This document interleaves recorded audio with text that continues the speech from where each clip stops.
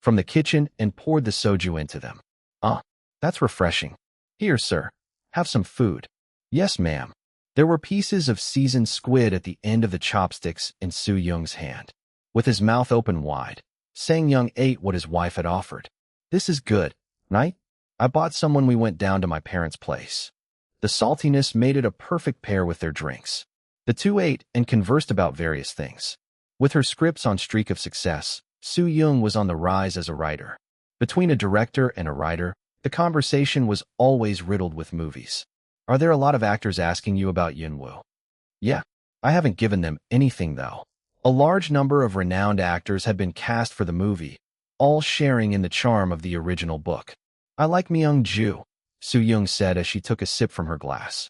Sang-young agreed. A polite, yet confident person, he didn't have much to show for in terms of appearance or career as an actor. He was in his mid-30s when he auditioned for the role of Yun's brother in Sang-young's film adaptation of Trace of a Bird. Thorough and well-prepared, he exuded eagerness. However, that wasn't what had moved Sang-young to cast him. There were countless actors and actresses who were just as eager, but Myung-ju had one thing that set him apart from his colleagues. Especially his eyes. It was his eyes. He was the only actor who had portrayed Yun's brother with such eyes. Sang-young couldn't help but be drawn to him. Anyway, what do we do, Han? Sang-young asked as he pulled out the script. He still hadn't reached a clear answer since that day on the set. Feeling frustrated, he poured the rest of the soju into his mouth. Soo-young, too, took a copy of the script and read it carefully. When faced with his innate fear, Yun's brother expressed it through anger. He killed the bird. He was an extremely violent character who wouldn't hesitate to take another life in order to justify his feelings. Interpreting the character as such, Soo-young wrote the script accordingly.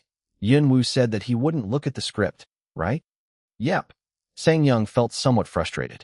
On the other hand, Soo-young was confident that she could change Yunwoo's mind, which also came from her confidence toward her script.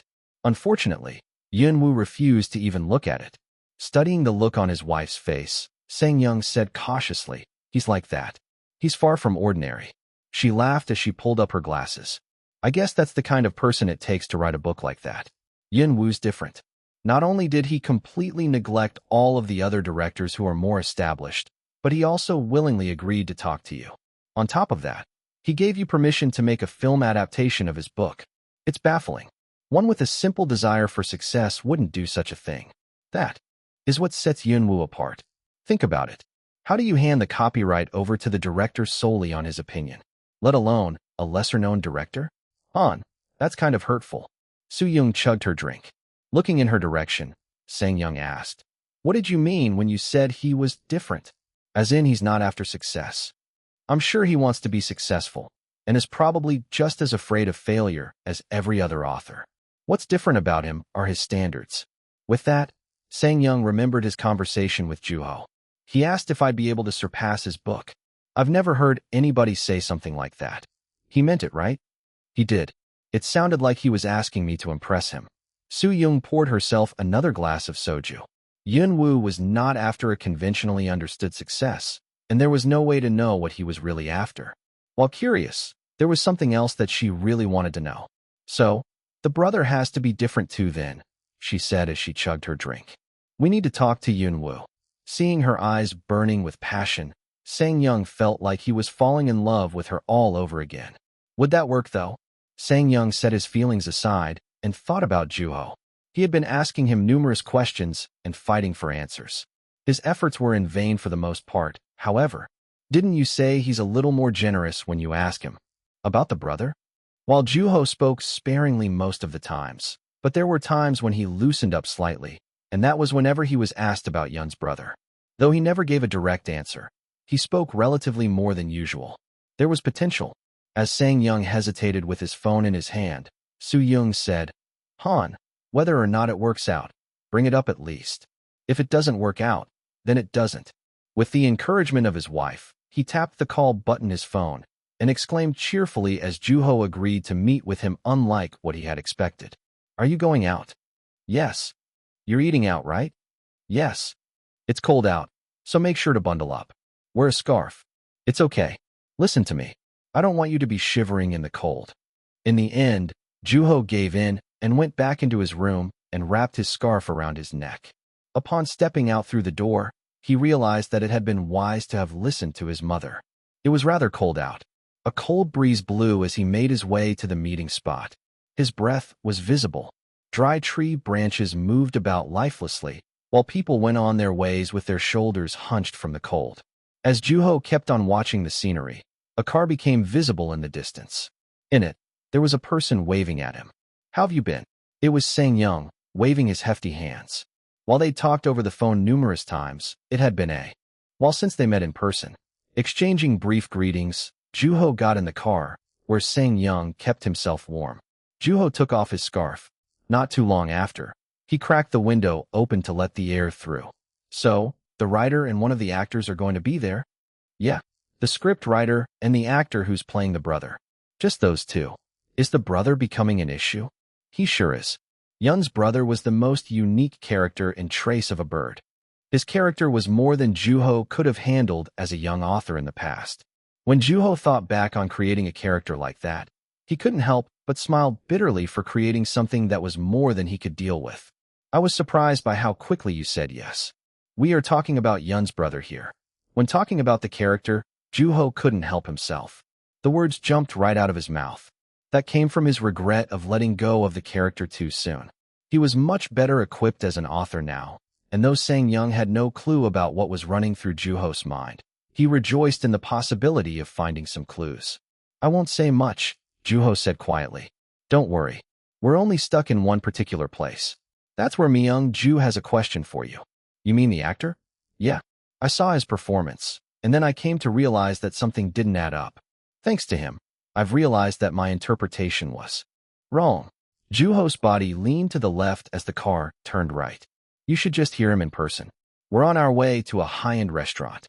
We could have met at a cafe." "Oh, no. We can't do that. Besides, I've been meaning to treat you to a meal." "What are they like?"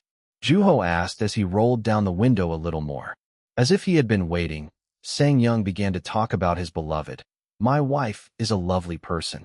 She's also one of the most sought-after screenwriters in Chungnyeoro. She's been doing especially well as of late, like a swan spreading its wings open. Bold and confident, yet beautiful. Would you like to see a picture?" "It's okay. We'll meet soon enough." Juho respectfully declined as Sang-young was about to reach for his phone. Then, he added in a much calmer voice, "And then there's Myung-ju Moo. He's never seen the light of day, but he's quite experienced. He's one of the most determined actors I know.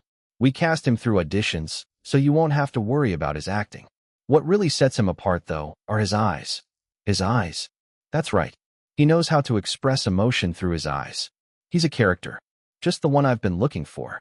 Myung-ju was an actor who performed according to Sang-young's direction. Though he wouldn't be getting much screen time, his presence had a lasting impact. He was the perfect fit for the role. "I'm excited. We chose these people specifically so that we can surpass your work." "You should be."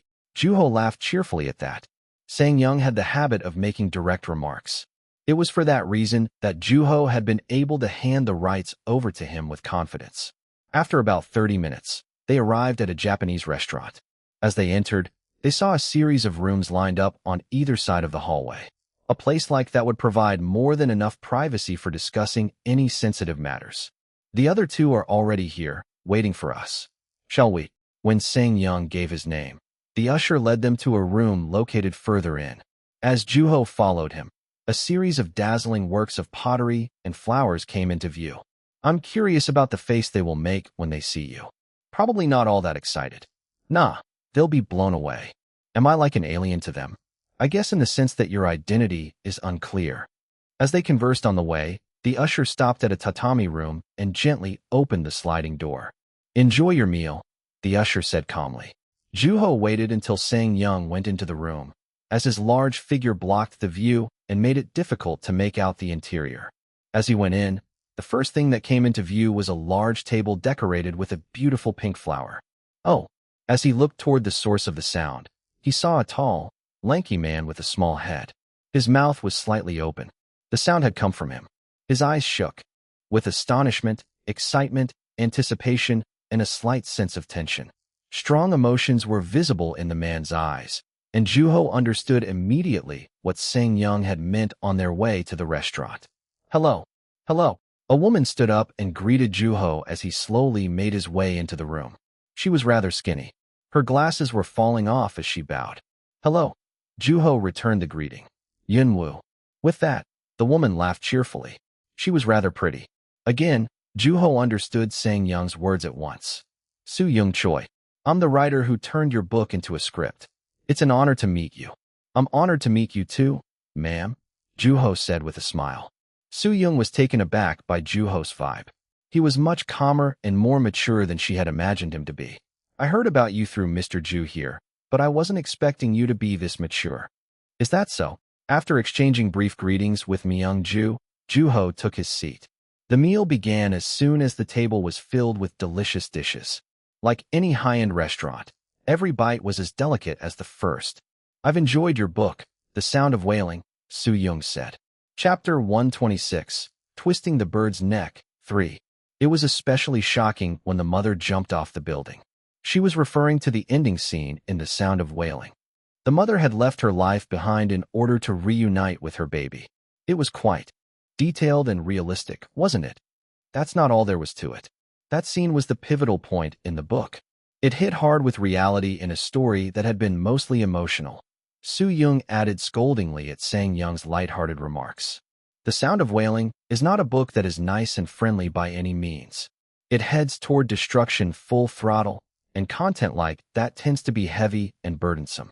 Yet, The Sound of Wailing is a little different. Rather than taking others' burdens, it makes the readers reflect on themselves. That's how the readers are able to get into the book without feeling wronged or ashamed. Sang-young and Myung-ju nodded quietly. I did pay particular attention to that scene. I'm relieved to hear that the message got across, Juho said calmly. While eating, the four continued in their conversation about writing. Like any writer, Soo-young was catching the most minute details in Juho's work.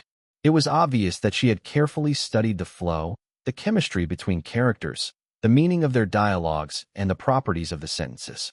Juho was quite impressed by her. Wow, it seems like you catch every little detail there is when you read. That's amazing. She waved her hand in denial. I usually don't go that deep with other books. I just thought that I should be familiar with your works as I was writing the script for the movie. With that, she took something out of her bag. It was a book. I have 4 more of these ragged books at home, she said proudly and handed the book over to Juho. A bird on a white background. It was trace of a bird. Upon opening it, Juho discovered that the entire book was filled with her notes, giving it a textbook-like appearance. That gave him an idea of how much time and intention she had put into writing the script. Now that I'm looking at something like that, I'm starting to get more curious about the script. Then, I'd be more than glad to help. I happen to have it on me. Would you like to take a look? She moved her hand as if she had been ready to reach for the bag at any minute. However, Juho respectfully declined. No, thank you. It'll take away from the experience when I watch the movie, he said as he returned the book to Soo-young. After getting the book back, she remained quiet for a little while. She was being more cautious. As Juho waited patiently for her, she carefully brought up the question that had been burning in her mind. I heard that you had made it a condition that we surpass the original. I'd say it's more of a wish than a condition.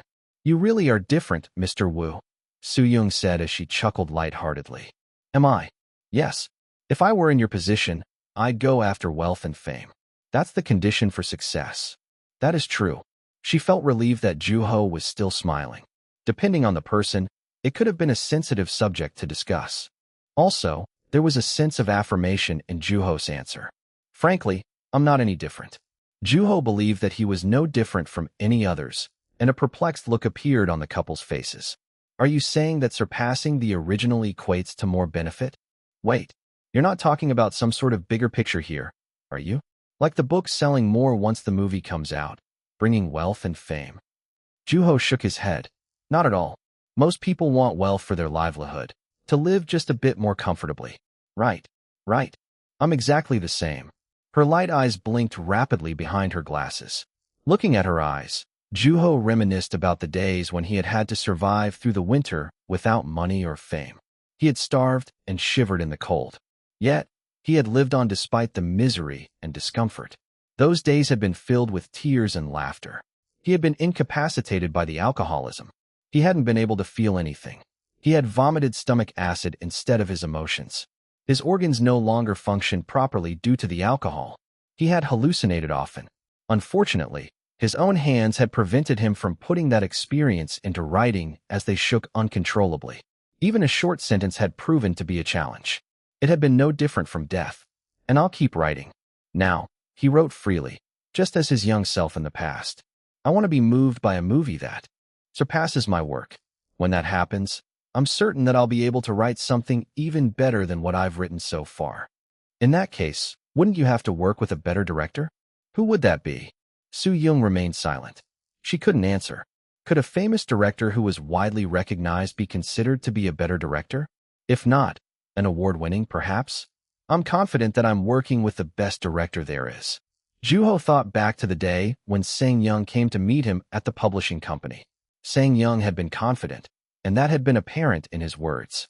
It had been possible that he had been making empty promises, but he hadn't let up in that moment at least. Such a person had a lot to offer. The kind of success I'm after isn't always found in results. Besides, I received something from Mr. Ju. You did? The mother's cigarette in the sound of wailing. That was yours. Well, I was able to write a decent book. Thanks to you. So I'd say I'm halfway from reaching my goal. While Sang-young sat there with a perplexed look, Joo-ho added, So, I look forward to working with you for the next half of that journey. Silence filled the room, and Soo-young was taken aback by Joo-ho's attitude. He sounded as if his life depended on writing. It was an obsession toward success. While he was after something that was far from conventional, the core of it was exactly the same as of any human being, to live. People couldn't survive without money or acknowledgement from others. Yet, if I don't write, I start to fall apart from within. The room was filled by Joo-ho's laughter. Though it might have sounded like he was joking lightheartedly, Soo-young realized the sincerity behind his words. This is great, Joo-ho said as he brought a piece of sashimi up to his mouth. The table was filled with yet another series of dishes. They had been conversing for some time. Joo-ho and Soo-young spoke a similar language, and she knew how to put the other person in high spirits. I've transcribed Mr. Lim's book once as well. It was an assignment. An assignment? Yes, I was in college. This was ages ago. That was my first time transcribing, and it really was an experience. You almost feel closer to the book. Joo-ho agreed enthusiastically. It feels like you're being probed from within. That's a great analogy. Joo-ho sensed that they were about to get to the main point. While chewing his food, he looked at the man sitting on the other side of the table, a man of few words. While he acted accordingly, he never tried to plug himself in hastily. He seemed to be familiar with meetings like that. When the conversation between Joo-ho and Soo-young came to a brief pause, the man opened his mouth and said candidly, May I ask you a question? He had a pleasant voice that was both low and resonating. Joo-ho had heard about how important clear enunciation was in acting. With his properly trained vocalization and expressive eyes, he seemed to possess every quality of an actor. Of course, it's about Yun's brother. He didn't beat around the bush. Joo-ho had been previously informed that he had been the first person to ask about the brother. As long as it's a question that I can answer, I'll answer to the best of my ability. Be generous with him, will ya? The director said to Joo-ho in a whisper, but Joo-ho ignored it lightheartedly. Mrs. Choi included the smallest of details in her script, so I can understand what kind of emotions Mr. Ju is looking for. I can picture the scenes from just reading it, and it wouldn't be strange to say that that's where my curiosity comes from. The clear interpretation in the script challenged the actor's preconceived image of the character, but there was one thing that didn't make sense. Maybe it would be more accurate to say that it was different. That very thing was being reflected in the actor's performance. Which scene is it? It's when the brother kills a bird. Joo-ho remembered his old work vividly. There was the brother killing a bird and Yun, who watched him quietly. There was a stark contrast between Yun's naive and fragile nature and his brother's ruthless and violent personality. The brother would ask his younger brother, Are you still scared? And Yun, the younger brother, would respond, Yeah. Killing the bird was the brother's way of expressing his emotions toward his timid brother, who couldn't even go outside when the sun was up. Is it rage? The actor asked, and Joo-ho looked up at him and asked, Rage? Yes. The brother ends up killing the bird and chucks the carcass at Yun. After killing the very target of his fear, he's essentially putting what's left of it in the hands of his frightened younger brother, Yun. Now, the older brother is fully aware that Yun is afraid of birds.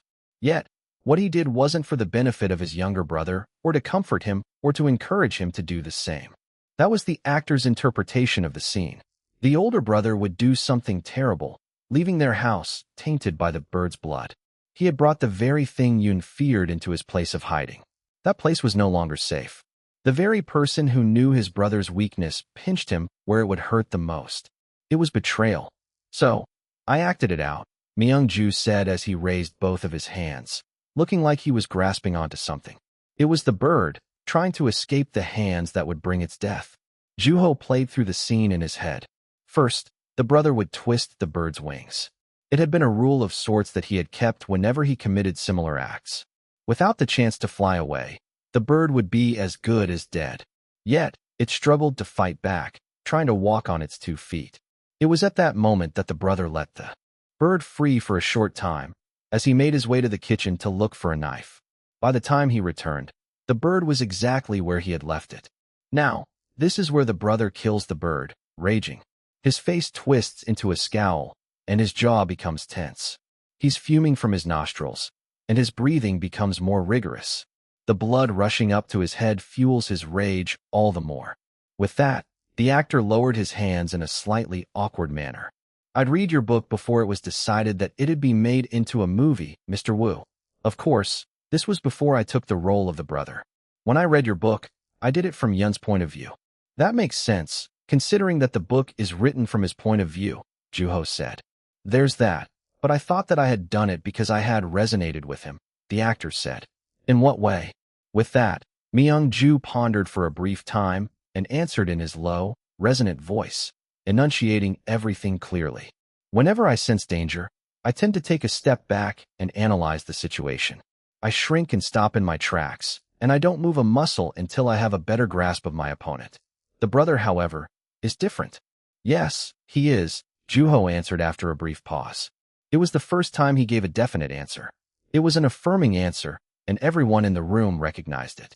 Myung-ju clenched his hands into fists and said, he charges fearlessly toward his opponent. Those who run ahead tend to look admirable, and you start to long to be like them. For that reason, people stay by their sides and fall in love with them. I know I did, just like Yun. I see. Myung-ju redirected the conversation back on its track, the day when the brother killed a bird. So, what the older brother did comes to Yun as betrayal. Yun gets hurt, and he starts to despise his brother. Joo-ho gave him no answer. That couldn't be his point, considering that he was the actor who would portray the brother, not Yun. What he really wanted to know was, is he really raging? The question returned to him. Shouldn't Yun be the one raging? The two are polar opposites, responding to the same target in completely different ways. But are they, all of a sudden, both raging toward each other? A quiet, light-hearted laughter sounded from Joo-ho. Chapter 127, Twisting the Bird's Neck 4. Man, Myung-ju let out, both impressed and overwhelmed. Amazing, he added in affirmation. Which means, that's right. Yunwoo opened his mouth and said, the brother isn't raging. But what does that mean? What do you think? Suddenly, the tension was broken by a loud noise. Looking in Sang-young's direction, Joo-ho found that his cup has spilled over. Be careful. Please don't be like that. Not here, he said in a suppressed voice as if he were almost begging. What do you mean? Mr. Wu, Su-young was the same. Before Joo-ho realized, a pen and a notepad appeared in her hands. Mr. Wu, the pleasant-sounding voice said. Yes. Please. Tell us. Desperation. With the exception of Yunwoo, everyone in the room was desperate for an answer from the author himself. They were dying to make it a part of their movie. What you really want is to be moved from within, right? Myung-ju asked as he quietly locked eyes with Joo-ho. I'd like to be him. The perfect recreation of Yun's brother, he added, his eyes sparkling with strong determination. Joo-ho thought about the people he was surrounded by in the room. They were movie makers who wrote and acted. They were all different in age, gender, and preferences. May I ask who your favorite authors are? Myself excluded, of course, Joo-ho asked, and they answered his seemingly random question without hesitation. I enjoy Shakespeare quite a bit. Not some Soseki for me. Johann Wolfgang von Goethe, one of the greats of German literature. Three distinctly different people coming together to make a movie. They all desired success. While they might each define success differently, all of them worked with everything they had. I'm confident. I'll move the hearts of my audience with my movie no matter what, including yours. However, Sang Young said as he wiped the table, I don't know if I'd be able to push on any further if I were to leave here without hearing an answer from you. Juho laughed off his seemingly alarming remark. Come on now. Don't take my hesitation too seriously. Sang Young had arranged the meeting with the intention of working together with the author. After all, it was about none other than Yun's brother. At the end of the day, Juho was partly responsible for making it more difficult for Sang Young and his crew in their efforts to interpret the character. He couldn't handle the violent nature of the character himself. He doesn't rage, Juho said, then looked at Sang Young and added, You asked me about him before, right? If he'd commit murder? I did. Murder. Abortion. Though indirect, he bloodied his hands by forcing his girlfriend to kill the baby in the same way that he would then kill the bird. After that, who would he chuck the lifeless carcass at? I tried to accentuate the contrast between Yun's and his brother's characters. Do you know why? Myung-ju shook his head. Because they're similar. Similar. Yes. They're both afraid of the same thing, and they've witnessed the fear in each other's faces. The brother destroyed what belonged to another person and hid in his brother's house, all out of fear. What would Yun think at that point? That he doesn't want to be like his brother, Su-young murmured. That's right. From that point of view, the stark contrast in the two characters takes on a whole nother form all of a sudden. Her hands moved about busily. But they, themselves, would know that. They share the same roots. Yes, there are always traces of it. Taking a sip of water, he continued. So, like you said, Mrs. Choi, the reason he chooses to invade Yun's refuge and kill the bird there has nothing to do with encouraging or comforting his younger brother. He only did it for himself, so that he could be ready for the upcoming murder. Does that mean one can interpret it as Yun and his brother sharing the same conscience? Yes. Having caught on immediately, Su-young moved her hands busily. It might have seemed that the brother chucked the dead bird at Yun on the outside, but at the end of the day, it was none other than himself. He had killed because he was afraid. So, it's the brother's hand that ends up getting bloodied. There's something sacrificial about it. Yun places all of the emotions that he didn't want to deal with on his brother, while he goes out into the light himself. After all, the brother is the dark while Yun is the light. Unlike Yun, his brother was a person who had never learned to love himself. Yet, he had tried desperately to. Only then was Yun able to keep his self-love. Myung-ju thought about Su-young's words. It was simply too sad, Juho said. At that moment, Myung-ju came to a realization. He heard the answer he had been looking for desperately. He's sad. Yes. Falling apart. Taking lives. Bloodied hands. Unable to rage. All that just to be left in the dark. Myung-ju was overwhelmed. With sadness all of a sudden. Did he manage to bear through the sadness of having to remain in the dark and sinning until the end? He felt something welling up from within, and it was a burden that nobody would be willing to share.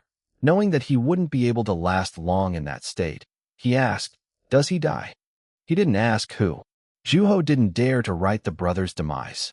It was far too destructive for young Juho, and because of that, he had never seen the brother's end.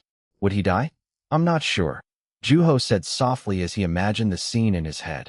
It was the small room where Yun had been hiding, where the walls had been splattered by the bird's blood. Things like a wardrobe, a desk, and writing tools were spread about the room, giving it an untidy appearance. 2 pens, 1 mechanical pencil, and half an eraser stained with the pencil's lead. The covers gave off a stuffy odor, and faint daylight shone through the curtains onto it. The bird had been as good as dead the moment it lost its wings. Despite knowing that it would never fly again, it fought desperately for its life, roaming around the room as if it were saying, so what if I can't fly? I have legs. Juho called for the brother to ask him personally. What would you do?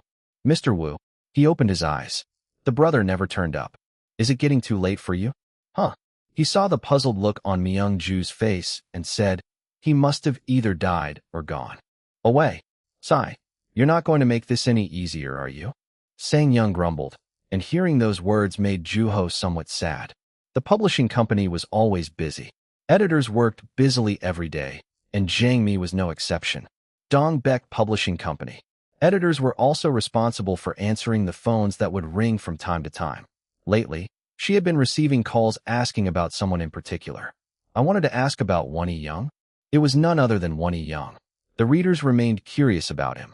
If Wonnie was capable of drawing that much attention, how much more would Yunwu draw? Wishing her editor-in-chief good luck, she interacted with the reader as brightly as possible. So, I've been really curious about this. Is Wonnie a professor or someone who majored in linguistics? Oh no, he's an ordinary high school student. In reality, he was far from ordinary. After all, he was Yunwu himself. Resisting the urge to mention the name, Yunwu, Jiang Mi said, I'm sorry. I'm afraid we can't disclose that information. After complaining for some time, the reader moved on to ask yet another question. When is the next volume of The Language of God coming out? It had been among the most frequently asked questions as of late. When is the next volume coming? At the question she was all too familiar with, Jiang Mi had to resist herself from sighing heavily. The readers were already starting to get antsy. Even the company's major work, the Dr. Dong series, had never drawn so much attention and anxiety. The date hasn't been set yet, but we're happy to inform you that it'll be in the near future. MHM. Yes. Thank you for calling. As soon as she hung up the phone rang yet again elsewhere, and another editor answered with the familiar phrase, Dong Beck Publishing Company. It was probably about Wonnie. Ah yes, Mr. Young. Of course. She was far too used to the name by that point. The public had a certain image of the book, The Language of God. It was widely recognized as a book that had become a bestseller by word of mouth, which led people to view the book in a positive light. Only the publishing company would know how busy they had been with marketing and sales. Rising from her seat, Jiang Mi made her way to the planning department. Mr. So? Hello. The head of the planning department greeted her as he rose from his seat. I wanted to get some data for tomorrow's meeting from you. You mean the proposal? Give me one moment. After he handed her the document, she looked at the data and asked, You were on your way to a bookstore, right? Yep. We recently decided to increase the display for the book. He was referring to the display racks at a bookstore. The more the books were being displayed, the more they became visible. Books that were more visible tended to sell more.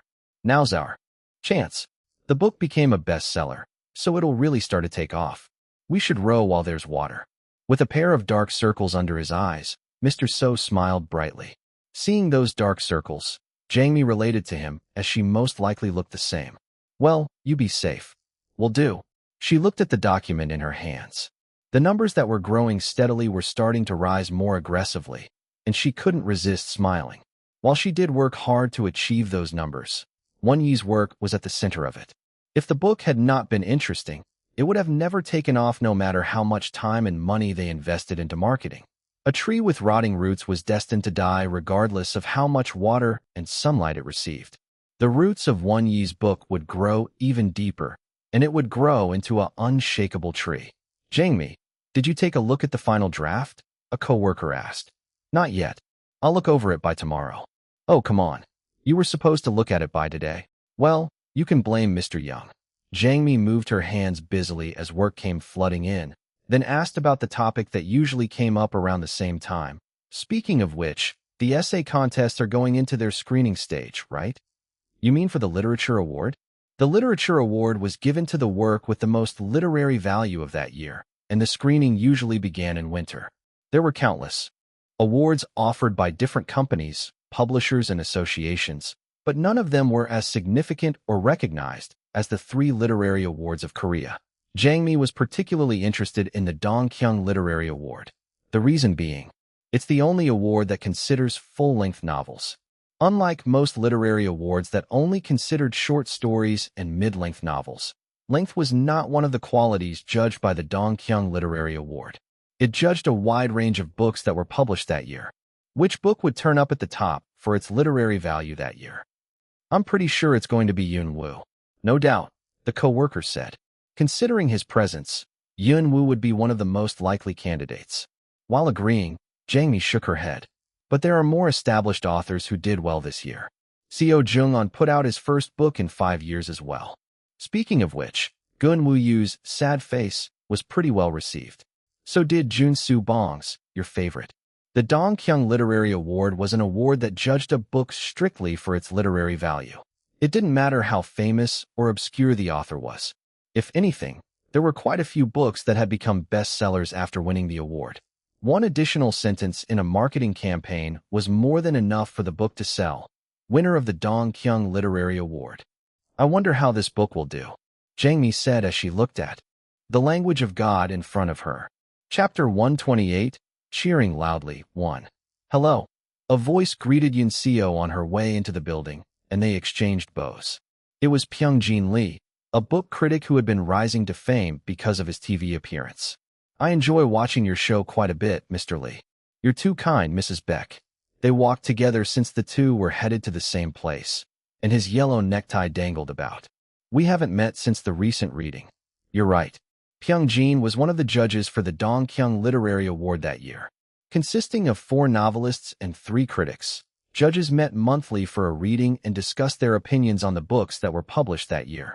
So far, the candidates were narrowed down to 15, and the time to choose the final candidate had finally come. Which do you think will be the top 4? It's hard to say, Yun Seo said, keeping her answers brief. Every single candidate that would be chosen by the judges came at the result of the author's blood, sweat, and tears. While there was no such a thing as ranking in literature, the very existence of an award had the effect of attaching numbers to everything associated with it. I look forward to finding out who will be the recipient of this year's honor. Yun Seo smiled bitterly at Pyung-jin's remark. Yet, awards existed, and they were sought after by many. Winning a literary award brought honor to its recipient, and the Dong Kyung Literary Award was especially significant. It didn't matter if an author was a rookie or veteran, or the length or the content of their work. The award would be judged based solely on its literary value. This year is special, Pyung-jin said excitedly. We might have the youngest winner ever. Right. The 15 authors of the 15 candidate books were almost all in their 30s, and each and every one of them stood out that year. Among them was a person who stuck out like a sore thumb. Yun Woo. There had been prodigies in the literary world. While some showed talent in language and others the capacity to write something with significant literary value, it took years for those prodigies to be able to write a respectable story. Yet, Yun Woo wrote his second book within a year of his first book being published. On top of that, it shocked its readers with its outstanding content. Who would have thought that he'd bloom into such a beautiful flower? He was referring to The Sound of Wailing. Remembering his critique of the book, Yun Seo asked, coming to think of it, you weren't very excited about Yun Woo's debut, right? I suppose you can say that, at least until I read his second book anyway, he admitted quietly. He was not fond of younger authors. Yun Woo definitely knew how to approach human emotions with utmost purity, and there was no doubt that Wee was an excellent writer. His book was far too complex for his age, yet it was a book that could only be written at his age. Pure content and seasoned writing. Those were some of the defining qualities of Yun Woo's debut title. His image as a star was more apparent than his image as an author. Pyung-jin believed that the masses had vastly overestimated the young author, and that even the critics were blinded by his uniqueness. He was convinced that Yun Woo was taking advantage of his widely perceived image of being a genius. Yet, I couldn't have been more wrong. Then, I was underestimating him as an author. Yun Woo was an author who had remained anonymous and published his second book, The Sound of Wailing, within a year. Pyung-jin thought that he would follow the trails of the authors who vanished from the literary world, leaving only their debut title. Writing tended to be merciless. It robbed every last bit of authors who were content with their own talents. Then, the work came out into the world and never to fade away. The Sound of Wailing was excellent. I believe that it surpassed the predecessor by far. It's deeper and more potent. Rather than falling on his face, he matured. Sometimes, I wonder if he's made a deal with the devil. Pyung-jin knew nothing about Yun Woo. He didn't know what he looked or sounded like, and that was fueling the fear within him. What if he's not like what I expected? Yun Seo smiled cheerfully at his remark. You're starting to sound a little biased. I can say things like that because I'm with you, Mrs. Beck. You're level-headed, even with your pupils' works. I respect my pupils. For authors, there was no significance in winning an award with the help of their teacher. If anything, it was an act of insult toward another author. As they conversed, they reached their destination, and the two walked into the room. A large, U-shaped table came into view. Other judges who had arrived prior to them rose from their seats simultaneously in order to greet Yunseo. As they caught up with each other, the door closed at the previously agreed time. Ladies and gentlemen, we will now proceed to vote for the final candidate for the Dong Kyung Literary Award, one of the judges said, and the voting began. The result is in. Yunseo sat and listened quietly. The judge started with the work that received the most votes. Most voted, Yunwoo's The Sound of Wailing. The room sank with calmness, masking the strong sense of excitement. Yunseo shared that sentiment with all of the other judges in the room. Amid the odd tension, the judge moved on to announce the next candidate. Seo Jung-on's One Room. Yunseo nodded quietly. His book was quite good. Dae Soo-na's The Finger That Rings the Bell. Pyung-jin moaned quietly as he was reminded of a grotesque scene in that book. And lastly, Sun Soo-bong's I Remember the Lightning from That Day. These 4 stories were chosen as the final candidates for the final evaluation. Yunseo studied the results. The votes were focused noticeably on one author. This year's results are turning out to be quite odd, a judge said. Usually, the votes would be equally distributed for the most part, making it difficult to choose. However, that pattern was about to change. The Sound of Wailing seems to be the strongest candidate. What happens when Yunwoo wins? He'd be the youngest author to have won. The votes were focused on Yunwoo. Having voted for him herself, Yunseo didn't have anything to add. Being one of the most significant literary awards in the country, it wouldn't be an overstatement to say that the Dong Kyung Literary Award was the highest honor an author could receive for a full-length novel. Other judges chimed in, however. Mr. Bong tends to focus on the expressions. His sentences are excellent, and it makes me envy him every time I read them. It stood out that the story unfolds from the perspective of a twisted individual, questioning the foundation of life. Reading The Finger That Rings the Bell was like a roller coaster ride. It's very easy to read, yet the sentences have weight. I think Dae Soo-na is one of the best when it comes to striking that fine balance. Although, I can't deny that it's a bit excessive in places. Mr. On published a book that's different from his previous books, and I gotta say that it's rather distant from the stories he's been writing.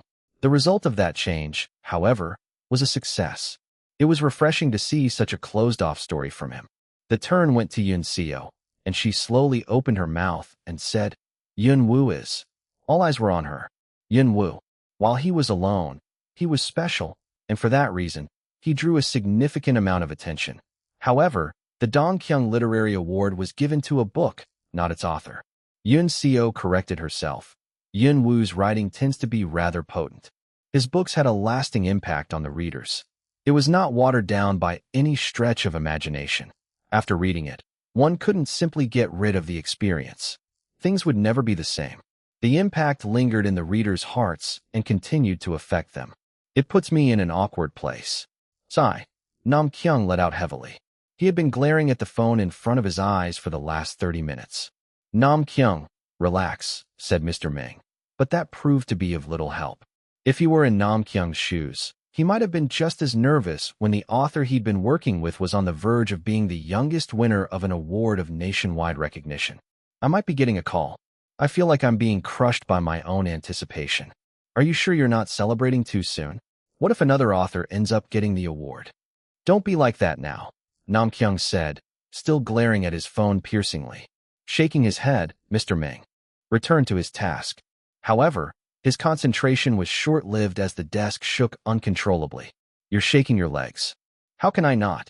With that, Mr. Ming threw his hands up in the air. It wouldn't be an understatement to say that the entire company was in the same state Nam Kyung was in. If Yunwoo were to actually win the award, the impact would be all the more powerful. The phrase, winner of the Dong Kyung Literary Award, would follow after every copy of The Sound of Wailing, and people would buy the book without even knowing about the award. The sales would jump drastically, and the publishing company would be even busier.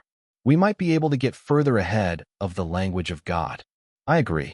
There was a book that had been on the rise at a frightening rate. It was a book called The Language of God. It's ranked #1 in genre novels, right?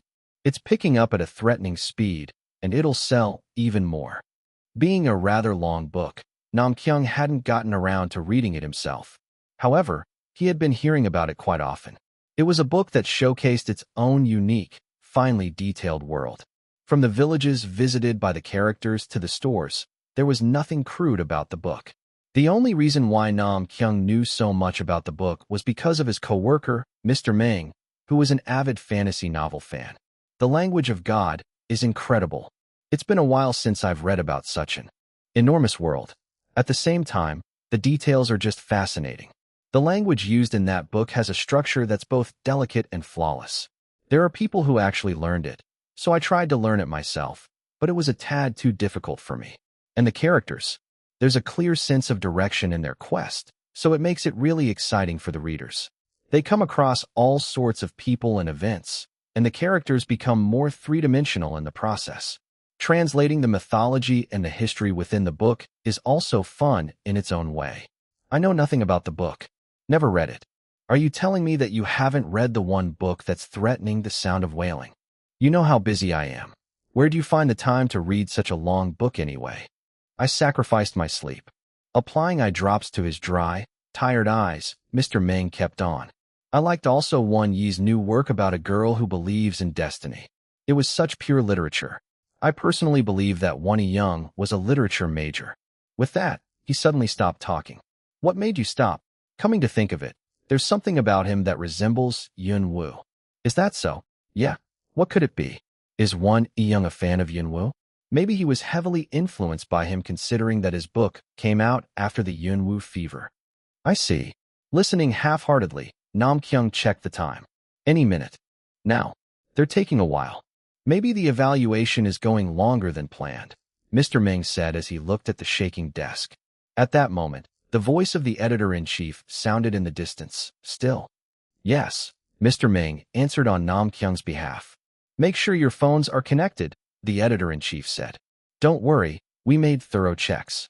As long as we don't lose electricity, we should be able to hear the news without any issue, Nam Kyung answered as he pulled up his glasses. Would you please stop shaking your legs then? Come on, any minute now, the editor-in-chief grumbled. At that moment, the phone rang. Everyone focused on it anxiously. However, it was not Nam Kyung's phone that rang. Ah yes. Mr. Woo, Mr. Meng answered the phone. It was one of the regular calls asking about Yun Woo. Once he hung up, he felt like his strength had left his body, and he buried his head on his desk, shaking. Everything stopped at that moment. The moment of truth. The phone broke the silence. Nam Kyung calmly brought the receiver up to his ear, and after responding repeatedly, he hung up. The loud sound of cheering filled the room. Chapter 129, Cheering Loudly, 2. Juho woke up with the sound of his phone vibrating. The light rushing into his eyes reminded him that he had slept in, which made sense considering how late he had gone to bed the night before. Picking up the phone that was still vibrating, he tapped on the call button. It was Nam Kyung. Hello.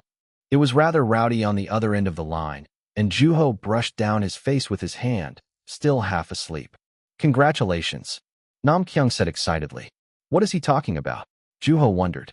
You won the Dongkyung Literary Award, Mr. Woo.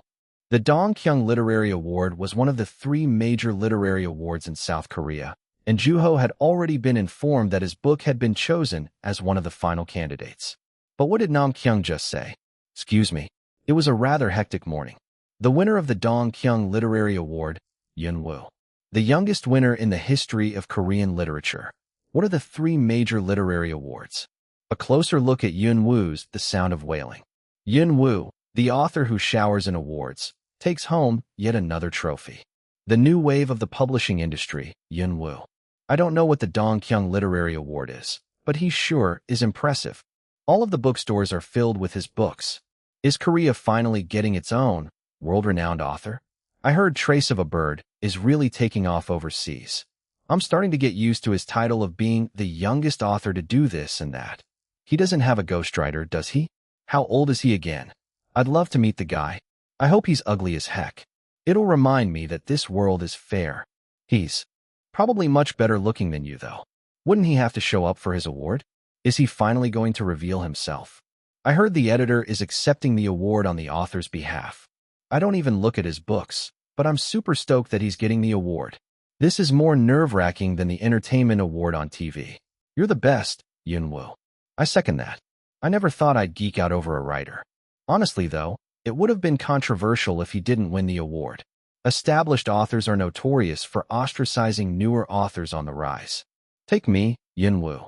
His fandom will grow even larger. He's not going to start a boy band, is he? He already is a boy band-like figure in the literary world. Any book that bears the name Yunwoo will sell like there's no tomorrow. What was I doing when I was his age? So jealous. Congratulations, Mr. Wu. Yes, thank you. Yunwoo answered Yunseo on the phone. It wasn't until later that he found out that she was one of the judges.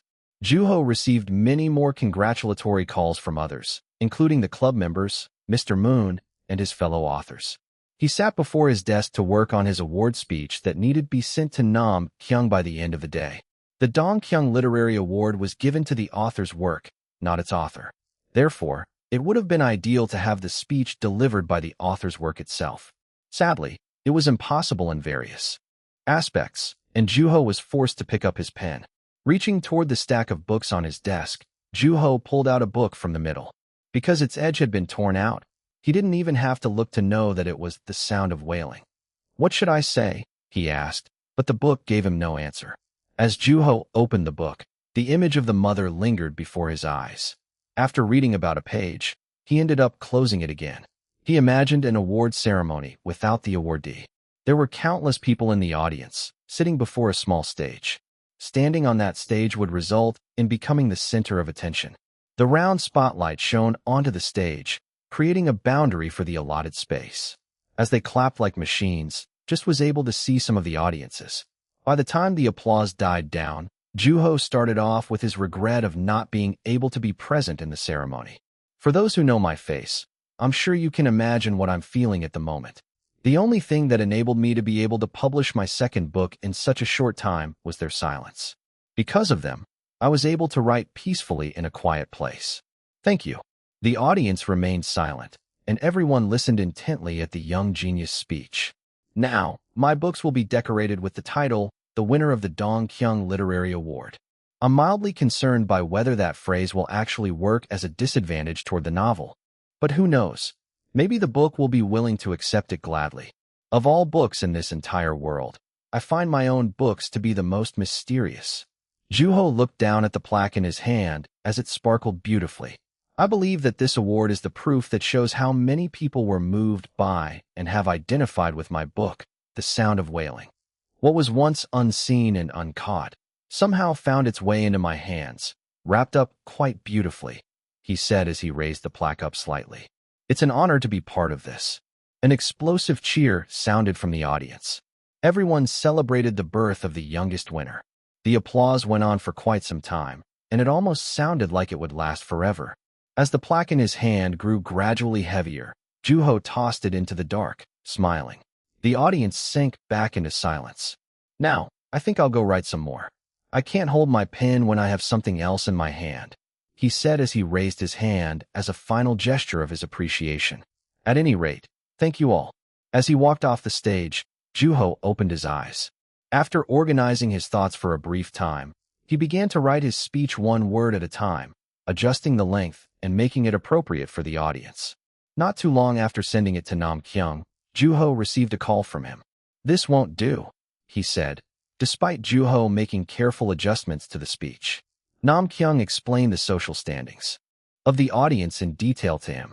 At Juho's indifferent attitude response, Nam Kyung begged more desperately than he'd ever done. Please, go easy on your audience.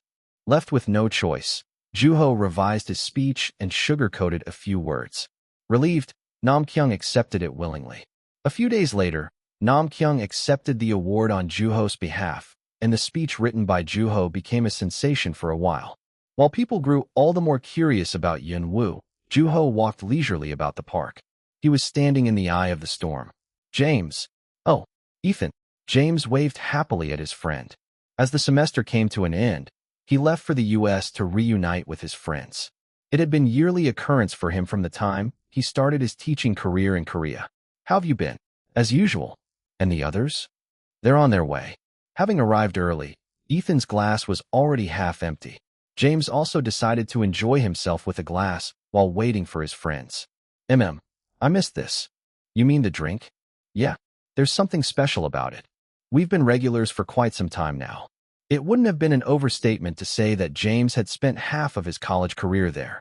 The cozy shop was always filled with pleasant music. Hey, they're starting. With the drums marking the introduction, the band in the corner of the shop started their performance. The occasional cymbal hits refreshed the hearts of the audiences. James gently moved his body to the rhythm of the music, which was as lively as a street performance. Music accompanied by a glass of alcohol tended to fill the area with happiness. James, Sophia, Charlotte, the friends sat at the table gladly. With music in the background, the four caught up with each other. As James was sharing things about his life in Korea, he suddenly remembered a particular face. So, there's this really interesting student at my school. Really? That's great. You were thinking about quitting, Charlotte said gladly. Just as she had said, James had been seriously contemplating leaving his teaching position up until the year before. Teaching was not fun by any means, and living in a foreign country came with a series of challenges on its own. Though he chose that path intentionally at first, he found himself growing more and more tired of his career. However, there was one student who flipped his school life upside down. We speak a similar language, and his English is impressive. Is he Korean? Yeah. Given that he excels in grammar and vocabulary, it feels really natural to talk with him. Almost like talking with you guys. Did he study abroad? Nope. Maybe he watched a lot of American TV shows. James shook his head. He's a person who prefers books over moving images. His sense of language is impressive, James said. With that, he told his friends about the time he shared his study on Old English with Juho. Juho had learned the structure and its vast vocabulary through it, and James was rather impressed. Though he had made an offer to introduce him to a professor he knew, Juho had respectfully declined while smiling. Is that for real? Yep. Down the line, he went even further and started asking about Latin or Gothic. Since I didn't know either of those languages, all I could do was get him the relevant resources. Wow, Ethan whistled quietly. At that moment, Sophia changed the subject abruptly. Speaking of which, isn't there a genius author in the country you work in? Yinwoo. James nodded. There was not a single person who wasn't familiar with that name in Korea, and James himself was also a fan. He had bought a translated copy from a website overseas. The astonishment he felt from the book had a lot in common with that of his conversations with Juho. He's really, really famous. Having been published back-to-back, both of Yinwoo's books had been sensational, and a film adaptation was in progress. James was especially fond of the author's personality reflected in his recent speech at the award ceremony. It just so happens that he's the same age as the student I was just talking about. I read his books too, so I looked him up immediately. I was disappointed that there was such little information about him. It's not too different in Korea. Well, it's probably not. Good for him to be exposed to the media at such a young age. Oh, I'm sure. At that moment, Charlotte interjected in the middle of James and Sophia's conversation. You guys are talking about Trace of a Bird, right? The freshman. He should be a sophomore now. I mean a junior, James said as he thought of Yinwoo, who would be going into his second year of high school. Editor's note. High school goes on for 3 years in Korea. How can anyone write a book like that at that age? I almost doubted whether he even really existed. He's seriously an amazing writer, Charlotte said excitedly. I agree. The translation wasn't half bad either. It was published by Fernan, after all. Is it really that good? Everyone I meet has been talking about that book lately. Ethan asked as he took a sip of the glass he had ordered. It's a remarkable product by a young author. I'm sure he's going to be loved for years on end, Sophia answered. Is he like a reincarnated Shakespeare? He's not English, though, Charlotte answered as she brought a beer bottle up to her mouth. It's the first time in years that I've read a foreign book. Same here. Seo Jung-an, was it? I did read his book, but I'm still relatively unfamiliar with Korean novels, Sophia agreed with her friend, and then chimed in as if she remembered something. So, according to my friend, Yinwoo's particularly popular in France. His book is a bestseller in Europe already. That makes sense, James said as he looked at his friends intently. Do you guys know about his new book?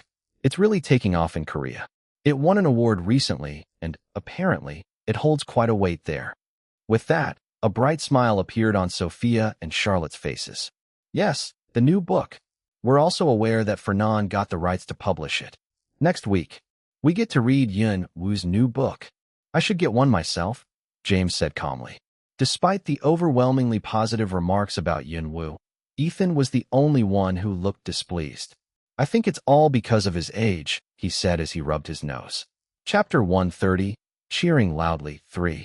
Come again, Sophia asked, furrowing her forehead.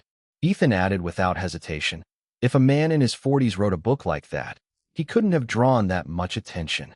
Sophia chuckled at his words. You know so much about the author for someone who's never read his book. It's obvious. I heard some professor had some pretty harsh things to say. Criticism isn't everything, though. They do exist for a reason. Okay, are you aware that there are also professors who praised Yun Wu highly? Oh, that I didn't know, but I can tell that you really like him. And you don't. I can't stand how people are worshipping him, calling him things like genius. They're not worshipping him. Okay, guys, that's enough.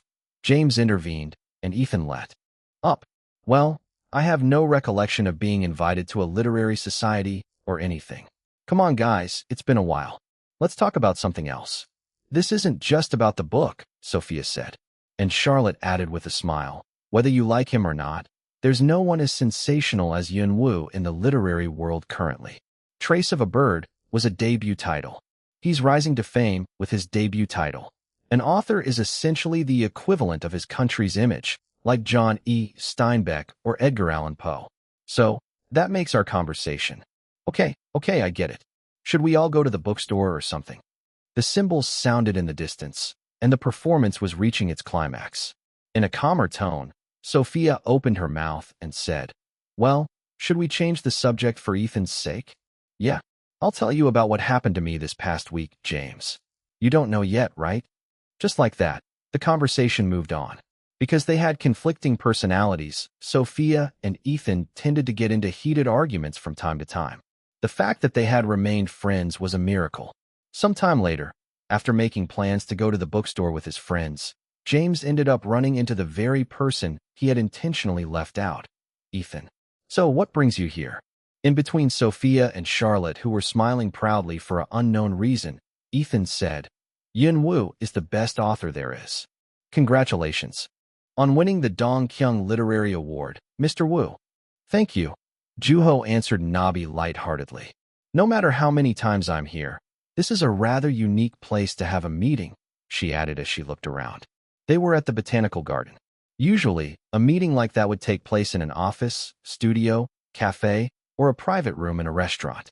Then, the door sounded open and a man walked in. His face appeared under the vines. It was Nam Kyung. I'd consider this to be a private room. It's attached to the Botanical Garden, Juho told Nam Kyung. I've never been here, so I got a little lost, he said as he closed the squeaky door, looking around at his surroundings.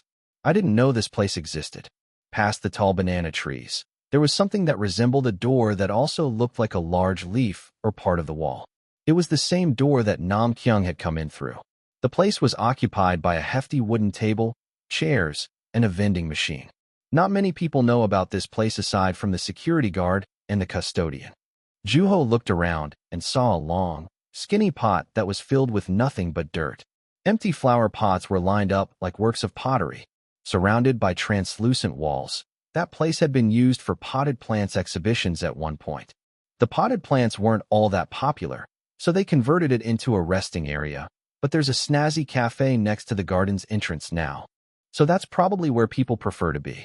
Besides, I'm sure most people prefer a well-brewed cup of coffee over one from a coffee machine. How you found this place is still beyond me. Juho had recently come to discover the place while on his walk. He visited the Botanical Garden frequently, yet the door managed to remain hidden from his sight. He had just recently opened the door that had existed even before his death and revival. Despite the number of years he had lived, he had never opened that door until that moment. I opened it out of curiosity at first, and that's when I locked eyes with a custodian. He asked me to come and use it whenever I could because he felt like the place was being abandoned when there was no sign of it being off limits. That makes sense. Nabi remembered the time when she opened the old, black door for the first time. The door handle gave her a sense of uneasiness, and with the place filled by plants, dirt, and the damp air, it seemed like a perfect haven for insects. The door was covered in long vines, giving an unwelcoming look. However, in reality, it was a rather ordinary place. Despite the empty flower pots and flower beds, it looked noticeably different from the inside. Nabi found herself growing fond of the place already. Every breath she took was seasoned by the fragrance of nature. It's warm throughout the year in here because of the plants. There's a vending machine in here too, so we can have ourselves a cup of tea whenever we desire. Nam-kyung, join us. Before joining Nabi and Juho, Nam-kyung walked toward the vending machine. Black, latte, light, iced. He saw the thick letters written on the buttons. I recommend Jobs Tears. With Juho's recommendation, Nam-kyung put in 30 cents and pushed the button. The cup fell out, and it was quickly filled with a liquid, spreading about its nutty fragrance. It was a scent that took him back. If Nam-kyung had been in Juho's shoes, he wouldn't have even thought about opening the door and seeing what was on the other side. Every time we meet, it feels like we get to share a secret with you, Mr. Wu. With a warm cup in his hands, Nam-kyung took a seat. Though the chair was a tad too rigid, it was still comfortable. I agree. It feels like we're in a secret garden. The three conversed as they sipped their tea. With an editor and publishing agent in the same place, the topic was a rather predictable one. So, Kelly Coins come out with a new book. Yes, our company got the rights to publish it. I heard you were a big help. It was chaos. It was a mud fight between all of the companies that had made an offer, essentially. I really had to stay on top of my game. Having made an offer through the Imprest agency, Zelkova Publishing Company came out on top after a fierce competition. While Nam-kyung had been busy with Yun Wu's book at the time, the entire company was celebrating their victory.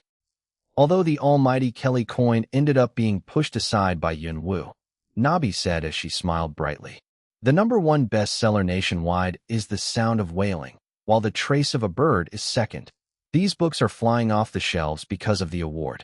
On top of that, Trace of a Bird has also caught a second wind when the fever was starting to die down because of the progress of the film adaptation. There's much to be grateful for. It's today, right? Nam-kyung asked as he took a sip of his tea. Everyone there knew immediately what he meant. The day when The Sound of Wailing is being published in the U.S. Fernan sent us an offer about publishing Yun Wu's second book. His books have already been proven with numbers, so they're picking it up much sooner than I'd anticipated, Nabi said with sparkling eyes, and then took her phone out of her bag to search for something on the internet. Trace of a Bird made it to the top 10 in the entire American market. Not in some subclassification, but in the overall market. It's on the rise across the globe, including the US, England, France, Germany, and 15 other countries. It's simply mind-boggling. Her hand shook while holding her phone. 16 years old. 200,000 copies of the first edition. There were quite a few eye-catching elements. Even the content of the book was something that was relatable to the entire world. But it seems to be receiving mixed reviews, Juho said. After a brief moment of hesitation, Nabi shook her head and said, the overall reviews have been overwhelmingly positive. That's also what's making the minority opinions stand out more. An American professor had openly criticized the book once, describing Trace of a Bird as a journal written by a child. It was rather sarcastic, and it was obvious that he wasn't willing to acknowledge the book as literature. Yun Wu's age was a double-edged sword. The massive attention came at the expense of trust. Nabi was frustrated, but the opportunity had finally come. The Sound of Wailing will be leaving Korea today. The book had much more depth than its predecessor. While it was not as pure, it was apparent that Yun Wu had matured as an author. It was more than enough to prove those who looked down on him for his age wrong. Would the same professor be able to criticize it in the same way? Oh, I just remembered something. Have you heard? Nam-kyung asked. His cup was nearly empty, and Nabi and Juho turned their eyes in his direction. There's another book that's been on the rise recently. Another book? It's a genre novel, but I've been hearing a lot about it. Apparently, it has an enormous universe. Juho slowly brought his cup up to his mouth. He had an idea of what Nam-kyung was talking about. I think I know what you're talking about. The language of God, right? Yes. Bingo, Juho thought while remaining silent. I haven't read it yet. What's it like? Nabi asked. I haven't read it either, but from what I hear, it's about a quest. Apparently, It's somewhere between a heroic and a narrative fantasy. You seem to know quite a bit about the book. I have a coworker who's really into fantasy novels. Thanks to him, I've been hearing about it nonstop along with his daily recommendation. Nam Kyung's cup crumpled up as he clenched his hand into a fist. I've heard that the author is incredibly detailed with language. There's a group of people who think that the book was written by a working professor. It's not entirely absurd considering that it happens from time to time. Although, I'm not really sure why the author's choosing to stay anonymous. Wonnie Young, right? It just made into top 10, so it'll sell even more. With that, Nabi looked at Juho and asked, "How about you, Mr. Wu? Have you read it?" Juho's head leaned to the side for a brief time. "I suppose you can say that. How was it?" It's hard to say." As Juho dragged on, Nam Kyung interjected, "Coming to think of it, I heard that it's similar to your books. Is that why you read it?" Instead of giving an answer, Juho smiled quietly. "What's with the smile?" "It's making me uneasy," Nam Kyung said. Looking unusually excited, a coworker had been pouring out praises about a certain book, and since then, Nam Kyung had been hearing the same thing on a daily basis. He organized what he knew in his head. The language of God carried a significant presence among avid fans, and it was selling at an increasing rate. The publishing company was avoiding answering any questions regarding the author, while the author himself remained anonymous and wrote in a similar style to Yun Wu's. Yun Wu and Won-hee. They were two different authors. Yet, they were similar.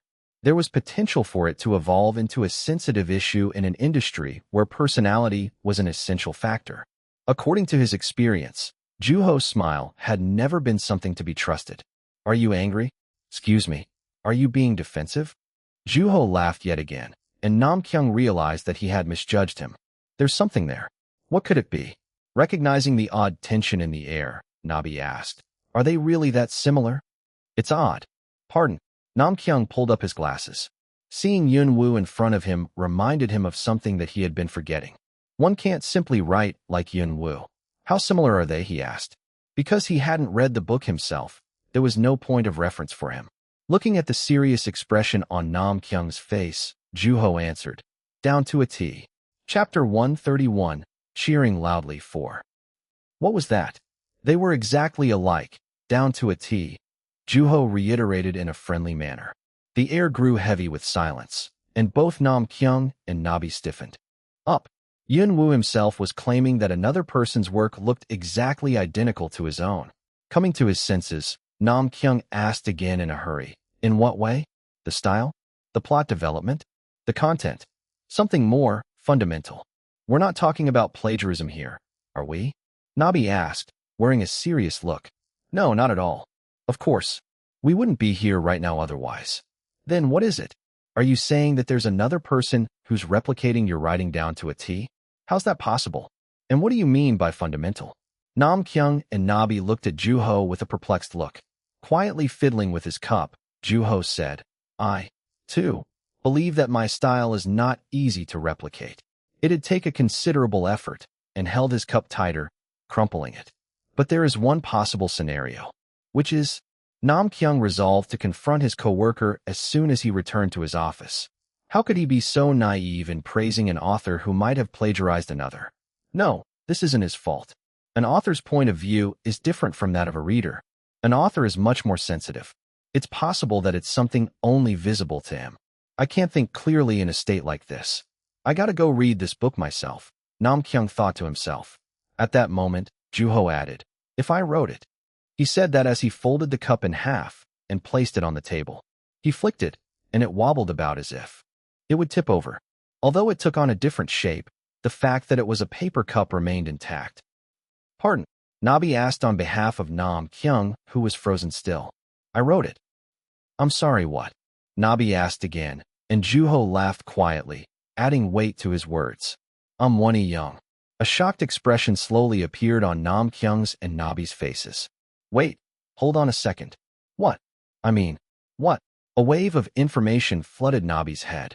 Yun Wu is Won-hee Young, and he wrote a book under that name. Juho is both Yun Wu and Won-hee. She felt her emotions escalate. Won-hee Young's book was being received as, would you mind if I made a quick trip to the bookstore?" "Not one bit." Leaving Nabi on her own as she sprung up from her seat excitedly, Nam Kyung opened his mouth and asked, "You're Wonnie Young?"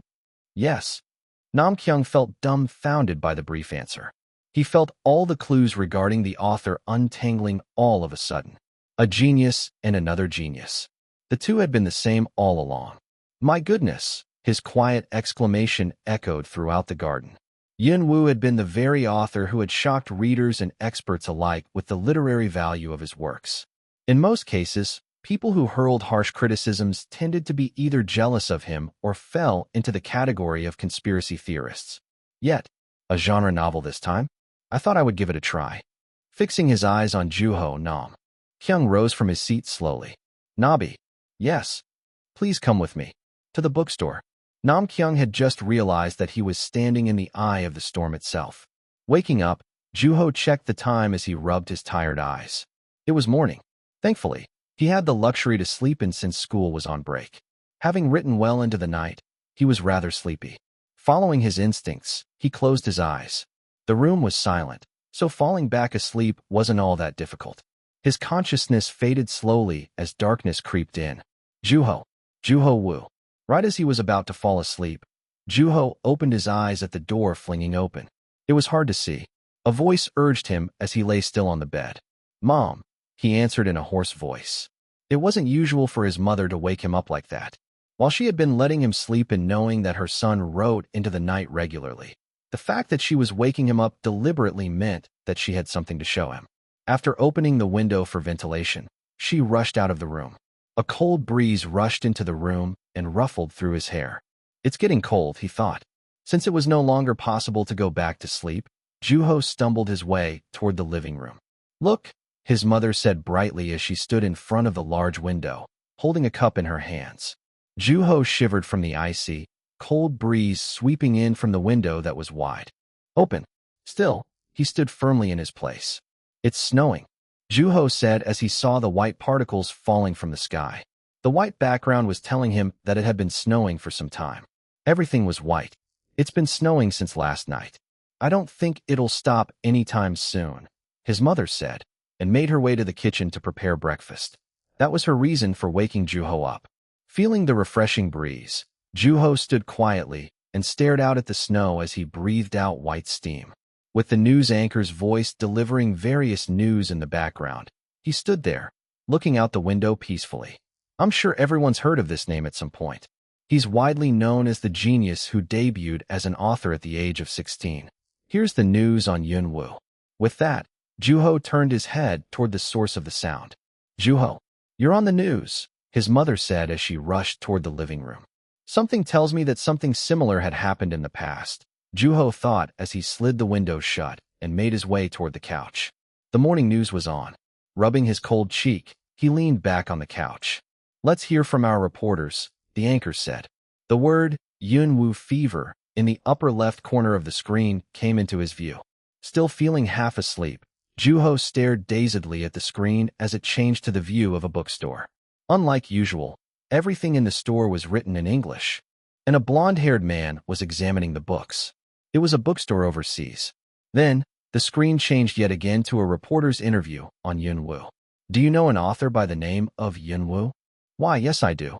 He's rather famous." "Have you ever read his books?" "I've read The Sound of Wailing, and I loved every bit of it.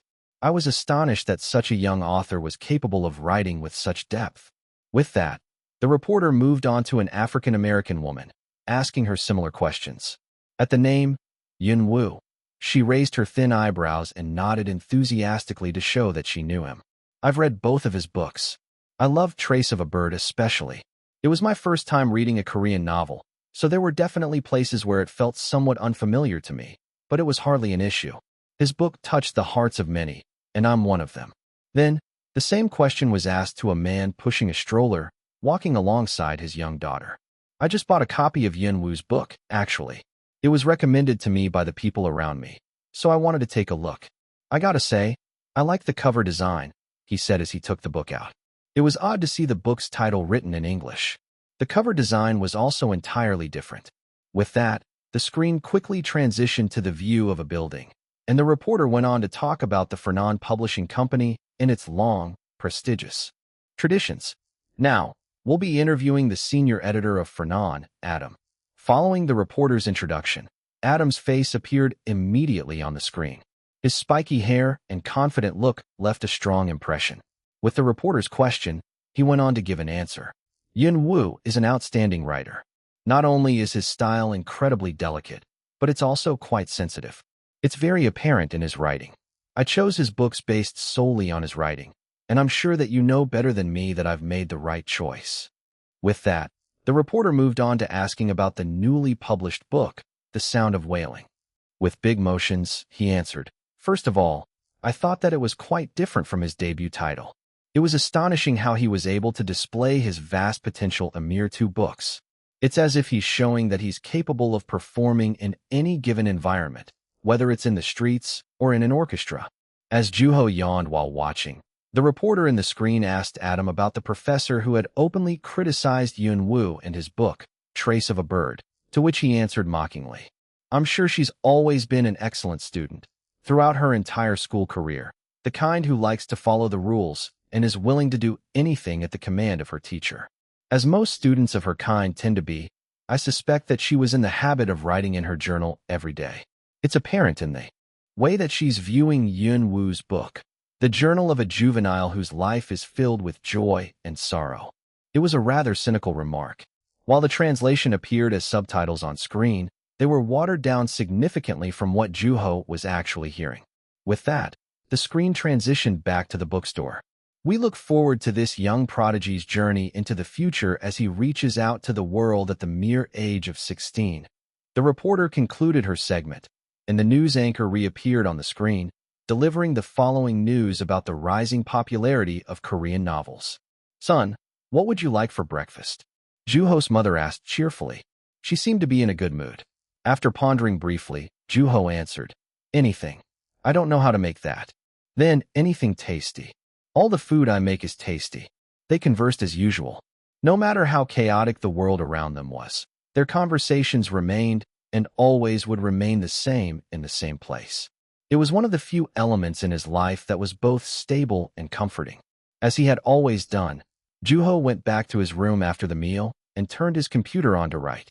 Before him was 3 volumes worth of manuscript for The Language of God, nearly finished. Since revealing his identity as Yun Wu to his clubmates, he had been writing without the hindrance of having to be conscious of others. Because of that, he had been able to work at a much faster pace. Needless to say, the school was on a break. The story in his head became a reality the moment he moved his hands, and he always wished for that joy he felt as a writer to translate directly to the readers. Although it's easier said than done, of course. He wrote on a piece of paper that was as white as snow. He had been recently informed by Jang Mi that the company was experiencing an endless chain of inquiries about the next volume of The Language of God.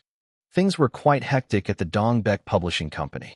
The title of bestseller tended to elevate the book to a position where it was most visible to people, and as people chose the book that was the most visible to them, the book became even more of a bestseller.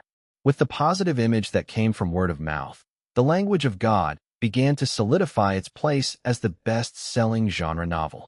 After that, Juho sent the completed manuscript to the publishing company, and the 3rd volume was published as the break approached its end. As readers were made exuberant by the rate at which the series was being published, The Language of God reached top 3 in the bestsellers list. Chapter 132, A Sparkling Gem, 1. At the turn of the year, Juho became a sophomore, which meant that he had to move up to the floor above where him and his clubmates had stopped to go their separate ways. A new classroom meant new classmates, and he was placed in an unfamiliar environment yet again. "Did you see it on TV last night? What subject is first period?" "Ugh, so tired." Thanks to the familiarity shared by the students, the classroom was still rather boisterous. Some had ended up in the same class with their close friends, while others ended up with classmates they had hardly talked to. However, the kids adjusted quickly to their new environment. Juho was the same way. It was the very class where he had come to visit Baron. He called for the classmate sitting in front of him. "What are you up to?" "Huh." She turned around. It was BOM. They had ended up in the same class. "Are you bored?" BOM asked as she brushed her hair over. Her bob cut had already grown down to her shoulders, and the change told him how much time had passed. "A little bit," Juho said. If it were Seo Kwong, he would have jumped into talking about books. I wonder how Seo Kwong's doing. He's next door, with Sun Hwa. Juho ended up in the same class as BOM, and Seo Kwong ended with Sun Hwa. While they related to one another in many ways, they didn't agree with each other just as often. Do you think they're arguing right now? Hey guys, we're supposed to register for club activities by the end of the day, the newly elected class president announced timidly. Sadly, his weak voice was buried by the students' clamor. The class president seemed to have no intention of speaking any louder. Frustrated by the sight, his friend reiterated in a much louder voice, "Guys, make sure to register for club activities by the end of the day." Okay. As the students answered half-heartedly, the class grew all the noisier with the chatter about the club activities. "You're staying, right?" BOM asked, to which Juho nodded and answered jokingly, "I gotta win an award at least." Knowing Juho's identity, BOM squinted at him. "Isn't that cheating?" "Well, I'll be disqualified then." "You know what? I'm not going out to a competition with you." "Why not? You really don't know?" Juho laughed at her annoyed response. "But you're a good writer." "What?" Juho was fond of her writing because of her literary expressions, which was apparent in the story she wrote last year. As autobiographical as the book was, it was just as sincere. While it was somewhat flat and dull, it had warmth. "It's slightly awkward in places, but your expressions are excellent." "That sounds like an actual compliment coming from you." "I'm the ace of the club, after all." "Did you just say that with your own lips?" Then, Juho blurted out something he remembered all of a sudden. "There are freshmen coming in this year." Since he had moved up a grade, Juho would be in that position Mr. Moon had raved about so much. The position where every freshman would look up to, sophomore. "Wow, I'm a sophomore. That means there's going to be freshmen who might look up to me."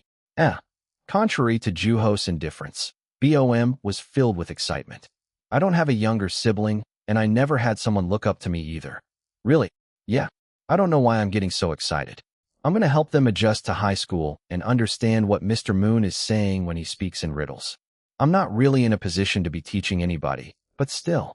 As Juho listened to Bomb quietly, he opened his mouth and said, "Do you think we should be expecting new members anytime soon?" BOM stopped talking. "The literature club doesn't have all that much presence. Yes, we're a bit more known than before because of the exhibition at the library, but we only have one junior in the entire club, so it wouldn't be odd if we don't get any incoming freshmen wanting to join the club." It was more than possible that they might not be getting any new members. "I did think about that," BOM said timidly. "Right. Still, people have been developing more interest in literature lately, thanks to our very own Mr. Wu. I'm certain we'll have at least one person wanting to join." "What are you guys talking about?" a voice interfered. When BOM and Juho turned around, they saw Seo Kwong and Sun Hwa standing behind them. Juho gave them a brief summary of their conversation. "We're talking the incoming freshmen." Understanding immediately, Sun Hwa stood next to Bomb. Since they were planning on staying in the literature club, they actively engaged in the conversation. "It wouldn't necessarily be a bad thing if we don't get any new members. Still, it'd be kind of demoralizing. It's a new semester, and we're sophomores." I asked Baron, and he said not to expect too much from the freshmen as a sophomore. "Do you realize that you're spitting on your own face right now?" Sun Hwa mocked Seo Kwong as she clicked her tongue. The club members had been waiting for the incoming freshmen, each with an expectation of their own. "Well, we'll find out whether there's going to be a new addition to the club or not soon enough. I'm going to go on ahead." "Okay, we'll join you soon." As BOM and Juho went their separate ways, Juho walked further into the hallway, his footsteps echoing throughout. Soon, he reached a storage room labeled Science Preparation Room. That seemingly hidden room was also the meeting spot for the literature club. It's been a while. As he opened the sliding door and stepped inside, he saw two desks that had been joined together, exactly how they had left them before the break. If anything, it seemed like there was more junk occupying the room. As he waited for the rest of the members to arrive, he opened the window. They were at the canteen, buying snacks for the incoming freshmen without actually knowing if there would be any. "Will they actually come, Mr. Moon?" No matter how many times the club members asked Mr. Moon, he refused to give them an answer. His reason being, what fun is there in knowing the answer ahead of time? A shout came from the distance. Juho was familiar with the sound as it tended to sound from time to time. It was either coming from the athletics club or from a student writhing from their hatred toward the school. Hello. Juho turned around toward the source of the low voice that resonated throughout the room and saw that another person had opened the door to the science room. This is where the literature club meets, right? The girl asked in a rigid tone, giving off a tense demeanor. A breeze that blew into the room blew across Juho's and the girl's hair and along her skirt. You got something on your skirt? Huh, she asked, and her voice went up as if she had been caught off guard. With that, Juho added, you got something on your skirt. Is it chalk? Oh, I was on cleaning rotation today. We don't have tissues, but we do have gauze. Would you like some? Gauze? Yep. You know, the stuff that you use to rub alcohol or disinfectant onto your skin. Speaking of which, we have alcohol too. She stood silent, wearing a dumbfounded look. After gesturing for her to come in, Juho walked over toward a drawer amid the piles of junk and took out a piece of gauze. Here. Thank you. She bowed as an expression of gratitude and began to scrub away at her forehead with the gauze. So, yeah, this is the literature club, right? Juho nodded to affirm her redundant question. And I'm guessing you're here to join the club? Yes. Everyone's going to be so happy about this, Juho thought as he looked around the room to find a seat for the new member. Where would be the best spot? Where should I sit her? He contemplated as each member tended to sit at the same place. The desks were exactly the same as when he first saw them in the science room. Sit here, he said, bringing the new member to the seat that faced Barron's. As Juho took a seat, she sat quietly and willingly. A breeze blew into the ever-so-silent room. So, what made you want to join the literature club? Juho asked in order to break the ice. I wanted to chill and be lazy, she answered without hesitation. With that, the room sank back into silence, and Juho couldn't help but think of Barron. The moment he opened his mouth to set her free from her illusion, the door suddenly flung open, and the rest of the sophomores rushed in with snacks along with Barron. Freshman, Co. Kwong exclaimed cheerfully, but the new member was completely oblivious to him. She was distracted by Barron's appearance. Recognizing her gaze, he opened his mouth quickly to introduce himself. Barron Kim, Jr. Hello. I'm Bo Suk No. Bo Suk. Yes, Bo Suk No, she reiterated in response to Co. Kwong's murmur. We have a gym in the club now, BOM said with a cheerful smile. TL's note. Bo Suk is the Korean word for gym. That was a good one. You really sound like you're part of the literature club, Sunhwa said as she also smiled. From then on, everyone took turns introducing themselves to the new member. Bo Suk studied the atmosphere quietly.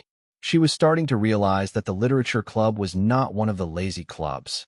Why don't we all sit and open up the snacks? Juho said as he looked at Bo Suk intently. Yes, let us. Oh, wait. Aren't we short on seats? We have just enough. Then, Sunhwa nodded as she looked toward the freshman. You have guts taking Mr. Moon's seat, rookie, Co. Kwong said playfully, and Bo Suk gave Juho an embarrassed look, to which he waved his hand and answered, You'll be fine. Most likely. Most likely. As she was about to jump out of her seat, Billam stepped in to calm her down. Mr. Moon has a chair of his own, the really comfortable one behind the podium. It was the chair that he had bought during the school festival. While it was hidden behind the podium, it was well maintained. Here, rookie, have some snacks, Co. Kwong said as he opened up a bag. Trying not to look awkward, Bo Suk quietly joined them as everyone reached for the snacks that were laid out on the desk. Are you here alone? Co. Kwong asked with a piece of cracker in his mouth. Yes. You must be the only new member then. With the exception of Bo Suk, everyone laughed lightheartedly. Understanding it as Co. Kwong asking her a question, she opened her mouth and said, I wouldn't really know, but I do know that I'm the only student in my class who came here. That's great. Most people want to join a club with their friends, BOM complimented her. However, she remained indifferent and said, It just happened that way. We just didn't say anything to each other about our decisions. So, which club did your friend end up joining? The photography club, Bo Suk said, adding that they weren't close enough to ask each other for things. Because they were still in the beginning of the semester, the freshmen were occupied with adjusting to their new environment. Juho could imagine how she had come to join the literature club of all places. I want to be part of one of the lazy clubs. The literature club sounds just like what I am looking for, Bo-suk said, to which her friend responds, I want to join the photography club. That was the end of it. They neither forced each other or made suggestions to one another, and it reflected the distance between the two friends. Unhindered by the difference between her and her friend, Bo-suk walked into the science room alone. While the story itself wasn't anything impressive, her process of ending up at the literature club had been rather candid. As the club members conversed comfortably with the freshmen, Juho sat and quietly munched on some chips, nodding occasionally. Then, Seo Kwang brought up the subject of books as expected. Do you have a favorite author or book? What about genre? He asked, his eyes sparkling with interest. No, Bo-suk said boldly, making Seo Kwang hesitate. Nothing? Nobody? No. You know what? No big deal. Sunhwa or Baron don't have a favorite book either. You just gotta start somewhere, Seo Kwang said, and she nodded quietly. Then, Sunhwa decided to take a shot at her. What about comic books? They're books too, you know. I do read some. Very good. I'll teach you everything there is to know about comic books. Gosh, before you know it, our club's name is gonna change to the Comic Book Club, Seo Kwang muttered. He must have been secretly hoping for a fellow book lover. As he comforted Seo Kwang half-heartedly, Juho looked over to Bo-suk, quietly eating the snacks. By then, she had to have realized that she was in the wrong kind of club. Yet, she quietly adapted to the reality of it and tried to blend in. Juho became curious as to what kind of stories she would end up writing. Chapter 133, A Sparkling Gem, 2. Now, we'll be taking some time to introduce ourselves to the new member of the club, Mr. Moon said as he sat on the chair that he dragged out from behind the podium. With the exception of Bo-suk, everyone nodded enthusiastically. It was a sign of experience. Bo-suk, no. Yes. You choose. While she responded confidently to Mr. Moon, she was puzzled by his choice of words. At that, Mr. Moon explained by using the club members as an example. You may choose to write your self-introduction out if you don't wish to speak in front of people. What's it going to be? I'll write it out then. Good. We have a stack of papers over there. Feel free to take as many as you need. Yes, Mr. Moon. At that moment, Sunhwa raised her hand and asked, What about us? What are we going to do? The same thing, Mr. Moon answered with a smile. Again, the club members roared. Who would have thought that they would be writing yet another self-introduction? It's not just Bo-suk's first time meeting you guys. There's no such a thing as one-way traffic in interpersonal relationships, so you guys should rightfully introduce yourselves to her. I guess that's true. But what about you, Mr. Moon? I already did it. While I stood behind the podium, Bo-suk studied the expressions on the veteran club members' faces timidly as they grew darker and darker. She must have felt uncomfortable. While looking at her intently, Juho opened his mouth and said, Fine. It's not even that difficult anyway. Besides, I'm confident that I can do a better job the second time. Don't get ahead of yourself now. What are you going to write about this time? Seasoned mackerel? Mr. Moon asked. Springing up from her seat, Sunhwa took the initiative to take a sheet from the stack of papers. Bom followed immediately and grabbed enough paper for herself and Bo-suk.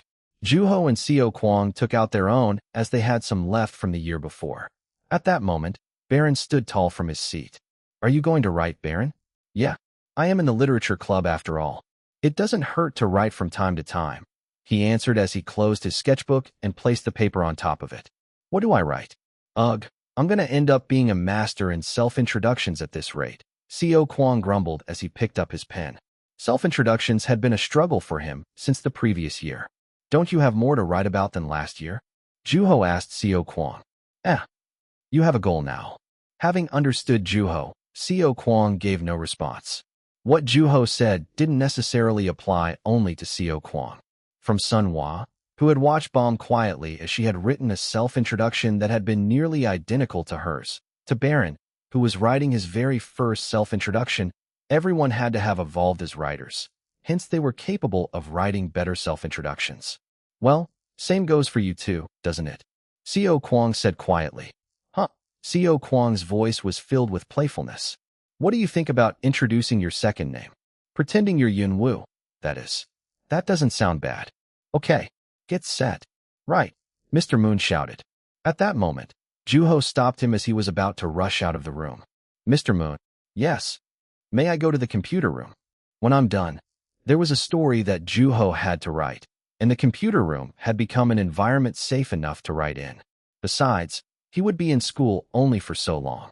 In response to Juho's question, Mr. Moon nodded enthusiastically. Sure, as long as you don't half-ass your way through. Of course not. As he stepped out of the room, Juho picked up his pen immediately and began to write, starting with his favorite genres of music, pop, jazz, classical, heavy metal, and the songs by the woman with the guitar. He's so fast, Bo-suk murmured, and Juho's hand came to a sudden halt. Did you say something? Huh? She asked while wearing a flustered expression. However, Juho resumed as if nothing had happened. I'm on the faster side. You see, I happen to be somewhat of a decent writer. Right. Don't mind him. He's like that, Sunhwa said as she finished the first line of her self-introduction. Juho flipped to the next page. Don't even dare to mimic him. It's not possible, Seo Kwang said to Bo-suk. To which Bom answered, I heard it's still good to write without hesitation. You know, not being afraid when you write. Are they telling me to mimic him or not? Bo-suk asked herself with an even more confused expression on her face. Then, Baron chimed in to clarify. In other words, write whatever the heck you want. I see. As per the advices she had received from the club members, she immersed herself in thought. Unfortunately, her attention was short-lived as she looked up at a member putting down his pen as if he had finished writing. Well, by now, Juho said as he rose from his seat. There were 10 pages worth of writing on his desk. Revealing your true self? I see. How did you manage to hold back for so long? I didn't have to. I just took it slow, that's all. Besides, isn't it better for you that I'm not here? Juho was referring to the new volume of The Language of God, to which Seo Kwang answered, Godspeed, my good sir. With his peers' support, Juho picked up his notebook and writing tools. Take your time, Juho said to the new member, and then walked out of the room and closed the door. By the time his footsteps faded away completely, Bo-suk opened her mouth and asked, just how good of a writer is he? Locking eyes, Sunhwa and Bom thought simultaneously. As good as Yun Woo, probably? We got his autograph. An autograph? He's Juho Woo. You know, the author of Grains of Sand, Bom said with a mischievous smile. As the freshman expressed her unfamiliarity with it, Seo Kwang explained in a friendly manner. Most freshmen don't know about the book, most likely. Just as he had said, all of the posters had been retrieved in order to make room on the bulletin board for flyers containing information about after-school classes. However, their stories remained in the library. Although the number of visitors had decreased noticeably, they were available to be read at any time. You should go check it out sometime, he added. Seeing that Bo-suk hadn't written anything, Bom asked, Are you stuck? I just don't know where to start. I was kind of distracted by Juho as well, Bo-suk said as she followed Bom's eyes looking at her paper. She brushed her hand down the paper. It was a texture that she was unfamiliar with. Unless one regularly attended a private institute for writing, it was rare for them to get their hands on the graph-like manuscript paper. As long as it's about you, you can write just about anything. Things you like or dislike, or you're good or bad at. You can also write about how you came to join the literature club, or what you were doing before joining the club. You can also write about grilled mackerel. Seo Kwang interjected all of a sudden. Threatening him so he wouldn't interrupt, Sunhwa asked Bo-suk, Which club were you a part of in middle school? I was part of table tennis club. It was a rather unexpected answer. Table tennis, huh? Was it fun? Yes. That's incredible. Bom complimented, and Bo-suk waved her hand in denial. Then, Sunhwa added, We have a table tennis club, don't we? With that, the freshman dropped her head slightly. I lost interest. I was scolded a lot for not trying hard enough back then. Oh no. You must have been pretty good then. That would explain why you were being scolded. Not necessarily. I was actually mediocre, Bo-suk said as she smiled quietly. Uh-huh. You're the type who has to be above average with everything, huh? Seo Wang asked. So what brought you to the literate club? I thought it would be a lazy club. Oh, I see. The 3 veteran club members glanced quietly at Baron, but he paid no attention to them. Do you not like to write? Bom asked, but Bo-suk hesitated. Her reason for joining the club was too impure to say that she liked to write, and she was reluctant to tell a sophomore that she didn't. You can do something else then? Something else? Yeah, like Baron. He's the sole artist in the club. I don't follow. It's exactly as I said. Baron draws. While Bo-suk had been assuming that from his sketchbook or the conversation between the club members, she barely managed to swallow the question. Then, why isn't he in the art club? I'm not afraid to be an exception, Baron told her, seeing the confusion that was obvious on Bo-suk's face. Although she didn't quite understand how his answer was relevant to drawing, Bo-suk nodded quietly because it was apparent that Baron was the only exception that stood out in the room. I'll just stick to writing, she said. Bo-suk had no intention of doing other things. If anything, she was planning on going with the flow. Though she had realized that she was not in a lazy club long ago, she didn't try to change her mind. To her, being in the literature club was no more than participating in club activities. She didn't feel the need to go out her way to reconsider her decision. With the help of the club members, she barely managed to start writing. Thankfully, it wasn't all that difficult once she actually started. The beginning was always the most difficult challenge. With that, the sound of scribbling filled about the room. All done? Bom asked. She was in charge of collecting the papers and bringing it to Mr. Moon. Nodding, Bo-suk submitted her paper. Juho took his paper, right? Yeah, it's not on his desk. His introduction had to be within his notebook, which he had picked up on his way out. It was a frequent occurrence due to his habit of taking every sheet of manuscript paper with him. As Bom rose from her seat to go upstairs to the computer room, the freshman came into her view. She had asked how good of a writer Juho was. Unfortunately, it was a question that would take more than words to answer. Without seeing with her own eyes, she would have no idea how viciously and desperate Juho wrote. Handing her the stack of papers she had collected, Bom asked, "Do you want to come with?" "Huh, Juho, aren't you curious? We can collect his paper too while we're there." Although Bo-suk was no longer curious about Juho, she couldn't turn down an offer from an upperclassman, so she rose from her seat. "Okay, do you know where Mr. Moon is? Do you want me to go with you?" "No, thank you. I know where he is. I'll be back." Although it was her first time going to the computer room, it wasn't all that difficult to find. With a stack of papers in her hand, she walked through the hallway and made her way toward the computer room. Upon arriving, she saw the computers lined up back to back through the windows. She contemplated knocking, but soon concluded that she might disturb him. As she opened the door quietly, she was welcomed by the vicious sound of the keyboard. Things started to look better. Juho was in the mid to late stages of writing the language of God. Conflict and resolution, and yet another conflict. The four companions were distinctively different from each other in both personality and wishes. They had different jobs, values, appearances, and names. Conflict existed at every corner. Quietly, Juho took a deep breath. While writing the language of God, he was feeling a sense of bliss that he had never felt before. Because the world was so massive, he felt the need to match his pace to his work. It was almost like stretching, like using muscles that he hadn't been using. While massaging stiff shoulders accompanied pain and toil, the reward was refreshing. No matter how loud he shouted, it would be barely audible. For that reason, Juho had to focus. Keeping the overall flow of the story in his mind, he marked his way through the forest with pieces of cloth. He didn't forget nor lose anything. It was entirely up to him what kind of creatures lived in that forest or what kind of dangers or events awaited the companions. He concentrated all the more. Broken branches, chipped rocks, unexplainable sounds, the beating heart. He wanted to embody them all in their purest forms in the world that he had created. He wrote. He couldn't afford to lose track of the character's mentality, so he examined his story carefully for any errors he might have overlooked. Suddenly, the keyboard stopped making noise, and Juho glanced over his monitor. There was a familiar face there. It was Bo-suk, the sparkling gem. Chapter 134. A Sparkling Gem, 3. What are you doing? She hesitated. As he studied her state, he saw the stack of papers in her hand and grasped the situation immediately. You're here to collect my introduction, Juho said as he took it out of his notebook and handed it to her.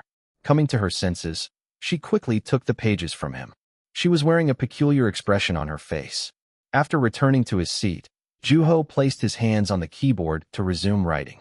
Even with Juho's papers, she was standing completely still in the same place.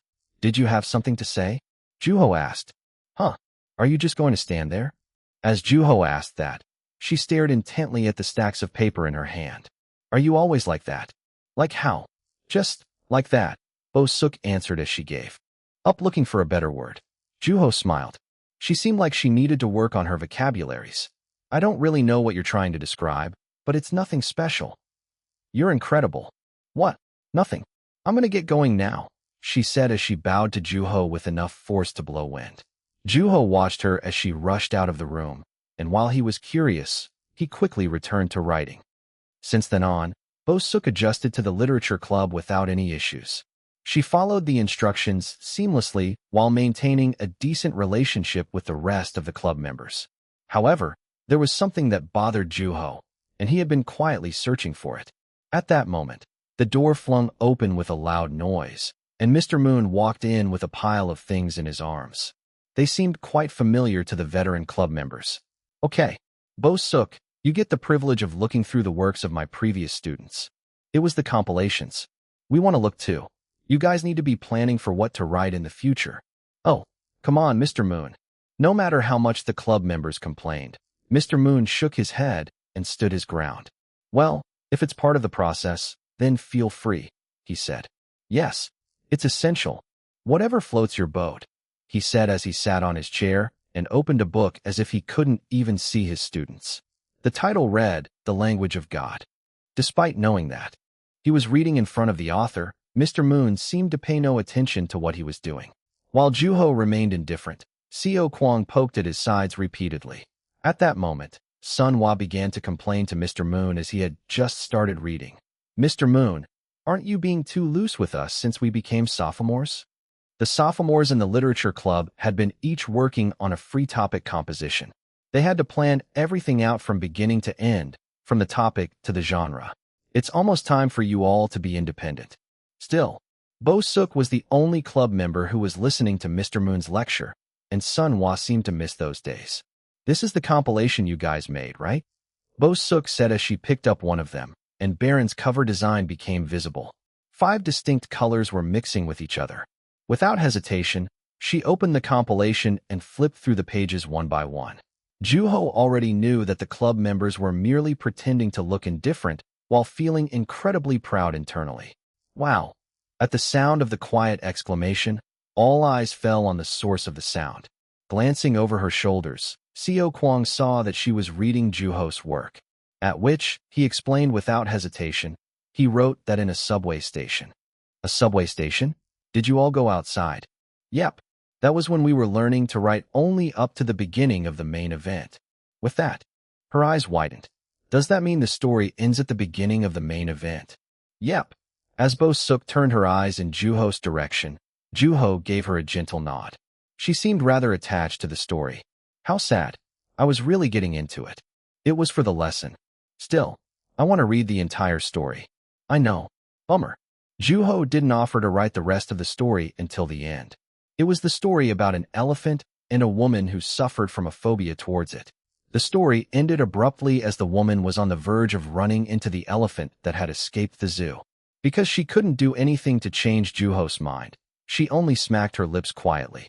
Seo Kwang was fully aware of what she was feeling. I know what you're feeling. Oh, the desperation. You feel your body twisting from within, because you want to read it so much, right? Do you feel like your heart's shrinking? No, not to that degree, Bo-suk answered. Despite her brief answer, it was clear that she was still attached to the story. She looked intently at the compilation. I can see that everyone's worked really hard. Of course. Ugh. It was hell. Sun Hwa and Seo Kwang answered in an exaggerated manners. When Juho looked at Bo-suk, she was wearing the same expression she had been wearing at the computer room. It was rather peculiar. You've been learning quickly yourself. Bom complimented her, being oblivious to the look on her face. As the expression faded from Bo-suk's face, Juho also took his eyes off of her and agreed with Bom. Compared to when she had written her first self-introduction, Bo-suk had made huge improvements. She acquainted herself with the act of writing rather quickly. You must be transcribing a lot, Juho asked. SOSO. Actually, not at all, Bo-suk answered, shaking her head. At her emphatic answer, Juho asked her no more and nodded. Man, I missed the lessons. Mr. Moon, can we play word chain? That was so much fun, Sun Hwa grumbled. Freedom was a rather heavy burden, and she wanted to run away from the fact that she had to be responsible for her own work from beginning to end. In response to Sunhwa, Mr. Moon took his eyes off of his book and said, "Why don't you play amongst yourselves?" Play what? Word chain. No, the lessons. Seeing the baffled look on the members' faces, he added, "There's not much to it. You just have to write a lot, and if you want to be a better writer, you can't get sick of writing. If you don't want to get sick of it, it has to be fun. That's why we played word chain or met at the subway station. Now, ask yourselves, how can I make writing more fun?" Sensing that yet another responsibility had been added onto him, Seo Kwang let out a sigh and said toward Sunhwa, "Thanks for nothing. At least we get to enjoy the process, right?" She answered quietly with guilt all over her face. "That doesn't sound like a terrible idea. Let's think about it. What can we do?" BOM said, smiling. "Nothing screams more fun than books.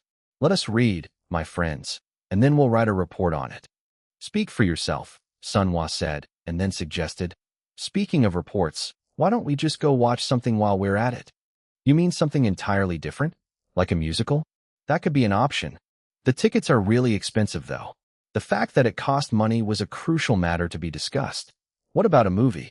It's not free, but it's much more affordable." "That's true, but what if we end up writing something that reads like a book report?" BOM asked, and Sunhwa nodded in agreement. "Good point. Seems like you don't want to write a report." "Kind of.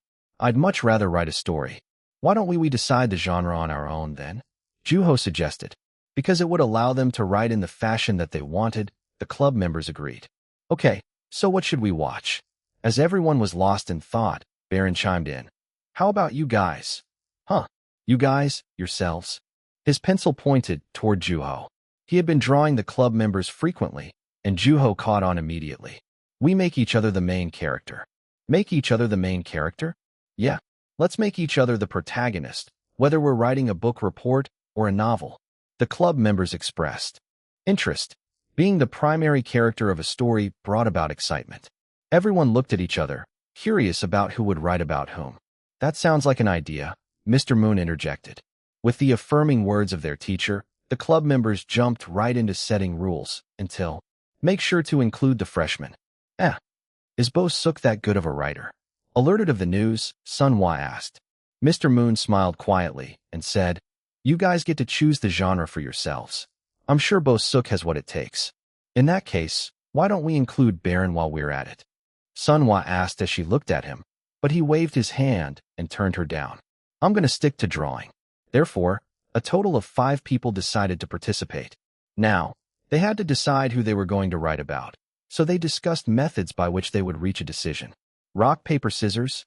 Should we draw straws? Let's pick a king and do as what he says.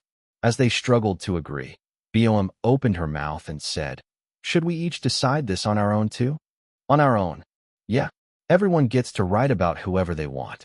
Some might end up writing about the same person, but on the other hand, there might be a person who nobody writes about." "I like it. It's simple."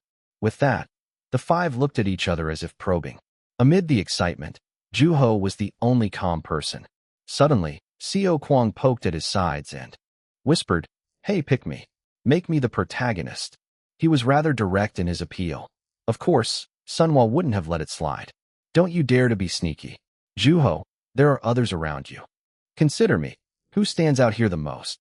BOM and Baron each took turns to chime in. "Feel free to include me." With the addition of Mr. Moon, Juho mulled it over, and then, "Okay, I've made up my mind. Already. How can you make everything so simple?" "Who?" As questions poured out, Juho gave them a puzzling answer. Bo Suk no. A perplexed look appeared on her face. "Me? Congratulations, Bo Suk." "Lucky," Sunhwa and Bomb said simultaneously. Though they sounded playful, it was clear that they had hoped to be called. Bo Suk had become the lucky recipient of a prize that she knew nothing about. What were the odds of being chosen as the protagonist in a Yunwoo story? As the rest of the club members comforted one another, Juho added, "You guys each made an appearance already." Ignoring the confusion on the club members' faces, Juho looked at Bo Suk and decided to write a short story. Though it would be about 20 pages long, Juho felt she was better suited for a short, yet powerful story. The fact that an author decided to write about a person meant that they had to be able to understand the choices made by the person. Because Juho had been curious about Bo-suk, it would be the perfect opportunity to get to know her better. It was time for his favorite activity in the entire world, writing. Accepting the result, the rest of the club members went on to decide the person they wanted to write about. I choose Seo Kwong, Bom said. He tended to be clear about his preferences, so getting to know him would be a smooth sail for her. I choose Baron. You wouldn't mind, would you? I guess it'd be better to write a story, Sunhwa said. Baron smiled confidently and asked her to portray him as cool as possible. I'll go with Bom. We'll figure out the style over time, Seo Kwong said. Lastly, it was Bo-suk's turn. Having been hesitant up to that point, she chose Juho in order to return the favor. Juho Woo, huh? Despite having known him for the past year, there was a reason why the club members weren't choosing him. Have fun. The club members wished the fearless freshman good luck, and Bo-suk couldn't help but feel insecure about her choice. Chapter 135, A Sparkling Gem 4. Sigh. Somebody let out heavily, and Juho looked up at the girl sitting in front of him. She was sitting facing him, gesturing for him to ask questions about her. That's a heavy sigh. Aren't you concerned? Bom asked, and Juho's head leaned sideways. About what? Bo-suk. She's doing fine, Juho said calmly as he closed the book in his hand quietly. Bom shook her head and answered, I don't think she's really enjoying it. Here. Really? He asked calmly, and Bom's eyes squinted into a glare. She was seeing right through him. She knew that Juho knew. At the sound of Juho's chuckle, Bom let out yet another sigh. The literature club is like a resting place for us. I hope Bo-suk sees it like that too. Bom thought back on Bo-suk and her attitude. While she always had the choice of doing something besides from writing, she just wrote quietly without taking the liberty to choose. She was rigid and tense, as if she was always nervous. Maybe she's feeling uncomfortable being surrounded by older students? I doubt it. How do you know? Because she's my protagonist. Bom's eyes widened, and as she was about to open her mouth to say something, the teacher came into the class. The first period was math. Bom looked back at Juho, but what returned in place of an answer was his shrug. I'll be going now. Mr. Moon nodded half-heartedly, and Juho went out to the hallway after picking up his notebook and writing tools, thinking about what he needed to write. He already had an outline for the story about Bo-suk, and he was nearly halfway into his writing. As Juho started writing after turning the computer on, a loud thud sounded in the room. The keyboard sound stopped. Unfortunately, he had grown rather familiar with the occurrence as of late. Looking up, Juho saw Bo-suk's face on the window. Just come inside, Juho called for her. Then, excuse me. She walked into the computer room without hesitation. She had been visiting the computer room frequently under the pretext of getting to know her protagonist, and they each asked and answered questions about each other. The weather's nice out. Yes, it is. That cloud over there reminds me of a sweet potato. It looks more like a dog's stool to me. Their conversations remained mostly shallow. As she approached him, Juho raised his hand and stopped her from coming any closer. My work is a closely guarded secret. I have to ask you to maintain that distance. I'm aware. I've yet to come any closer. Did you think I wouldn't notice you sneaking your way toward me? While maintaining the distance between them, Juho moved his hands busily, and the fierce sound of the keyboard filled the room again. He was writing a story about her, and writing with the protagonist in front of him made for an experience similar to painting a portrait. It was rather fun. Although it was slightly more difficult to focus, it was a manageable inconvenience. At the earliest, the story should be finished by the end of today, or tomorrow at the latest. He had planned to write a short story from the start, which wouldn't have been a long process by any means. At what sounded like a declaration, sadness appeared on her face. I still have a ways to go with mine. I know nothing about you. Haven't we had enough conversations? They were never all that substantial. I didn't feel that way. I think I get why the other club members were giving me a pitiful look. Really? Yes. You're nearly impossible to read. Her tone was about the only thing that was polite. She was wearing a sullen look. In the end, Juho decided to help her.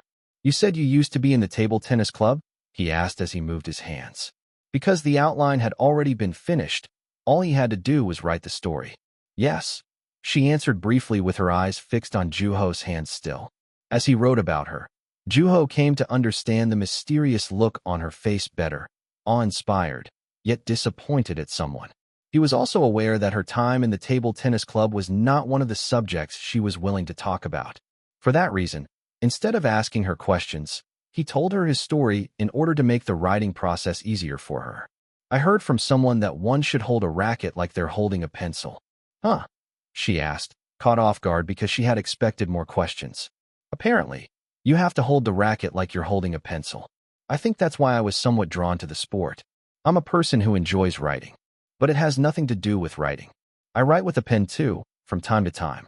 The look on her face made it obvious that she wasn't sure what to do with what she was being told. Juho chuckled as he looked over his monitor and saw the expression on her face. Understanding what the protagonist liked and disliked was among the most basic skills of an author. Yet, Bo-suk didn't seem to realize the opportunity that Juho had set before her eyes. You're almost done with your story, right? I guess that means there won't be time for us to ask questions face to face. I don't know. I have another story I need to work on. I do prefer to be left alone as much as possible when I write. To be frank, he was willing to answer her questions until he was finished with his story. He was willing to interact with her even when he wasn't writing. There were plenty of options, yet Juho didn't give any of them to Bo-suk because she was hesitant.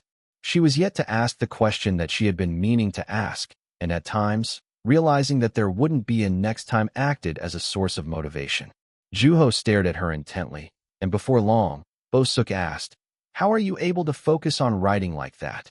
Juho moved his hands, and the sound of the keyboard echoed throughout the room. "I just can.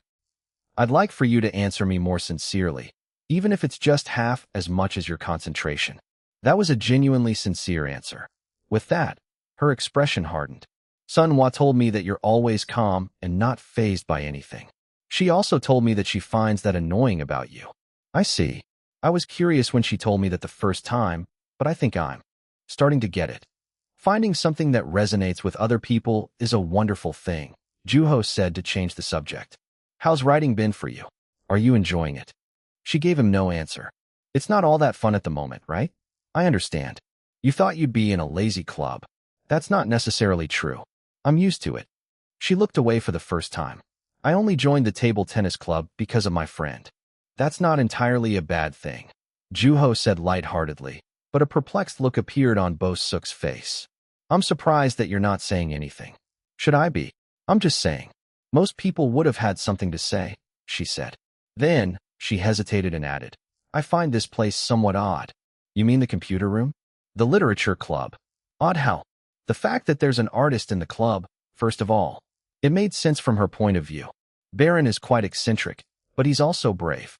He's not afraid of being alone. In other words, he was afraid of feeling fear of solitude. "I'm sure you'll get used to it eventually," Juho said. With that, she looked at him intently and said, "You're a bit of an oddball too." "Am I?" "Yes." Juho realized what she had really wanted to say. She was anxious, not knowing what to do in an environment where choices and unique elements coexisted. She had been thinking of herself as someone who was completely isolated. "Everyone's exactly like you," Juho said, and her expressions hardened all the more. "I don't have what it takes to fight for what I want," she said as faint disappointment appeared in her eyes. That was her sentiment toward herself. She was brusque and didn't seem to enjoy being in the literature club all that much. On the other hand, she didn't bother to do something else, like Baron. "Honestly, I thought about leaving." "The literature club?" "Yes. I'm not like everyone there." The reason for her discomfort had nothing to do with being surrounded by older students or the fact that she didn't enjoy writing. The issue had always lain within her. Effort. It was the very thing that was holding her back. "But what stopped you?" She didn't leave because she wanted to stay. For that reason, Juho didn't feel the need to be concerned for her. She was ready and willing to face her predicament. "We've been talking for quite some time now." In order to understand the other person better, they had exchanged information with each other. However, those conversations had been shallow at best. Are you ashamed of making an effort, or envious of the ability to make an effort? Juho's story would be finished by the end of that day or the end of the following day at the latest, and just as he had been before, he was ready to listen to her then. Having conversed with him for quite some time, she was also fully aware of Juho's intentions. As He looked at her intently. Bo-suk opened her mouth and, so, when I was young, began to tell her story. We were having a competition in P class. Whoever hung from the pull-up bar the longest would win, and I didn't want to lose. The sound of typing resonated throughout the room. My hands started to hurt, and my body felt heavier and heavier, but I clenched my teeth and tried as hard as I could not to fall. But that's when I saw the look on my teacher's face. Leaving behind her dignity and composure, she fought desperately on the pull-up bar. Then, as the teacher came into view, she wished dearly for them to declare the outcome of the competition. She wanted to be complimented for her effort. The teacher was the sole referee and had the power to determine the outcome of her effort. It was a sneer. The teacher was sneering at their own student. What are you trying so hard for? Bo-suk realized that her effort was no more than laughingstock, and she still remembered it vividly. From then on, I tried as hard as I could not to make an effort in front of others. It was the same thing in the table tennis club. I wanted to be someone average without having to try so hard. I wanted to seem sophisticated and graceful, Bo-suk said. Juho was reminded of the racket that was held like a pencil. A tired look appeared on her face. But that time, my teacher was telling me to try harder, saying that he'd never seen me making an effort in anything. Something didn't add up. I clearly put in the effort, but people just blurt out what they think just because it's visible to their eyes. I didn't know what my teacher wanted from me, so I quit, Bo-suk said. That had to be the reason why she thought she was different from the rest of the club members. When I read the compilation, I saw how much time and effort had gone into it, and I was astonished. It didn't even occur to me to mock what I was seeing, because I simply thought that I was different from everyone else. She found herself drowning deeper in confusion. Why am I different from them? Then, locking eyes with Juho, she said, I fell for you when I saw you writing. A sudden confession. I realized for the first time how charming it is to work hard. That's why I chose you as the protagonist of my story. You're charming like a protagonist. Juho remained silent. To which, she added, I want to be like you. So, how are you able to write so hard? She asked again. After he stopped writing, he looked up briefly at the ceiling and said, I was scolded by my teacher today. While it was a sudden change of subject, Juho pushed on without commenting on it. I was distracted. Frankly, I do that quite often. My attention was elsewhere in class, and I'm reflecting on my habit. As a dumbfounded look appeared on her face, Juho added, in other words, I'm not any different from you. That's not what I meant. You're incredible. You're different from everyone, she answered. We're all different from each other. But you work so hard. I'm sure you were mocked and hassled, but you still put in the effort. That's what I really want to. She was speaking faster. It was a sign of excitement, and Juho took notice of her behavior. There's nothing to it, Juho said lightheartedly. You put in the effort because you want to, as much as you want. That's it. A shout came from the distance. It was coming from the schoolyard, and he had heard the same sound when he first met Bo-suk. The shout came whenever it wished to. There's nothing noble or disgraceful about effort. What sense does that make when I work hard because I want to? Bo-suk blinked awkwardly, and her eyes sparkled. That's why you don't do things when you're told to do them and do things when you're told not to. Her lips were trembling, but no words came out of it. Don't be ashamed. If writing isn't for you, then you don't have to force yourself. If you want to write just as well, then you do just that. You do what you want. She remembered what Baron said to her not too long before. Write whatever the heck you want. Is that really okay? A slight sense of anxiety seeped into her. Joining the literature club was her way of running away from her issues. Unlike the rest of the club members, she felt that her motives were impure. She felt that she was different and that she didn't have the privilege of exercising such freedom. Those words are a lot easier for you to say. The reason I'm here is. Then, their conversation came to a halt as a faint voice sounded in the distance. Still, Juho was able to predict what she was about to say. He rose from his seat. The computer had been switched off long ago, and he pulled out his flash drive. I thought this would be one of the lazy clubs too, Juho said as he felt her gaze. When Seo Kwang and I first met, we would tell each other that being in a lazy club wouldn't be all that bad. We'd be able to do whatever we wanted. So he said that he'd just read to his heart's content. Sunhwa joined because she didn't recognize the comic/cartoon research club to be legitimate, and BOM just followed her. Baron had already made up his mind when he joined, and you don't see him writing to this day. Everyone was hardly any different, and they stumbled their way through until they each found their own path. What do you want to do? Juho asked with a smile. Chapter 136, A Sparkling Gem, 5. Bo-suk remained silent for a while. I don't know, she said calmly. She wasn't embarrassed. But I do know that I want to do a good job writing about you, she added. Then, you do just that. Bo-suk smiled at his light-hearted remark. As a large, dog stool-like cloud floated by in the sky, Juho thought about how the protagonist in his story would see that cloud. It does kind of look like a dog's stool, right? Well, I'm going to get going now.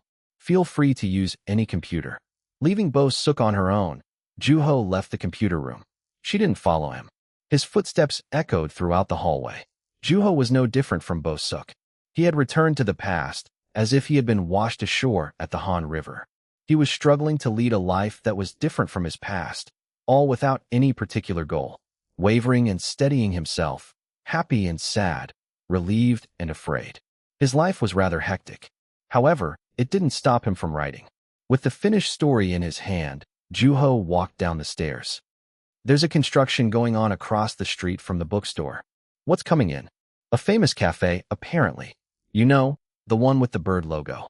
People have been raving about it opening in Korea. That was a bird? I thought it was some sort of monster. It was a famous cafe that used a mythical, half-woman, half-bird creature as its logo. As Seo Kwang told him the location, Juho realized that it was near the bookstore that he visited frequently. Did you do something bad? Seo Kwang asked, giving Juho a side-eye. As they conversed in the hallway, Juho immediately realized who was watching him. She's watching you like a hungry predator. She's scaring me. The person Seo Kwang murmured about was none other than Bo-suk. Since their last conversation, she had been appearing around Juho to observe him no matter where he was. Despite being seen by the entire literature club, she didn't let up. It's gotten better, though. She used to follow us without even eating her lunch. Without even talking to him, Bo-suk had been watching from afar. Although he offered to answer any of her questions, she shook her head and turned him down, claiming that she was making observational notes. While Juho was cooperating with her to the best of his abilities, he couldn't deny that it was getting bothersome. This must be how Baron felt, Juho said with a sigh. He started to understand what Baron might have felt like when he had been hassled by the club members. As Seo Kwang snickered, a voice sounded from behind them. Juho. Surprisingly, it was Bo-suk. She seemed to be in a better mood than usual. I read Grains of Sand. It was great. It really stirred up my interest in literature. Speaking of which, could you give me a recommendation? Rookie. You know your books. Yes. What kind of book would you like to read? I have quite a few of them, so don't hesitate to ask to borrow them. Seo Kwang answered on Juho's behalf. Then, Bo-suk answered with a slightly put-off face. Well, I guess I'll start with a short story. Something similar to Grains of Sand, she said, expressing her preference clearly. However, Seo Kwang had a mischievous look on his face for some reason. Seems like Yun Woo or Wonnie Young are the authors you're looking for. Yun Woo? But he's only written full-length novels. I promise you, it'll be closer to what you're looking for than anything else. Juho quietly watched his friend at work, and after nodding in affirmation, she walked to the stairs. She had the finished draft of her work in her hand. Writing about Juho Woo proved to be a difficult challenge. As a person who wasn't capable of writing even a short story, she had chosen to write an observational assessment with Juho as the subject. She recorded her observations, most of them of his habits. He smiles often. He looks up at the sky often. He never complains about the school lunch that is notorious for being unpalatable. He types incredibly fast. He's always calm. He becomes ferocious when he writes. He tends to stare at someone intently. He writes memos on his notepad. He reads a lot, although not as much as Seo Kwang. She was also aware that the cloud that appeared like a dog's stool to her appeared like a sweet potato to him. Although she had wanted to find out what kind of books he was into, her efforts had gone in vain because of Seo Kwang. At the end of her list of seemingly insignificant information, she wrote her thoughts. In person, he's the most friendly and charming person I've ever met at school. Mr. Moon. Yeah, he answered Bo-suk half-heartedly. He was lost in a book, and the neatly printed letters came into her view. Here's my draft. So, you managed to pull it off. Good job, he said as he took the papers from her hand. He's a real stickler, isn't he? Somewhat. It was impossible to read his thoughts. That's his charm. As she agreed with Mr. Moon, she asked him about another stack of papers in hand. What's that? Your draft. He gave yet another half-hearted answer. However, she caught on immediately that it was Juho's story about her. May I take a look? She asked respectfully with her both hands forward, and Mr. Moon reluctantly handed her the papers. It was obvious that he had been meaning to read them first. Thank you, she said as she took the papers from his hand. It was a gem that sparkled on its own. Everyone wanted and coveted after it, but it wasn't long before they all turned away from it. The gem wasn't sparkling for them, and it couldn't be worn as a jewelry. People grumbled, saying, "That's one stubborn gem." A stubborn gem. Bo Suk's eyes lingered on that sentence, and Mr. Moon asked, "It's beautiful, isn't it?" She nodded enthusiastically. "I want to be able to write like this," she said as she was inspired to something. It was a story about the son of a pencil factory owner who had a passion for table tennis. That depends on how much work you put into it. Of course, she said smiling. I'll do my best. With that, she went out of the room and then out to the schoolyard. The pull-up bars appeared in front of her. No one was around them. Mimicking someone she knew, she looked up at the sky. She knew the secret behind the gem in Juho's story. It sparkled because of the sun, the source of light in this world. Bright. A sweet potato-shaped cloud floated by. It's bright out, Myung-ju said. Feeling nervous, he took off his sunglasses and went inside the theater, where he was greeted by familiar faces. Sang-young and his crew were making an official announcement about his movie that day. Following the staff, Myung-ju was brought to the waiting room. He had already stopped by a famous beauty salon for his makeup. It all felt too unfamiliar. While he wouldn't be getting much screen time, Yun's brother was a character that had a lasting presence in the readers' minds. Although it was natural that he was receiving so much attention for his role, he was unfamiliar with being on the receiving end of that attention. Myung-ju remembered his last encounter with Yun-woo, the author of Trace of a Bird. Despite being a high school student, he gave a stronger impression as an author than a student. In other words, the high school side of him was covered by his presence as Yun-woo. Then, he had a powerful realization. So, this is the person who wrote the book, and I get to act out a story that was written by him. Myung-ju, are you here? A voice sounded as the door opened. It was Sang-young-ju. Unlike his usual attire of black t-shirt and jeans, he was dressed in semi-formal wear. Without hesitation, Myung-ju rose from his seat and greeted the director. No, stay in your seat, Sang-young said as he sat across from the actor. This is your first time being part of something like this, right? You don't have to be so nervous. Yes, it still feels surreal to be honest. There's nothing to it. They ask you questions, and you answer them. That's it, Sang-young said as he removed his uncomfortable jacket. In that case, what Myung-ju would say would carry significant weight. The actor nodded quietly. In order to ease him up, Sang-young made small talk with him and then lowered his voice to emphasize. Just to make sure. Yes. You know about Yun-woo, right? Myung-ju nodded at once. He was well aware of the sensitive nature of the author's identity. Seeing that he had no intention of mentioning anything about his identity and that he was aware of the sensitivity of the matter, Sang-young smiled with satisfaction and moved on to another subject. It was mostly about his wife, Soo-young-choi. Recognizing that his story had a calming effect, Myung-ju listened to him intently. Mr. Ju, are you here? Oh, Ji-han, an attractive actress in a clean-cut formal wear walked into the room. Her name was Ji Hae-gu. The actress and actor exchanged a brief greeting. Due to their roles, there was no interaction between them on set, so they had often watched each other's performances from afar. Because of a scene that involved burying a dead body, she had always been covered in dirt, unlike her current appearance. Yun-woo isn't coming, right? Of course not. She asked the director about Yun-woo from time to time. The fierce conversation between the director who closely guarded his secret and the actress who didn't let up was well known among the crew. Thanks for the invite, you two, Ji-hae said playfully. The news of the director, writer, and the actor who played the brother meeting Yun-woo spread quickly, mostly about the thoughts and intentions Yun-woo had had in creating that character. To be more accurate, it was gossip that Sang-young had spread as means of marketing the movie under the author's consensus of leaving out any detailed description of him. When she heard that, She grew all the more excited and curious about the mysterious author.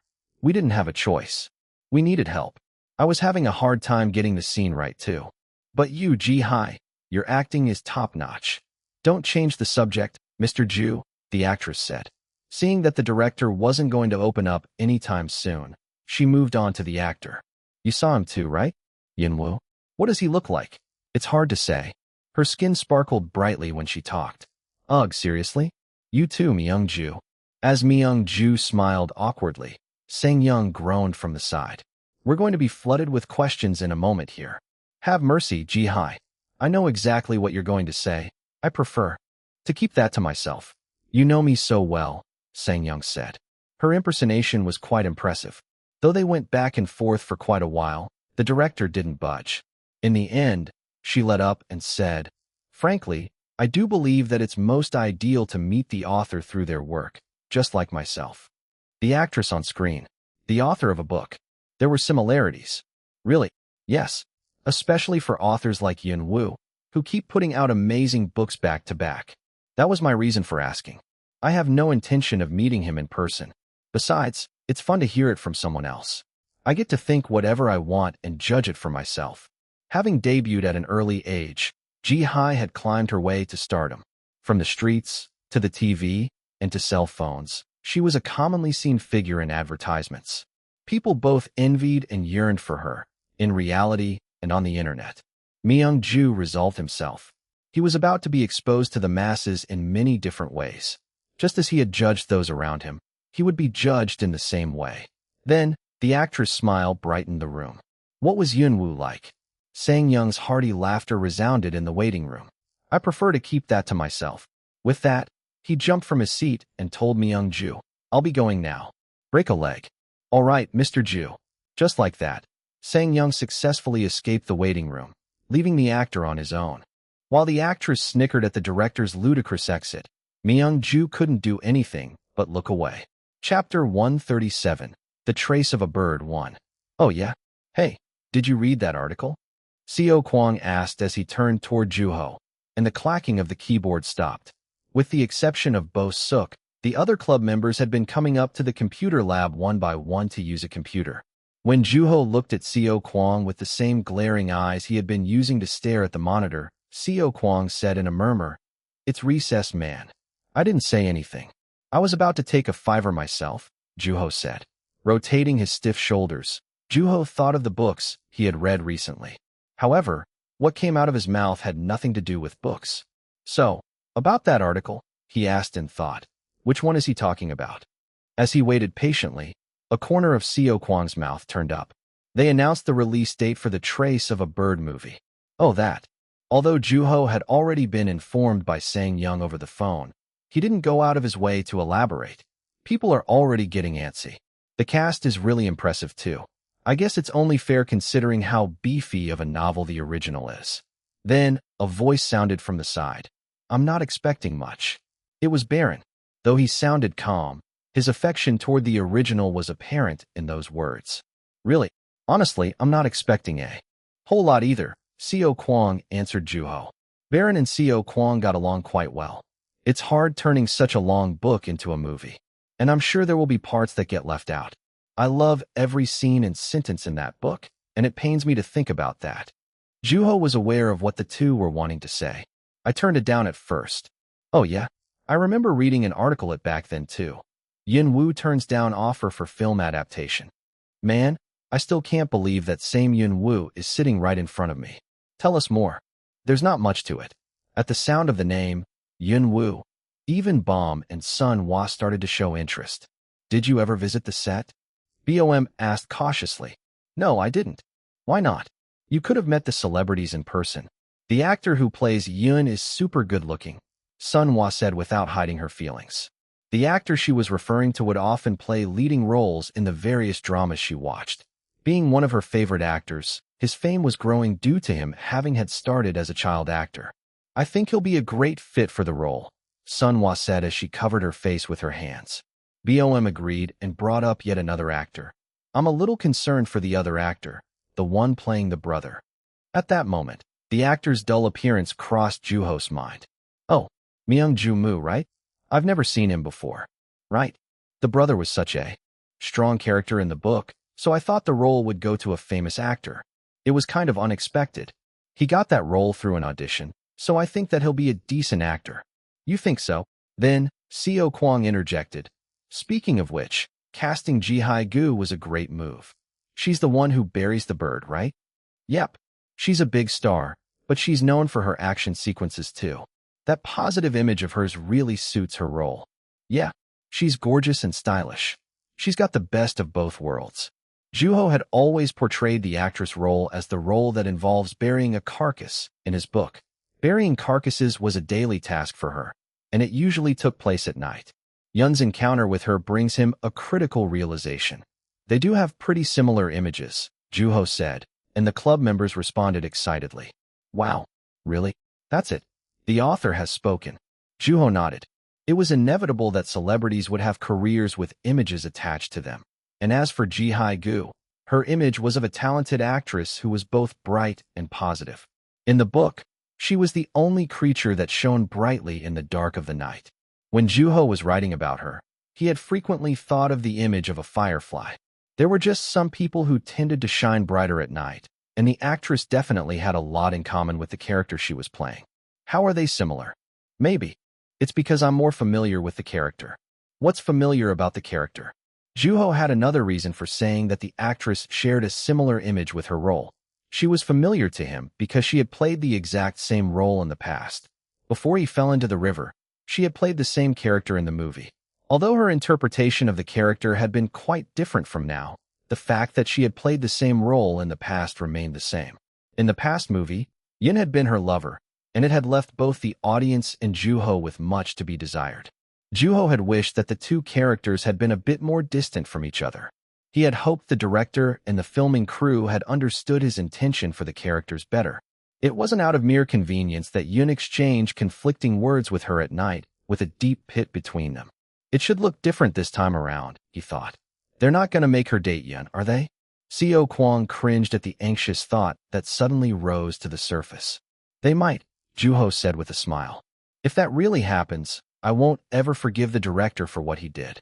Trace of a Bird is just not the kind of book, and she's just not that kind of character. Seo Kwang was getting quite worked up despite it having not actually happened. Out of nowhere, he placed his hand on Juho's shoulder and said, "You have to stop him. You can't let them mess with your work like that." "What are you talking about?" A voice sounded as the door flung open, and the room sank into silence.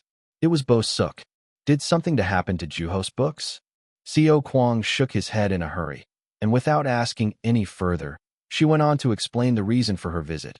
"I was told to check if you guys were goofing around." "What? Who does Mr. Moon think we are?" "That's disappointing, and I see that he was right. This is a discussion, all right. A serious discussion about a book." With that, the chatter about the movie suddenly turned into a serious discussion. "Aren't you lonely being the only person sitting through his lectures?" BOM asked. "It's okay. Being alone isn't all that bad. It turns out," she said with a smile. "You're starting to sound like Baron." "It's a good mindset to have," Baron said with a satisfied smile. Then, she walked toward BOM and asked, "Bom, did you hear? They announced the release date for the Trace of a Bird movie." "Oh yeah? I heard." "What? I wanted to go watch it. Would you like to go with me?" "That sounds good, but I already made plans to go watch it with Sun Hwa. Let's go together. I'll buy you some popcorn," Sun Hwa said enthusiastically, and in no time, the three went on to deciding what they would have for dinner. "How's movie night sound? You should go with them." "I'm planning on going on my own," Juho said. "Why?" "I'm curious to see how you'd react to the movie. You should be watching the movie at a movie theater. Why even bother looking at me?" Then, Juho rested his chin on his hand. He wanted to watch the movie in peace, alone and uninterrupted. At the emphatic urges from his friend, Seo Kwang let up as he smacked his lips, and then moved on to striking up a conversation with Baron. A few days later, Juho saw the ecstatic look on the three girls' faces. It was so good. It was amazing. "Yeah, what's going on?" Juho wondered and caught on immediately as he saw them crowded around Bom's seat. "Is the movie out already?" "Hey, you shouldn't be the one asking that." Looking enthusiastic, Sun Hwa opened her mouth as if she had a lot to say, but held back and remained quiet. It is out. You should go watch it, Juho. It was really good, Bo-suk said cheerfully. Really? Yeah. I'm in love with that movie. Especially the brother. Bom and son while were bawling their eyes out. Hey, I didn't cry. Yes, you did. Bo-suk was quite excited, and Bom admitted, saying, the imagery was really pretty. The background was dark, but there were distinct colors. It gave me the impression that the director is a very detail-oriented person. I see. Juho answered as he thought of Sang-young. He did have a detail-oriented side to him. It was incredible. Bo-suk had been repeating the same praise for some time, and she seemed like she needed to work on expanding her vocabulary. With that, Juho took a seat and raised his hand to get their attention. Okay, why don't we stop there? I don't want to be taken away from my movie experience. Then, go watch it ASAP. Join the club, Sunhwa said. It was obvious that she was into the movie. I'm going to read both of Yunwoo books at home. Juho chuckled and asked, you mean you still haven't? The world is filled with great comic books. I've been putting it off, and, well, here I am, she said in a quieter voice as if she were pricked in the heart. I'm sure I'm not the only person who feels this way, and I'm sure more people will read Yunwoo's books after watching this movie. Anyway, hurry and go watch it. Okay. Despite his answer, Juho didn't go to the theater for quite some time, and in the end, he was the only person in the entire club who hadn't watched the movie. I can't help but like it. This is probably the director's masterpiece. Seo Kwang and Barron said. They had been the most skeptical toward the movie, meaning that they were fans of the original. Seeing how the movie moved the hearts of such skeptics, Juho felt hopeful that he might have something to look forward to. The movie was good, Mr. Moon affirmed, and Juho started receiving texts or phone calls from the authors around him. Trace of a Bird was shaking the world yet again. Not only were the streets covered in its posters, but the book was also among the most searched words on the internet. The name, Yunwoo, was also frequently mentioned. When should I go watch it? When things die down. Maybe tomorrow? It'd be better to watch it at the theater, which means I can only put it off for so long, Juho thought as he lay in his room. Suddenly, his phone rang. It was Seo Jung. The movie was impressive. I think it's the first time in this country's history that a film adaptation was done right. An excited voice came through as soon as Juho picked up his phone. It sounded like Seo Jung was calling immediately after watching the movie. Before he had the chance to go on, Juho rushed to say, I haven't seen it yet. What? What? Seo Jung asked in a puzzled voice. Just because. Did you not get a ticket to the premiere? I turned it down. It would be like advertising that I'm Yunwoo. Still, I would have made it a priority to go watch it if I were you, Seo Jung said, clicking his tongue. Even Dong Gil liked it. He thinks that it did a good job portraying the original. The visuals were quite nice too. I might even say that the movie is a step up from the book in terms of visual presentation. That's a mean thing to say to the author of the original. So go watch it. Why haven't you yet? Are you afraid of getting disappointed? Juho thought for a brief time and said, I'm pumping myself up as much as I can. Pumping yourself up? Or I'm gathering energy. Energy. You can. Say that I'm starving myself. You're starving? Have you been not eating? No, but I'm just about to go eat. Is it a buffet sort of situation? Something like that. Hunger was the best seasoning, and Juho intended on savoring his experience to his heart's content. He planned on facing the experience while being in the best state he could be. Still, I'm sure it's not good to starve for too long. Everything's a balance. That's right. You shouldn't starve for too long. Your stomach will shrink, so you won't be able to eat all that much. I better get my tickets now then. Oh yeah? Did our conversation stir up your appetite? As the conversation ended after a little while, Juho turned on his computer and logged into a website in order to purchase a ticket. He immediately saw the title Trace of a Bird. The actors' faces also became visible along with the movie's colorful poster. It was quite sensuous. The poster was placed at the topmost as the first movie and had the phrase, #1 pre-ordered movie written in small letters under it. After looking intently at it, Juho clicked on the poster and chose a theater that was a slight distance from his house. He preferred to be at a place he had never been to. After choosing his seat, he purchased a ticket for a late-night showing. Then, his phone started ringing yet again. That time, it was Sang-young Ju, the director. Chapter 138, The Trace of a Bird, 2. I told you back then. Forget your seasonings. If you're not planning on giving me a stroke, just go watch it. Speak of the devil. I just bought a ticket, so I'll be watching it very soon, Mr. Ju. Is that so? You should have told me earlier, Sang Young said as he coughed awkwardly. There wasn't any time to tell you, Juho said as Sang Young cooled down. Pretending not to hear Juho, Sang Young added, good to hear that you bought a ticket already. Give me a call after you watch it. I'd like to hear you say, I was so touched. You're the best director in this country. There will never be another movie like it in my entire life. Okay. With tears and all, he said confidently. You sound confident. It came naturally as I heard the reviews from all around. That makes sense. All of my friends loved it, as well as other authors I keep in touch with. Is that so? Sang Young said as he coughed yet again. It sounded rather pleasant. For the first time in a long time, I really enjoyed the filming process. It's weird considering how much risk I took on for this movie. That's good to hear. The movie seems to be doing great too. It made the most pre-ordered movie list. I'd be lying if I denied that I'm on cloud 9. I'm seeing numbers that I'll never be able to see again in my directing career. On the other hand, I can't help but feel like there's a loose end somewhere. I don't want to be known as a person who talks the talk without walking the walk. I already bought a ticket, I told you. Right? Well, don't even bother with the popcorn. It'll only distract you. And make sure not to drink too much water so you don't have to make trips to the bathroom, he emphasized repeatedly. Be safe now. Even if you were to die today, death could wait until after the movie. You're the best. Juho went to the theater. Although he got lost briefly on his way, he managed to arrive in time for the movie. Resisting the potent popcorn smell and the air tempting him, he made his way into the theater empty-handed. Third row from the top, toward the middle. The seat he had reserved was left unoccupied. Despite the late night showing on a weekday, there were still people in the theater. Couples, friends, or people alone. The screen shone brightly, revealing the relationships between the members of the audience. Although it was deep into the night, there were people of all ages and genders who had come to watch the movie. The advertisements started playing on the screen, showing the faces of popular boy/girl bands or actors and actresses in the most recent TV dramas. They were dieting, drinking a beverage, or being physically affectionate toward each other. The time flew by, and Juho heard the conversations around him. As he stared blankly at the screen, the lights turned off, and the theater was engulfed in darkness. His surroundings disappeared, leaving only the screen present.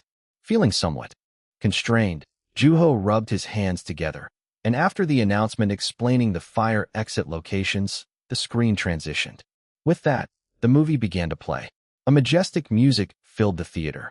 Oh, Juho let out by reflex as Yun appeared on screen. The music blended with the scene where he was running in the dark.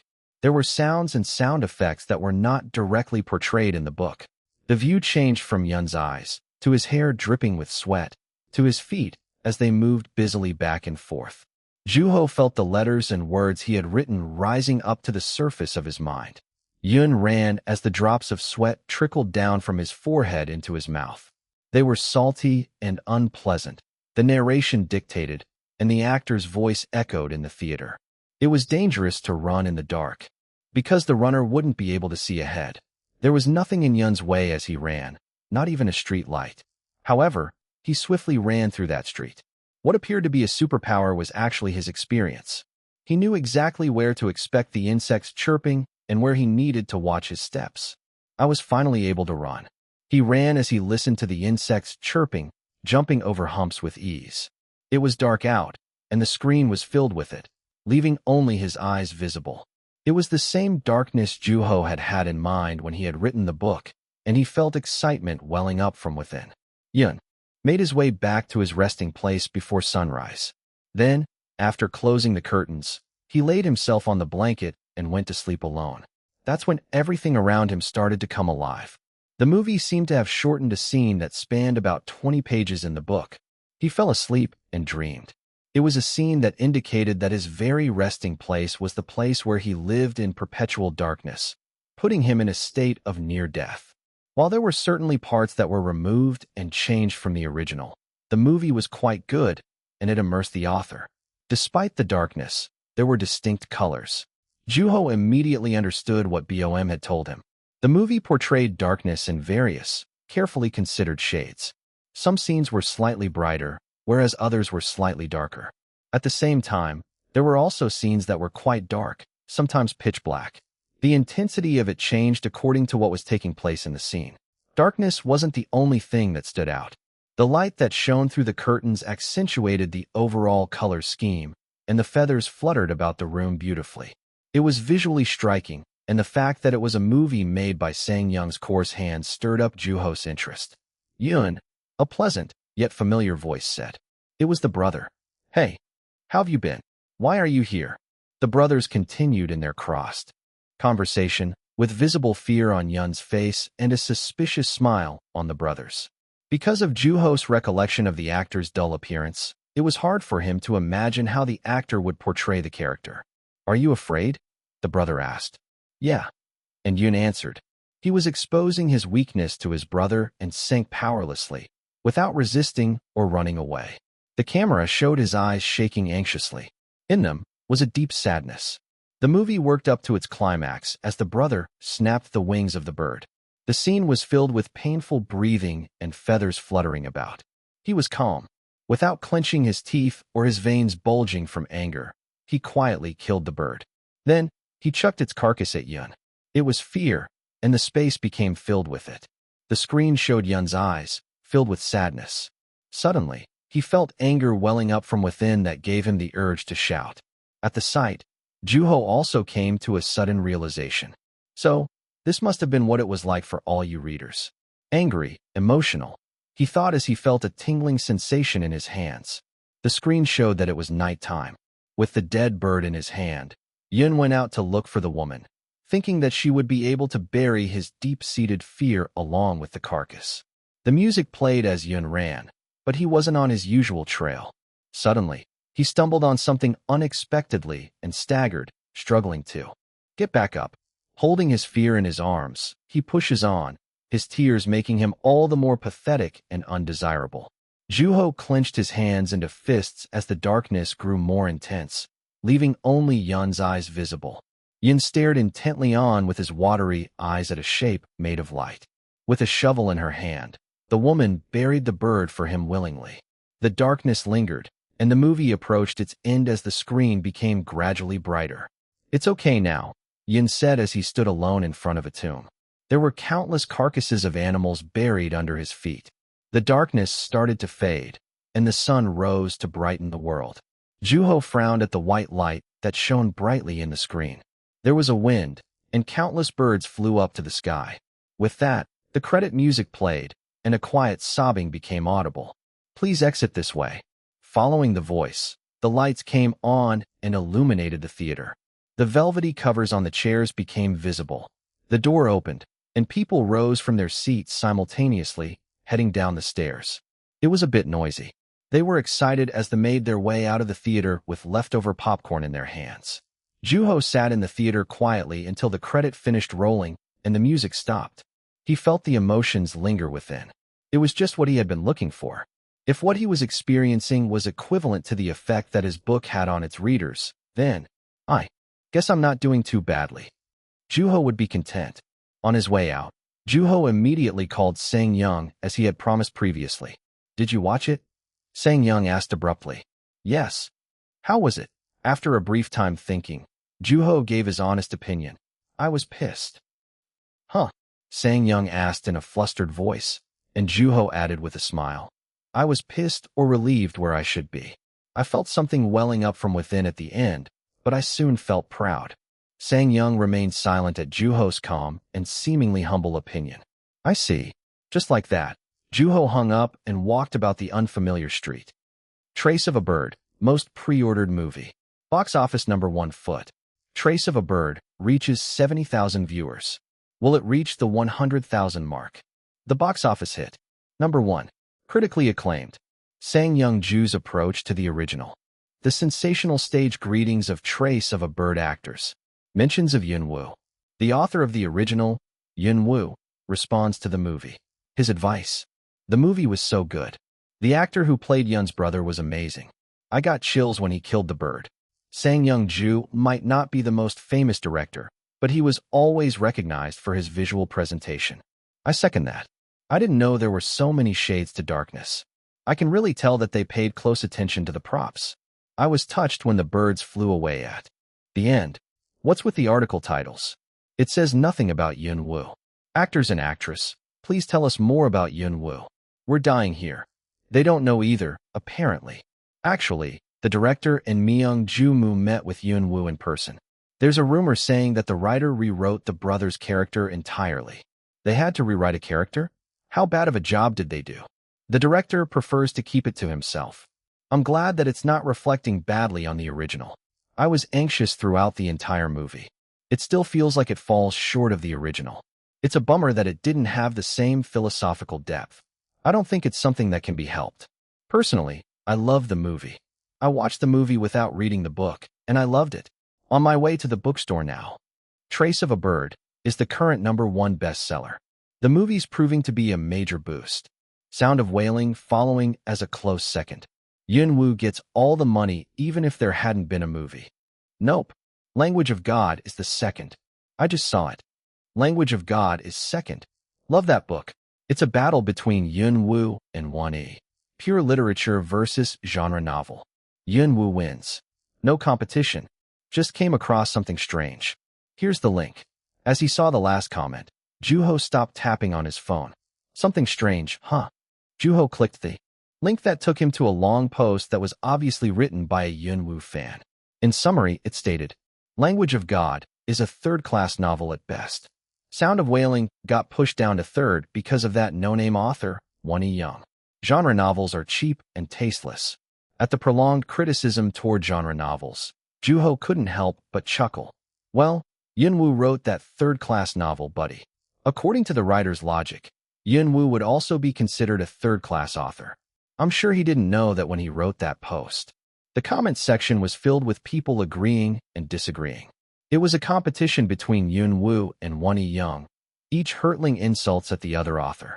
Interesting, Joo-ho said as he read through each of them. Chapter 139, A Bomb Explosion 1.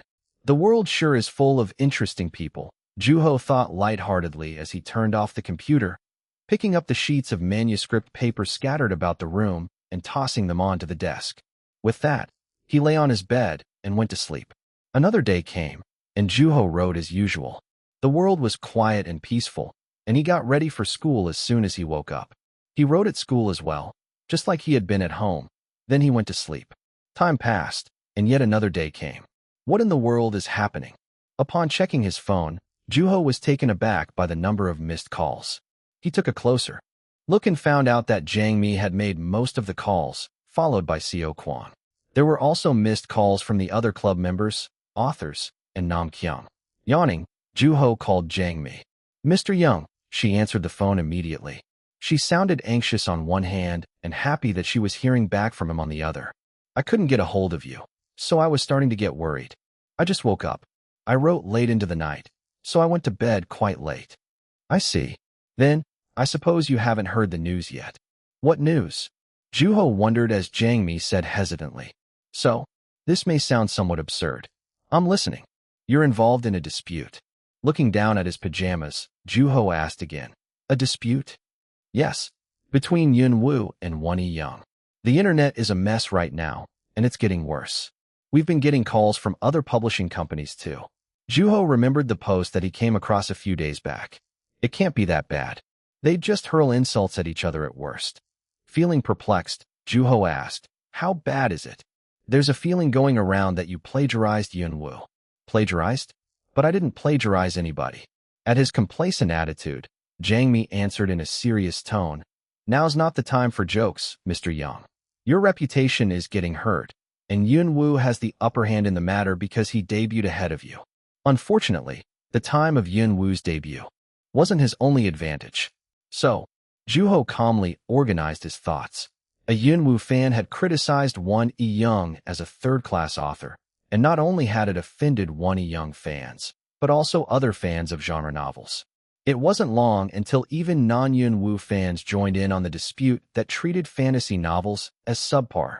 The dispute intensified quickly, and it soon evolved from rivalry to comparing the literary value between the two books.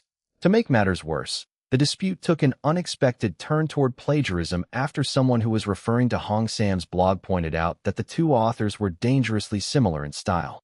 Already emotionally charged, the two parties got into a fierce mud fight. I see. That's why Seo Kwang was trying to get a hold of me so desperately, Juho thought.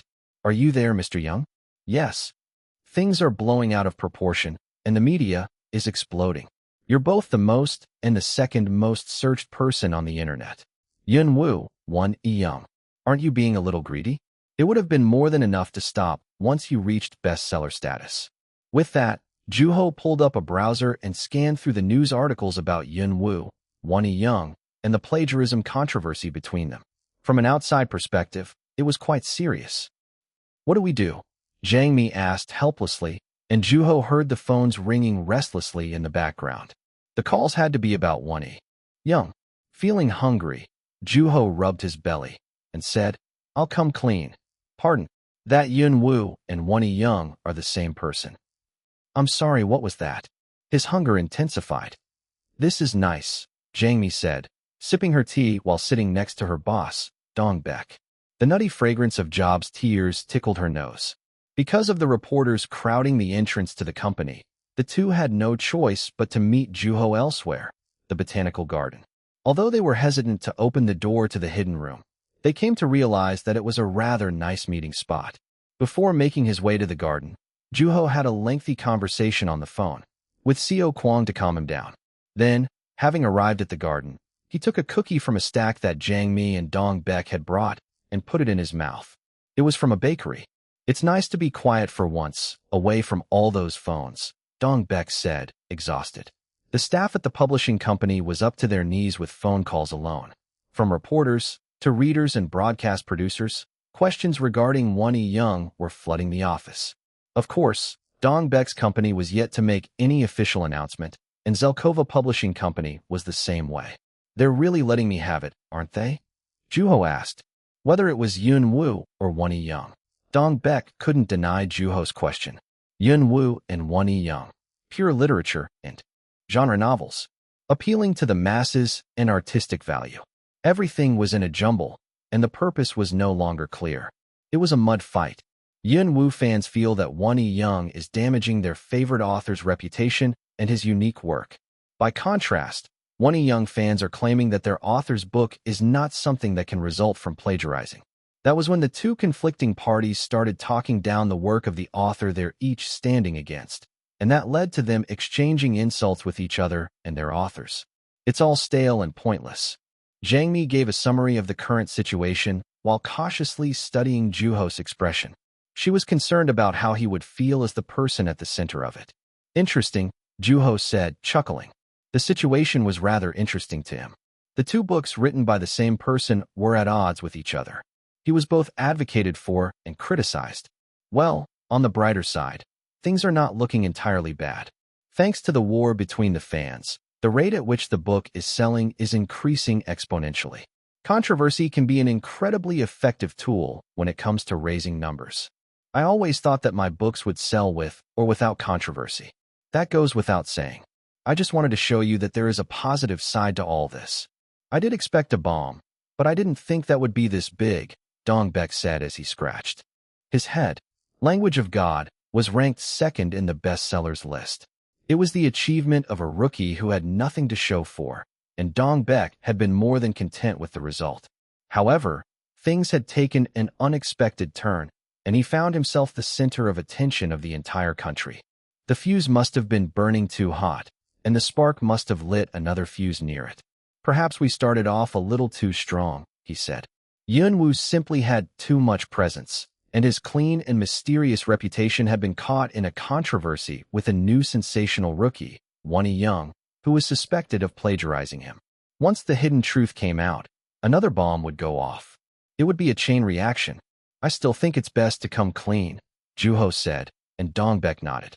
I've already made plans with a reporter. He was referring to Myung Silo. At the sound of the familiar name, Juho tilted his head.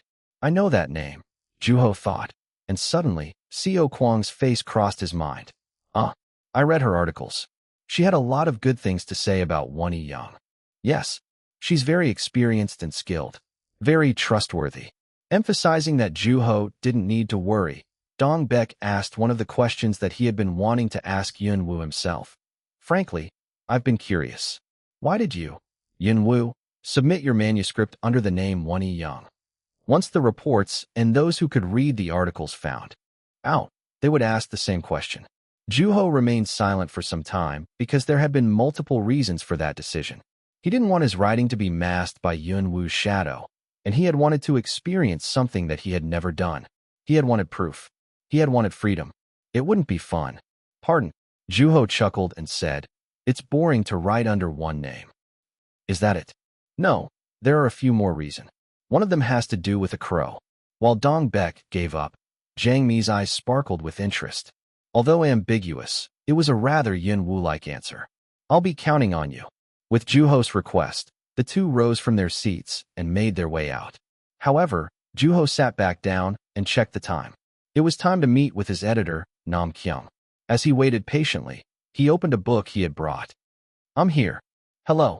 A tired-looking silhouette walked in through the door and over to the vending machine. Buying himself a cup of tea, he sat on the same spot where Jiang Mi had been sitting. The nutty fragrance was quite pleasant. Without even asking for the source, Nam Kyung reached for one of the cookies on the table. This is good. Where's it from? No clue. Nam Kyung paid no particular attention to his answer. I enjoyed the movie, he said in reference to Trace of a Bird.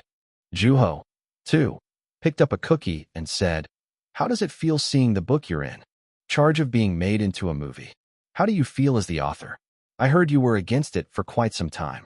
It wasn't as bad as I thought it would be, Juho said, chuckling. Same here. Juho put the cookie in his mouth. It tasted exactly the same as the last. I felt proud for some reason. The movie's doing really well too, isn't it? So I heard. I'm telling you, Yunwu's always at the center of attention. The name, Yunwu, was being mentioned frequently throughout, and because of that, it received more than enough attention and made marketing almost unnecessary. On top of that, there was yet another bomb in Yunwu's hand. So you decided to come clean? Nam Kyung asked, and Juho nodded quietly. I see, Nam Kyung said, wearing a serious look. Yunwu is Won-E Young.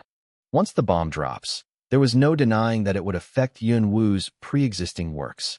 Won-E Young or Yunwu, you are an incredible writer. That's a compliment I've yet to hear. Well, you'll be hearing it a lot. People are attacking each other because they feel that they're rivals. But once the truth gets out, man, this is the first time something like this has ever happened in my editing career. It keeps you on your toes, doesn't it? I feel like I'm getting older every day, Nam Kyung said as he rubbed his tired eyes. His office was exploding with phone calls from those who wanted to know where Yunwu stood in the matter, and the website had crashed long ago. Because the company was the only means to hear about Yunwu, it was inevitable. Nam Kyung looked at Juho, who was both Yunwu and Won-E Young, and smiled once the truth was revealed. Things would only intensify. Despite the business, things were not entirely tiresome. We're reprinting both Trace of a Bird and Sound of Wailing. The more the book gets printed, the less misprints. That makes me happy. Were there a lot of typos? Yep. Still, compared to the first copy, it's a thing of beauty. Like every editor who loved reprints, Nam Kyung felt revitalized as he was reminded of it happening to his books and sipped on his tea. It was delicious, and from then on, he became an avid advocate for Job's Tears tea. Then, he brought up something he remembered all of a sudden. By the way, is it really true? What you told me over the phone. Juho caught on immediately. He was talking about when Nam Kyung had called him after reading Language of God. He had asked, did you make all this? The charts and all. Chapter 140, a bomb explosion too. I did, Juho had said back then. He remembered that the background had been quite noisy. Nam Kyung had asked for an explanation a number of times and complained about the ambiguity of Juho's answer. Still, Juho explained it all in a friendly manner, and in the process, he came to mention the evolutions of Hangul, the fall of hieroglyphs, and written languages that had survived the test of time. As the subject became broader, Nam Kyung resorted to asking, how many languages do you speak, anyway? 23, more or less, Juho answered playfully. Thinking back on that day, Juho swallowed the cookie in his mouth. Nam Kyung must have wanted yet another confirmation from him. He rushed Juho for an answer, squinting his eyes. So, was that really true? It's a lie. What? Juho said, taking notice of the disappointed look on Nam Kyung's face. It's meaningless to count how many languages I can speak. I can read in any language, essentially. Nam Kyung furrowed his forehead at Juho's calm attitude. I mean it, he said. So do I. Juho answered as he reached for another cookie. Then, Nam Kyung immersed himself in thought and suggested, would you like to write a book? He was an editor after all. What kind of book? About language, like secrets to learning a new language or how to study for it. Things like that. He was sincere. Once the truth got out, and the masses found out that Yun Wu wrote Language of God, they would be bound to be interested in his language skills. 18 years old, outstanding literary value, and on top of that, a polyglot. Simply put, Yun Wu was full of charm. There had been no author like him in the history of literature, and he was truly one of a kind. Let's do it. People tended to be drawn to things that were unique, and as an editor, Nam Kyung couldn't help his desire to seize the opportunity. I respectfully decline. Why? Though he preferred not to disappoint Nam Kyung, Juho couldn't write the kind of book he was suggesting. He felt that he wasn't in a position to be teaching others about secrets or how to study for something. Aside from things like it just happened, I was just living my life, minding my own business. There's nothing else I can say. He had died after leading a tenacious life, and then the day came when he came back to life. Knowing nothing about this, Nam Kyung insisted, that's fine, as long as the book is about language. No, thank you. Why not? Unless I'm writing a novel, I prefer not to write about myself. Although he would have considered it for Language of God, Nam Kyung was working with Yun Wu, not Won Young. Even though you're writing about your strengths? Yes, even then. Come on, your readers will love it. They'll love it even more when I come out with a novel. It's necessary to change things up every now and then. That's how Language of God came about. At Juho's emphatic refusal, Nam Kyung let out a heavy sigh. It was a sign that he was giving up. I see. Well, if the author doesn't want to, then there's nothing I can do about it. Don't be too sad now. The future was unpredictable. Maybe he would come to encounter yet another opportunity. Despite Juho trying to comfort him, Nam Kyung drank his tea sullenly. All right, fine. When can you expect to see the article? I'm sure you guys have connections. According to Dong Baek's own words, within this week. Within the near future. You've been busy lately, huh? Dong Baek asked as he looked at Myun Silo, who sat across from him. Smiling cheerfully, she was sitting where Yun Wu had sat when Dong Baek first met him, and it was at that very spot that the truth would be revealed. Moaning intentionally, he answered, did you not see the reporters surrounding the entrance? It's been chaos. I sure did, and I'm sure that's why you called me. Dong Baek nodded at her confident attitude. It's unfortunate that I don't get to meet Mr. Young in person today, but I'll make sure to package everything nicely into my article. I'm sure it's tough for him, being involved with Yun Wu of all authors, she added.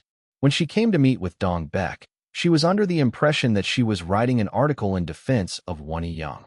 Without knowing about the inner details, there was nothing else she could do. Thank you, but that won't be necessary, Dong Baek said with a smile. First, I have to warn you.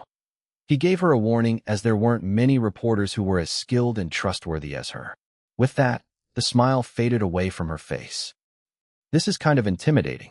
Maybe I didn't fully grasp the situation. What kind of article did you have in mind? She was quick to catch on and easy to communicate with. I called you to exaggerate the matter even more, Ms. O. Even more? That sounds risky. It'll pop any minute, she said, and Dong Baek agreed with her. The bomb was about to explode. To be more precise, it was exploding to its heart's content, and there was no way to tame it. No, he didn't want to tame it. He came to the decision that it would be more beneficial to take the opportunity and make the most out of the situation. Fireworks. As long as they were aimed at the sky, there was no risk of injuring anyone. Yun Wu versus Won Young. The only person who had the power to throw the bomb was none other than the author, who was both Yun Wu and Won Young. A lot of people are curious about Yun Wu and his identity, right? Of course. And the same goes for Won Young. Absolutely. There has been speculation, Myung Sil said, flexing her hands by reflex. She wasn't sure what Dong Baek was trying to say, but she did feel the need to prepare herself. I'm about to reveal the secret that's been closely guarded up to this point. On a lazy weekend afternoon, Dong Gil was reading his book as usual after meeting his deadline for his short story. It was a world that was both detailed and vast, and every sentence had a mysterious charm. It was rather immersive. Dong-gil, let's play. A voice disrupted his reading. It was Seo-jung, holding a pool cue in his hands. Dong-gil furrowed his brow at once. He felt that his friend would never grow out of his shallowness, regardless of how old he grew. Seo-jung was wearing a yellow sweatshirt and pants with sauce stains from lunch. As a person who took appearances seriously, it was an unacceptable sight for Dong-gil. Can't you see that I'm reading? In that case, the best course of action was to not look. He looked away from the unpleasant sight, and the neatly printed words brought about a sense of peace in his heart. Language of God, huh? Seo-jung read the title of the book out loud and positioned himself by the pool table at the center of the living room. Then, stacking his thumb and index fingers on top of the middle finger, the pool cue lined up with his wrist. It was a rather clean posture. With that, the ball launched forward, hitting another ball and then into a hole. Won-young has a rather mysterious style. Without paying attention, Seo-jung positioned himself once again. The ball launched and hit a series of balls until one of them went into a hole. He's got stamina, I'll give you that. It's impressive. He's written everything, from politics to arts, education, law, morals, power relations, and the necessities of life. The characters are multidimensional as well. He's leading this enormous world without hesitation. Dong-gil answered as he flipped the page. He's sensitive to language as well. The fact that he created a whole new language is not everything there is to this book. His sentences and word choices are incredibly sophisticated. One can't write like this without experience. And the literary value. Nothing's wasted. Doesn't that remind you of Juho? A series of solid objects colliding sounded in the living room. Of course it does. The message is similar. This isn't my first time feeling like the author's perspective is similar to Juho's.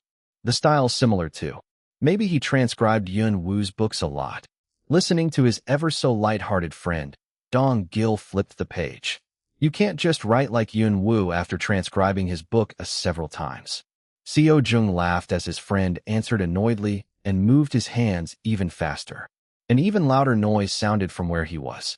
That's what I'm saying, he said as he straightened his back and stepped away from the pool table.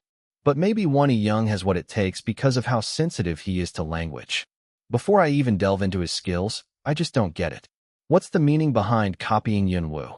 It'd be much more beneficial to make something of his own. A distinctive character was the foundation and objective of any artist. Well, we can't always lead an ideal life. Being distinct as an author is a reality, not an ideal. Even now, there's controversy because he was copying Yun Woo. You don't like that, huh? I can't say that I have a positive perspective toward it. It was a rather sensitive matter for artists, and Dong-gil felt the familiarity the moment he read the book.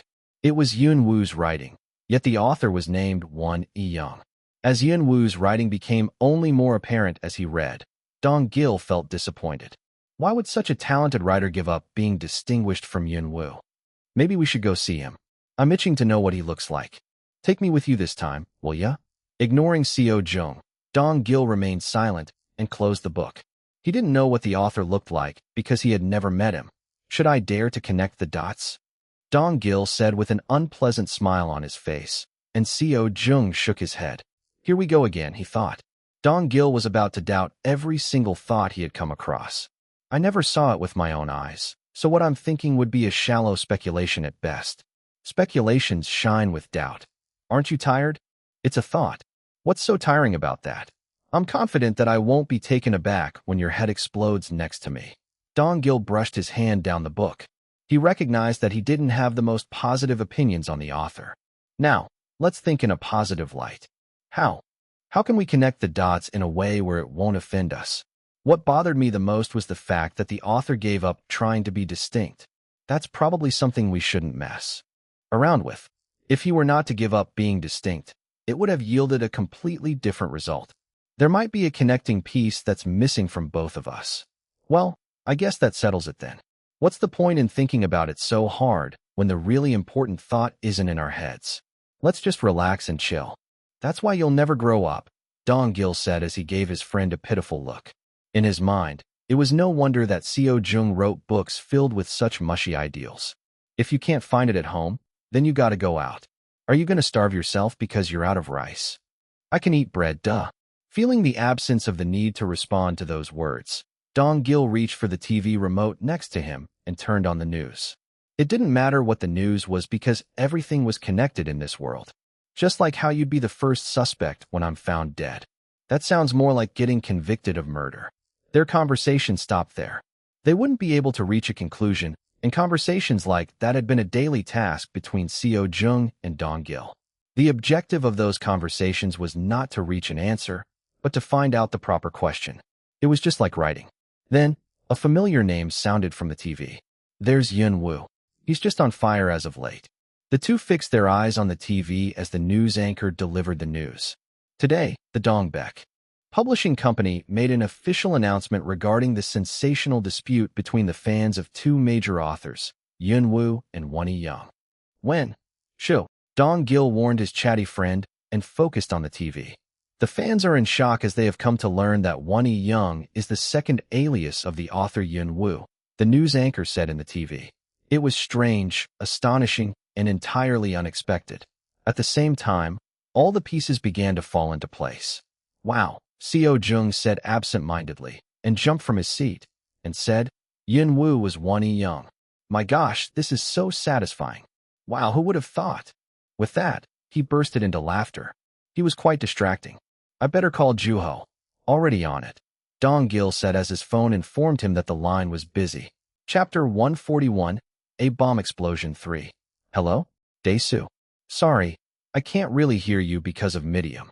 Since the article, Juho had been on the phone for nearly an entire day because of his friends and acquaintances trying to get a hold of him all at the same time, as if they had made an agreement. As soon as they found out that Yun-woo and Won-young were the same person, Juho had to withstand the aftershock, especially from the people around him. Sorry, I'm getting another call. I think you should calm Medium down a little bit. Okay, take care now. While the phone was still hot in his hand, he answered the next call. Hello. My, Mr. Young. A husky voice came from the receiver. It was Sang Young. Yes, this is he.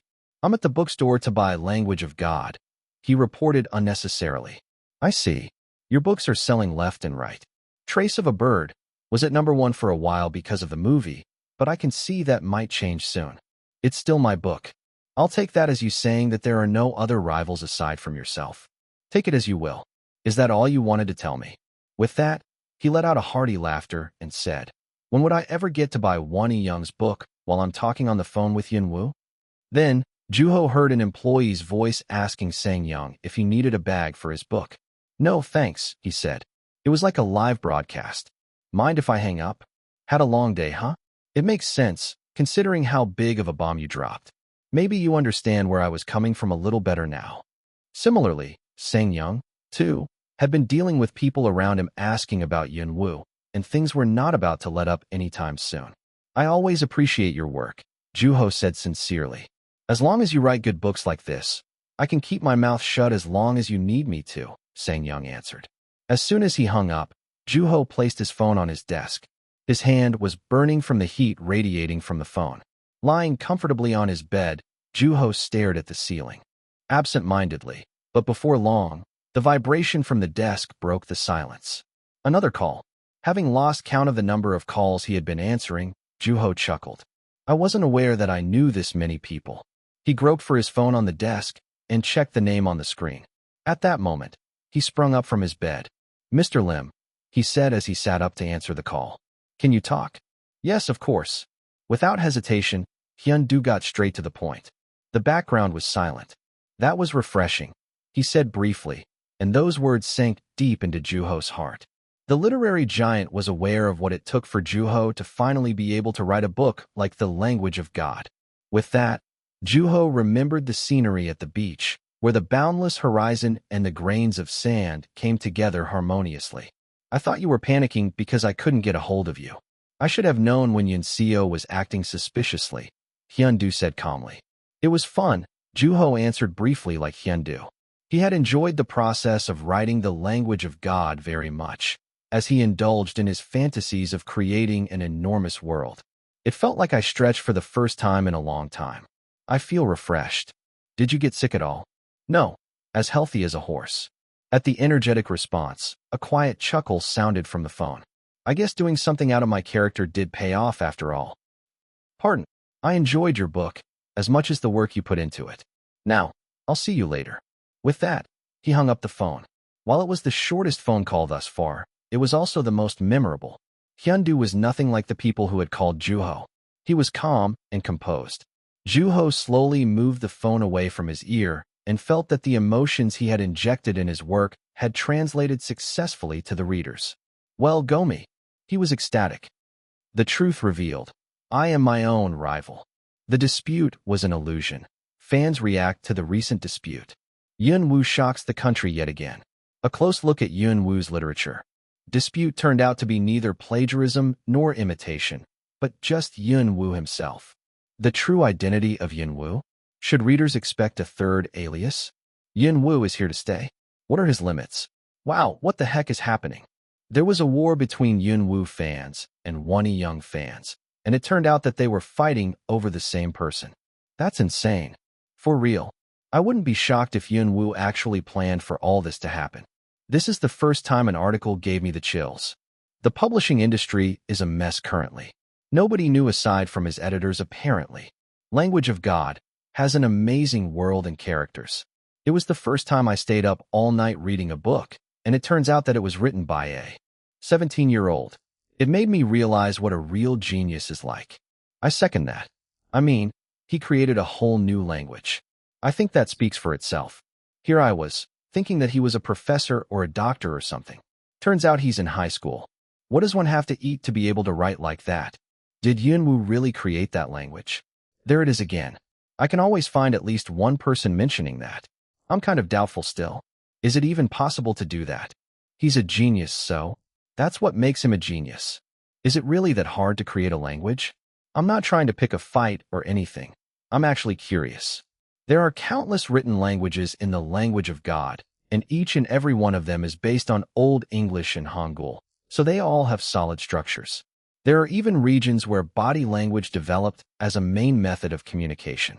As if that's not intricate enough, he goes even further and talks about vowels, consonants, word orders, and vocabulary development. How can you tell? If you look at the protagonist in the book, he's very sensitive to language, so he goes around picking up and translating languages of different regions in no time. Simply put, Yunwoo's a genius. If you'd like to know more, here's the link. And there are the books that he wrote under his actual alias too. Isn't he the youngest winner of the Dongkyung Literature Award? Is that even possible to achieve as a single individual? Honestly, I'm getting a little suspicious. In the end, Yunwoo gets it all. The top 3 current bestsellers are all Yunwoo/Wonnie Young. Yunwoo forever. Things have been so hectic lately. Listening to Jangmi moaning, Juho sipped his coffee. It tasted slightly acidic and bitter. One downside to our readers is their insatiable curiosity. I get calls throughout the day asking when the next volume is coming out. We decided recently to slow things down too. Right? Juho agreed as he understood where she was coming from. It's a sticky situation. Despite her complaining, her face was shining with a cheerful smile. As she grinned ear to ear, her cow-like nose piercing moved up and down. Though it took some time to get used to, Juho had eventually grown familiar with the sight. Her eccentric accessories made for an interesting contrast with her professional attire. The bulletin board in our website is brimming with inquiries about Yunwoo, and we didn't even publish his books, she said cheerfully, and there was a reason for her happiness. They should be asking about Wonnie Young, who recently took Yunwoo's #1 spot. Recently, The Language of God had become the #1 bestseller after the release of The Language of God, Languages, which was an offshoot volume that elaborated on the rules and configurations of the languages that appeared in the book. Jangmi had thought of an idea that Nam Kyung had also thought of in the past, and the result was a massive success. You know, it's not the easiest book to read, if you think about it. It was a book entirely about a world and its languages. Then, she answered proudly, "That's what you think. People who are curious about you can't help but buy the book, including myself." There's no mention of me anywhere in the book, though. The fact that it was written by Yunwoo is more than enough. Even if it weren't for that fact, the readers love Wonnie Young and The Language of God. Now that Yunwoo fans are joining in on the party, The sales are skyrocketing. The skyrocketing sales had successfully made the book the #1 bestseller. I'm happy that we got to spend some time understanding the worldview better. It helped tremendously. Jiang Mi smiled bashfully at Juho's answer and said, "To be honest, I'm a fan of offshoot volumes and aftermaths of a story. Avid fans tend to want to know more about the details," she added, saying that her study was filled with them. Of course, the language of God will always have a place in my study. As the author, such remark was an honor. The book is doing quite well in the international markets. Japan, China, Philippines, Taiwan, France. We've noticed that it's growing especially popular in Europe. Thanks to Jiang Mi's efforts, the book had reached overseas, and it was being well received across the world. As the news of Yun Wu's second alias spread, readers throughout the world responded similarly to readers in Korea. Juho had read countless of his readers' opinions by that point, and there were always suspicions about his creativity. When Juho quietly brought it up, Jiang Mi said emphatically, "There are very, very few people who are genuinely doubting your creativity, Mr. Young." Juho nodded lightheartedly. "Well, their doubts aren't something I can help them with." Damn it. A quiet swear sounded in a dark room, where a large-figured man was fiddling forcefully with a device in his hand. Suddenly, a stream of artificial light shone on his hairy face. Then, footsteps approached him. "Coin. Kelly Coin." The knocking on the door grew more and more impatient. "Damn it," the man said again, annoyed. The door flung open and light rushed into the room. The bed and the desk were stained by a brown liquid, and countless paper cups were scattered about the room, which reeked with the stench of caffeine. There were two women standing by the door, one wearing an anxious look while the other was giving the man a pitiful look. "I need your manuscript." "I don't have it," Coin said without even looking in the direction of his editor, Isabella. "Your manuscript has been overdue for a month now. If there isn't a manuscript, then you gotta make one." "What are you doing here?" she said anxiously. Coin glared at her, but it wasn't enough. To intimidate the editor who had been working with him for the last 5 years. Without hesitation, she pulled out her hand. "I said I don't have the damn manuscript," he shouted as he scratched the sides of his head annoyingly, and his mother, Susan, scoffed at the sight. "You're a pathetic excuse for a writer. No wonder you got pushed aside." Provoked by his mother's mocking words, Coin stared into the device in his hand with bloodshot eyes, which was covered with the name, Yun Wu. All 3 of Yun Wu's books were listed above Coin's. "Your books are thing of a past now. As always, the younger ones are taking over." With that, Susan walked into the room and opened the window, revealing the blue sky. The darkness faded from the room, and the light came in to fill its void. The dust particles sparkled brightly in the air. "Yun Wu, was it? He seems like quite a writer, unlike you." Isabella listened to Susan quietly. "Well, don't think that your books are completely useless. It works wonders when I can't sleep at night. It's much more effective than alcohol, so I've been putting it to use often." Coin remained silent as he glared maliciously at the name, Yun Wu. "Judging from your silence, I assume you know what I'm talking about. You have no idea what kind of trash you've been writing lately, yet you're probably thinking you're on top of the world after winning a few awards here and there." With those words, she left the room and walked down the stairs, adding, "If you understood the words that came out of my mouth, then move it." Coin's hands flinched at those words. Chapter 142, A Guest from Afar, 1. Coin remained silent as Isabella looked at him calmingly. Then, he raised his hand and threw the device toward the stairs that his mother had just walked down, breaking it. "You want my manuscript?" he said aggressively, and Isabella answered calmly, "I don't have all day." "Then wait here. I'll be back." "Where are you going?" He looked up at Isabella's question, looking all the more intimidating. He didn't seem like a person in his mid-30s. "What are you, stupid?" He was going to visit the country where Yun Wu lived. "How are you planning on meeting with him?" she asked as her eyebrows twitched. "I'm going to his publishing company. They'll know me." "And Yun Wu agreed to this?" "Why are you asking me?" he said annoyingly as he picked up his laptop from the bed to buy a plane ticket. Crossing her arms, Isabella added, "Because I can get in touch with his publishing company." The clacking of the keyboard came to a sudden stop. "The official event that you turned down last time we met, be there. No disappearing in the middle. There were conditions. Do you have any idea how pissed off I am right now? I'm burning from within, and I can't write anything because of it. I hardly got any sleep the last several nights," he said. Angrily, Right. Suddenly, he jumped out of his bed, standing on the empty paper cups on the floor. I made up my mind. No matter what happens, I'm going to sleep better than that lovely mother of mine. I'm going to make it happen. If you want to be able to sleep so badly, then all you got to do is write a book yourself, she muttered internally as she listened to him intently. An event? Okay, you got it. One condition. I have to see Yunwu's face. What if an 18-year-old kid is hiding behind a ghostwriter?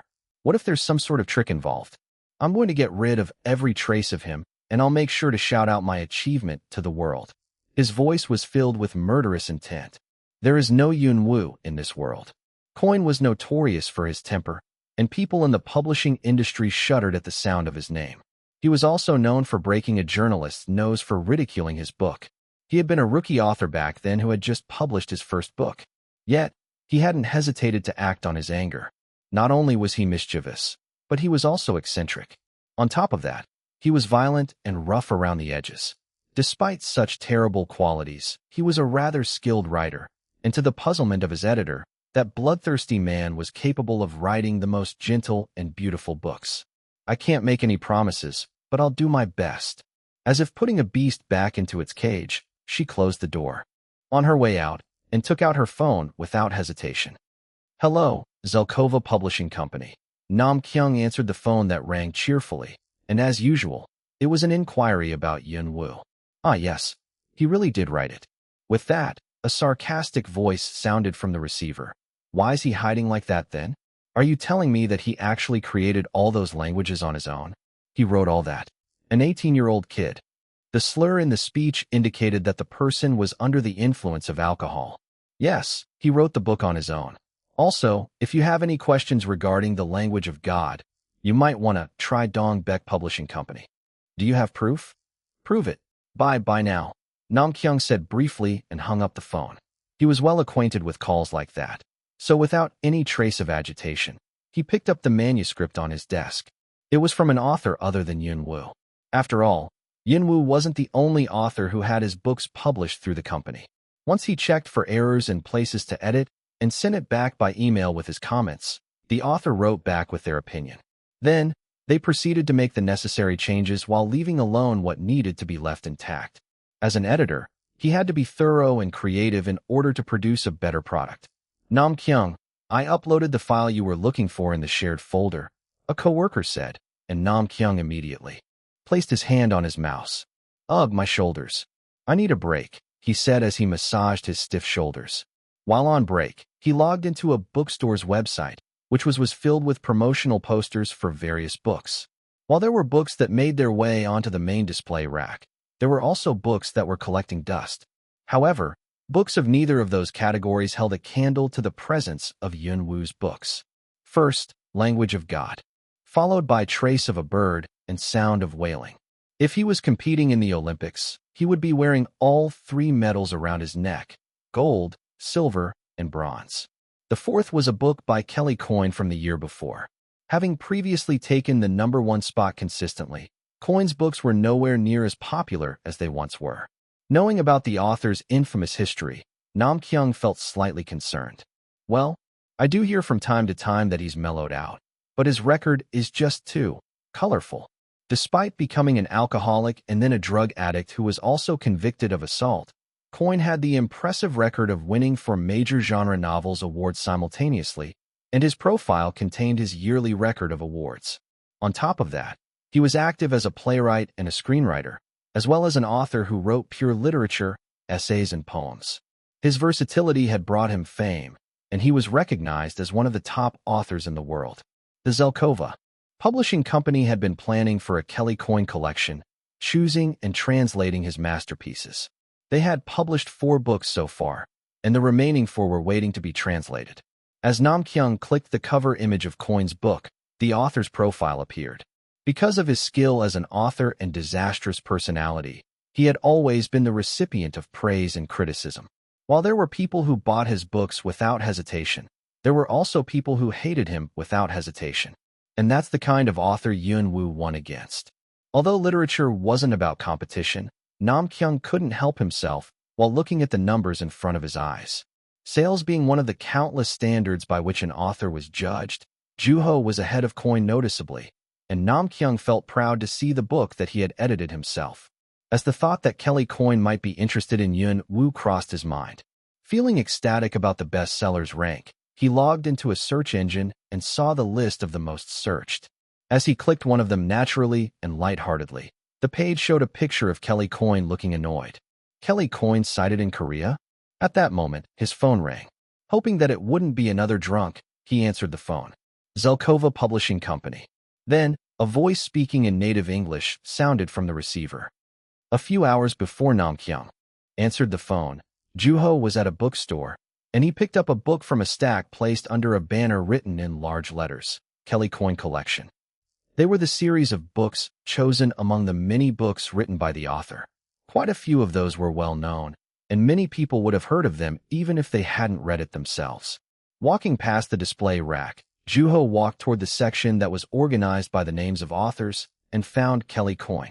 Aside from the books that were being displayed on the most visible display rack in the store, there were a slew of other books written by the author that took up 3 entire rows. Reaching for a book, he picked up the one titled Witch Hunt. It was Kelly Coin's debut title, and it was one of his least recognized books. Even with all the other books written by him, Witch Hunt was Juho's favorite among the bibliography that was yet to be imported. As he opened the book, he saw a brief introduction on the author. Eccentric, brat, problem child. Most people in the publishing industry were hesitant to work with him, and the author had the power to make people exclaim whether out of love or hate. He stood out, to say the least. Contrary to his less than pleasant personality, his books tended to be strangely and fantastically beautiful, as if a nursery rhyme had been mixed with reality. Like thorns on roses, there was anger in the way he mocked the rest of the world with his writing. I heard something about his special coffee. Among many things, Kelly Coin was also notorious for his caffeine addiction, and the brand of coffee that he drank exclusively became well known along with his personality. Coming to think of it, didn't Seo Kwang say something about him coming to Korea? Juho thought as he placed the book back on the shelf. On his way out of the bookstore, Juho heard the names Yun Woo and Won E-young frequently. Though he would have to try to get closer to get a better listen, Juho moved on confidently, as he was well accustomed to hearing those names at that point. Language of God is better. You're only saying that because you haven't read The Sound of Wailing. The two women conversed as Juho walked past them, and nothing happened because nobody knew what Yun Woo or Won E-young looked like. As he walked out of the bookstore, a coffee chain with a peculiar logo on its windows came into his view. Using a mythical creature, the harpy, as their logo, it was the very coffee brand that Kelly Coin loved. Widely known as a half-woman, half-bird creature, there were many theories surrounding the harpy and its appearance. Mischievous and unpredictable, they were also known to hassle travelers, and according to a mythology, humans were warned against killing them.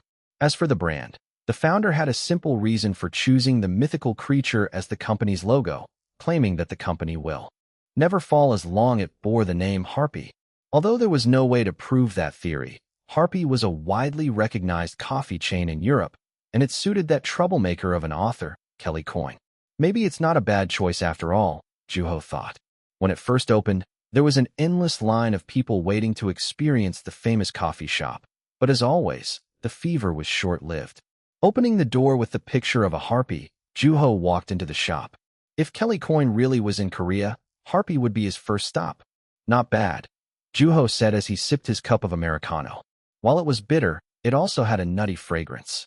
With the cup of coffee in his hand, Juho walked out of the shop and saw ducks swimming peacefully in the fountain.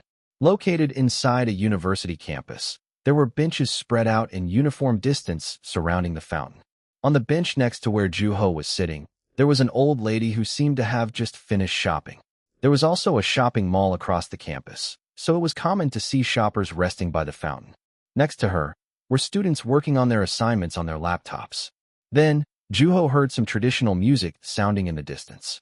Other students must have been performing as part of club activities. The hand gong resonated in a steady rhythm that was familiar to all Koreans. The old lady bobbed her head side to side to the rhythm, and it seemed like there could be someone dancing to it while wearing a sangmo. TL's note: sangmo is a traditional Korean hat that's worn by performers. Usually, There is a set of feathers or a long strip of paper attached to the top of it, and the wearer dances while twirling it, creating a tornado-like appearance. Juho took a sip of his coffee as what seemed like a duck or a goose swimmed peacefully in the fountain. It was a peaceful evening. Damn it, this piece of crap, an angry voice sounded amid the noisy gongs. At that sound that was rather distant from the area, Juho looked behind him. Phones just can't take a beating nowadays, the man muttered, and Juho heard those words vividly as he saw the man's face. It was a familiar face, and Juho knew the man. He had been looking at him even a moment ago. Eccentric, brat, problem child.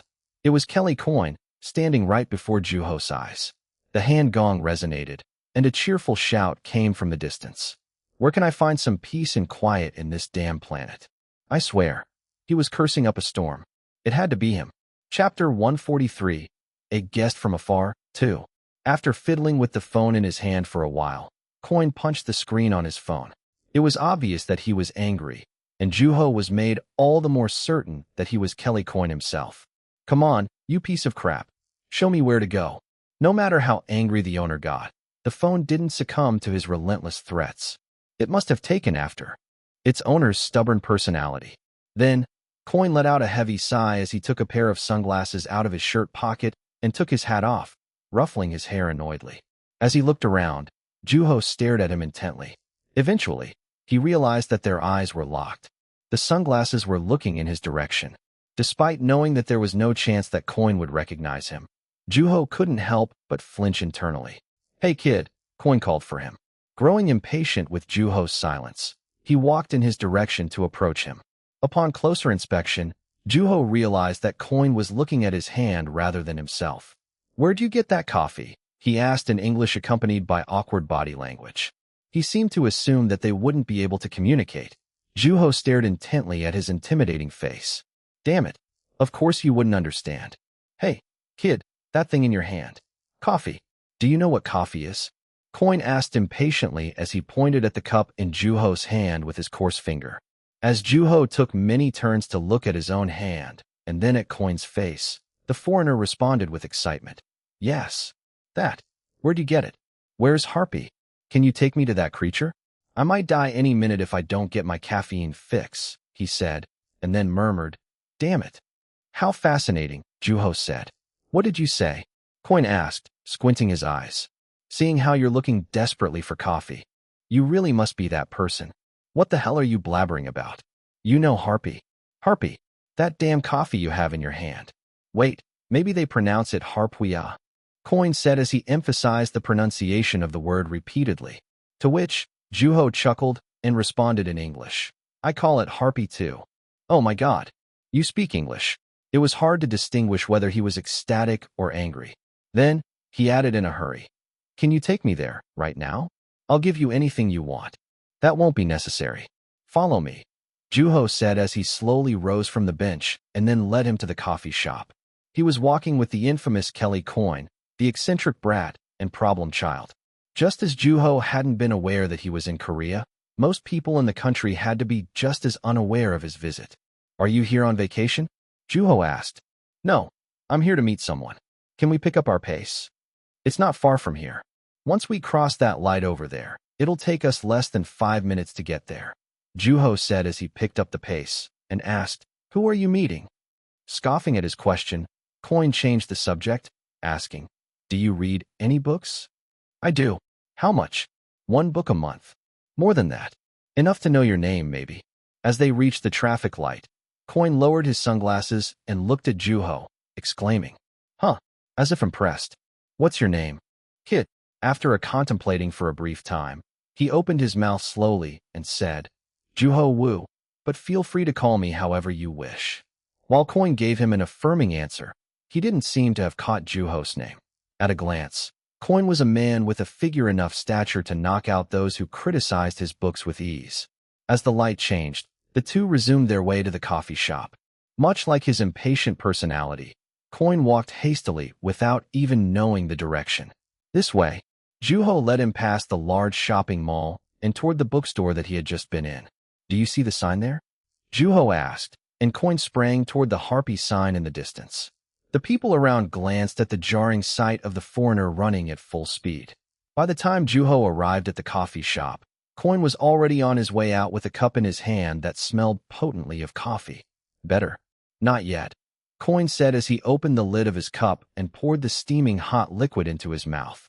At the astonishing sight, Juho couldn't help but ask, "Isn't that hot?" "Of course it's hot," Coin answered impatiently, then walked toward the cashier again and said, "I'll take another one." "Make it supersized," he said in English. "Yes, sir." "Wait, pardon."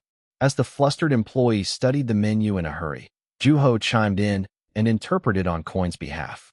He would like one more of the same thing, but supersized. "Ah, sure." With that, the employee gave them the price, and as Juho interpreted for Coin, the foreigner took a crumpled-up $10 bill out of his pocket and handed it to the employee. "Would you like a receipt?" "No, thanks." After answering a few more questions, the employee walked toward the bar and started making the coffee. As Juho turned toward him, Coin said, "How convenient." Juho chuckled quietly and asked, "Why didn't you come with an interpreter?" "Most of them are too slow, so I just came on my own. It's a way to warn those slowpokes that I'm a man of limited patience." "I don't get it. Your name alone would have done the job." "I don't know what he means by slow, but okay, whatever makes him happy," Juho thought as he nodded lightheartedly. Soon, the coffee came out. Though Coin drank it hastily, he didn't chug it like he had done previously. By the time Juho tossed his empty cup into the trash can, Coin was already out of the shop, and just like how he had been doing so far, Juho followed him without making haste. Standing in the front of the shop, Coin was looking toward the other side of the street. "That's the bookstore." "I know. I see it," Coin said and made his way toward the store. As he contemplated for a little while, Juho decided to follow him. There was no way to tell if or when they'd meet again, and if Juho had really found him to be a hassle, he would have driven him away long ago. Lake, cafe, and now the bookstore. Thanks to Coin, he was retracing his route thoroughly. As Juho walked into the bookstore, he was greeted by its distinct smell, and he took a deep breath by habit. When he glanced at Coin, he was taking an even deeper breath. "This store's pretty spacious. I guess it's not that bad to be surrounded by language that I don't know from time to time," he said with a satisfied smile. A foreign language. Gaining something also meant losing something. And having reached a point where he understood the language he was hearing with minimal interaction, Juho found himself in a place where he could no longer savor the mystery of a foreign language. "Is that why you wanted to come here?" "I told you. I'm here to meet with someone." With that, Coin walked further into the bookstore. Although there was no way to know who he was meeting with, Juho noticed that the expression on Coin's face grew all the more intimidating at the mention of the person he was meeting. "I better keep quiet," Juho thought to himself. As Coin strode about the bookstore, he picked up the book that he was standing closest to. "Hey kid, what's this saying? Man of all books." Juho thought as he saw the book he was asking about. Language of God. It's the first volume of the novel written by an author by the name of Won Young. More like Yunwoo. As the translated versions of Language of God were published, the news of Won Young being Yunwoo's other alias spread along with the book. Juho saw the displeasure on Coin's face as he mentioned Yunwoo's name. Coin wasn't afraid to show his feelings. "Do you not like him?" "No, I don't." "I see. I wasn't expecting to be hated by Kelly Coin," Juho thought to himself as he resolved never to reveal his identity to Coin. It might be a confession that cost him his nose. Instead, Juho decided to take a slightly different approach. "How can you dislike someone without having even met them?" "I can't stand unicorns even if I've never ran into one."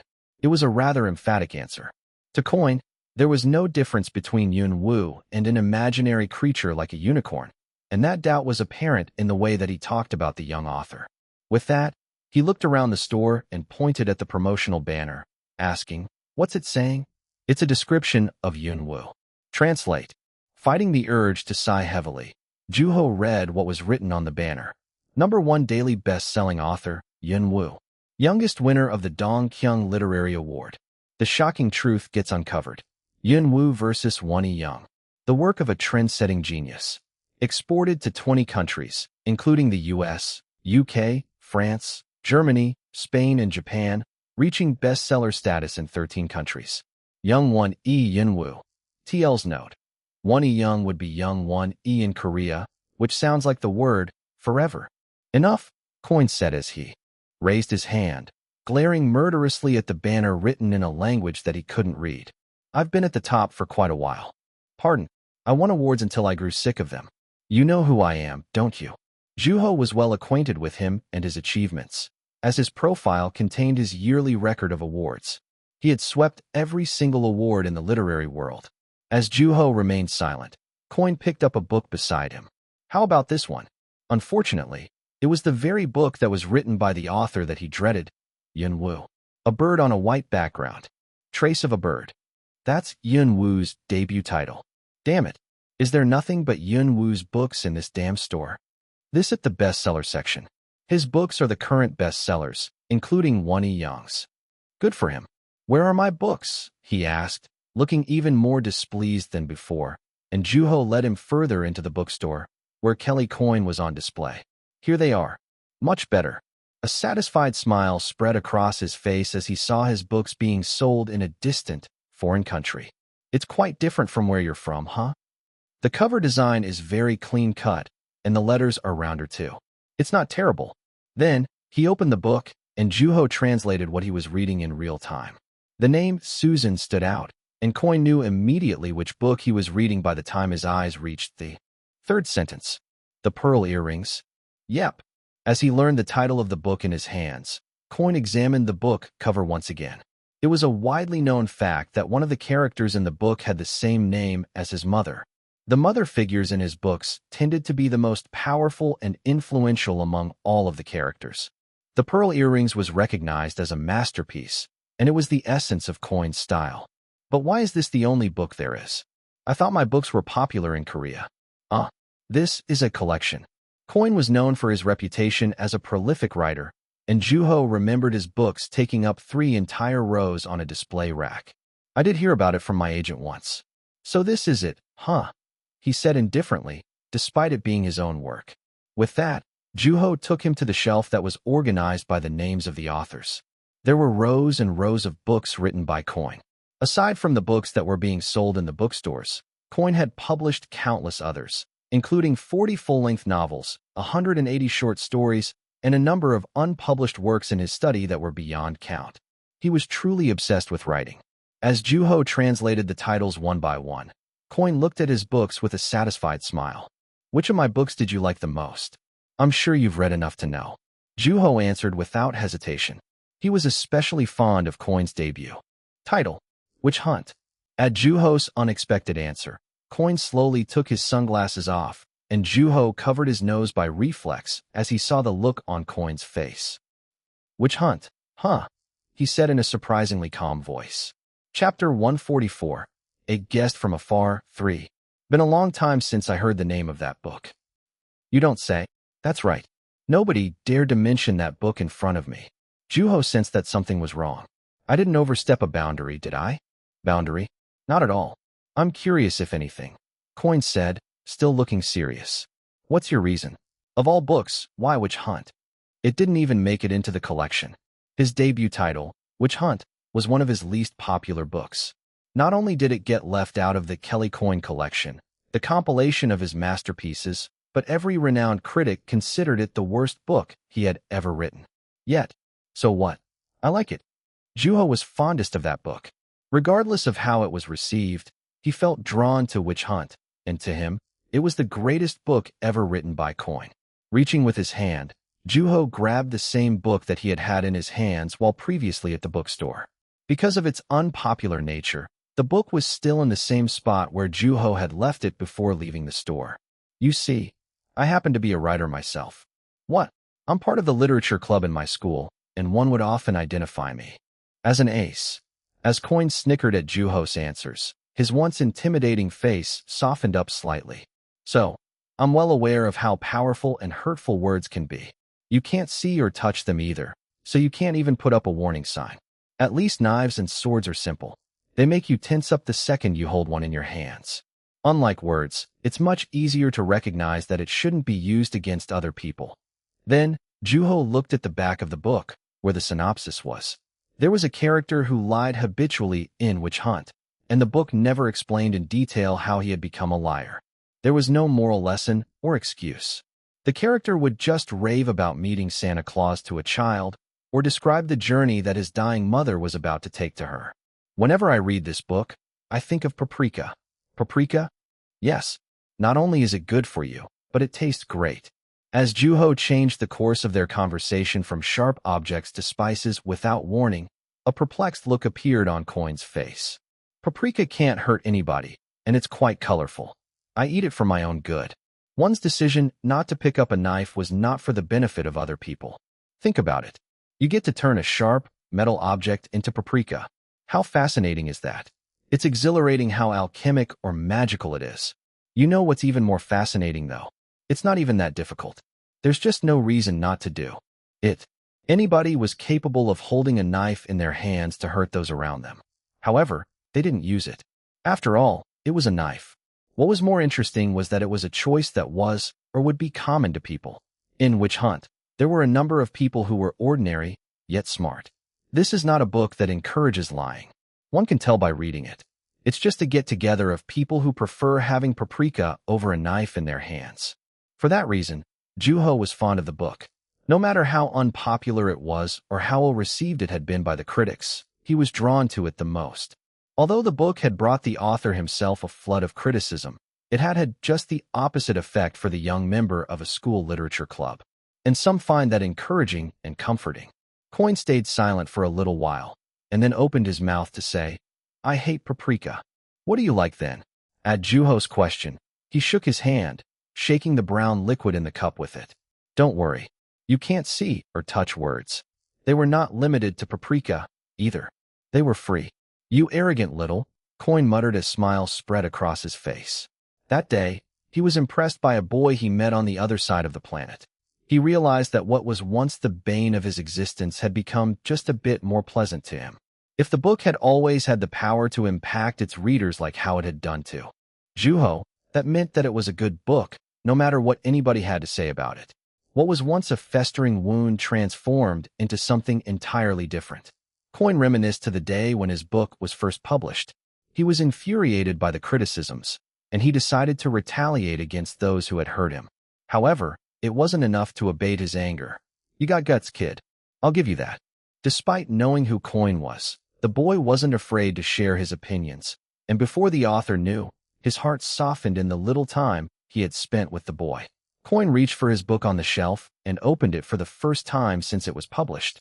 Although he couldn't read a single letter in the book, remembering the content was hardly a challenge. It can't hurt to revisit the past. If a kid was drawn to it, then it might not be such a bad book after all. Then, Coin came to the sudden realization that he hadn't been drinking his coffee. "How old are you?" While puzzled by his sudden question, Juho answered, 18. Same age as Yunwoo. That day, the name, Yunwoo, became something much more significant than a mythical creature like a unicorn. With his debut title in his hand, Coin said, "I'm giving this to my mom as a gift." "Does she know how to read Korean?" "No, but it won't put her to sleep at least." With that, Juho followed Coin to the cashier and interpreted on his behalf. Suddenly, he heard a shout, "Kelly!" "Coin!" The voice sounded familiar somehow. She had been arguing about who was the better author between Yunwoo and Wonnie Young with her friend when Juho had been in the bookstore alone. They must have stuck around. Each was wearing a look of disbelief, covering their mouths with their hands and squealing with excitement. "You're Kelly Coin, right?" one of them said as she paced back and forth. "Ah, crap. I forgot to keep my sunglasses on," Coin said as he brushed his hand down his face. "They might have recognized you even if you were wearing your sunglasses," Juho said as he thought back to the author's less than welcoming tone of speech. He was chugging his coffee like beer even at that moment. "Could you give us your autograph? Please?" The two squealing, excited fans attracted even more attention, and as more people stared in their direction, Juho distanced himself from him one step at a time. "Well, I better get going now."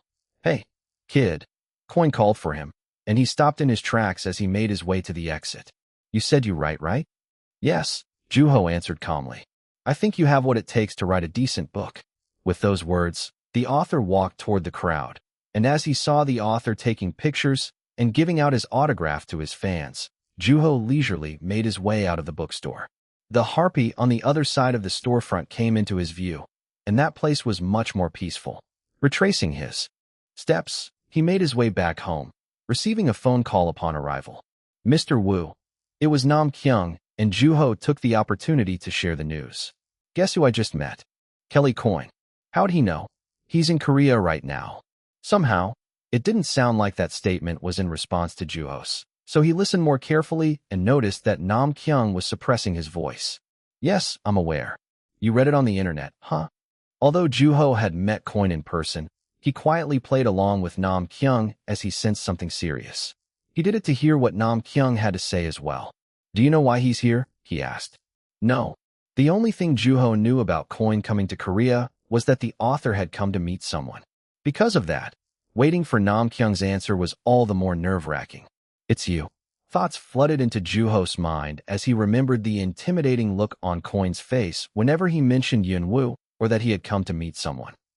Pardon, you, Mr. Wu. He's here because of you. Juho thought for a little while, only to ask again. I'm sorry, what? Kelly Coyne came to Korea to meet Yun-woo, and we just received a call from his publishing company. What should we do? What do you mean? Would you like to meet him or not? It was time for Juho to make a decision. What do I do? He thought as he thought back on the things Coyne had said to him. I think you have what it takes to write a decent book. On the other hand, he had also expressed strong displeasure toward Yun-woo. I mean, I gotta do better than a unicorn, right? The stakes are high here, and I have a terrible feeling that my nose is one of them, Juho said as he rubbed his nose. I can't believe what's about to happen, Nam Kyung murmured as he paced back and forth anxiously in the largest conference room in the entire building.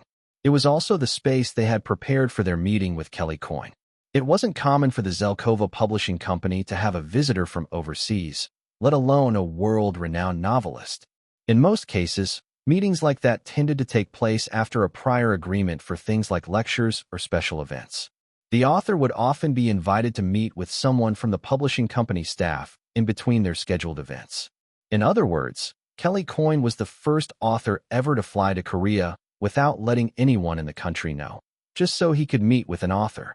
Mr. Wu, this day will be among the greatest achievements in the history of our company.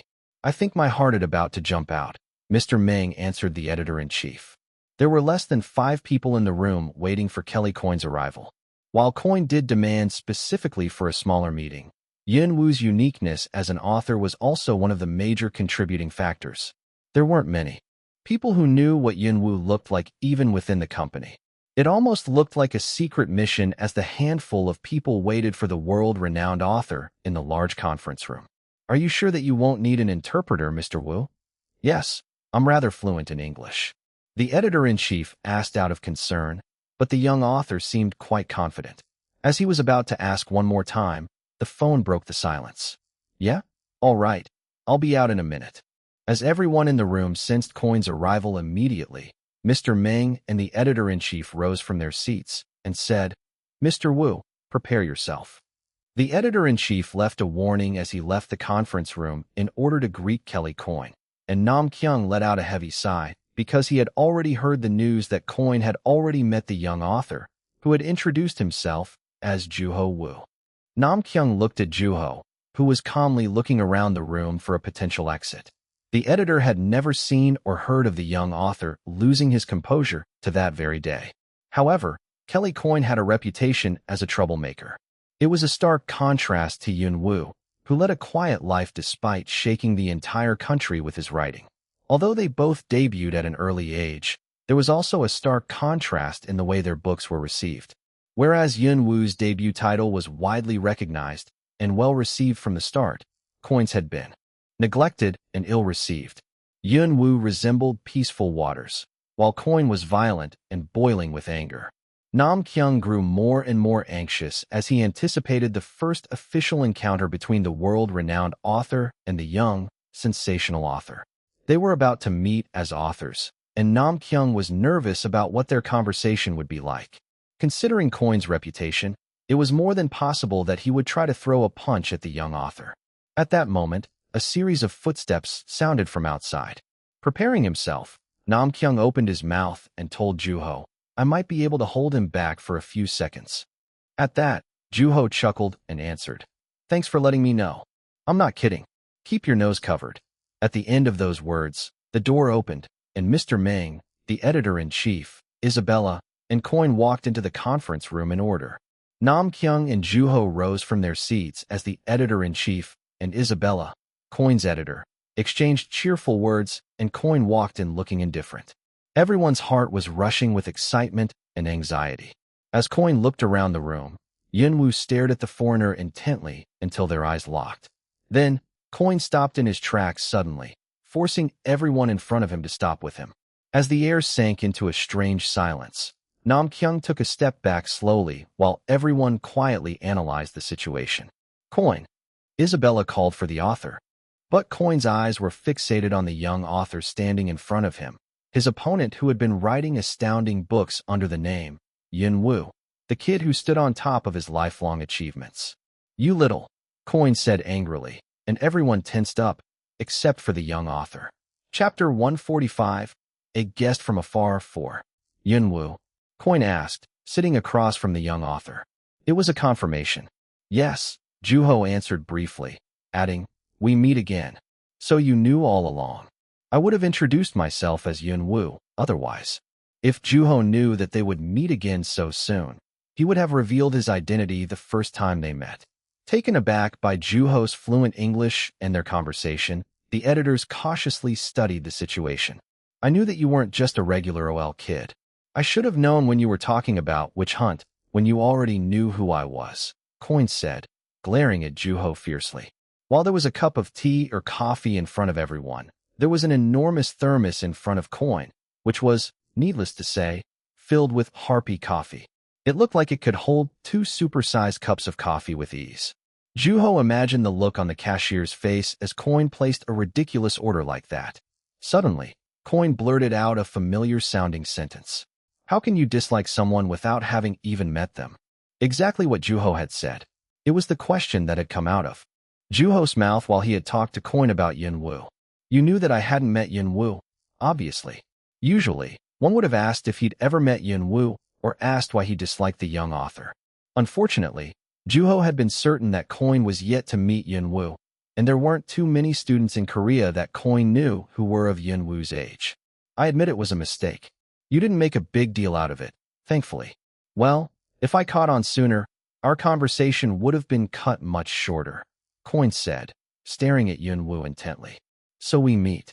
With those words, Coin remained silent, and Juho realized that he had come a long way from being called a unicorn. Coin took a sip from his thermos, and the room grew quiet for a little while. While the two authors enjoyed the silence, the editors around them were walking on eggshells. In order to shift the mood, the editor-in-chief opened his mouth to change the subject to the coffee Coin was drinking. I heard the sales have been skyrocketing at the Harpy since the news got out that you were in Korea. That's an interesting phenomenon, Isabella answered quickly, and the rest of the editors chimed in to talk about Coin in Korea and Yunwoo in the U.S. The two authors listened quietly, and Juho opened his mouth near the end of their conversation to ask, so, why did you want to see me? At Juho's question, Coin took a big swig of his coffee and wiped his mouth, answering, because I didn't like you. Although Isabella kicked his foot gently under the desk, the author didn't budge. To this moment, somewhat. That puts me in an awkward situation. Relax. At least, I don't doubt your existence now, Coin said, and then changed the subject all of a sudden. Why? Are you afraid that I'll smash your nose in two? Instead of an answer, Juho responded by shaking his head. If I really was afraid, I wouldn't be here, Juho muttered internally. Although he had planned out his escape in case of a violent outburst, Juho came to learn after meeting Coin that he didn't seem so reckless as to throw a punch on a whim, contrary to his less than welcoming speech pattern. Maybe he'd finally grown more mature. Then, Coin snickered and waved his fist, saying, the first time I used one of these was when I was 20 years old.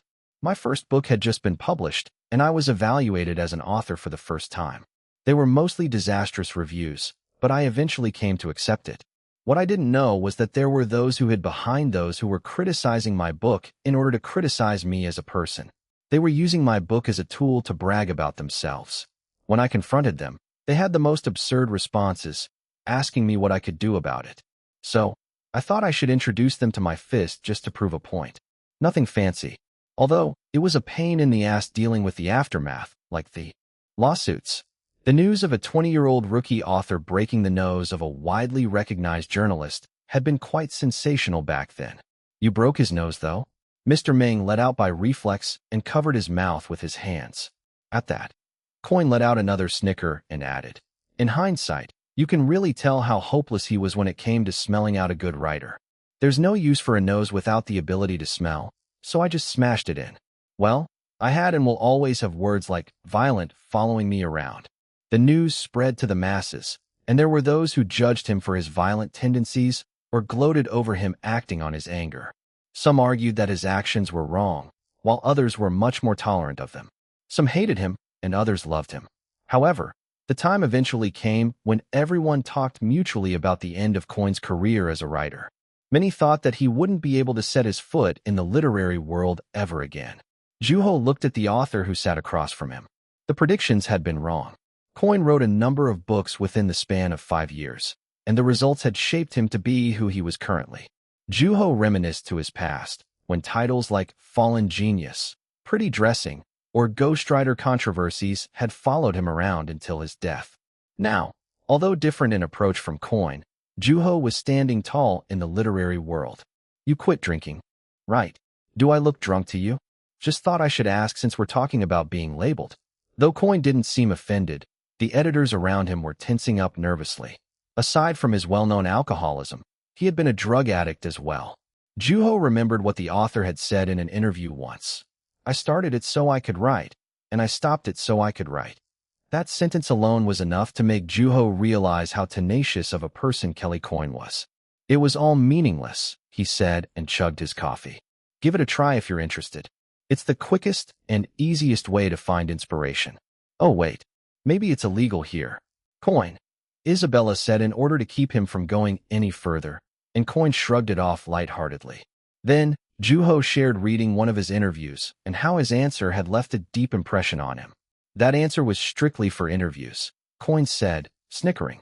You didn't mean any of it? I meant about 1/10 of all that, maybe? What about the rest? I didn't want to die, Coin said as he took another swig of his coffee. The ground kept sinking, and the world kept shaking relentlessly. What else can you do but shout for help when you're getting sucked into a world like that?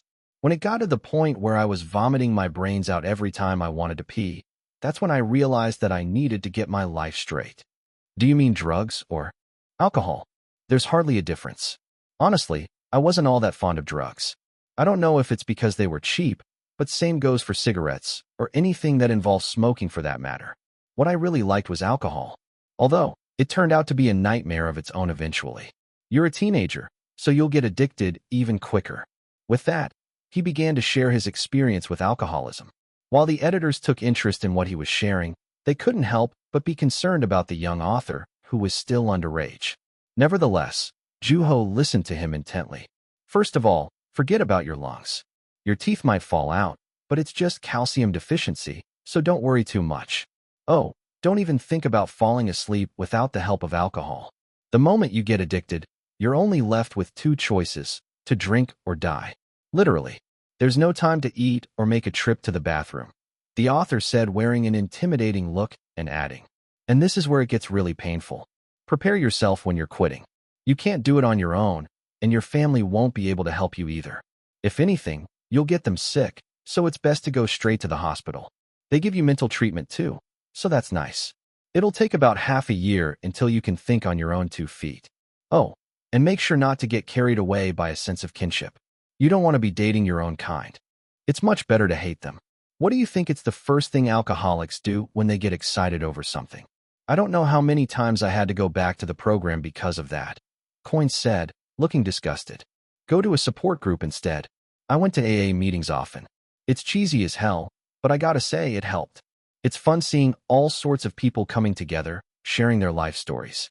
Some are absurd, while some are trapped in their romantic fantasies or the sadness of succumbing to alcohol all over again. Besides, the snacks were quite a treat. Juho understood most of what Coin was telling him. As soon as an alcoholic stopped drinking, their emotional damage became apparent as they come face to face with things they had been avoiding desperately. They often fell into depression, all without knowing whether it was the alcohol or the depression that led them to rely on alcohol. Alcohol had quite an effect on the brain. It destroyed one's ability to think, making it impossible to distinguish whether what they had just put into their mouths was food or alcohol. They were incapable of recognizing that they were alcoholics, and because of them lacking a nutritious diet, they were extremely prone to things like malnutrition, constipation, dental disease, and stomach issues. Of course, their intestines suffered just as much, as well as their muscles and bones. You mean the sweets. Alcoholics tended to be drawn to sweet food because the brain secreted the same chemical when they ate it as the one that it secreted when they were drinking. The chemical was responsible for pleasure, and despite having abstained from alcohol, it was also an indication that they were yet to be free of their reliance on the substance. Juho looked at the coffee in Coin's hand. Although he was speaking seamlessly, Juho knew that Coin was leaving out the truly tragic things of alcoholism. From convulsions to seizures, visual and auditory hallucinations, and hernias, quitting alcohol accompanied unimaginable pain, and countless people returned to relying on alcohol as a coping mechanism. Even if one had made up their mind to quit and managed to remain abstinent for a decade, the craving for alcohol followed them for life. The moment they gave in under their sense of security, the same hell came rushing back into their life. Interesting, Coin said as he stared at Juho intently. What is? Most people either freak out or give me a pitiful look. Or, they're either interested or curious, much like the editors in this room. It's only natural. Yet, you're none of those things. Juho gave no answer. Were you an alcoholic? Coin asked all of a sudden. Kelly Coin. Isabella shouted as the author made a remark that was well outside of what was appropriate. Thanks to her, Juho was able to put aside feeling pricked on the inside. Then, all the editors, including Nam Kyung, tried to laugh it off awkwardly as if they had heard a joke. At the same time, they studied Juho's expression desperately. What? There are alcoholics who are in their teens. If anything, the number's been growing. Would you stop? Ha! Despite the editor's concern, Juho was laughing with Coin, and that drove away the dark memories that came back up to the surface one by one. Then, as Isabella whispered something into his ear, and Coin kept silent all of a sudden. With that, the distractions faded away, and Coin changed the subject as he kept his eyes fixed on Juho. I gotta say, your vocabulary is impressive. It was a rather unexpected subject. Are you really Yun Woo and Wonnie Young? Are you still doubting it? A little bit, Coin said honestly. Most people wouldn't be familiar with a lot of the words that I just used, but you understood as if you're listening to your native language. I did hear about your language skills, but I'm starting to understand more and more as we talk. Then, his eyes narrowed, and he asked, still doubtful, You're not just pretending, are you? Well, sometimes. That sounds like a no, Coin said, chugging his coffee. Chapter 146, A Guest from Afar, 5. When I first met you at the bookstore, I thought you'd been born in an English-speaking country, or was a student abroad, or just a really smart student. I wouldn't have thought in my dreams that you'd be Yun Woo himself. Juho read the expression on the author's face. The book that had really challenged Yun Woo's language skill was Language of God. You must have read Language of God. I have. What did you think? I didn't like it. Juho was used to the author's blunt answers by then. Coin drank his coffee, and he opened his mouth and said before Juho even had a chance to ask, You killed a cat. Juho paused for a little while and asked, Are you talking about my novel? Yes. There's a scene where a massive number of cats get massacred. After I read that part, I was able to predict how the book was going to end. Language of God was still an ongoing series, and not only was the last volume yet to be unpublished, but there wasn't even a manuscript for it. The faint idea in his head was yet to be translated into writing, and Juho became curious of how Coin thought the book would end. So, what was the ending that you predicted in your mind? The extinction of mankind. Though it was a rather extreme answer, it wasn't entirely out of place. There is no future for humans who would massacre cats. Do you like cats? Not really, Coin said, emphasizing that he was only stating the facts proven over the course of history.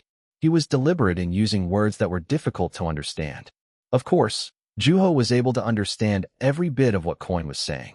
Cat, sign of ominous future, death, humanity, extinction. After thinking over it for a little while, Juho asked, You're not referring to the Black Plague, are you? The Black Plague. Nam Kyung murmured at Juho's question, and it was obvious that he wasn't seeing how the word was relevant to their conversation. That's right. It was the humans who killed those innocent animals, accusing them of being witches' familiars. Thanks to those idiots, the rest of humanity was blessed with a god-awful number of rats. The witch hunt first began to take place in the 15th century, and that also meant that there had been witches then. Many people believed that cats were witches' familiars. Those who weren't suspected of being witches burned those who were suspected of it alive, including their cats. The Black Plague spread by rat fleas, and the absence of cats meant that the population of rats grew uncontrollably. As the population of rats increased, so did the population of rat fleas. Humanity's greed for power and vested interest had brought them a tragic result, costing a fourth of the European population. Coyne had used the word extinction to describe the ending of language of God. As people blamed and killed each other, they declared war against each other and made weapons to fight with. Those who watched from afar would be bound to ask, "Where is God?" But we survived. The Black Plague had failed to drive humanity to extinction. Humans had survived, just like in language of God. Coyne had been referring to the massacre of cats in the mythology of the book. In other words, the past. We repeat the same mistakes, walking toward our own downfall, Coyne said sarcastically.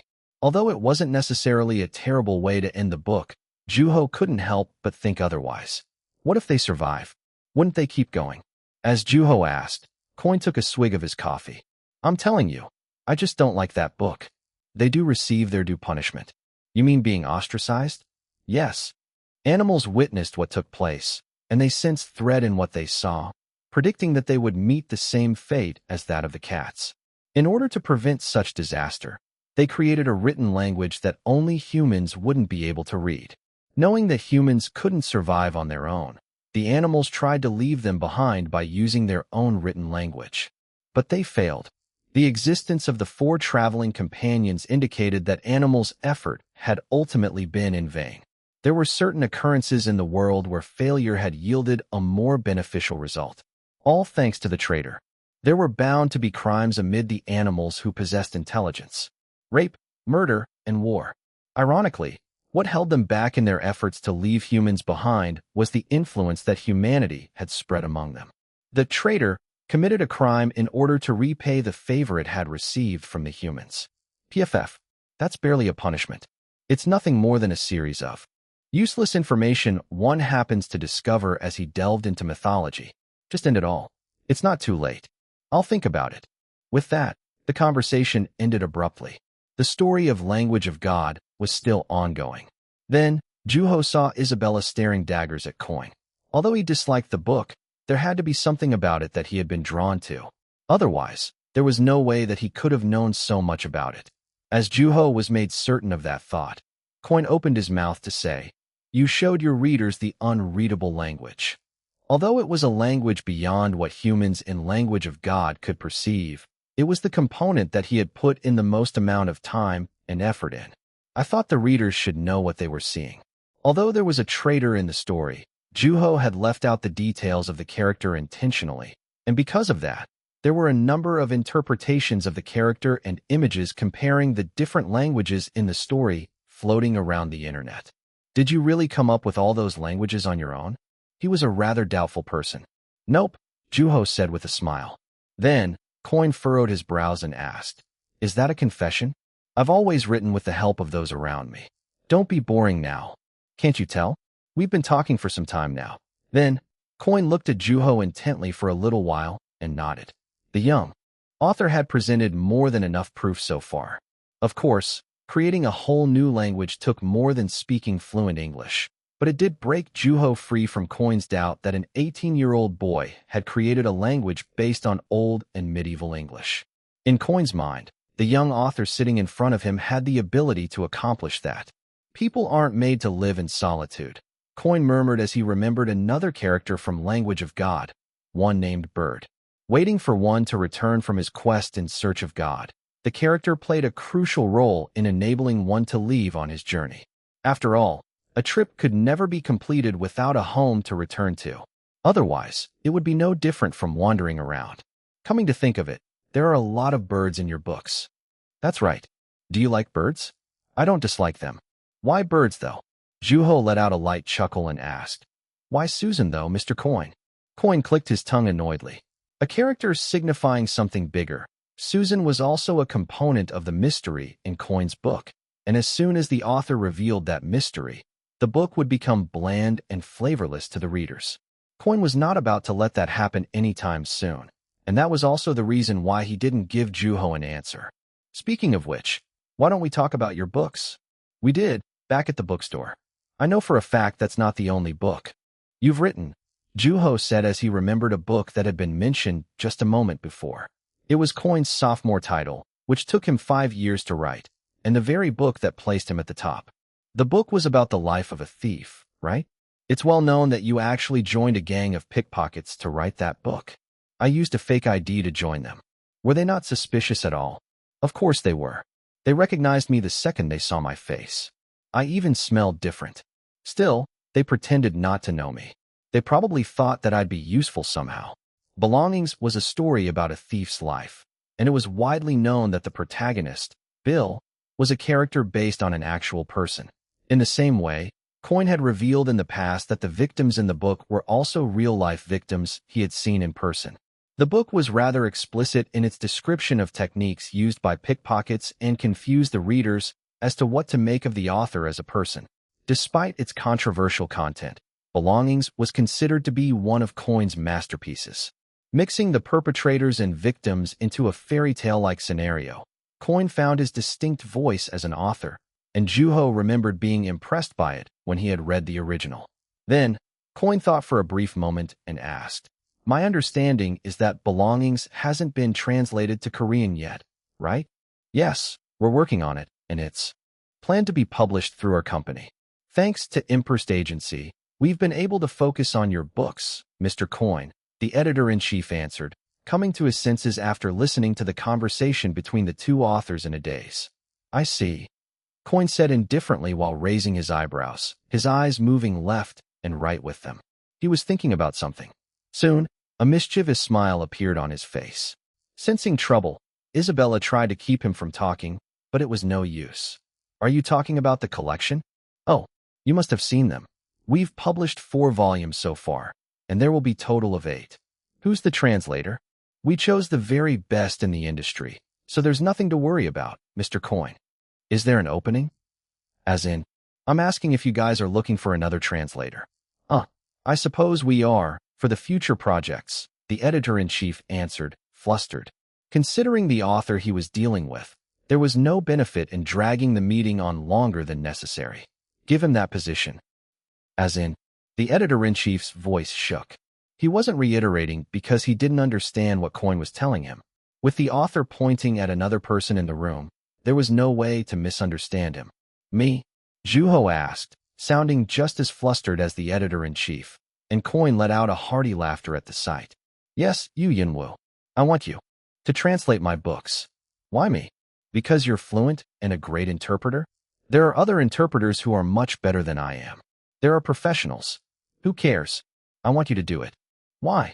Juho asked again at the unexpected request. As Juho sat dumbfounded, he felt someone tapping his leg. It was Nam Kyung, whose eyes were sparkling with interest. Then, Juho remembered his offer in the botanical garden about a book about languages. This might be an opportunity, he whispered. This is Kelly Coin we're talking. He's asking you personally. Yunwoo's age and experience had always worked to his disadvantage whenever a publishing company went to him for translations. Taking up Coin's offer would mean that those things would no longer be issues. People would be astounded more than doubtful by the name Kelly Coin, and Coin, the eccentric brat and problem child, had acknowledged Yunwoo personally. Not only do you get to stay anonymous, but it's also the perfect platform for you to put your language skills to full use. The center of attention of the entire room, Juho contemplated the idea. Although he had read countless books written in their original languages, Juho was well aware that translating took more than the ability to speak the language fluently.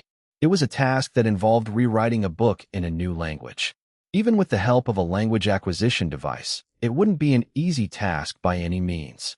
On top of that, he would be translating Kelly Coin's books. It was much too difficult for a first gig, and the stakes were rather high. Anything less than perfect would cost him and Coin a great deal as authors. Juho looked in Coin's direction and saw him rushing for an answer. He had to be aware, yet he was willing to take the risk. That'll be tough. Tough indeed. Chapter 147. A Guest from Afar, 6. What's so tough about it? Coin asked, and Juho gave him one of the factors that made him hesitant. I don't think I have talent when it comes to transcribing other people's books, he said as he remembered the time when he was busy with a transcription. His palate was simply too sensitive, and he couldn't help but taste every little emotion in the book. Knowing that he wouldn't have the option to stop in the middle, there was far too much at stake.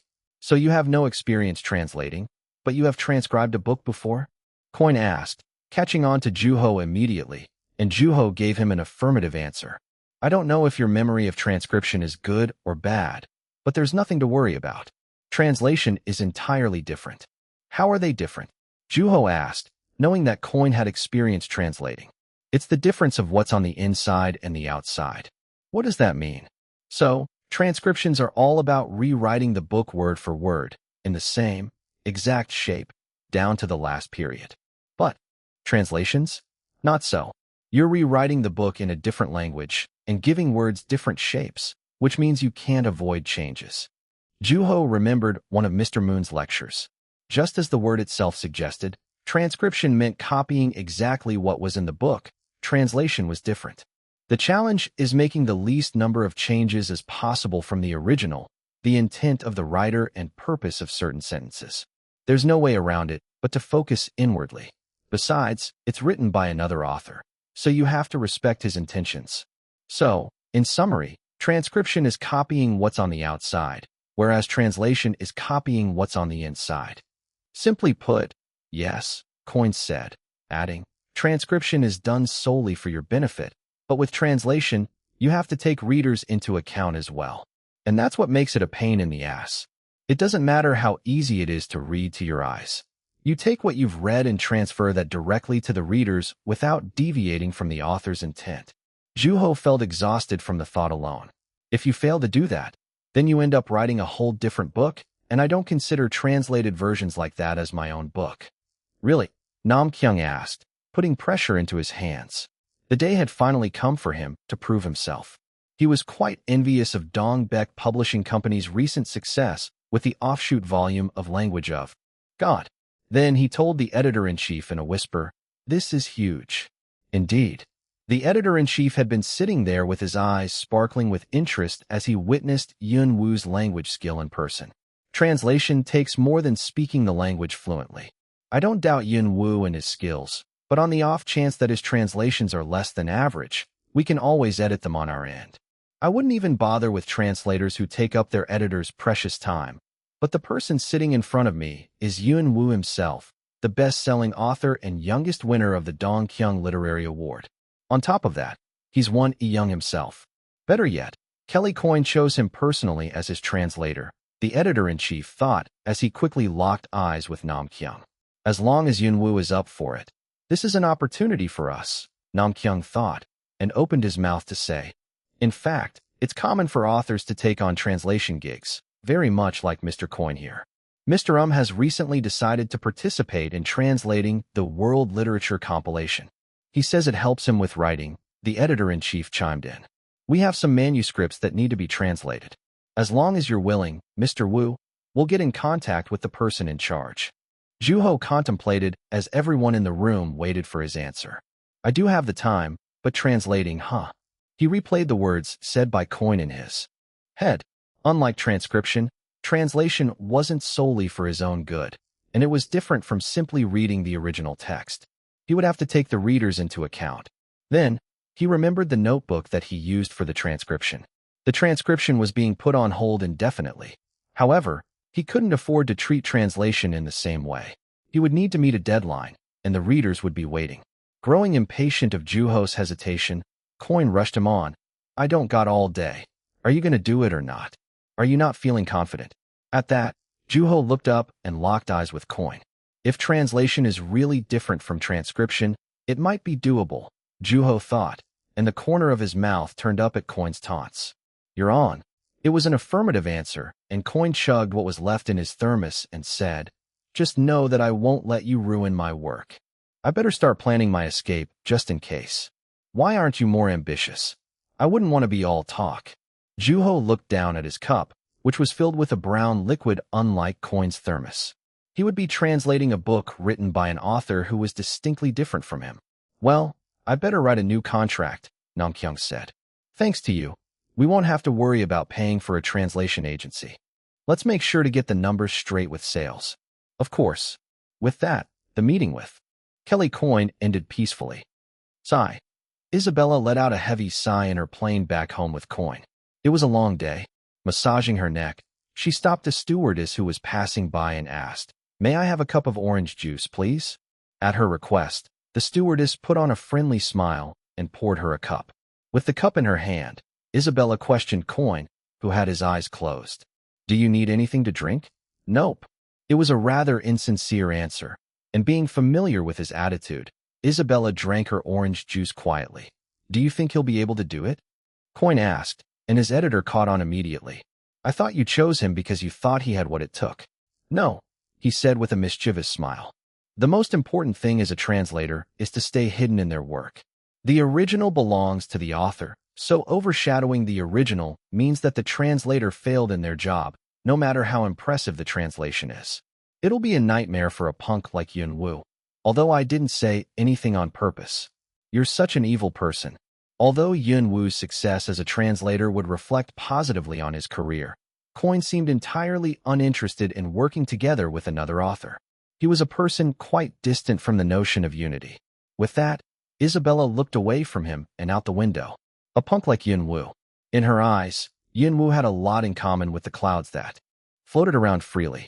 Known widely in the US, UK, and across Europe, Yun Woo was a young, anonymous author who had written 2 astounding books. Also known by his other alias, Won Young, he'd written yet another book in an entirely different genre, which was also exported overseas. Despite the controversy surrounding the author's identity, the book was received as a sensational success, and it was selling at an incredible rate. The dispute between Yun Woo and Won Young in Korea became worldwide news. However, it was soon discovered that there had only been one author at the center of it. After meeting him in person, Isabella felt that he had what it took to drop a bomb of that scale. Having worked as Coin's editor for years, she immediately recognized that Yun Woo was different from him. They were like water and fire. They couldn't mix, otherwise one would overpower the other. However, the 2 authors were able to carry a conversation somehow. Yun Woo was rather eloquent in his speech, and he understood everything Coin was saying. On top of that, he took up on Coin's offer to translate his works. A junior in high school. 18 was it? Having met the young author in person, those numbers felt all the more foreign. The fact that such a unique author would be translating Kelly Coin's works was bound to draw a massive amount of attention, which worked to Coin's advantage in reaching the international market. One was hot, while the other cold. However, they both shared a similarity in that they tended to draw attention, whether desirable one or not. People had strong feelings toward them, and they were moved in different ways, whether positively or negatively. Such dynamic had also carried over to the 2 authors' works. Some hated them while others loved them, and it was for that reason that Isabella was still working with Coin. She was in love with his writing. "I'm sure Yun Woo has people like that around him." "What are you talking about?" Coin asked with his eyes half open, and Isabella asked a question instead of giving him an answer. "You were moved by Yun Woo's writing too, weren't you?" Without giving an answer, Coin closed his eyes, and Isabella snickered as the author didn't even bother to come up with an excuse. There had been plenty of other books that had outsold Coin's, but he hadn't been as gentle. After cursing up a storm, he had simply gone back to writing. However, he was different with Yun Woo. Yun Woo's book had dug deep into his heart and moved him from within, making him lost, angry, and then eventually fly to Korea. After all, Coin was less than pleasant to work with, to say the least. He was stubborn and believed nothing until he had interacted with the author firsthand. While there were authors who tended to be tiresome at times, there were also authors who were interesting. "As soon as we get back, I need you to get started with the manuscript. This time, please be mindful of the deadline." Yeah. Coin answered irritably, just as Isabella had expected. After staring at him for a little while, she too closed her eyes. Now that Coin was about to write another book, her days were about to get much busier. Later, he would publish a book with an old man who contemplated on what made a book great. After his meeting with Kelly Coin, Juho received the manuscripts for translation. The book that he would be translating was the same one mentioned in his conversation with Coin, Belongings. Juho brushed his hand down the rigid cover with the title in English and opened the book. It was about 256 pages long, and translating it would not be an easy task by any stretch of the imagination. In order to protect Yun Wu's identity and minimize his exposure, the publishing company discussed all details regarding the book through Nam Kyung, the editor, rather than the person in charge. Although Juho didn't have a preference, he didn't go out of his way to turn down the company's consideration toward protecting his identity. Okay, as for time, let's say 3 months. That should be plenty of time since it's your first time and all. Is that really plenty? Of course. There are even people who finish within a month and a half. That's impressive. Well, like I said, this is your first time, so don't stretch yourself thin. Okay. Then, Nam Kyung looked at Juho with a comforting look on his face. Why are you looking at me like that? Nothing. It's just that I don't have to worry about you going off the grid. Off the grid. Then, Nam Kyung looked into the distance and moaned as if he was reminiscing about something. There are translators who disappear on the deadline. That's when all hell breaks loose. As a puzzled look appeared on Juho's face, Nam Kyung added that he was telling the truth. It happens pretty often, actually. The schedule goes all haywire, so we have set the dates all over again, and then we start going over budget. Like I said, all hell breaks loose. Translating a book was a long-term process that required strict self-management. Typically given 2 to 3 months, translators were expected to work autonomously, and the fact that there were translators who struggled with the self-management aspect was not an oddity. Then, Nam Kyung placed his hand on Juho's shoulder and said, I'm not going to pressure you or anything, but I have to ask you to be mindful of the deadline. If you feel like you're going to need more time, just call me right at that moment instead of on the date or the day before the deadline. I'll be able to do something about it at least. I promise. Juho gave a positive answer as he saw the desperation on Nam Kyung's face. As Juho opened the book, he saw that the sentences were all within his level of understanding. Then, Nam Kyung thought for a moment and suggested, It's also not a bad idea to seek advice. I heard you're close with Dong Gilom. Is that right? Try talking to him. Should I? It might be better than nothing, Juho thought as he nodded affirmingly. Chapter 148. There is no Yun Wu. 1. Welcome. Seo Jung, who was wearing a red sweatshirt and pants, greeted him. The day after meeting with Nam Kyung, Juho visited Seo Jun at his house. As Juho was led inside, the first thing that came into view was the pool table and its unmistakable presence. You're here. Hi. Standing next to the pool table, Dong Gil was reading a foreign book written in its original language. Juho read the title of the book out loud. The sun also rises. Again, the sun rises. The sun rises again. There were a number of options for the translation of that title, and they were all from the same sentence. 1. E. Young. Of course, Dong Gil said, while holding the Hemingway book in his hand. Seeing the book in Dong Gil's hand, Juho would have been able to make a similar comment about him reading Hemingway. As Juho stared intently at the book, Dong Gil handed it over to him quietly. Taking the book from his hand, Juho opened it and felt Hemingway's distinctly concise style coming alive. Despite being published in 1926, the book was still awe-inspiring in its cleanliness and conciseness. While Juho was impressed, Seo Jung muttered from behind him, His books are good and all, but they're a pain to read. He uses foreign words without even annotating them or anything. Reading his book is just a hassle at times because there are so many things you need to know. Names of regions in Spain, bullfight jargon, the list goes on. Hemingway had put a lot of effort into bringing the most out of the characteristics of the regions he wrote about. The foreign words and references to their culture definitely contributed to the sense of realism. But like Seo Jung had said, it was inevitable that it made it more difficult to read from the reader's point of view. That's why I like his books all the more. There were several words that were often associated with the book, The Sun Also Rises, such as lost generation, sexual disability, World War I, or the nurses and bulls. Encierro. To confine. To surround. Cattle driving. Are you talking about the San Fermin Festival?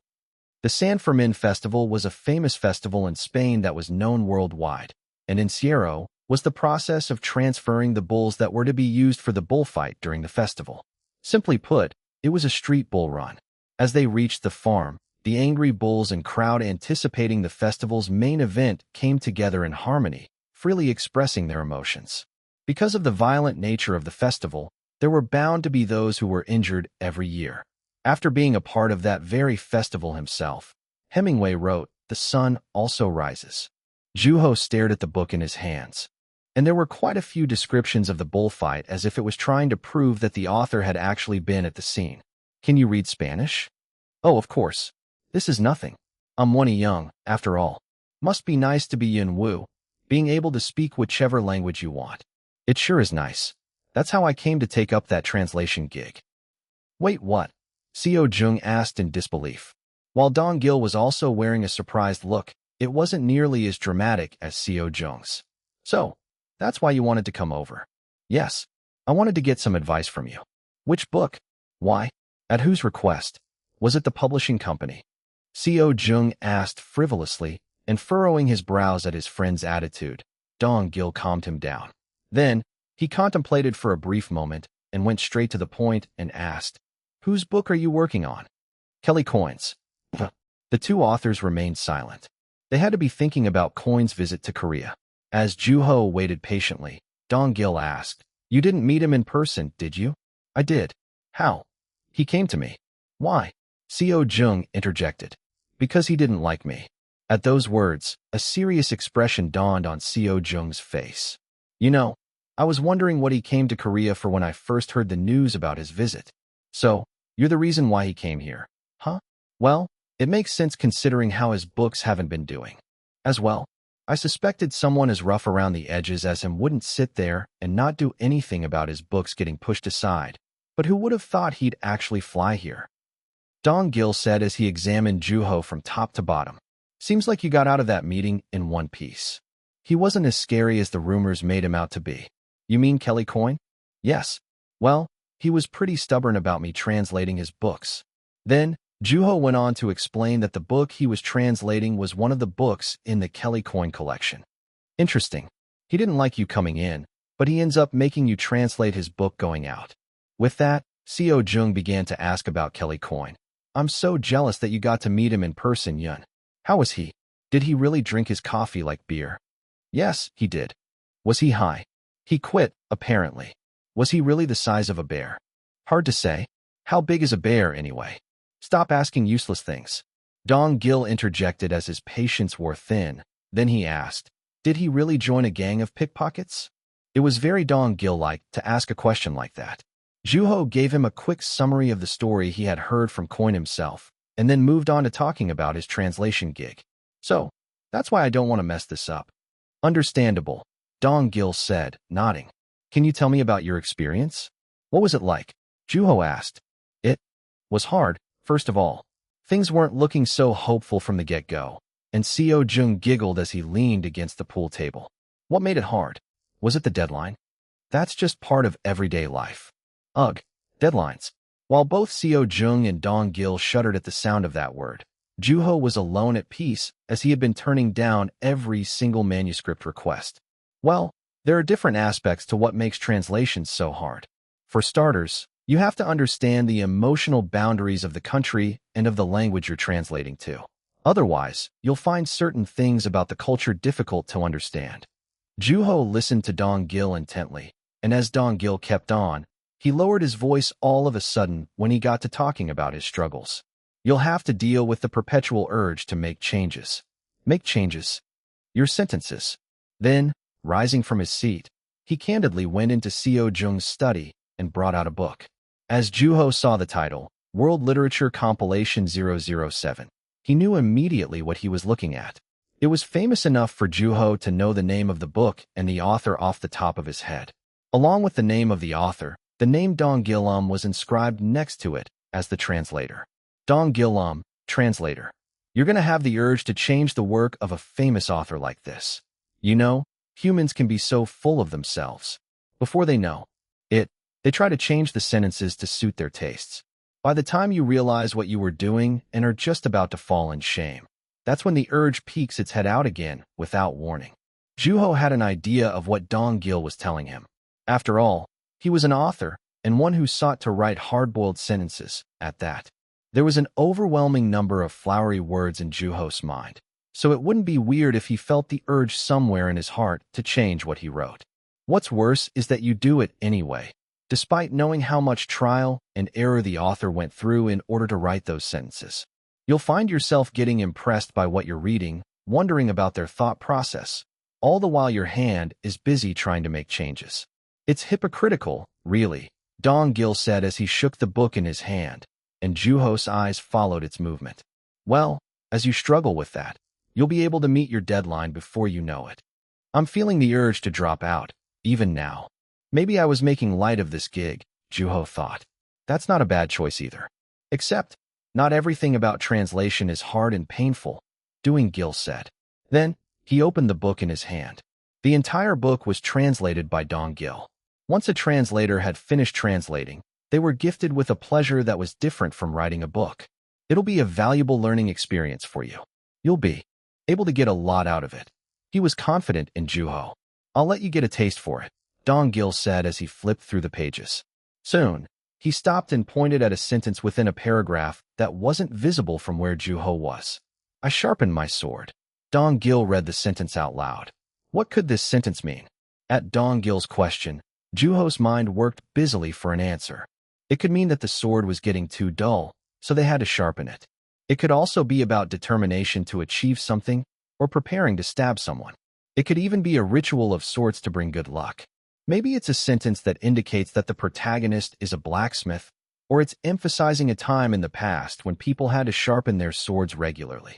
As Juho thought out loud, Dong-gil raised his hand and stopped him to reveal the answer. If you look at the sentence before it, the protagonist was ordered by another character to do something. A character who is not only terrifying and forceful, but also powerful.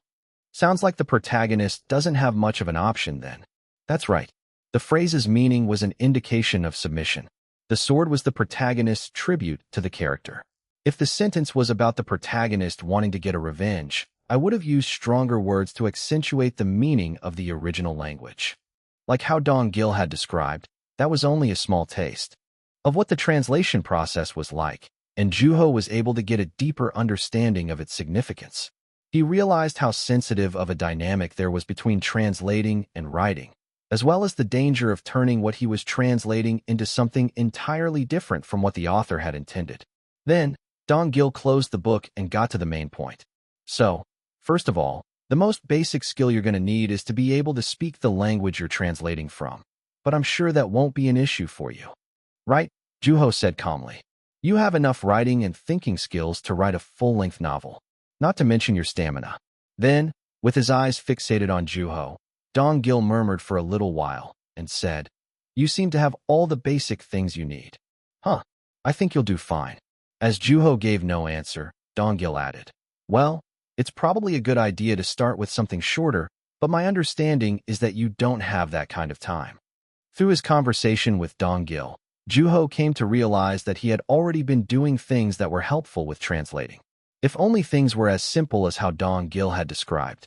As he replayed Dong-gil's advices in his head one by one, a snappy sound of solid objects colliding rang out of nowhere, and when Juho looked toward the source of the sound, Seo-jung was standing by the pool table with a pool cue in his hand. Life is like diverging angles. What could he mean by that? Are you talking about the angle that's created as two balls collide? The angle where they separate? That's right. Then, Seo-jung positioned himself at the pool table, creating a bridge with one hand while lining up his other arm and wrist in a straight line. The cue was completely still, and he steered his right foot outward into an open stance. It was clear from his posture that Seo-jung was faithful to the basics. Leaning slightly forward with his back straight, his knees bent naturally as his face and elbow lined up in the straight line, all the while keeping his eyes fixed on the cue ball. Then, he stroked the center of the ball, and 3 consecutive strokes followed. Shot, Seo-jung said as he watched the cue ball carefully and then straightening his back. Creating a 55-degree angle, The red ball vanished into a hole after getting hit by the white cue ball, which stopped in its tracks. It was the diverging angle. Theoretically, you should always get a 90-degree angle, Seo Jung said as he picked a ball in each hand. Although they were different in color, every single ball was uniform in their weight and resilience. Therefore, regardless of how the balls collided, it would be mathematically sound to assume that they spread at 90-degree angles. Although, that's a different story in real life. Close, far, gentle, forceful. There are always variables, and you have to make your decisions accordingly. In other words, as soon as he began translating, Juho was on his own no matter how much advice he had received. You're already used to it though. Seo Jung and Dong Gil had already been treating Juho as a colleague, and all creative choices like direction, characters, and plot were up to the author. Juho was well aware of that fact. This is it, the actual battle, Juho said quietly, and both Dong Gil and Seo Jung agreed, saying, pay close attention to how your sentences are flowing. Don't let your guard down. Understand your characters. These advices don't apply to you, you know? Well, I would have done it even without the advice. Of course, you're the Yun Woo himself. With that, Seo Jung took another shot, and that time, the balls dispersed at a 35-degree angle. Why don't we play a round of pool while you're here? You know how to play, right? Nope. I want to get as much advice as possible during my visit. Then, Juho left Seo Jung alone and went on to converse with Dong Gil, and right before he was about to leave, he ended up holding a pool cue in his hand at Seo Jung's suggestion. Go easy on me. Not a chance. I'm a believer in fairness. Your age won't work to your advantage here. Though Juho hadn't played in a long time, he was able to put his old skills to use and stood victorious over Seo Jung. Chapter 149. There is no Yun Woo 2. After a quick walk around the neighborhood, Juho returned home. Because he hadn't been able to go out for morning exercises as of late, he wanted to keep himself moving. As he went into his room after taking a shower, he saw the manuscript on his desk, waiting to be translated. Belongings, Juho read the title of the book that he was about to translate for Kelly Coin's Korean fans out loud. He was already familiar with the book and with the protagonist named Bill, the thief. The story took off from his point of view. Bill was the leader of the pickpocket gang who lived off of stolen goods, and while he was an incredibly pretentious person, he was also ambitious. The aspect that showed Kelly Coin's voice the most was the environment, the fictional space where the protagonist lived in, which was divided in 3 sections.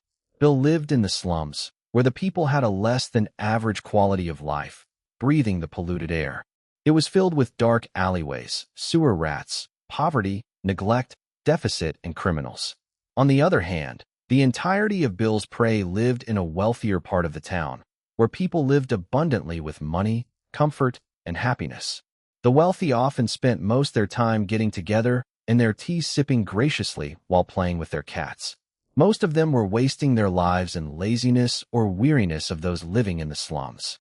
Lastly, there was Utopia. Located in between the 2 parts of the town, this was Bill's workplace, and the only place where the poor and the rich came together. Nobody was against the tourist attraction that was Utopia, and it was a place filled with beautiful views and plentiful music, as well as dreams and hopes. The place was often crowded with those seeking comfort and romance, and Bill hid amid those people, stealing their money and happiness. Lately, to help with his translation gig, Juho had been reading Kelly Coin's books often, including interviews and TV shows. In one interview, Coin described his own books as such: those who have never sinned in their lives will never be able to identify with my books, and those who have never been hurt will find my books boring. All of his books implied that humans were both perpetrators and victims of their own crimes. Therefore, they had the freedom to accuse each other mercilessly. It also implied that humans had the right to confront the wrongs of their own, because they were capable of hurting and being hurt by each other. Reading that statement had helped Juho better understand Coin's point of view as a writer. The author had wanted to make Bill, the protagonist, both a perpetrator and a victim, while keeping his actions from justifying his crimes. Because of that, Bill met his demise as an empty-handed thief who had lived his entire life stealing from others. Juho followed through the text according to how his head was interpreting it, picking apart tens of different meanings contained within a single word. Unlike usual, he had to read with a different standard, as close to how it was written and as coin-like as possible. As the standard changed, the choices he made also changed with it. And as he made different choices, they also yielded results different from the usual. Bill was both pretentious and ambitious, and he desired to stand on top of others. Sadly, his dream was never realized. At the same time, he was timid and cowardly, and it was crucial that Juho saw things from the character's point of view, like Bill's. Then, Juho placed his hands on the keyboard and started translating the sentences in the book. Although the outer shape of the words was changing, the meaning within stayed intact. He focused on the fact that he had to take the readers into account. It was a sentiment that had become natural to him, making it difficult for him to recognize it. Since the book had to be easy to read, he had to actively avoid using overly difficult words or twisting sentences around excessively, all the while maintaining the author's intent. At the process that was jarringly different from writing, Juho couldn't help but chuckle and be joyful at the same time. As he saw how the author approached writing and went about unfolding the story, Juho felt Dong Gil's advice becoming more and more tangible. As he acquainted himself with the book slowly, Juho thought of and acknowledged Coin in his mind, remembering that the book had been written by him and recognizing that a translator had no right to invade the realm of the author's creativity. Juho kept his eyes fixed on the screen. There was no need for a dictionary. As he thought of a slew of definitions after reading through the words, he went with the most fitting ones. Focusing on what each of the sentences were conveying, Juho doubled down all the more in reading and writing. Click! The device made a sound as it moved. Then, Susan made an appearance in the book as Bill declared the end of their relationship. "I'm leaving you," Bill said, and Susan asked why, but he gave no answer. Struggling to understand Susan's character, Juho's hands came to a halt. Susan, having been Bill's significant other since before the beginning of the story, Susan made a very brief appearance in the book and parted ways with Bill early on, never to be mentioned again until the story reached its climax. Then, she returned all of a sudden as Bill was at the verge of his death, staring blankly at him without even trying to help, ridicule, or criticize him. Simply, she let him go and stayed with him until the very end. What does this mean? What do I make of this character? There were a number of interpretations of Susan's character, and Juho hesitated to make a choice. Then, he thought of a standard one and began to write out what he knew about the character. Susan, the author's mother in real life, appears frequently in Kelly Coin's stories, mostly as a figure of power and influence, guide, often someone who's yearned for, but a figure of terror and domination in some books. She takes on an entirely different shape in this book, and she's the haziest and vaguest character by far in all of Coin's books, resulting in countless interpretations. In the end, there was no concrete role that she was serving in the book. Coin had been giving Susan a different shape in every book, but what would that mean for Susan in Belongings? She wasn't a figure of terror for Bill. On the contrary, they were lovers. What does that mean?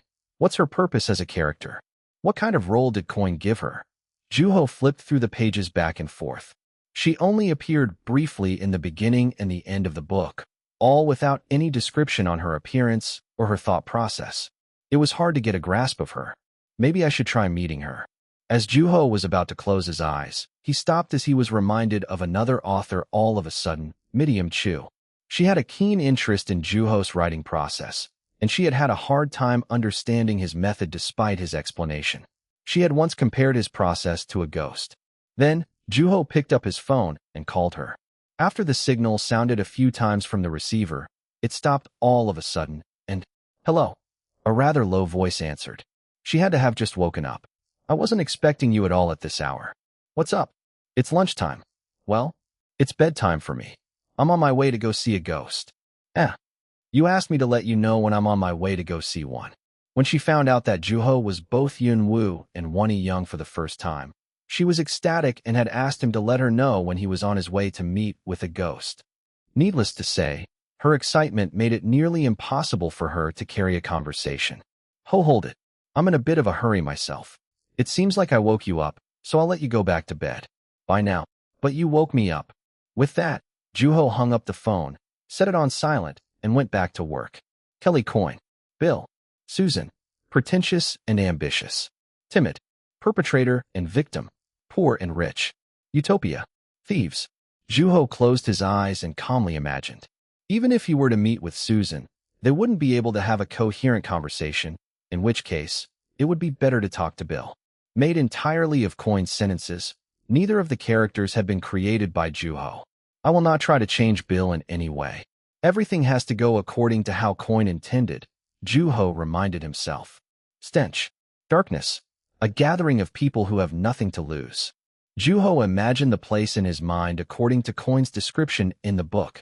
There was a withered tree and a mouse Pinky, lost and shaking uncontrollably. I don't think we've met. Juho looked behind him and saw an untidy man who reeked whenever he opened his mouth, which was filled with yellow teeth. Nothing unusual. There are always new people here. Huh. You sound like you've been here before. With that, Juho thought for a brief moment and said, let's just say that I have experience with the place. The man stared at Juho's face intently and nodded lightheartedly. Although Juho found his gesture incredibly offensive, he overlooked the man's unpleasant attitude as he was looking to get something out of his visit. Then, the man plunked down on the ground. He was alone, filthy, and shaking. His appearance was no different from that of a mouse. At that moment, a smell Juho was well acquainted with peeked through the man's filthy stench. Had yourself a drink, I see? Bill chuckled and answered, that explains how I'm seeing you. You're nothing but an illusion. You're old and filthy, and don't even get me started on the smell. I can't stand the sight of your mouth whenever you talk. It bothers me that you're missing your teeth. That had to be Juho's appearance in the man's eyes. Is that all? Bill looked up, and their eyes locked. I'm surprised that you're still alive. Proud to be. Then, the smile faded from the man's face, and he examined Juho up and down, snickering. His attitude was rather similar to his creator's, Kelly Coin. You got nothing to offer, the man said, and he was quite accurate. Juho had nothing to give him because he had been created by another author. Whoever said anything about giving you stuff? Are you planning on stealing something then? Are you a thief too? No way. Juho took his notepad out of his pocket. It was filled with numbers and letters. Here's the phone number. He might have what you're looking for, and you'll be able to talk with him. Bill caught on to Juho immediately. Are you going to speak well of me? That depends on you. This is a trade, after all. Then, Bill's gaze turned into a fierce, murderous glare. Juho smiled, adding, there's no need to force yourself. I'm not the only person who's got something to lose. Damn rascal. Then, he threw himself on his back all of a sudden, and his dark-colored skin became visible from underneath his thin shirt. A mysterious flake fell from his belly as he scratched it. How about you go wash up? Why, I'd love to. If there was any water, that is. Water's valuable around here, but on the flip side, we got plenty of fire. This place is full of psychos anxious to watch the world burn. Then, emphasizing that all water had evaporated from the face of that town, he added that he couldn't figure out if he had ended up with his current appearance because of the lack of water, or it had been his appearance that had led to lack of water. You used the word, trade. What is it you want? At the question he had been waiting for, Juho opened his mouth and answered, Susan. After Juho's answer, Bill wavered, murmuring the name repeatedly. Susan. Susan. Oh, how I miss her. Where is she? Who knows? We're not together anymore, he said as he searched through his pockets, but soon gave up. Juho knew exactly what the man was looking for. It was alcohol. He was looking for alcohol to drink his sorrows away. Why did you break up with her? 'Cause I'm a thief. At that moment, the mouse moved its long tail. Have you ever been to Utopia? You mean the tourist attraction? Not yet. That place is brimming with happiness. From exciting music to the welcoming scent, they lack nothing. No deficit or disease of any kind. But they have thieves? At Juho's answer, the man chuckled, and his body shook slightly. There are thieves indeed. Utopia doesn't discriminate. Utopia was a free, non-discriminatory place. I usually steal money, but to be frank, that's all there is to steal. You can't put things like music or scent in a bottle. Despite knowing how dull of a question he was about to ask, he blurted it out anyway. Juho couldn't afford to judge anything for himself. How does it feel to steal from other people? That's the dumbest question I've ever heard so far. That's a shame, but I must know. Then, the man searched through his pockets again in vain. Well, obviously, you feel like you're better than them, Bill said, brushing down his face with his empty hand. Chapter 150. There is no Yun Wu. 3. Utopia is a tourist attraction, so everyone there walks about peacefully, enjoying the scenery. Unfortunately, those folks can't stay in their bubbles forever. It would cost them money for them to settle in Utopia, and whenever I steal that money from them, the look on their faces alone makes my job worthwhile. They can't do a damn thing about it even when I take it from them in plain sight, and they don't even dare fight back, standing there, looking like idiots. Seems like you get a kick out of seeing the look on those people's faces. You're damn right, Bill said with a mischievous yellow smile. You don't think they aren't resisting because they are afraid of you, do you? They're letting you keep their stuff, because they have homes to return to. What stuff? Money. Those people have something much more valuable than money. For example, they have their lives. What good is happiness or comfort if you're dead? They can always go on another trip. Those people have fought through countless battles throughout their lives, so they have wisdom. Bill gave him no answer, but he wasn't angry, so Juho observed him quietly. That's the first time I've heard something like that, he said weakly, and his voice echoed in the streets. I got my money stolen once myself, and this whole time, I blamed myself for being an idiot. Why didn't anyone tell me this yet? Although Juho wanted to encourage him, he decided to change the subject. Instead, if you're looking to complain, Coin's the person you're looking for. Coin. Instead of giving him an answer, Juho looked for the baby mouse. It was yet to return home, still lingering around the pile of trash. So, why did you break up with her? He got to the main point. Bill was still in love with Susan, but why would he want to break up with her? Pondering for a little while, Bill answered, Susan, too, had something that was more valuable than me. For example, her life. Then, he searched through his pockets once again, only to be reminded that he was empty-handed. I was sick and tired of getting abandoned and deprived. I hated that I had to live in fear of those things, so I brought it up to her first, and she saw right through my weaknesses, then left without hesitation. That's when I realized that I wanted her to stay by my side out of my own selfishness. How did she leave you? She was sad, and then she left. Sounds like she's not as foolish as you. Susan was inherently different from Bill, and she was someone Bill could only dream of becoming. Strong and wise, she had mourned the fact that she had been abandoned by someone dear to her, but at the same time, she didn't wallow in her sadness. Susan is wise, and thieves are dumb. Bill had given Susan up, and he dreamed of becoming like her. His love for her was similar to admiration, a dream or objective.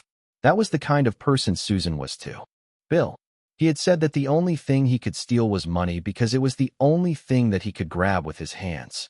In that case, who was it that took Bill's love and dreams away? Utopia. The rich. The slums. It had to be something much greater, much more than an individual could handle. Tell me more about Susan. Unlike previously, he listed everything he knew about Susan, who was no longer with him. He still had vivid memories of her, and Juho wanted to tell him that it was not too late, that she hadn't fully detached from him. He wanted him to know that there were still remnants of her within him. I see, Juho answered. Unfortunately, he couldn't interfere in any way. Juho was in a world created by Coin, and he had no choice but to listen to Bill quietly. Well, I better get going. You're going to keep your promise, right? Of course. What is it that you want? After contemplating for a little while, he asked, Do you think I'll be able to see her before I die? He searched through his pockets yet again, and of course, there was nothing. Yes. Juho gave him an affirmative answer. Then, Juho opened his eyes and saw Coin's original manuscript in the monitor screen. It read, I'm leaving you. From that statement, Juho was able to understand Bill's position a lot better. Bill was a thief who was also deprived of something. Just like all people, he lived by giving up one thing while obsessing over the other, and he couldn't bear to accept such sad but obvious truth. In fact, he was hurt by it, and there was no one to comfort him. He never learned how to control his sadness, and he wandered about the alleyways like a lost baby mouse. Along with a faint alcoholic odor, he gave off a foul smell and searched through his pockets habitually. Juho remembered what Bill had wanted, to see Susan once again. Coin loved Bill. Juho murmured and moved his hands busily on the keyboard.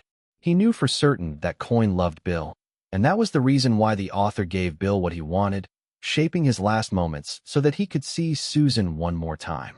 Pretentious and ambitious, Bill was also timid and foolish. Juho looked at the manuscript and saw the title, Belongings. Happiness, Money and Love. Whose were they? Being careful not to leave any trace of his creativity, Juho translated as close to the original as possible. So tired, Juho muttered groggily as he buried his head on his desk, and Bilum asked as she looked behind her, "Are you sleeping?" "Not yet." "So you're about to." Juho didn't bother denying her. He had translated well into the night, and as he was yet to be familiar with the process, translating was proving to be much more exhausting than he anticipated. Juho felt almost as if he was being robbed by Bill, and the longer he interacted with the thief, the more he became conscious of his own deficiencies. Coin was an incredible author, and as Juho got further with the translation, he felt that all of Coin's choices were indisputable. At the same time, he found himself wondering what he would have done if he were in Coin's shoes, asking, "How would I have treated Bill?" No matter what he wrote, it would look entirely different from Coin. As the author, Coin was the only person who was capable of writing the book Juho was translating, and at the end, Bill had only been visible to Coin. He felt his eyelids getting heavy. His head had been filled with thoughts of Bill and Coin lately, and it had been the first time in a long time that he had filled his mind with thoughts of another author's work. "Well, that's a sight I hadn't seen in a while," Seo Kwang said as he poked at Juho. Even though Bom tried to stop him, Seo Kwang didn't listen. "What?" A hoarse voice sounded from the desk, and Seo Kwang asked, "What were you writing last night?" He asked that in a rather friendly manner, unlike his fingers. "I didn't write anything," Juho said as he waved his hands. "You're lying. I know what kind of person you are now." It wasn't clear as to whom Seo Kwang was trying to impersonate, but it was less than impressive. "Come on, tell me, please. I'm an eternal fan ever since I ran into you that day by coincidence." TL's note. This is Seo Kwang's subtle wordplay using Juho's two aliases. As Seo Kwang called his name desperately, Juho looked up and said, "I'm serious. I'm not writing anything." "Then, what were you doing last night?" "I was thinking about someone," Juho said tiredly, clasping his head. Then, Bom covered her mouth with her hands, exclaiming, "No way. Who is it? Spill it. Is it someone I know?" "You might, yeah." At Juho's answer, both Seo Kwang and Bom grew all the more excited. "What's their name?" Bom asked. "Bill." "A foreigner?" Bom asked in a shaky voice, and Juho gave her an affirmative answer. Bill was a foreigner. "Kelly Coin? As in Bill from his book, Belongings?" "Yep, that Bill." Then, Seo Kwang's face distorted from utter disappointment, and Bom let out a quiet sigh as Seo Kwang explained things to her. "You really know how to get people's hopes up. You've been into Kelly Coin's books, huh? I heard that he was in Korea not too long ago." "Yep, I met him." Then, the two jumped with excitement. "What?" "We met," Juho reiterated, and the two jumped from their seats, making Juho look up, similar to the time he had conversed with Bill. "Bill must have been looking up at me like this." As he stared dazedly at the two, they grabbed Juho by his arms all of a sudden. "What's this about?" Without getting an answer, they dragged him out of the class and walked through the hallway toward the room that hardly anyone paid attention to aside from the literature club members. Then, closing the door, Seo Kwang shouted, "Yun Woo met Kelly Coin." It was like the story, The King with Donkey Ears. "How and why did you guys meet? Did you guys know each other before?" Bom poured out a series of questions. As Juho contemplated which one to answer first, the door flung open all of a sudden. Startled, Bom and Seo Kwang turned around and saw Baron and Sun Hwa standing by the door, gasping for breath. "There you are. I knew you'd be here." Then, Baron walked toward Juho and grabbed his shoulder, saying, "You met Kelly Coin, didn't you? How'd he know?" Juho wondered as both Seo Kwang and Bom stood there asking themselves the same question. Then, before Juho even had the opportunity to ask, Sun Hwa opened her mouth and said, "The media is going crazy right now, saying that Kelly Coin mentioned Yun Woo. Apparently, he came to Korea to meet Yun Woo, and he did actually meet with him. He asked Yun Woo to translate his book. It was a summary that was both clean and straightforward, and there was nothing uncomfortable about it. It was the result of having trained in the literature club." Then, Juho imagined Coin disclosing the news of having Yun Woo translate his books without discussing it with his editor, Isabella, before. After all, he was unstoppable. Translation? Yeah. Apparently, Yun Woo's going to be translating one of his books. This is Kelly Coin we're talking about. Then, With her mouth agape, Bom murmured. So, that's why you said Bill. Bill? Sunhwa asked, but Bom was too taken aback to give her an answer. Then, Juho looked at Seo Kwang and saw that he was also looking at him. Seo Kwang stood quietly for a little while and then began to ask questions uninterruptedly. Oh my gosh. The Kelly coin? Traveled all the way to Korea to meet Yunwoo? How's your nose? Did he punch you? I'm okay, fortunately. Juho answered quietly. Is Kelly coin that famous? Sunhwa asked Bom, and Bom explained things to Sunhwa by using a famous comic book author as an example. Then, Sunhwa gave Juho an envious look. So, where's the autograph? Excuse me. His autograph. Where is it? Juho raised his empty hands, saying, I don't have it, unfortunately. As disappointment appeared on Baron and Seo Kwang's faces, Juho added, scratching his head, honestly, I forgot. That was the opportunity of a lifetime. I'm sure we'll meet again. Oh, I'm sure, Mr. Wu. When the day comes, get us his autograph too. The perks of having Yunwoo as a friend. Then, the door flung open once again, and the 5 pairs of eyes turned toward it. Bo Suk was standing by the door, and the room sank into a sudden silence. I heard Yunwoo. The club members exchanged glances. Although it was always possible to give her an ambiguous explanation, Juho knew that she wasn't a big mouth.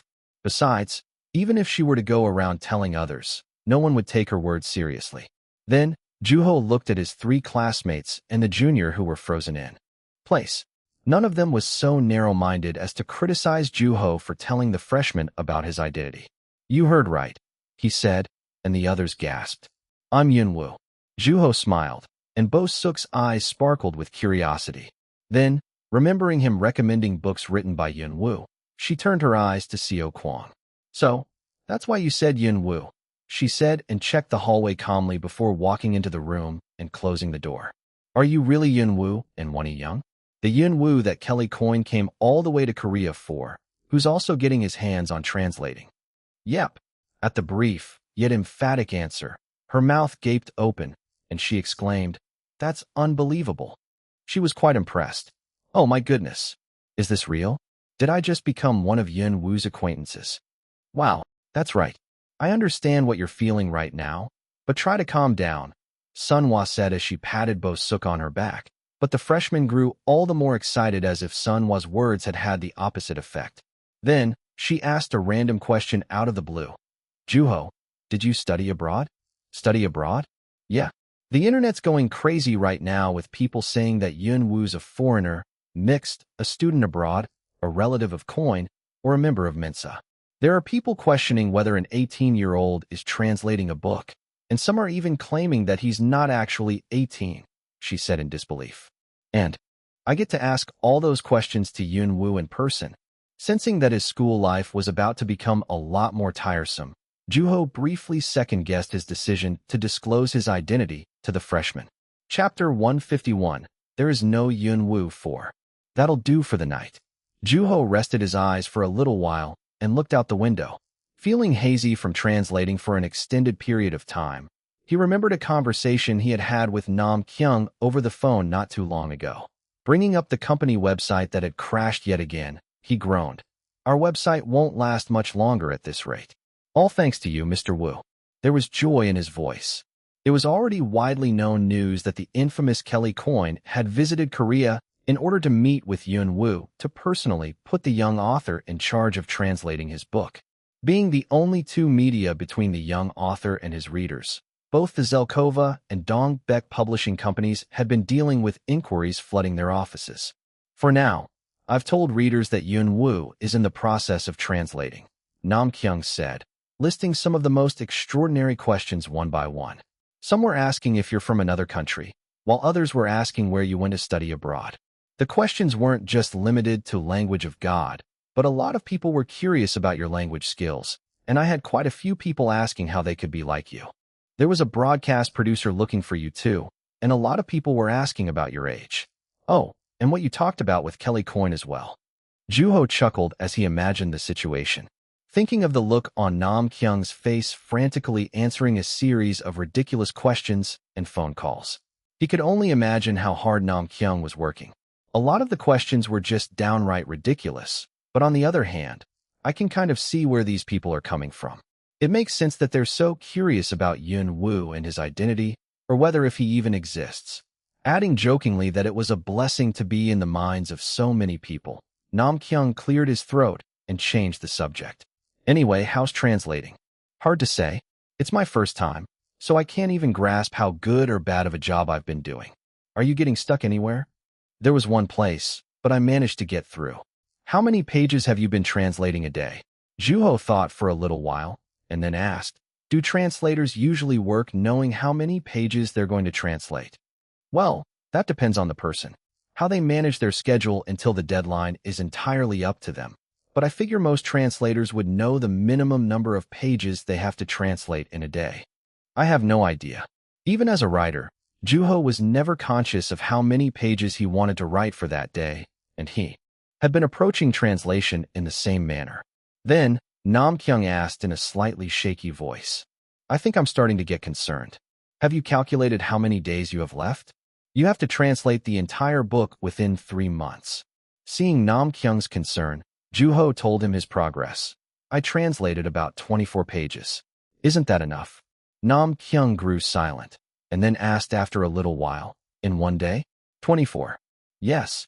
The editor's shaky voice sounded from the receiver once again. That time, he was shaky for a different reason. I think you can take it a little easier, Juho. It seems like you can afford to take about a week off. You haven't been translating like that every day, have you? Nam Kyung was taken aback by Juho's answer. Even if Juho were to translate 8 pages a day, he would have been able to finish the entire book in about a month. Despite being given 3 months, Juho was translating at a pace significantly faster than Nam Kyung had expected. Considering the nature of the book, it was truly astounding. Hearing how Nam Kyung was taken aback by his progress, Juho decided not to tell him about the days when he had translated even more. I don't have any routines that I follow. There are days when I don't translate. You're working on belongings, right? Of course. That's not an easy book to translate. There were all kinds of people in this world, and in the same way, there were all kinds of books. Therefore, it was only natural that some books took more or less time than others. The vocabulary in Kelly Coyne's books were not at all easy. In other words, readers would have to spend a significant amount of time on their dictionaries. On top of that, Coyne frequently used modifiers in his sentences, making them easy to misunderstand. I'm curious about your process. Where do you find words? In my head. As he sensed concern rising to the surface of his mind, Nam Kyung said, You know that you have to take things like readability into account, right? The translation has to be culturally relevant. Of course, I've been paying close attention to that. I'm starting to get a better idea of what translation looks like. You can't be changing any of the sentences, all right. Mr. Taught me the importance of that, thoroughly. Make sure to follow the author's intent closely, every moment, and understand the characters. That's basic. At Juho's confident answers, Nam Kyung added, You gotta pace yourself. You've written novels, so you know how important your stamina is, right? Of course, I might not follow a routine, but I have been conscious of my pace. The fact that he was able to translate a book written by Kelly Coyne at such a pace was simply astounding. Then, their conversation came to an end as Nam Kyung warned Juho a few more times. Looking away from the window, Juho contemplated for a little while and opened his email, which was filled with the messages he had been exchanging with Coyne.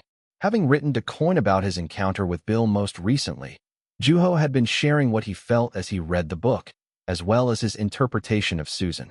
In the end, he tried poking at the author's affection toward the character, Bill. Not helpful.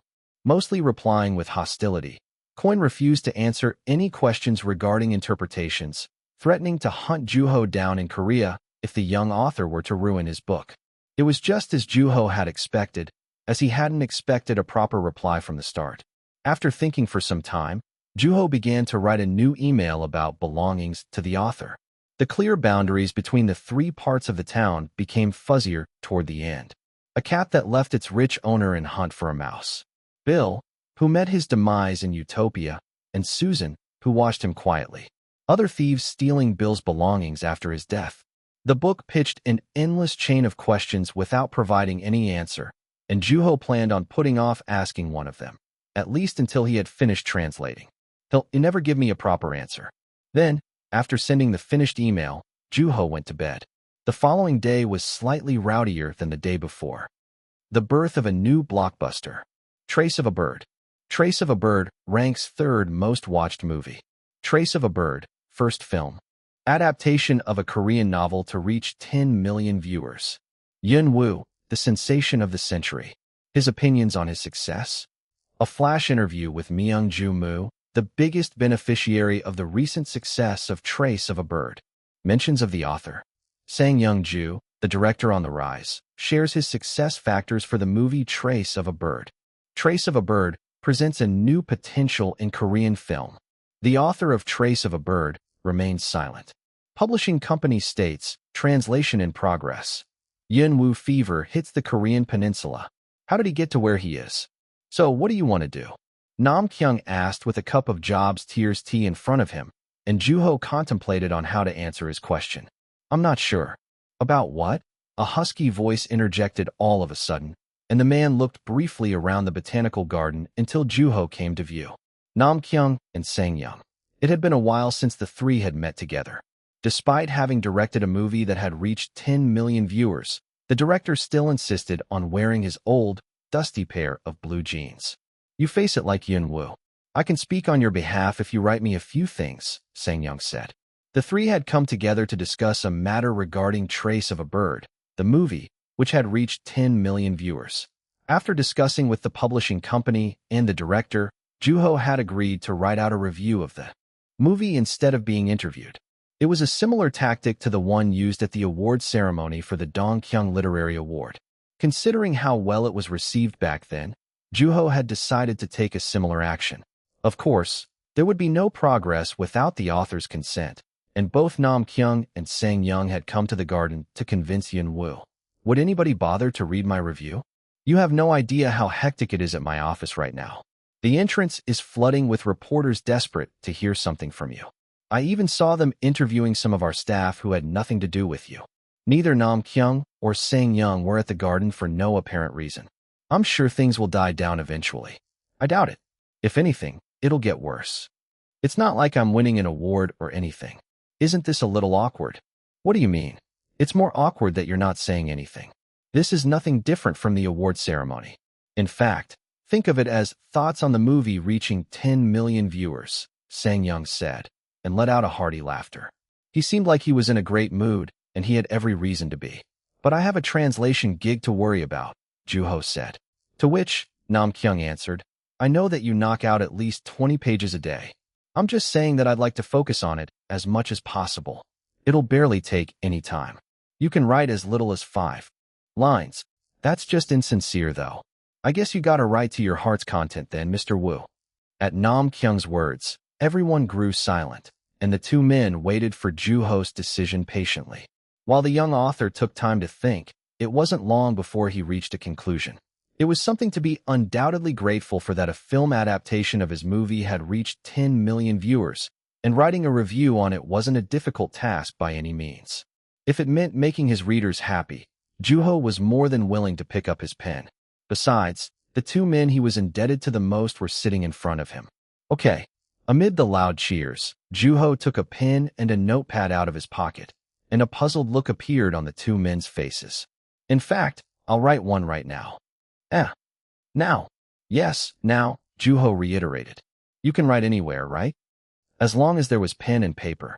Depending on the situation and the person, writing was more than possible even without them. It's quiet here, so it should be okay. As long as the two remained quiet, there would be plenty of silence in the secluded area within the botanical garden, separated from the outside world by an old door. Nam Kyung and Sang Young agreed willingly. After taking some time to organize his thoughts, Juho opened his notepad and began to write out his review on it. The words in his head began to take shape as the black ink filled the white pages, and no one dared to make a sound. This is a bit awkward, Juho said as the two kept their eyes fixated on his hands. Despite the silence, Juho was uncomfortable with them gazing at him, and as he looked up, Sang Young said caressingly, Well, what does one do when watching Yun Woo writing before their eyes? I'm okay with that to a degree. You guys are looking at my hands like you want to burn a hole through them. PFF, don't be cute now. There are 3 pairs of eyes here at most, 2 of them being yours. The director wasn't about to let up anytime soon. Why don't you text your wife or something? Juho suggested. We don't need anything like that to stay connected. Call it a telepathic bond. Then, Juho looked away from him and asked Nam Kyung, don't you have any manuscripts that you need to be looking at? You have to work overtime if you fall behind, don't you? How can even I dare to bring my work with me when I'm meeting with you, Mr. Wu? While Sang-young declared openly that he insisted on watching, Nam Kyung quietly agreed from the side. Left with no choice, Juho moved his hands busily and wrote out his appreciation for his fans as he endured the two, giving him piercing gazes. Though unintentional, it almost felt as if he were in middle of a training session of sorts. And as he came to accept the reality of the situation, Juho decided to get it done as quickly as possible. Man, he's fast. So that's how he writes. Though he heard murmurs from time to time, Juho kept on writing as he tried to ignore them to the best of his abilities. Chapter 152, There is no Yun Woo, 5. Sang-young was out with his wife, Soo-young, for an interview celebrating the movie Trace of a Bird reaching 10 million viewers. Surrounded by cameras in an office decorated mostly in white, they were reviewing a series of expected questions with a broadcast reporter. As he looked around the busy office, Sang-young realized that he had grown familiar with the site only recently. You okay, Han? You look like you checked out for a second there, Soo-young asked her husband. Oh, it's nothing. I was just thinking about how fortunate we were. Despite the lack of context, she caught on immediately and smiled. It wasn't a coincidence, you know. It was an opportunity that Sang-young had worked desperately for, and that opportunity bore a fruit of success for him and those who contributed to the production of the movie. In a world full of people and relationships, there was no room for coincidences. Right? Sang-young answered his wife with his husky voice. Though it sounded worn out, his voice wasn't always as harsh as it was at present. As far as he remembered, his slightly younger self had had a voice that sounded much smoother and more pleasant, and his current voice was one of the results of an event that had taken place at some point in his life. After all, it was with that husky voice that he had been saying the young author's name. What are you talking about? You've sounded like that since you were born. That's harsh. Sang-young felt slightly relieved from Soo-young's lighthearted joke. He was living that moment in the present because he had met his wife, and his encounter with a particular book had pointed him in a direction that proved to be crucial to his life. No matter what they looked like, encounters were essential components of a person's life. All right, we will officially begin our interview now. Are you guys okay with that? Yes. The reporter who was hosting the interview struck up a conversation with the director and his wife. With the camera rolling, the reporter received a signal and started off with a question that had been written down prior. So, your movie reached 10 million viewers just recently. How do you feel? Despite the boring question, Sang-young gave a sincere answer. It still doesn't feel entirely real, but I believe that people like Soo-young here, who is sitting next to me, and the actors and the crew contributed much more to the film than I did. Then, Soo-young's turn came. I know that Mr. Ju doesn't sound all that excited, but at home, he was jumping up and down with joy. One time, we held each other and screamed. It was a lot of fun, Soo-young said, and the reporter laughed cheerfully. How do you think Trace of a Bird was able to reach 10 million viewers? I'm sure there are a number of factors, but what I see as the biggest factor is the fact that we made the most out of the original. It kind of sounds like I'm blowing my own trumpet here, but that's what we decided to do from the get-go, and we actually carried it out, so I'll just boast confidently. He's right. A majority of the viewers agree with Mr. Ju's statement, Soo-young added. Agreeing with her, the reporter asked a more specific question. Was there something that caused you to decide to stay faithful to the original? I believe I've already answered this question elsewhere, but I'll say it again anyway. There was no other reason for my decision aside from the book itself. I learned about Trace of a Bird, and I read it without much thought. Then, I fell in love with it. So much so, that I looked through it a number of times throughout the day. I thought about it when I ate, as well as in my dreams, where I was the protagonist of the book. What would a person like that do if he didn't make a movie that stayed true to its original? In other words, the movie was created by a fan of the original, and it had been an obvious choice. Speaking of which, I've been meaning to ask about that. My understanding is that there were several directors who were interested in making a film adaptation of the book. You probably remember reading about it on the news, right? Yin Wu turns down film adaptation offer. I don't know how I'll sound when I say this, but honestly, I was somewhat puzzled when I first heard that you were directing the movie. Let's just say that it was not something I was expecting. I fully understand. I was surprised myself. I'm very curious as to how you managed to convince Yun Wu. As he remembered something, Sang Young smiled and said, "There was nothing fancy enough that I said that convinced the author. I just kept bothering him. I'd been trying to kick the ball into the net, if you will. Needless to say, I was quite pretentious at times." Although the reporter wanted him to elaborate, Sang Young spoke sparingly. "In hindsight, it seems like you really were the best director for the movie.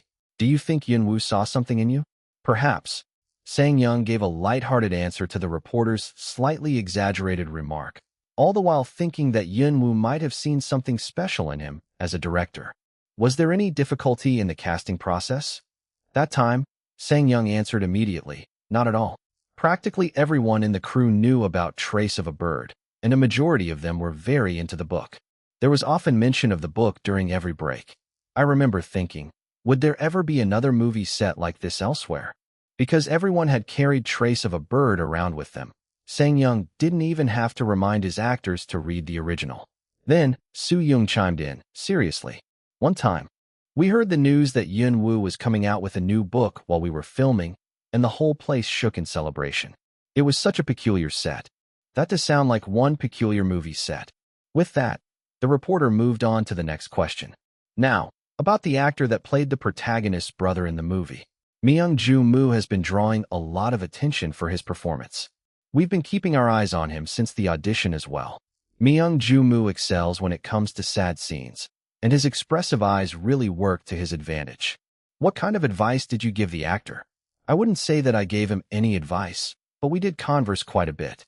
Both of us were quite greedy about wanting to get the character right. Besides, the brother was such a strong character in the original. Frankly, I had quite a hard time with the lack of description about the character, but I barely managed to get by." "What was it like working with Ji Hae-gu? I know that she was already famous and a top-notch actress, but she was an especially great fit for her role in this movie." At that, Su Yung nodded in agreement. "Ji Hae-gu was a great actress.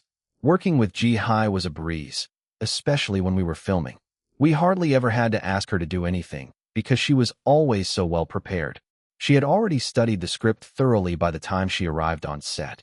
Then, Su Yung went on to tell various anecdotes relating to the actress to the reporter. As the names of few other actors came up, the writer and her director husband took turns answering questions about them. As if he had gotten enough information, the reporter changed the course of the interview. The performances of these actors were, simply put, amazing, but the visual presentation of the movie left quite an impression on me. I'm not sure if there are varying shades to darkness, but there was not one boring moment, even if most of the scenes in the movie were in the dark. We paid close attention to that aspect, which was inevitable if we were to make the most out of the original. As you know, the book is very colorful. A flock of birds flying up to the sky, tombs where the dead animals are buried, the bright lights bursting out in the end. I wanted to replicate them in the movie as well. It must have been quite a challenge. It sure was. I spent a great deal of time thinking. Before making any choice, I was always reminded that there were countless other options.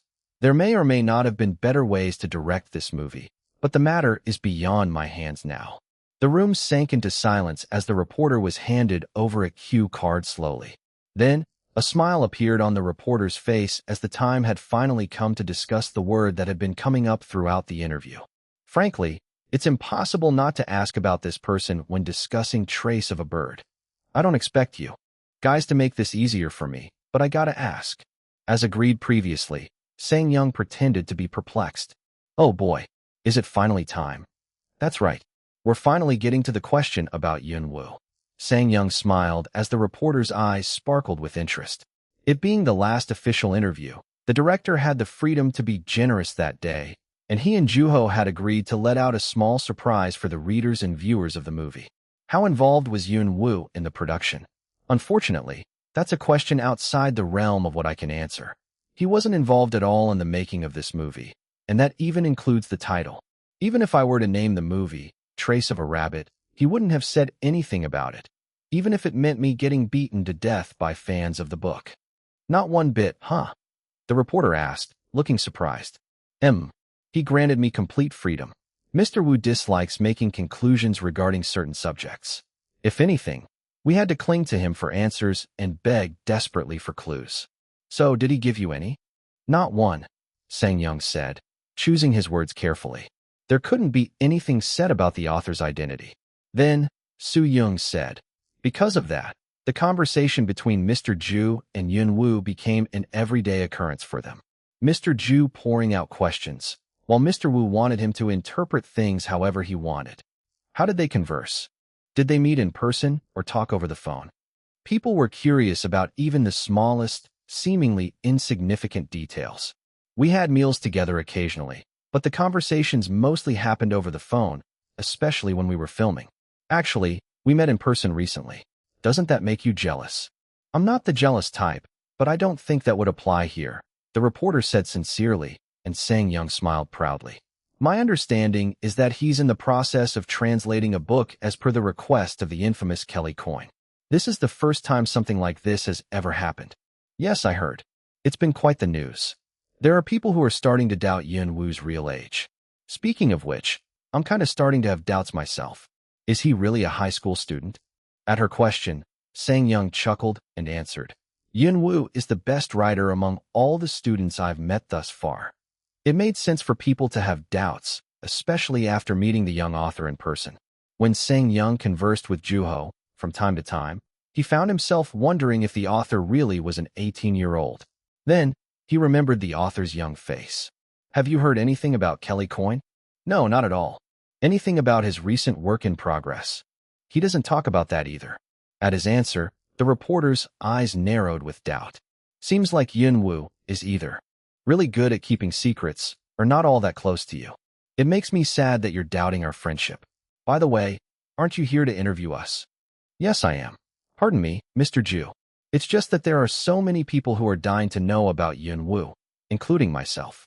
Anyway, back to the subject. Then, the reporter kept on with the interview with an apparent anticipation, and soon, she brought up the question that would mark the highlight of the interview. What was Yun Wu's response to the movie reaching 10 million viewers? The time had come for them to reveal the surprise, and Su Yung took Yun Wu's letter out of her pocket as agreed previously. The camera focused on her hands, and the reporter asked, What's that? This is a letter from Yun Wu, Su Yung said as she handed it over to the reporter, who was ecstatic about it. Was this written personally by Yun Wu? That's right, Sang Young said proudly as the reporter showed the letter to the camera and opened it, revealing the author's somewhat tidy handwriting. Ladies and gentlemen, here is a letter written personally by Yun Wu himself, and as you can see, he seems to have quite a nice handwriting. Then, wearing an awestruck look, the reporter brushed her hand down the letter and read it. Being about half a page long, the letter didn't take long to read at all. In short, it was a letter of appreciation to the readers, the audience, and those who had contributed to the creation of the movie. If you're a high school student watching this interview right now, pay close attention to your peer's handwriting. That person might be Yun Wu. This is going to be another trend, isn't it? With that, the interview came to an end after a brief closing statement, and just as the reporter had predicted, the interview clip and Yun Wu's handwriting became the most searched for things on the internet. What if you get caught? Boem asked in a whisper, even covering her mouth. Her eyes were fixed on Juho's hands as he was in the middle of writing. Staring at her for a little while, he smiled and said, No way. Don't let your guard down. Do you have any idea how popular that interview was? It was the interview with the most information about Yun Wu by far, she said, looking rather serious. Chapter 153, There is no Yun Wu 6. Juho too had watched that interview, and the internet was in a commotion over the snippets of information that had been disclosed during it. Among them were opinions about Yun Wu's handwriting. The clues presented by the young, anonymous author had drawn massive enthusiasm out of his fans. From the offshoot volume of Language of God to the meeting with Kelly Coyne, the speech at the Dongkyung Literary Award ceremony, and the recent interview, Juho had been leaving a trail of breadcrumbs for his readers, both consciously and subconsciously. Because of that, most of the Fans have been focusing on putting together the clue pieces rather than demand the author reveal his face. Then, Juho looked down at his notebook. They'll probably think that I happen to have a similar handwriting. But it's way too similar, Bom said, still looking concerned. It seems like that to you because you already know. No, they're the same, to the T. I have a bad feeling about this. Hurry up and cover it before anyone sees it. I gotta write this if I want to turn it in, though. Then, Bom raised her hand to cover Juho's notebook, and he barely managed to stop her. She, too, was deeply concerned, and under her watch, Juho wrote as fast as he could and finished his assignment. The next period came, and the class president who had come to collect Juho's notebook struck up a conversation with him all of a sudden. You have a similar handwriting to Yunwoo's. Having barely talked to him to that point, Juho was not very well acquainted with him. Despite his soft-spoken nature giving off a timid impression, the fact that he was trying to start a conversation with Juho was proving him to be otherwise. Feeling Bom's anxiety from his seat, Juho answered lightheartedly. Maybe it's because I am Yunwoo. Oh, right, the class president said with a scoff, and then their short interaction came to an end as he collected Juho's notebook. After that, Juho looked at Bom and said, see? As a disappointed look washed over Bom's face. Juho observed her expression for a little while, and then picked up the book that he had set aside on his desk. It was the book by Kelly Coyne that he was in the middle of translating, and Juho had been reading the book exclusively during his free time as of late. If Seo Kwang were to see what you were reading, he wouldn't have let it slide without making some sort of comment, Bom said as she saw the book title written in English. Seo Kwang was known to be excitable whenever he saw Juho reading a book written in its original language. Seo Kwang's been hard at work lately. She added as if she wanted to bring something up, and knowing exactly what she had in mind, Juho answered, Yep. He wants to be a translator. What Yunwoo had done in becoming a translator was the dream Seo Kwang had been running toward. What do you think? About what? About Seo Kwang. The way I see it, he seems kind of anxious. At Juho's words, Bom was reminded of herself. Should we talk to him? Juho asked as he thought of Seo Kwang's recent appearance. Since finding out that Yunwoo was translating for Kelly Coyne, Seo Kwang had been noticeably absent, reading English texts instead of another book, memorizing English words, and perpetually murmuring them on his own. Those might have been signs of anxiety. I doubt it. Seo Kwang wasn't anxious. If anything, he was fighting desperately against the temptation of giving up and fighting against his past failures to prevent himself from repeating them. Amid a breakthrough in his life, he was working toward his goal, and there was no need for Juho to go out of his way to help him. Juho Woo. All eyes turned toward the shout that came from the back door. It was Seo Kwang, and as he walked into the class without hesitation, everyone lost their interest quickly and went on about their businesses. Look, Seo Kwang said, and Juho looked at the book in his hand, which was written in English. Upon reading, the language acquisition device in his head decoded what was written on its pages, trace of a bird. I can read this now, Seo Kwang said with a bright smile, and as if to prove his point, the pages were filled with word definitions and underlined phrases. At the sight, Juho accepted Seo Kwang's words quietly. How long did it take you? He asked Seo Kwang how much time it had taken him to finish the book, and Seo Kwang answered proudly, a month. Depending heavily on the dictionary, he had read the translated version of the book for 1 whole month, and as Juho realized Seo Kwang was not in need of help, he hadn't given up. When Juho looked at Bom, she was taken aback by Seo Kwang's answer to Juho's question. For a month straight? Yep, Seo Kwang answered. I wanted to be someone who's a bit more persistent. He had discovered his dream of translating Yunwoo's book after having given something up, and he had come to realize that the question of what kind of person he wanted to be in the future was overshadowed by his goal of becoming a translator. After this, I'm sure that I developed enough persistence for translating an entire book, Seo Kwang said as he laughed energetically. Juho scanned through the book that was filled with traces of his progress. Well, I can't just sit here and lose, Juho said as he looked at the book he was translating and decided that he'd make it the best translation there was within a month. Ow! Feeling a dull pain on his back, Juho opened his eyes. The impact had been louder than painful. As he opened his eyes and slowly regained consciousness, only then did he realize that he had been asleep. Sitting up and feeling the stiffness of his neck and the numbness in his arm, he groaned in pain and took a sheet of paper off of his face. "Did you stay up again?" his mother asked as she opened the window in his room. Since he hadn't gone to bed and was waking up just now in the morning, there was no way to argue against that. Then, out of concern for her son's health, she went on to explain the importance of sleep for people and the positive ways the body responded to a consistent sleep routine. "So, sleep early, mister." "Yes, Mom." Then, she went out of the room and began to vacuum the living room. She seemed to be in the middle of cleaning, and unlike usual, it had to be related to the reason why she had awakened her son. Juho barely managed to wake himself up. After washing his face, and when he walked out of the bathroom, he saw that all of the windows had been open. "Should I go take out the trash?" "Please." With that, Juho helped his mother with cleaning the house. Taking the trash bags gathered in one place, he went outside to separate the recyclables. Looking at the trash after it ended up where it needed to be, Juho asked himself, where would utopia be for these bottles? What if they're mourning the fact that they were born as plastic bottles as they're facing the reality of it? Then he picked up a glass bottle and wondered, what about this one? Despite it being a recyclable glass bottle, it was made of beautiful curves and transparent skin. Unfortunately, that appearance was overshadowed by a greater power or a system, and the glass bottles were reduced to the equivalent to plastic bottles, which polluted the earth. It was unfair and tragic. The bottle made a dull sound as Juho flicked its surface with his finger. It would have been nice to know what these plastic bottles were saying. Unfortunately, it was only wishful thinking. From then on, Juho wasn't able to return to his desk until he had gone back in and had breakfast.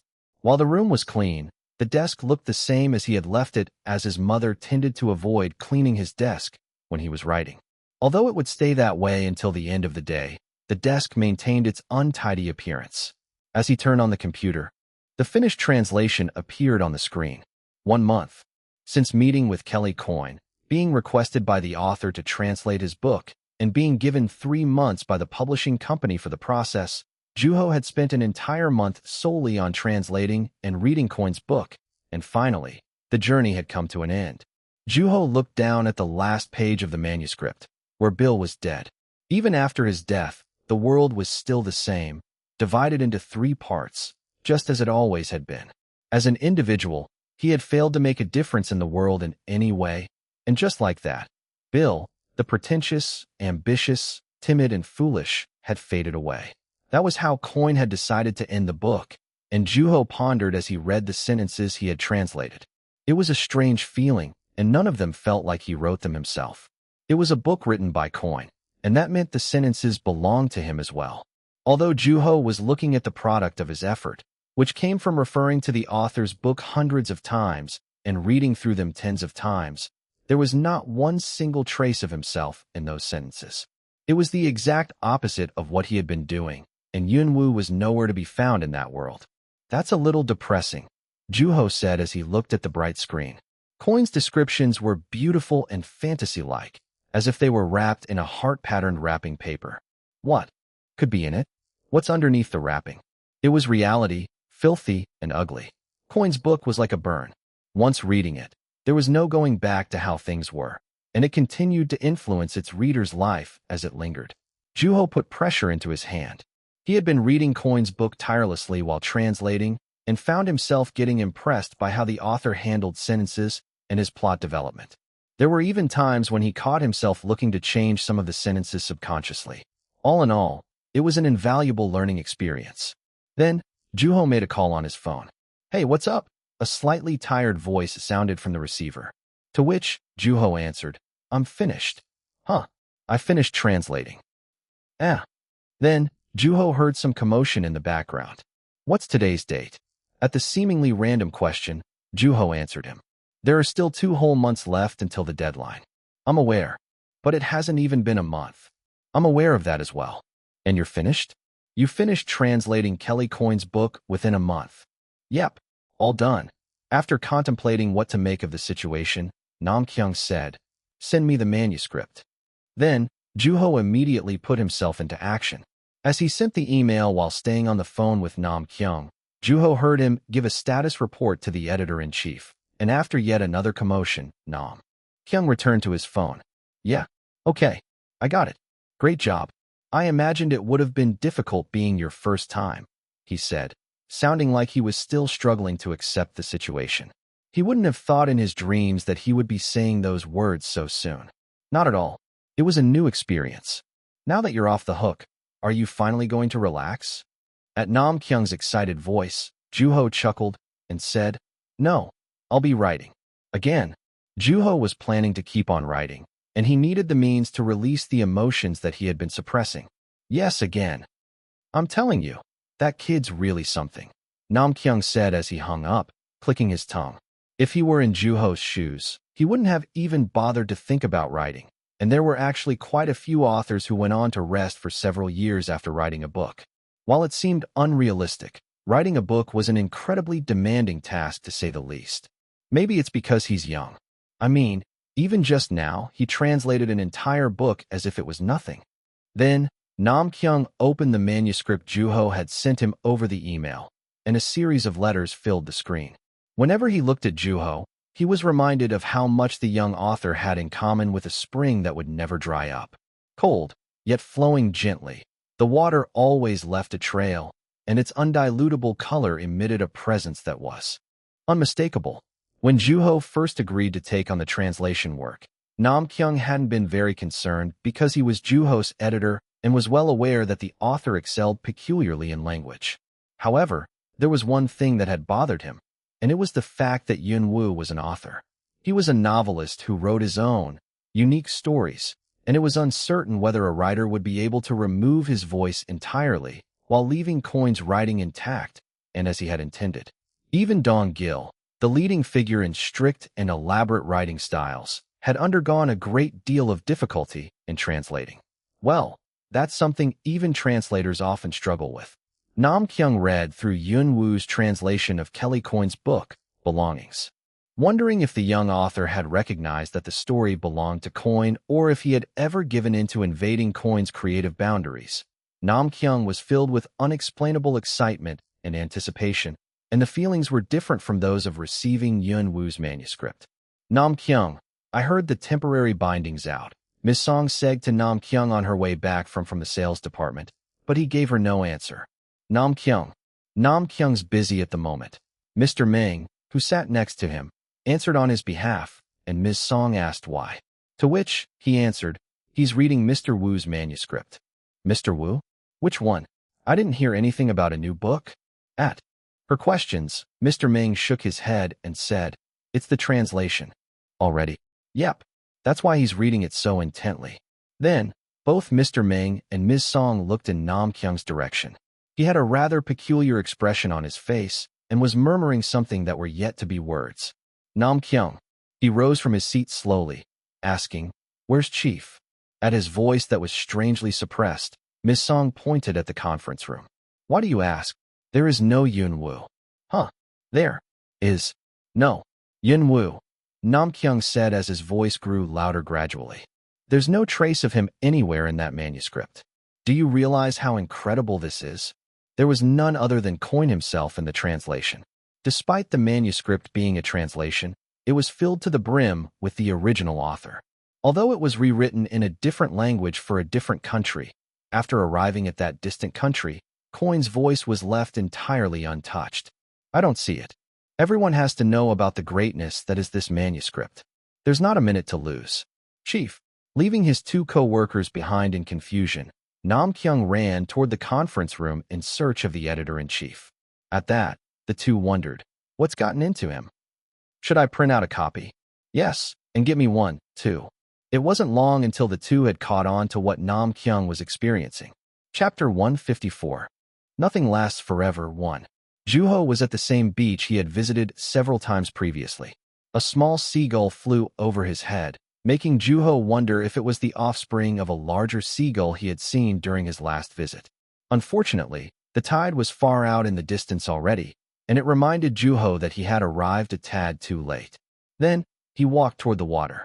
Being at the beach at a later time wasn't necessarily a bad thing, and one of the benefits was that he got to see tiny crabs coming out of their holes, crawling about busily.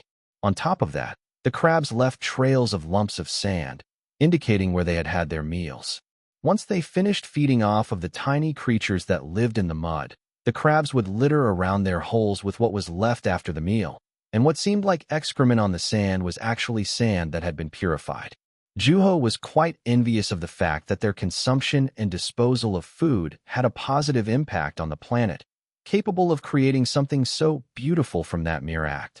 For no apparent reason, Juho tried stepping on the lumps of sand. The crabs paid no attention to what he was doing.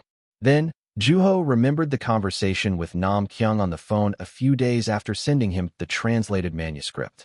As soon as he answered Juho's call, Nam Kyung had said, "This is top-notch." A satisfied chuckle sounded from Juho's receiver for a while. "We had a plenary meeting today, and everyone in the office had a lot of great things to say about your translation, including people from other departments." "Really? At that?" Nam Kyung said frivolously. "How did you manage to sound like coins so much in your translation?" It made the culture in the book feel very realistic. "It's like a bibimbap-flavored taco. It suits my taste perfectly. A bibimbap-flavored taco." The analogy didn't sound all that appetizing, and made Juho second-guess whether Nam Kyung really was complimenting his work. This translation will forever be the example of how Kelly Coyne's books should be translated. We even decided on the slogan, "Looking to get the full of experience of Kelly Coyne? Read this translation by Yun Woo." That sounds a tad too fancy. "No, it's just right," Nam Kyung said emphatically, and he finally got to the main point. "So, we decided to publish this book first before all the other books in the collection instead of publishing it last." Because Juho had no preference as to whether the book should be published earlier or later than scheduled, he gave Nam Kyung an affirmative answer. With that, Juho went outside and sat on a rock. Currently, he was in the process of writing the 6th volume of Language of God, and the long-awaited encounter between God and the 4 companions was just around the corner. Juho thought back on the feedback he had received from Hyundoo Lim on the phone. That was refreshing. His feedback indicated that he had been reading Juho's books, and Juho found himself remembering it repeatedly. Wanting to become an even better writer, he made the trip to the beach yet again to see for himself the beginning and the end. "Hello." As the voice greeted Juho from below, he turned around and saw an old lady with bent back selling boiled clams. "Hello." Juho greeted her back. "Can I interest you in some boiled clams?" she asked as if she didn't remember Juho. "Yes, I'll take some," Juho said, nodding and remembering her face. "I'll give you some extra, young man." "Thank you." Then, after taking the paper cup that was filled with boiled clams, he took a piece and brought it up to his mouth. Slurp. The meat popped out of the shell and into his mouth, filling it with a familiar, fresh, briny flavor. With that, the old lady walked away in search of another customer. And as Juho watched her from behind quietly, he was relieved to see that there were things that changed and also remained unchanged. There was still a clear boundary between the sky, the sand, and the ocean, and the grains of sand were still small. Although he had yet to start writing Language of God during his last visit, he was now on the edge of nearing the end of the series. Slurp. As Juho ate another boiled clam, his phone started ringing. Wondering if Nam Kyung was calling, he checked the phone and realized that the call was coming from Jangmi. Although Juho intended on enjoying his alone time in peace, the rest of the world was as busy as ever. With the paper cup still in his hand, Juho answered the call. "Hello, Mr. Young." It was a calm voice, but it also sounded anxious for some reason. "Is everything okay?" "So, I'm not sure where to begin." Her voice indicated that she was either flustered or filled with urgency. "We received a call today asking about you. There was nothing unusual about that. After all, there were countless people in the world who were curious about Yun Woo. What's making her so anxious?" And the caller turned out to be a middle school student. "It turns out that this reader has a younger brother who's suffering from leukemia, and I was told that he's a fan of your work." Yun Woo, or Won E Young. Won E Young. It had to be a fan of Language of God. Then, Jangmi lowered her voice and added, "The sibling wishes to know the ending. How bad is his sickness?" "I don't have any details, but from what I was told, there isn't a whole lot of time." There was no time. Juho looked at the tide in the distance. "I thought I should let you know." Then, she waited for his answer quietly. There was a reader who was on verge of death who wished to know the ending of the book. Juho thought about his manuscript. While he was starting to get a clearer idea as to how he wanted to wrap up the story of Language of God, he was yet to think of a definite finale. With the offshoot volume being the most recent, Juho was just getting around to writing the next volume after meeting with Kelly Coyne and focusing on the translation of his book. Writing a book took a lot of time, and his reader who was suffering from a terminal illness would never be able to get his hands on the last volume of the book. Okay, pardon, I don't have the manuscript on me, so I'll go visit them and tell them the ending of the book in person. Could you arrange a meeting with them as soon as possible? Though she was initially caught off guard by Juho's quick decision, she came to her senses quickly and said, "Of course, I'll get on it." As he hung up, Juho rose from his seat immediately and made his way toward the subway station. Because there was no way to predict when the meeting was to take place, he felt the urgency to head back home. A middle school student had called the publishing company, and Jangmi had answered the phone as usual, saying, "Dong Beck Publishing Company. How can I help you?" To which the reader said, "My brother is really sick, and I need your help." While Jangmi was still at a loss after what she had just heard, the reader on the phone said, "My brother is a fan of Wani Young, and he loves Language of God. He's really into the characters and the world they live in, and he's been staying hopeful in the meantime that he'll stay alive until he finishes reading the last volume. But yesterday, his condition started getting worse all of a sudden. He's much younger than I am, and I want to do something for him. Please, ask Mr. Young to grant my brother's wish." Sensing the urgency in the voice, Jangmi asked for and received the reader's contact number. The student was sincerely wanting the best for their brother. "Time's running out," the voice said. Gasping for breath, Juho ran as fast as he could. While translating and writing, he had been putting off exercising, and now that inactivity had inevitably caught up to him, hindering his ability to run and his lung capacity. "When I get back, I'm going to start running again," Juho thought to himself. Unfortunately, it wasn't until he arrived at the subway station that he started asking himself if taking a taxi would have been a better idea. Coming to a crossroad, Juho was faced with the decision of which path to take in order to get to the destination quicker. Is there going to be traffic? Would it be faster to take a taxi? Nobody would be able to answer those questions or help him to make the better decision. At that moment, his phone rang again, and he answered as he swallowed nervously. "Mr. Young, I am terribly sorry." Juho's heart beat uncontrollably. Time's running out. An unfamiliar voice sounded in his head, and he thought of the image of a tide that was distant from the shore.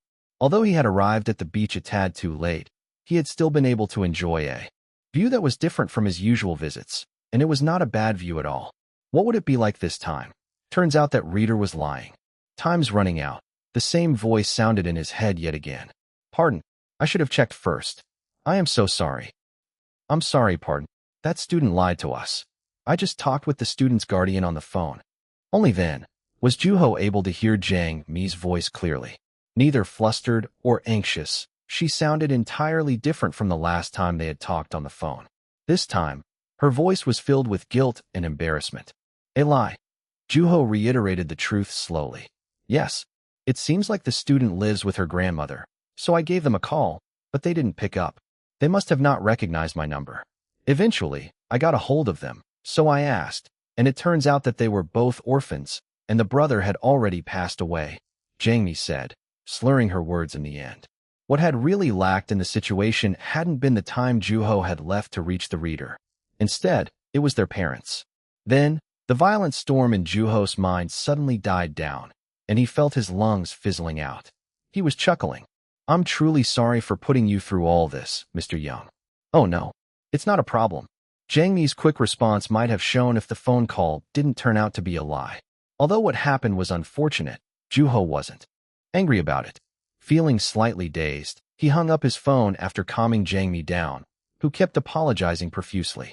There was silence, and people were going about their way, looking indifferent toward what had just happened to Juho. Smelling the faint saltiness in the air, he stood still for a little while, and then got on the subway back home. Upon arriving, he washed up and laid himself on the bed as it was time to sleep. Strange, Juho had thought uninterruptedly throughout the entire ride back. Despite having lied, the student had left a contact number. In fact, she had left the actual number for her grandmother, who was also her legal guardian. Essentially, it was a confession. Why? Was she desperate to get in trouble or hungry for attention? If so, there had to be another way. Then, why the publishing company? What about Wonnie Young? A series of question marks floated around in Juho's head. Brother, grandmother, and the mysterious student. In a daze, Juho stared up at the ceiling, and because he couldn't sleep, he sat up on his bed. Instead of forcing himself to sleep, he took the time to think and speculate, and eventually, he picked up a pen and paper to write down whatever came to mind until sunrise. As he filled more pages with his thoughts, his head felt all the lighter. Then, Juho called Jangmi early in the morning. Yes, Mr. Young. She answered her phone immediately, and Juho went straight to the point without hesitation. So, what happened with that student? About that. I was planning on calling you. With that, she updated Juho on the aftermath of the incident with the mysterious student. The grandmother wanted to visit the publishing company and apologize in person. And where does the company stand in the matter? Well, as long as you're okay, we're looking to let it slide. Of course, a publishing company wouldn't want things to blow out of proportion. Not only was the incident brief, but there was no actual loss of any sorts. On top of that, the author himself took no offense to the matter. Between Yunwoo, who was at the peak of his success, and Wonnie Young, there would be no benefit for a publishing company to cause a ruckus. Although Juho wouldn't have made a big deal normally, there was something that he wanted out of the incident. I'll accept it. Pardon, the apology. I'll accept it. Would you arrange things? Pardon, Jangmi asked in a flustered-sounding voice and said, I would like to express my sincere apology about what happened recently. I should have been more careful, and I didn't handle the situation very well. This will never happen again. Misunderstanding Juho's request, she apologized yet again, and Juho answered lightheartedly, I told you. It's really okay. I just wanted to have a talk with that student. Something's been bothering me. After contemplating the entire night, Juho decided to meet and asked the student in person.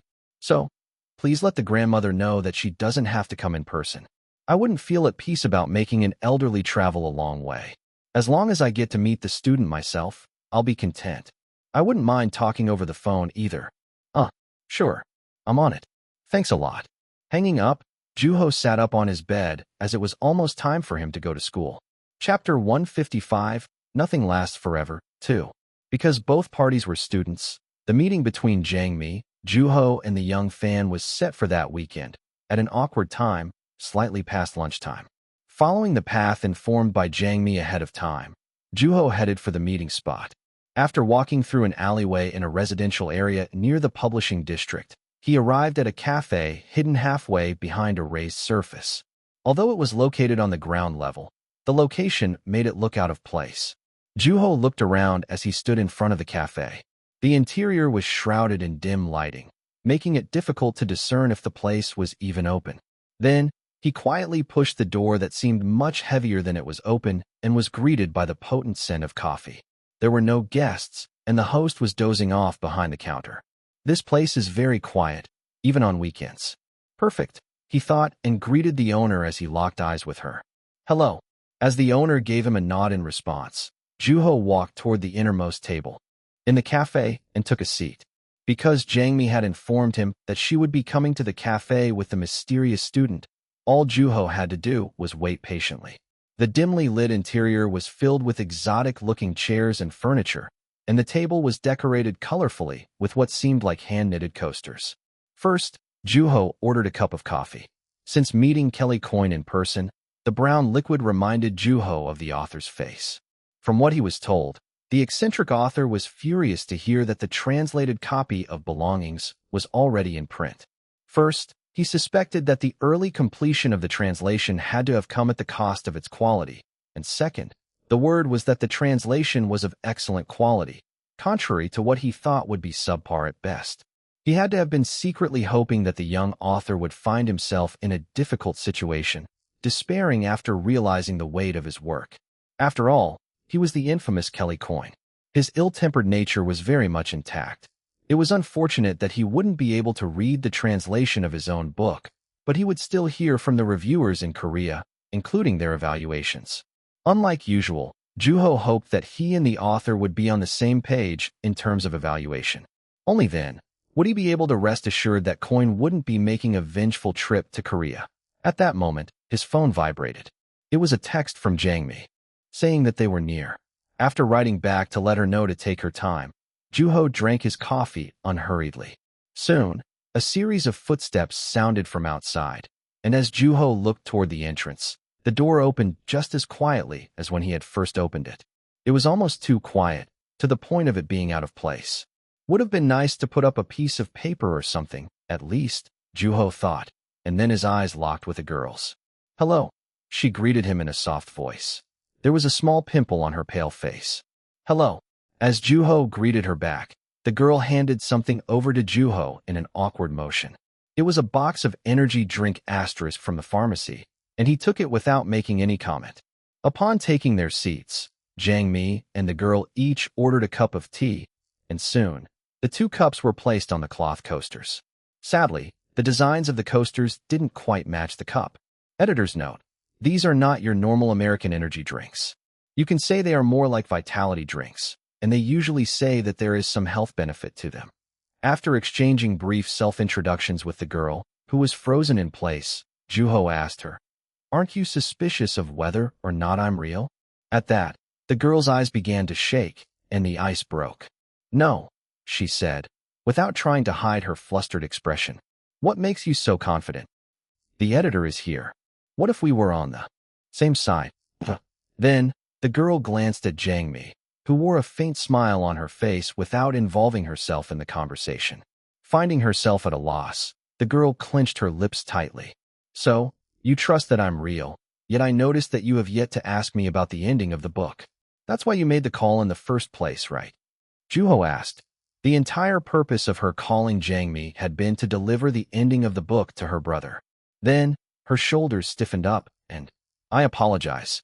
The girl bowed her head and apologized, her hair covering the colorful coaster on the table. After staring at her quietly, Juho said, "You should give your grandmother a call."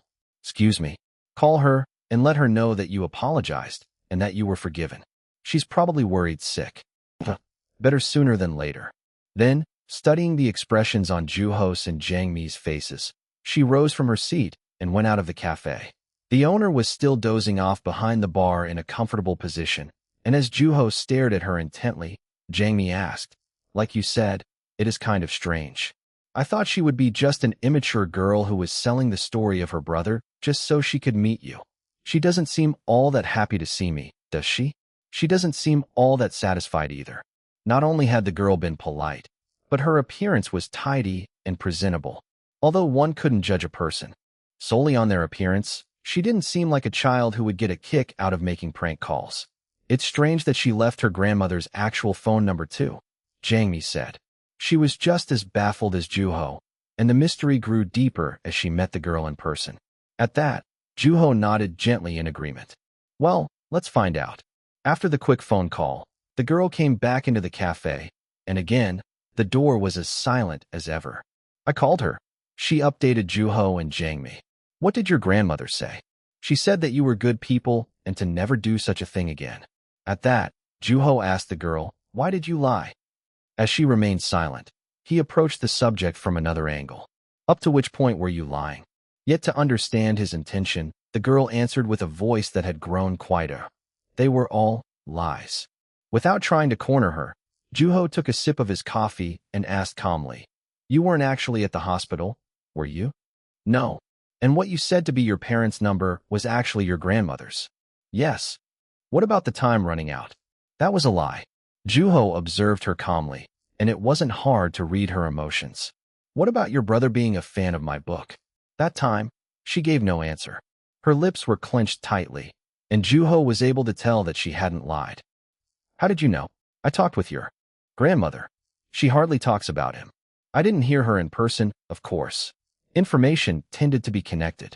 Anxious to be sending her young granddaughter on her way alone, the grandmother had insisted on coming along, and in the end, Jiang Mi had to take over to convince her after a long conversation. The girl's brother had already died before she made the call, and it had to have happened in less than a year, probably a few months at most. The grandmother didn't seem like she was struggling to accept the passing of her grandson either. Only, she sounded unstable. "Would you mind if we talked about your brother?" The girl nodded willingly, and there was not a trace of reluctance. On the contrary, she took the initiative to speak. My brother wanted desperately to know the ending of Language of God.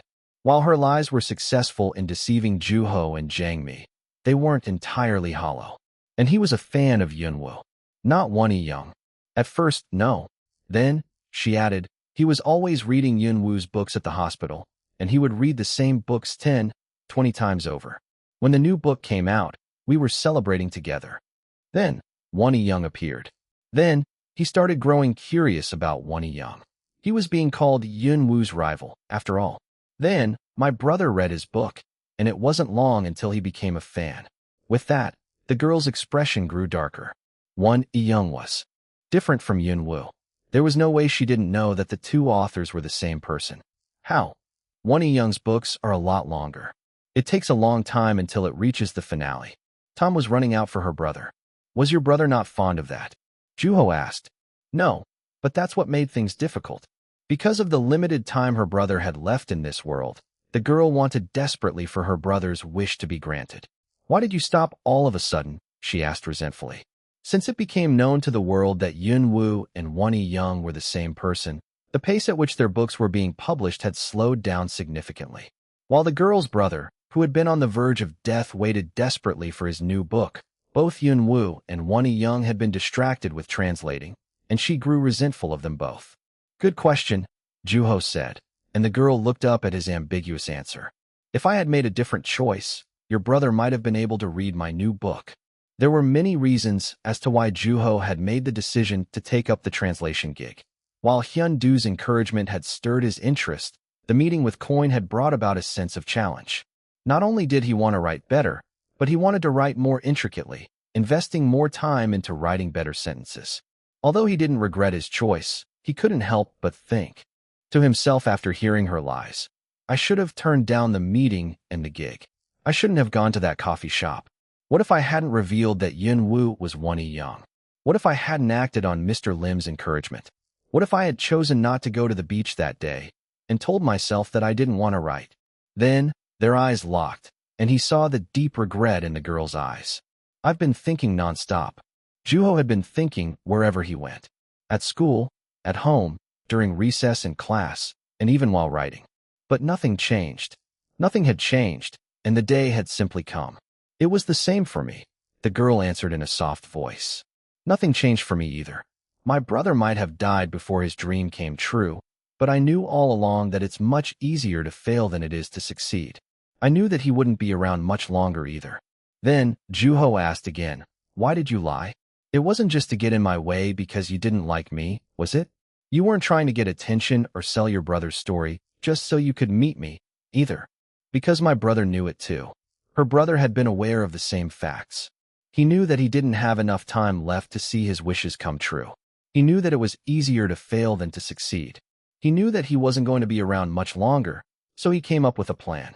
A plan to find out how the book was going to end before it was too late. A plan. Juho imagined the two siblings having a conversation.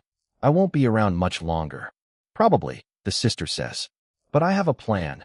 The brother answers, and he goes on to explain his malicious prank. Then, she smiled, saying, my brother is really smart. I carried out the plan, and here you are. Yunwoo, himself. At that, Juho had an idea of what the girl was about to say next. You tried to stop him. Polite and presentable, the girl had tried to discourage her brother from his plan as he would be trying to use Yunwoo to his personal benefit. Using his own health as bait, he waited for the author to walk into the trap, and his sister couldn't let that happen. Yes. Then, it all came to an end. Leaving his unfulfilled plans behind, her brother had passed away. Juho looked at her. She was alone, and the only person who was able to carry out the plan her brother wasn't able to fulfill. The small pimple on her cheek stood out in Juho's eyes. Chapter 156, Nothing Lasts Forever, 3. The disease, which the girl's brother had suffered from, was leukemia. Divided into a number of categories, it tended to come with prefixes. From chronic and acute to lymphocytic, myelogenous, childhood or adulthood, the prefixes were often mind-boggling words, and without anyone knowing, the girl had classified her brother's sickness by a standard that was much easier to understand: survival rate. Unfortunately, being on the Lower side of the survival rate. The brother had been the recipient of terrible luck because of a medication that had come out about a decade ago. Often referred to as Gleevec, the medication was known to improve the survival rate of a chronic leukemia patient significantly, eventually turning the disease around. Sadly, this batch of medication, created by a pharmaceutical company in Switzerland, had taken even the hope of recovery away from the boy and his family. From then on, the sister had been thinking, if my brother was born about a decade earlier, he would have been able to live with much more hope than now, living at least another year. Having immersed herself in pointless thoughts like that since the death of her younger brother, she had seized the opportunity to realize her brother's plan, which had also been his wish. He suggested that we call the publishing company and tell them that I had a dying brother who was desperate to know the ending of the book. He added that I had to sound as sad as possible so that the person answering the phone would pity us, and that the plan would work if we rushed them. However, the sister had been against the idea. I couldn't let him do that. I was emphatically against his plan. Of course, the brother had been sad that his sister had not been willing to get on board with him. Although he had thrown a fit for a while, he had spent most of his time sleeping in the end. He had been perpetually tired, preventing him from reading his favorite books from his two favorite authors, Yun Wu and Wonnie Young. Eventually, his body had weakened to the point that it made the most basic of activities in life impossible, such as brushing his teeth or going to the bathroom. So, I had to read to him instead. He really disliked calling the traitor in language of God a traitor. She was referring the traitor of the animals, who was also a hero to the humans and who kept them out of harm's way, and her brother was quite fond of that character. He would always imagine how the book might end. He believed that one would come to meet God, and God would grant him what he wanted. The girl said, looking at Yun Wu sitting in front of her. The outcome didn't matter to me. Right. But that changed when my brother died. How? I had regrets. That was her reason for making that phone call. She had wanted to grant her brother's wish and thought that she'd be freed of her regrets. What about now? I'm regretting still. What had been intended as a counter for her pre-existing regret had resulted in bringing about yet another regret. As Juho smiled warmly, her eyes remained fixated on his face. If I knew that you'd forgive me so easily, I would have called you with my brother when I still had the chance. What are the odds of actually meeting you in person? If only I hadn't been against his plan, my brother would have gotten what he had wanted, she said. Quietly, meeting Wonnie Young in person would have put him in high spirits, and he would have lived for at least another year. Juho took a sip of his coffee, and the bitterness lingered in his mouth. After a moment of hesitation, the girl brought up language of God. So, the four companions leave on a quest to find God, each with an intention of their own. Yes, and Four's reason being that he wants to know why humans die. Right. What do you think is the answer to that? The four companions with different intentions in mind set out on a journey to meet God, and Four was the one of those four who sought to answer the question. Why do people get sick and die? If death was a punishment, then the newborn shouldn't die. If death was a blessing, it shouldn't be so frightening. In order to find the answer to his question, Four joined with the other companions in their journey. Then, remembering his manuscript, Juho opened his mouth to say, God lives up to 300 years. Huh? The girl asked as she caught off guard by what he had said. I'm talking about God. He lives for 300 years at most. Is this about the book? Yes. With that, the girl glanced at Jiang Mi, who remained unwavering. Juho was disclosing content that was yet to be published. Can you talk about stuff like that? Isn't it a little late for that question? You wanted to know how the book ends. But that was a lie. It's fine, Juho said calmly, and the girl's eyes moved busily as she immersed herself in thought. What do you mean when you say that God lives up to 300 years? I mean that God dies after living up to 300 years at most. Then, that wouldn't make God, God. That depends on how you look at it. The God who the four companions were about to meet had a lifespan of 300 years. Although having a lifespan as a god would invalidate his deity status, humans still referred to him as God. While the girl was still perplexed by Juho's justification of God, Juho added, frankly, it doesn't matter if he's really God or not. It doesn't. No. Isn't that the most important thing? At that, Juho shook his head. What's the most important is that the four set out on a journey together, and that I successfully wrote the story in one piece.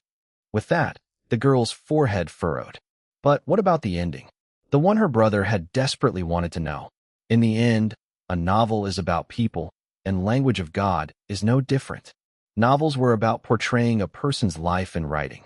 What do you think it's at the end of life? Death, she said quietly, yet emphatically. And why is that? Death is the most clear-cut ending I've ever experienced. That's a delusion. Excuse me, you've never experienced it yourself. She couldn't give him an answer. To be precise, what she had experienced had been the death of another person, and nothing was more mysterious than the boundary of death. The things that were certain to be true often turn out to be misinformation, and that's why there are books that end anticlimactically and get on its reader's bad side. After all, the end most people experience is not all that different. Well, there are times when an author simply needs to work on his craft. Juho didn't believe that to be a bad thing. Because of that, we live on knowing that we'll die one day. People often forgot about the approaching end, and they didn't bother to remind themselves of it. Perhaps death wasn't as important as most people understood it to be. Is that how Language of God ends? There was a faint trace of anger in her voice, as if she was still in disbelief. Beats me. What? I haven't written it yet. Earlier, you said that your brother would have gotten what he had wanted if you had been able to make that call while he was still alive, right? I hate to say, but you're wrong, Juho said calmly. I wouldn't have been able to tell him what he had wanted. But, in other words, it would change nothing. As he locked eyes with the girl, her eyes wavered with a subtle sense of relief. That can't be true, the girl said emphatically as she tried to hide that relief. She was confused. Unlike her normal self, she had made a prank call to the publishing company and obsessed over any trace of her brother. At the same time, she couldn't ignore her brother's death. Her ending, too, was just as ambiguous as anyone's in the cafe. You don't think it's true. What do I say to her when she's so confused? Should I just ignore her or force her to understand? Should I be comforting her? Juho thought, but he couldn't reach an answer, so he decided to bring up what he did best. Then, you write it. At that, her eyes shook anxiously. Instead of communicating to her that he wasn't angry, he added, you just want to be free from your regret and are willing to do whatever it takes, right? Even if it means calling Yunwoo. The guilt of not granting her brother's wish had been keeping the girl captive, and she was doing everything she could to free herself from it. She was still alive and still had a future to look forward to. She was wise and didn't indulge in sadness or give in to wailing uncontrollably. This is the answer I can give you. Try writing. As a novelist, it was the best way to help her. There's no such thing as a limit in writing, and you can travel through time and space, however and whenever you wish. It'd be possible to meet with your brother, even. What am I supposed to do when I meet him then? Like I said, you can do anything. You can even tell him about what happened today. But that'd be fake. Sure, depending on how you look at it. The girl stared blankly at Juho as he gave her a series of ambiguous answers. It'd be better than making a prank call, wouldn't it? Personally, Juho thought it would be a much safer means to lie. Well, the choice is yours. Until the end, the girl gave no answer or tried to debate whether or not it would be real. Instead, she pondered desperately. What would be my best choice? Which choice would keep me alive? Pale skin and long hair. A pimple on her cheek. As she fought her own battle, Juho took a notepad out and wrote a set of numbers. Would you like this? What is it? My number. In a battlefield, there was always an ally. Even turning one's head slightly would be enough to make them realize that there were others who were fighting alongside you, willing to help when asked. All it took was to ask for help. What if I spread it around? My phone will probably ring a few more times. At that, the girl stared intently at Juho's face. A peaceful face like that was hard to come by when living in a hospital because everyone was being chased by time, death, end, and pain. She knew the exact look on the face of a person who had accepted death. Her brother had looked peaceful, almost to the point of looking bored. Only those around him had lived that moment in anxiety as they were chased by time. Ironically, the brother, too, had worn the exact same look when he had been slightly further away from his last moment. You remind me a little bit of my brother. Is that right? Yes. You look like you don't fear death. Juho chuckled without saying anything, and the conversation came to an end. Then, As they stepped out of the cafe to go their separate ways, the girl bowed to Juho in order to express her gratitude.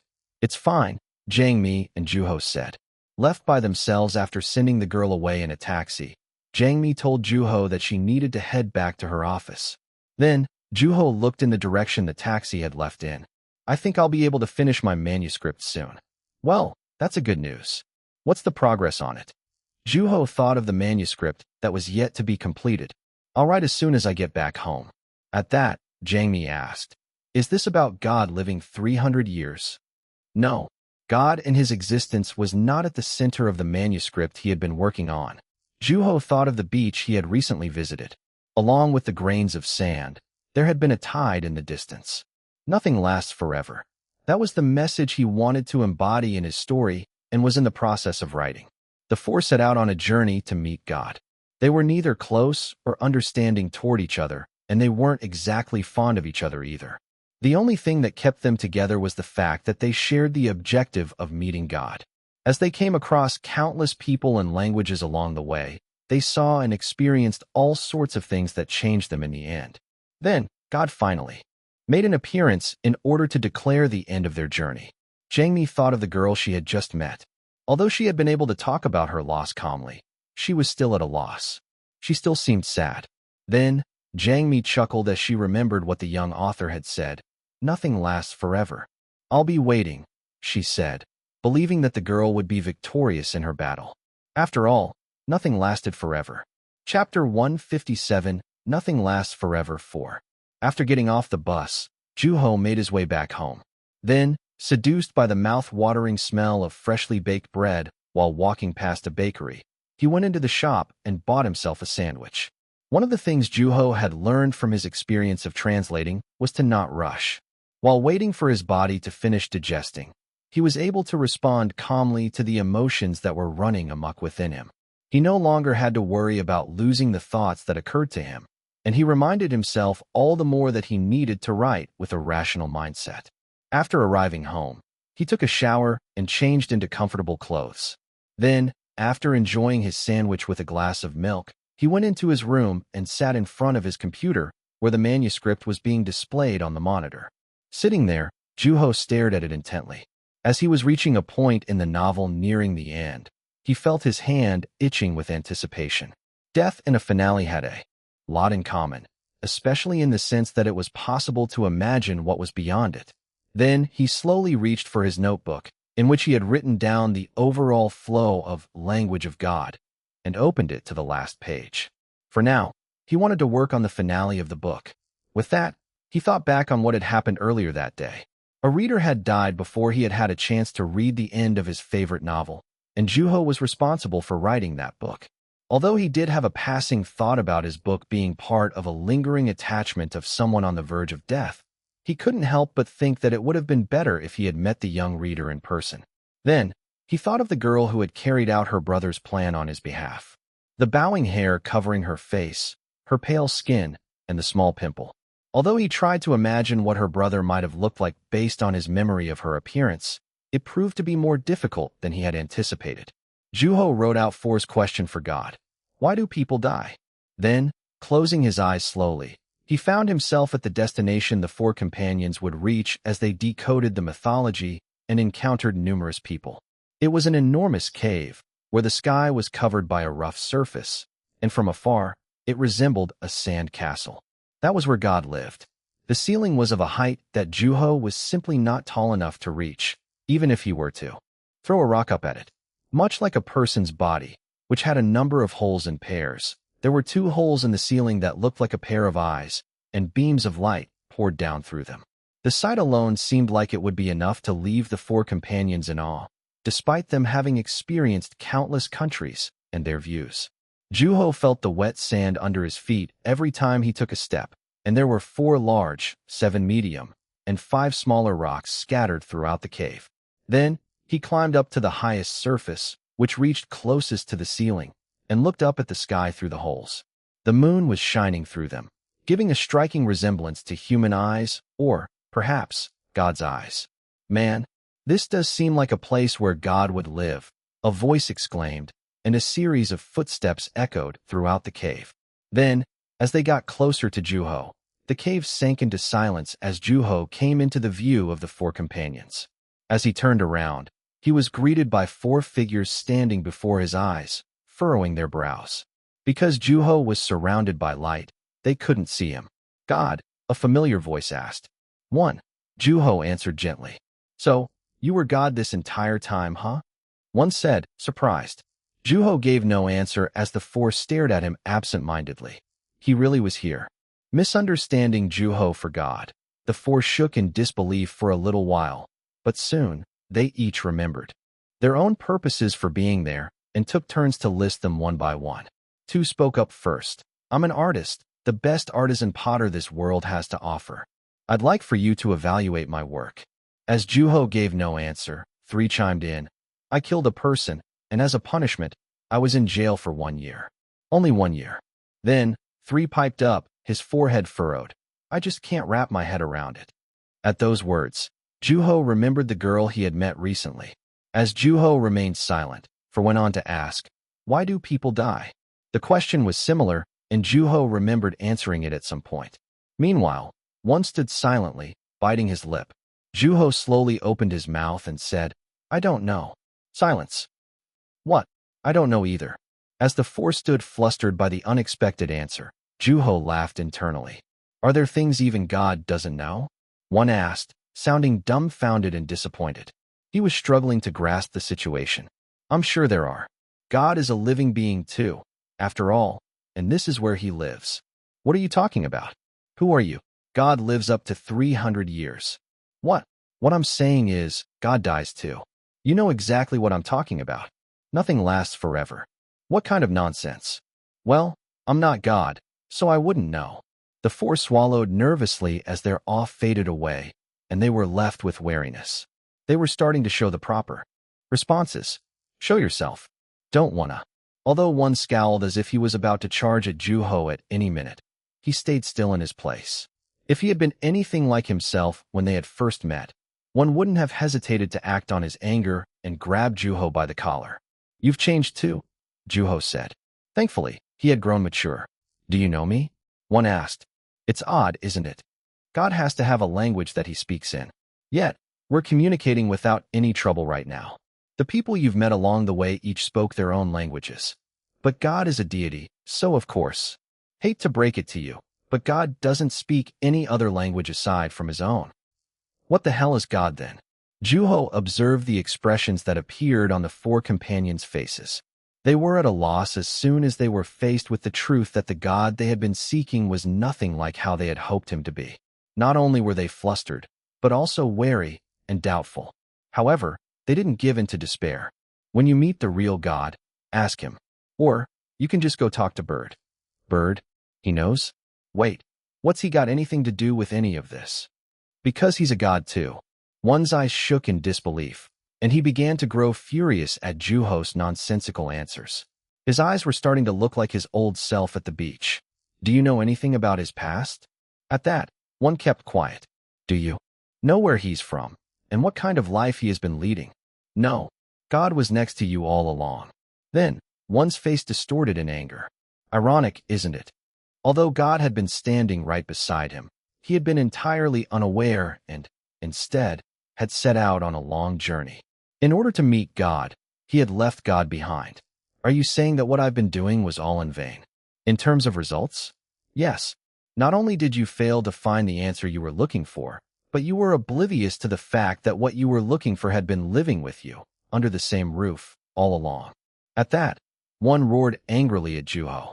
As the protagonist opened his mouth to argue with him, Juho took a step back. The four were no longer scowling. "You hated people because they're dishonest, arrogant, and selfish. They would do anything for power and wealth. Murder, rape, war.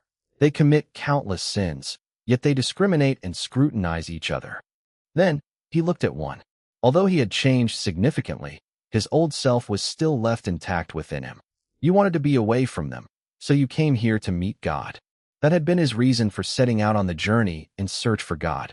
Although he had finally arrived at the destination after a long trip, he hesitated to share his wish. After all, he was a changed man. Therefore, the fact that all of his efforts had been in vain was simply too much to handle.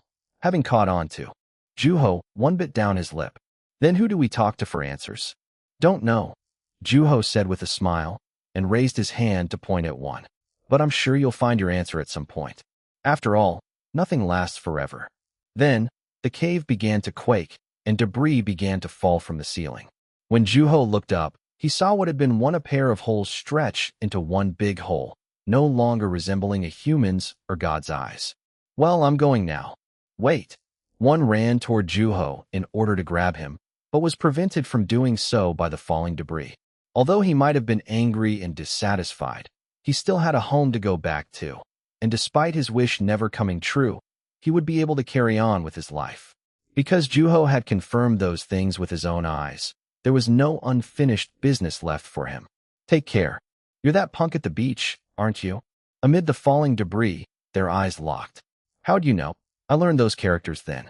You're the only one who uses them. No, the lady at the beach uses them too. So does Bird. Language of God had its base in Hangul. Then, one lost balance as the place shook. As he regained his balance, Juho gave him some advice. Remember that. It'll help when you're talking with God. With that, the wall crumbled away, and the ocean in the distance became visible. For one, the ocean was a means to cross over to somewhere bigger, and for that reason, Juho had let him go. Lastly, Juho asked, "Did you enjoy your trip?" Debris fell between Juho and one yet again, and amid their view of each other growing narrower, the protagonist smiled and said, "So." Then, Juho opened his eyes. While the monitor beamed out light, it wasn't nearly as bright as the light that had beamed into the cave through the two holes in the ceiling. The monitor was still occupied by the unfinished manuscript.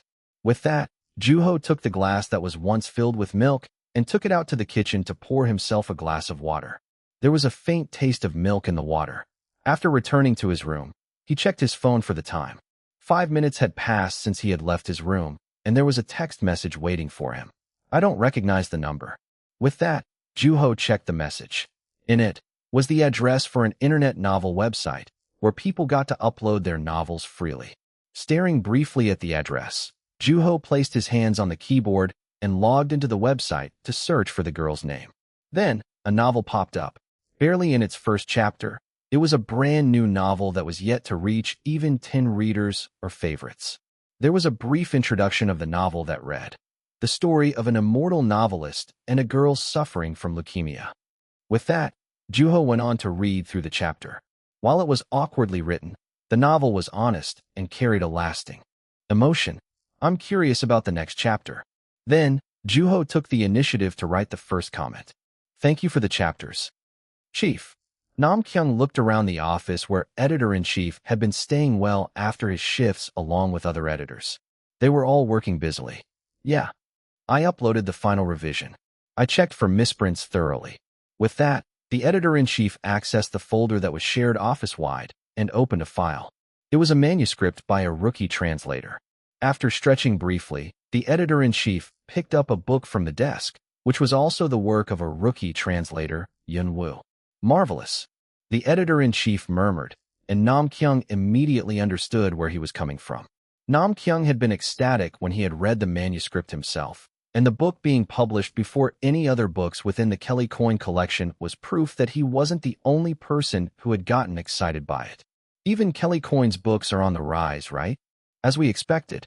It was a collaboration between Kelly Coin and Yun Woo, and it was a welcoming news for those with even the most remote interest in literature. Then, the Editor-in-Chief asked Nam Kyung with a complacent smile, "I heard about the new volume of Language of God. You don't think the readers will fight over their two favorite authors, do you? He is on the rise after all, as well as a prolific writer. Yun Woo, Won Young. There's no reason to fight over one or the other." Yun Woo wasn't just a prolific writer. When an author published multiple books within a short time, their attention tended to focus only on a few of them at most. However, in Yun Woo's case, every single one of his books was receiving praise from all across the world and selling at an incredible rate. By that point, people had conceived the idea that any book would sell as long as it bore the name Yun Woo. A mid-length, a full-length, and now a translation. Then, there's Won Young. Apparently, he's known to be quite a writer at his school too. At his school, yes, I was told that he's part of the literature club. Yunwoo? In a literature club? He is anonymous after all. He's just an ordinary high school student there. My, that's one interesting way to live. With that, the editor-in-chief gave Nam Kyung a subtle look, and catching on immediately, Nam Kyung shook his head. He's not planning on revealing himself. Bummer.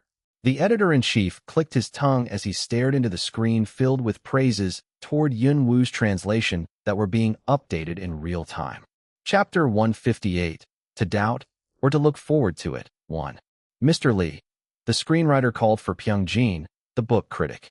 Staring intently at the book resting on top of his thigh for a little while, he looked up and answered, "Yes.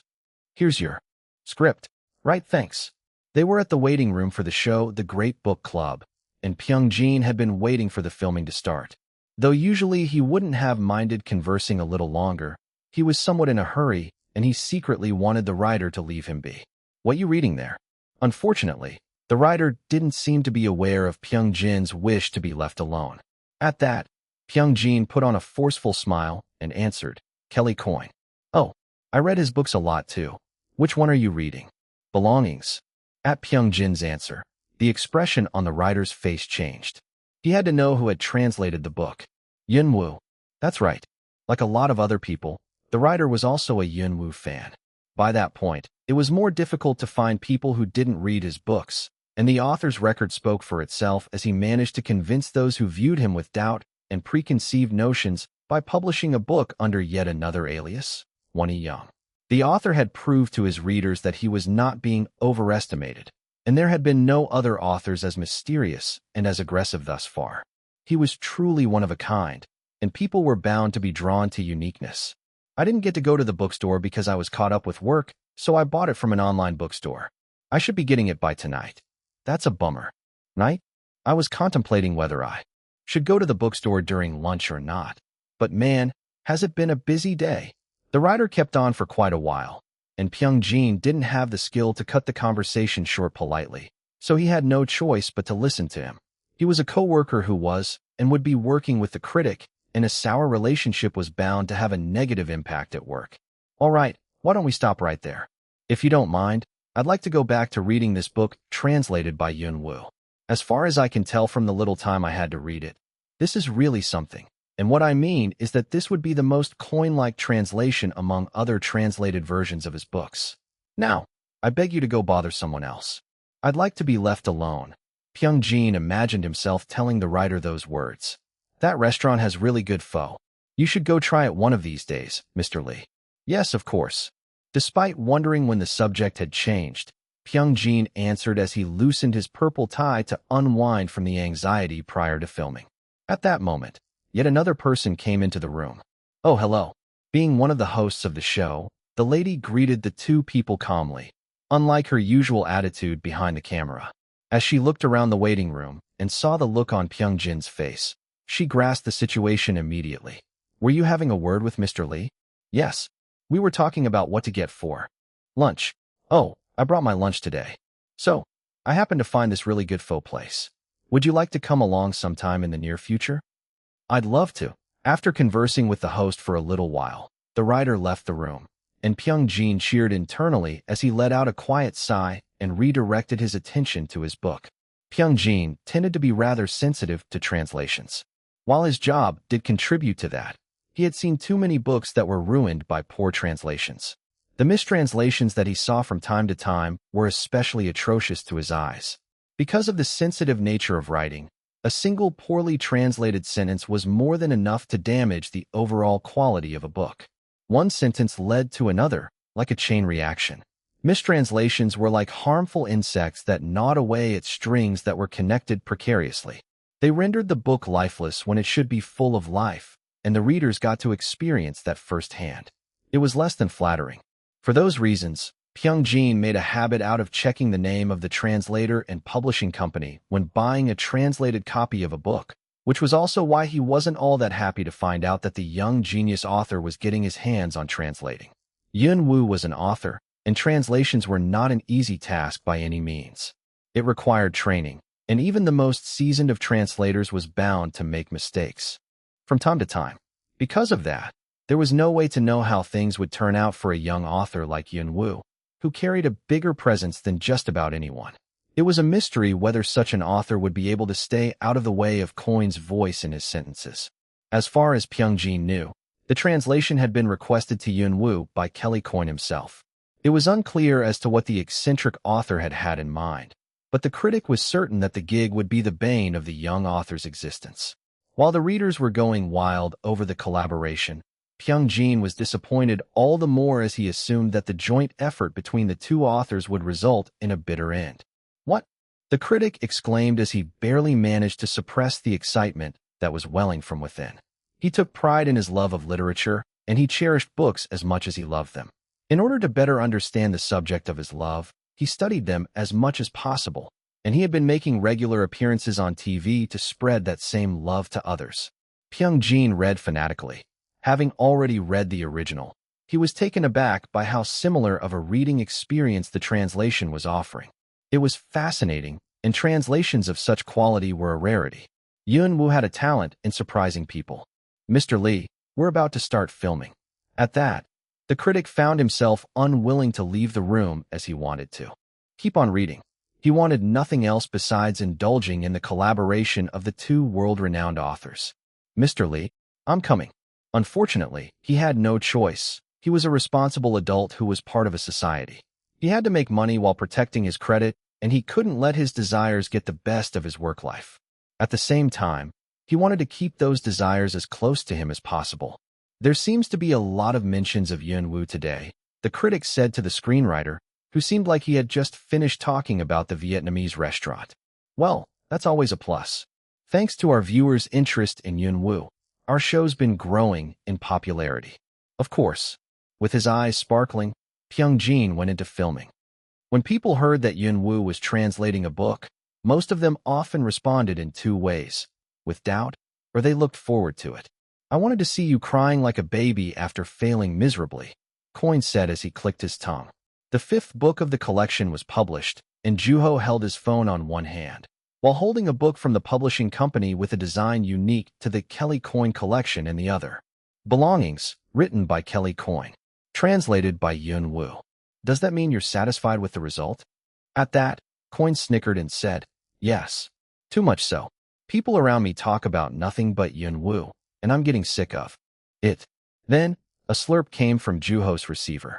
Coin had to be drinking his coffee.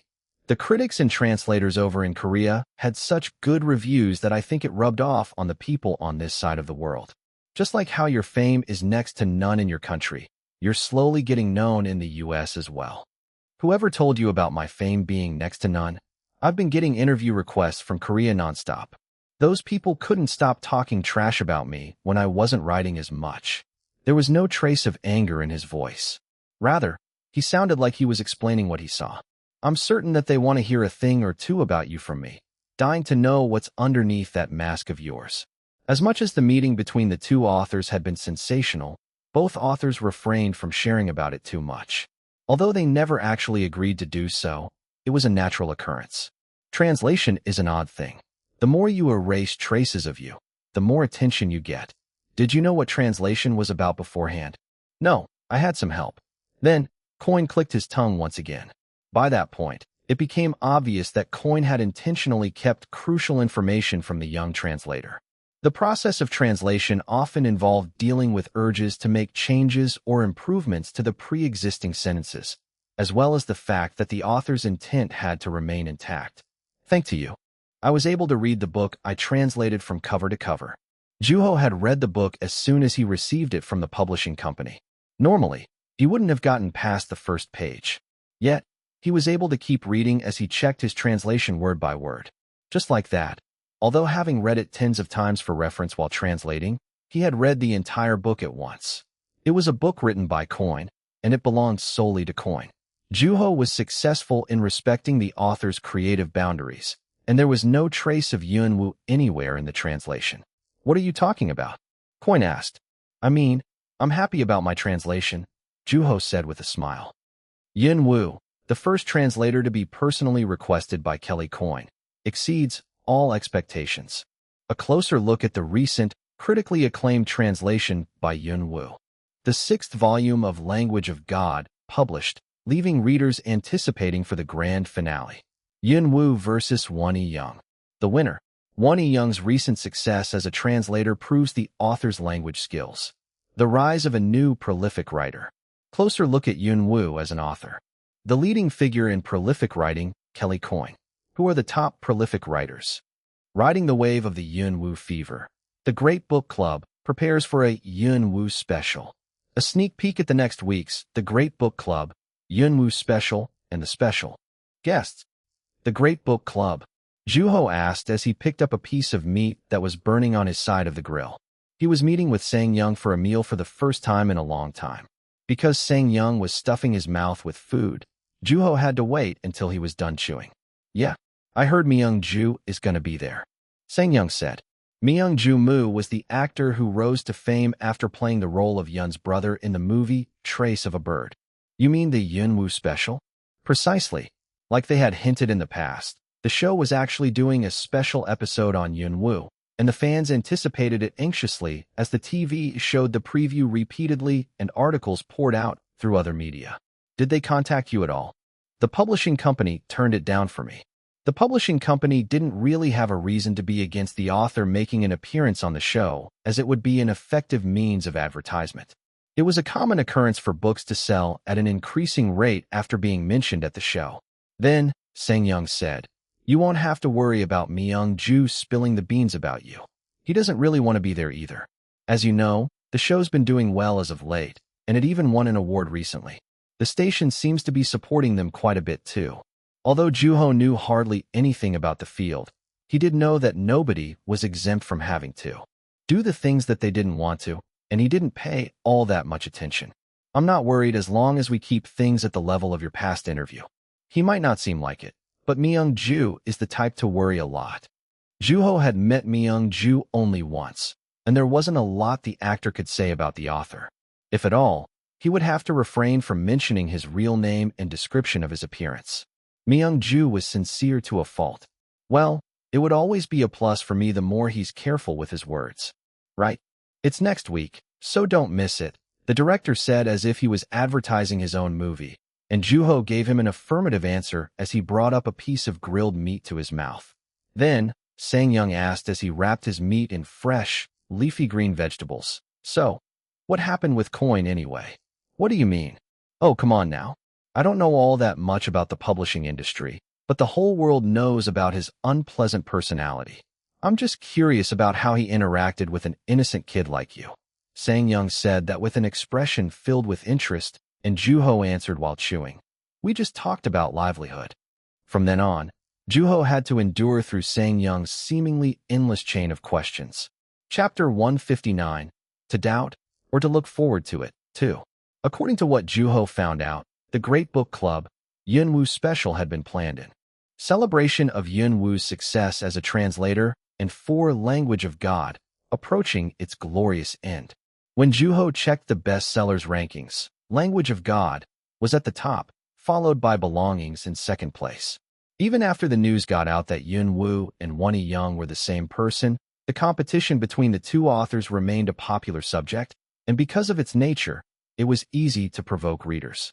The media responded to changes in the bestsellers rankings with exaggeration, pouring out articles like, Yun Wu's victory, or Wonnie Young stands victorious, and Juho found himself having a strange emotional experience when looking at them.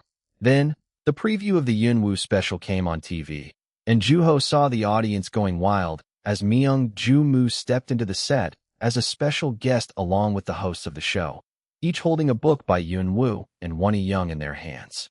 They had to be planning to mention Kelly Coyne at some point, and the brief overview of the show was more than enough to get viewers excited.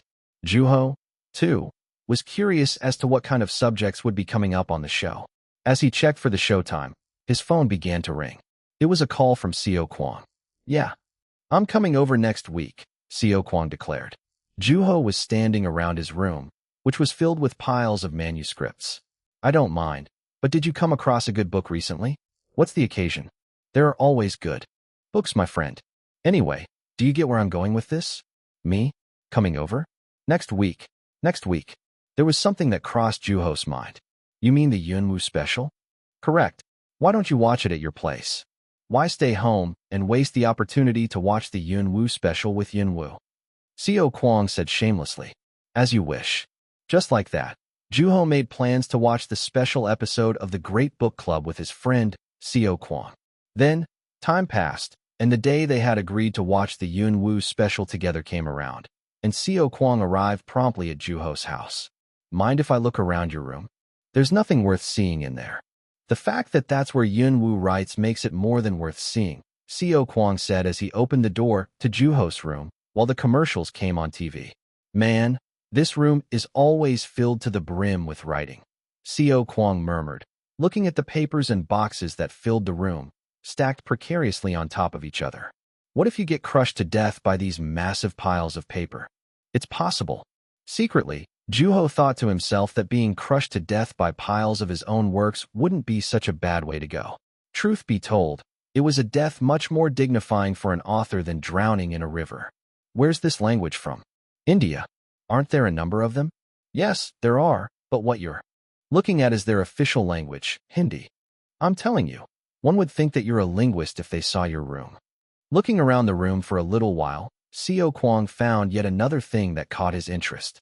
It was the resource on medieval and Old English given to Juho by James, and even the notes were written in English. Seeing those, Xiao Kuang went through them for a brief moment, and Juho observed him quietly. You can read them for the most part, right? I still need a dictionary, but more or less. That's incredible. It's only been a year. Right? Xiao Kuang answered proudly. My reading habit has really paid off. I'm telling you, books are such marvelous things. Then, he went on to list the benefits of reading for a little while and subtly changed the subject to ask, how was translating? It was hard, not to mention how exhausting it was. There were a lot of things to be mindful of, so I struggled quite a bit. I didn't have the freedom to do whatever I wanted. Right? Xiao Kuang said while looking at Juho. It was still a really good learning experience. It was like getting a second-hand experience on a different writing style.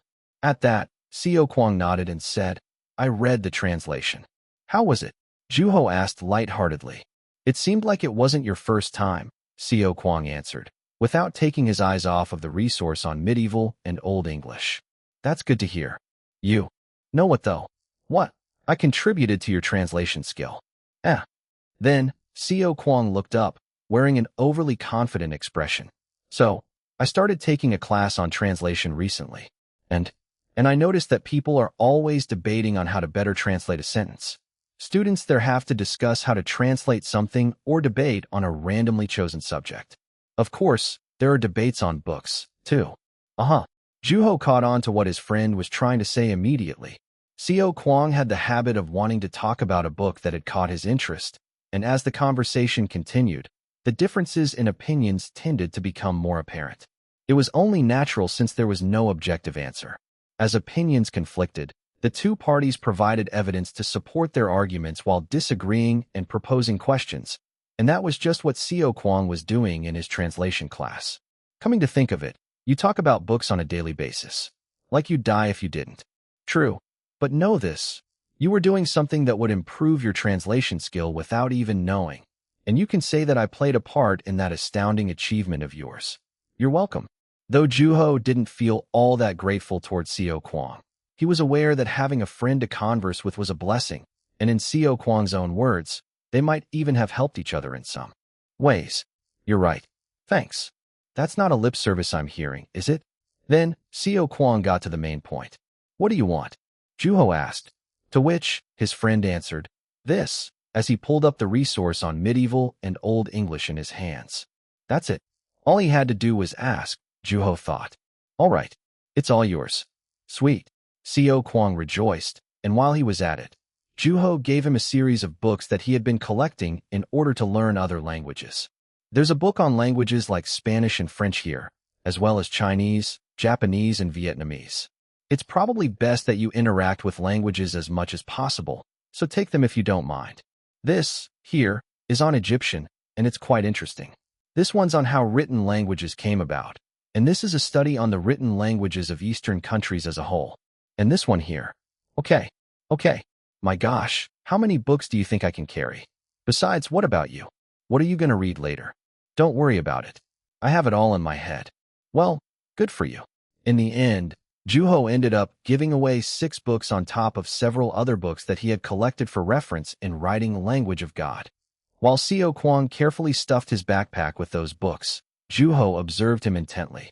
In hindsight, Seo Kwang had been doing a lot of things that would contribute to translating, such as reading and writing.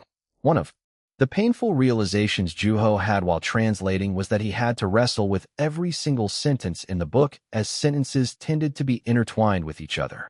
He had to be careful to follow an invisible trail. One of the first things that Juho had to do as a translator was to read what he was translating, referring to the given information for implicit ones in the book. He carefully studied the author's intent, hidden or omitted significances and meanings, point of views, and the character's states of mind. Although many would find those subjects to be unfamiliar and technical, it was a walk in the park for Seo Kwang, and the fact that he was part of the literature club spoke of his writing skill. Juho stared intently at Seo Kwang as he saw his friend in a different light. Seo Kwang's significant improvement in English in the past year was not a coincidence. He had been training himself without knowing. Perhaps he had much more potential as translator than he realized. Soon, the showtime came around, and the two sat on the couch in front of the TV with snacks and beverages. It's starting. The Great Book Club. The show started with a cheerful introduction by the 5 cast members made of 2 hosts, 1 book critic, 1 poet, and 2 celebrity guests, who had yet to make an appearance. If they were just going to tell us who the guests were, they should have just showed them from the start, Seo Kwang muttered as he sipped on his beverage. Myung Ju Moo's appearance on the Great Book Club had already drawn a significant amount of media attention. With that, the cast members started off according to the script. All right, everyone. The day we've all been waiting for is finally here. Dreams do come true. There was excitement in everyone's faces. That's right. The special episode our viewers have been desperately waiting for. Yun Woo special. Then, the 5 cast members applauded simultaneously. Do you think these people know that Yun Woo's watching? It's not a live show. Well, do you think they knew while they were filming? Don't know. As Juho munched on the snacks, Seo Kwang giggled mischievously beside him. Mr. Lee, you're one of the people who's been most looking forward to this day. With that, the camera focused on Pyungjin's face. He was wearing a blue tie this time. That's right. I waited anxiously for this. The critic didn't deny the host. Then, the poet sitting next to him said, what you shared about Yun Woo's translation turned out to be quite sensational. Really? Yes. If you look at the bulletin board at our website, there are loads of people who are saying that they didn't realize the importance of proper translations until they heard you. I agree. I didn't realize how important translations were, either. The cast members conversed candidly, and after a little while, a male celebrity chimed in. Now, should we bring in our special guest? We went through a lot of trouble to cast him. It's not Yun Woo, is it? Oh man, that'd be amazing. I'll scream. Amid a number of reactions, the 3 hosts shouted simultaneously. One of the hottest actors of this generation. The special guest of this special occasion for the Great Book Club is Myung Ju Moo of Trace of a Bird. As the 5 cast members sprung up from their seats at the same time in order to welcome the actor, the set opened up from behind, and Myung Ju Moo appeared. Ooh, that's him, Seo Kwang murmured while Juho drank his beverage. Just like the host had said, Myung Ju Moo was an actor who rose quickly to stardom after his appearance on the Trace of a Bird movie. As his long years as a nameless actor became known to the public, he started appearing more frequently on TV. Hello. As the actor greeted the cast members and the audiences with a bright smile, everyone took their seats and candidly moved on to the main conversation. Fitting to its name, the show revolved around books, and that week was about the ones written by Juho. If you look here, we have books all the way from Yun Woo's debut title to his most recent book, the 6th volume of Language of God. This really feels like the Yun Woo special. The cast members exclaimed as they examined the books. Despite having debuted recently, Yun Woo has written quite an array of books, from pure literature to genre novels, and now, a translation. I think versatility is one of Yun Woo's biggest strengths. Maybe it's just me, but whenever I hear the name Yun Woo, I get the image of an author who writes fanatically. Not that I've met him in person or anything. Huh. The poet added on to what Pyungjin said, saying that he wasn't entirely wrong in the way he felt. What do you think, Myung-ju? Do you agree? As the host passed the turn to speak to Myung-ju, the actor thought for a brief moment and opened his mouth to say, "I'm not sure. I only met him once, but I never saw him right even then. We don't even know what he looks like." "I do. Saw him from his head to toe." Ignoring Seo Kwang's playful remark, Juho focused on the show. "Now, Myung-ju," the female host called for the actor, and he answered with his distinctively low voice. Then, the host asked, "What are your favorite books?" Chapter 160, To Doubt or to Look Forward to It, 3. The camera focused on Myung-ju's face, looking somewhat flustered. "Trace of a Bird." "Duh," Seo Kwang said as he grabbed a handful of chips.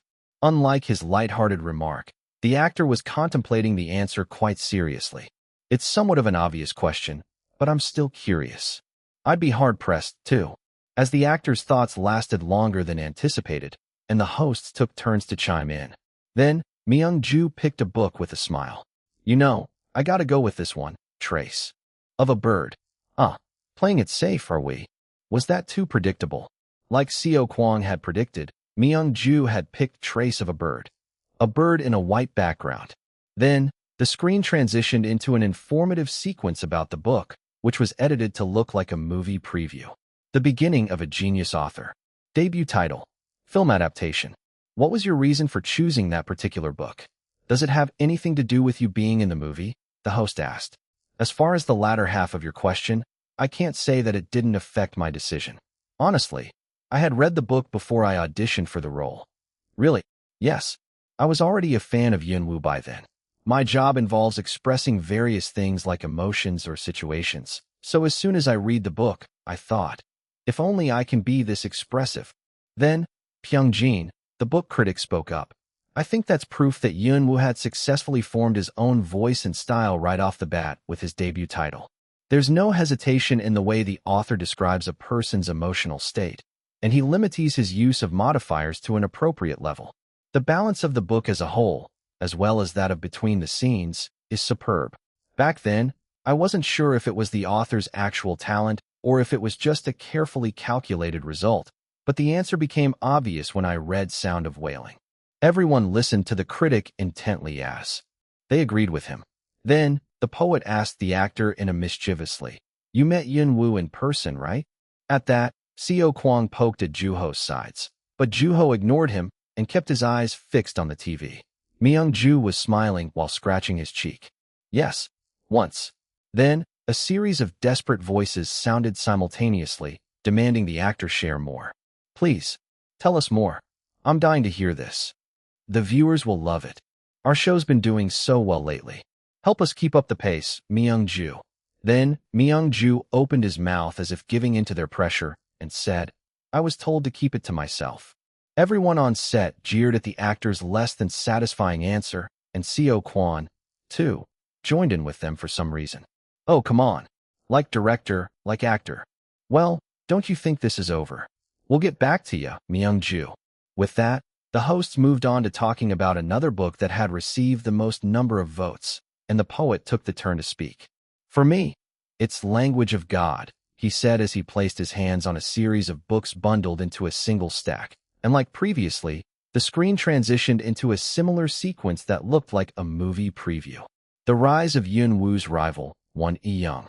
Readers respond to the truth. I was seriously impressed by Yunwoo's imagination. Oh wait, is it Won E-young? I think I was in a daze for a good while when I found out that Yunwoo and Won E-young were the same person. I mean, people were going back and forth constantly over that matter.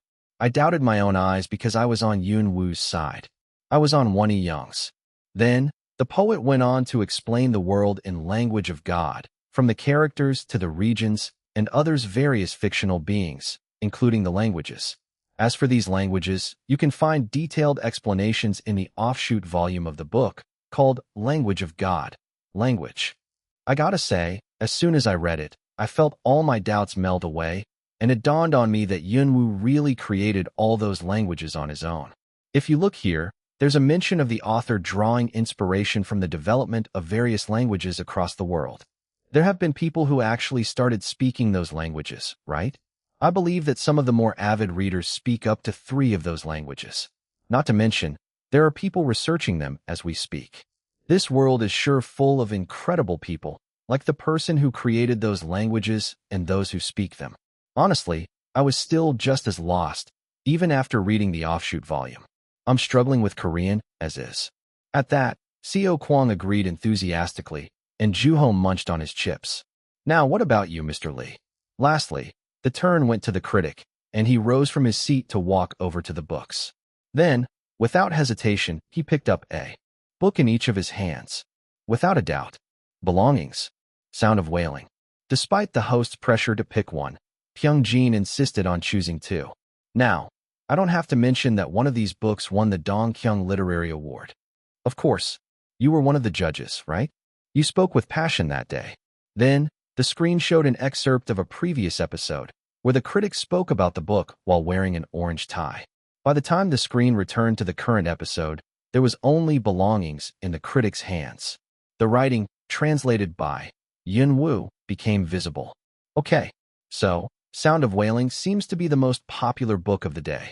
Mr. Lee, would you mind explaining the book in your hands to us? At the host's remark, Juho knew what had happened immediately. His answer must have been too long. I bet they had to cut out his answer, Seo Kwang murmured, and Pyung-jin began to talk about Belongings. This book was actually written by Kelly Coyne, but as you know, it also happens to be Yun Woo's first translation. I knew you'd pick that book, Mr. Lee, the poet interjected, and Pyung-jin cleared his throat quietly and said, "What do you think are some of the most important things in a translation?" The host directed the turn to Myung-ju, and after thinking for a brief moment, he answered, I'd figure that you have to speak the language you're translating from. That's right.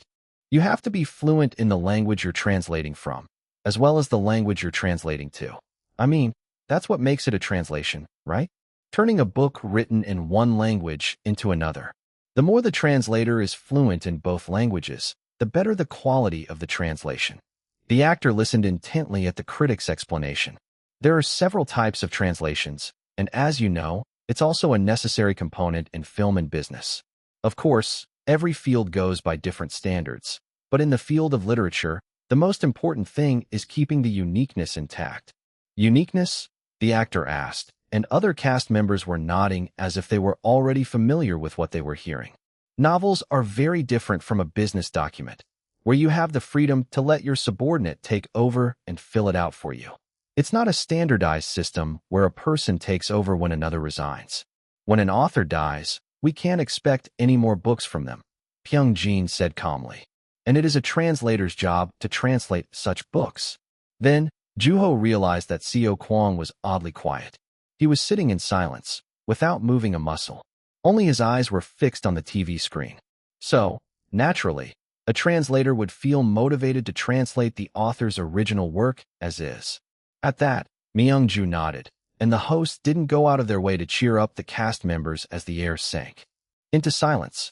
They simply carried on with their jobs, to host the show. So, what does that mean for Yun Woo's translation? Why do you think I was so insistent on choosing this book? There are two things that are missing in this book. Two things. Like what? Mistranslations and Yun Woo. Pyung-jin's tie moved slightly as he spoke. There's not one bit of mistranslation in this book. It might be that I missed it, but I would have recognized a bad translation if I saw it. It's very clean, and considering that it's Yun Woo's first translation, he did an incredible job. The cast members and the audiences alike exclaimed quietly as they listened to Pyung-jin intently. Also Yun Woo. There's no trace of him anywhere. The entire time, I was under the impression that I was reading a book written by Kelly Coyne. I've read the original, and it's not easy to replicate that sort of reading experience. This is a translated version, I might add, so it'd be natural if something felt like it might have been changed, and that's why translators try to minimize those changes as much as possible. But, in Yun Woo's case, there's not one bit where it feels like it's been changed. It's very odd how identical it feels to reading the original. Then, the camera showed Myung-ju's face, which looked deeply impressed. I'd recommend this book to anyone who's getting their hands on Kelly Coyne for the first time. They will get the full Kelly Coyne experience. With that, Pyung-jin finished his segment and locked eyes with Myung-ju. Speaking of which, did you hear anything about the meeting between Kelly Coyne and Yun Woo? At the unexpected question, Myung-ju chuckled as if he was caught off guard. and the rest of the cast members joined in. You too, Mr. Lee? But really, tell us. We're dying to know what kind of things Kelly Coyne would have talked about with Yun Woo. This is Kelly Coyne we're talking about here, and we discussed his books in the past too. You guys know about this, right? The host asked the audience. That's why people were making such a big deal out of it, saying things like Kelly Coyne's at it again, or what business does an 18-year-old have in translating? Although, I gotta admit that I was secretly rooting for Yun Woo as a fan. So, if there's anything you know about the meeting between Kelly Coyne and Yun Woo, tell us. At everyone's urges, Myung-ju sighed quietly and answered in a sad voice, I'd love to know as well. He was sincere, and it had the power to soften their hearts. The rest of the cast members quietly let him off the hook and then went on to leave a video message for Yun Woo, like previously. Yun Woo, we'd love to have you. While Juho brought a chip up to his mouth, he looked in Seo Kwang's direction. His friend was deeply moved, and his eyes sparkled with inspiration. I'm going to translate your books, no matter what, he declared all of a sudden. All right. Juho rooted internally for his determined friend. Whether or not he would be able to accomplish his goal was not important. What mattered was that he was making the effort. Then, Juho turned his eyes back to the screen, where his books were resting on the desk. At that, he resolved himself that he would write as long as he could with a determination similar to his friend sitting next to him. Oh yeah? We need to start thinking about essay contests, huh? Yep, Juho answered Seo Kwang. Mr. Moon had posted quite a few of flyers about various contests on the chalkboard. Have you decided which contest you want to be in? Not yet. I'm still deciding. I'm going to try the same competition as last year. Then, Juho contemplated what to do. I wouldn't mind being part of the same competition as last year. Then, he remembered a person, Sung Pil. Although they had never agreed on being at the same contest, they had competed at the same contest. Maybe it'll happen again, Juho thought as he decided to give him a call. Language of God is almost done, huh? Seo Kwang said, looking ahead at the TV screen. When's the last volume coming out? I'm dying to know. Oh, do you have the manuscript? Yes, I do. Gasp. Then, Seo Kwang clasped his chest all of a sudden. You mean, you have the manuscript? Yep. It's just the finale, though. I had an idea about how to end the series, so I ended up writing it before the 6th volume. It's in my room, actually. At that, Seo Kwang bounced on the couch anxiously with excitement. It was obvious that he was tempted, and Juho munched on his chips. Do you want me to bring it? Ugh, don't you test me. I can just show you, you know. No, that'd be cheating. It wouldn't be fair to other readers. What's the big deal? My editors read it too. That's different. Seo Kwang shouted emphatically. Okay then. Wait. What do you want from me? Juho thought as he observed Seo Kwang quietly, who was struggling to fight off the sweet temptation of the devil himself. Then, sending Sung Pil a text about the essay contest, he redirected his attention to the TV.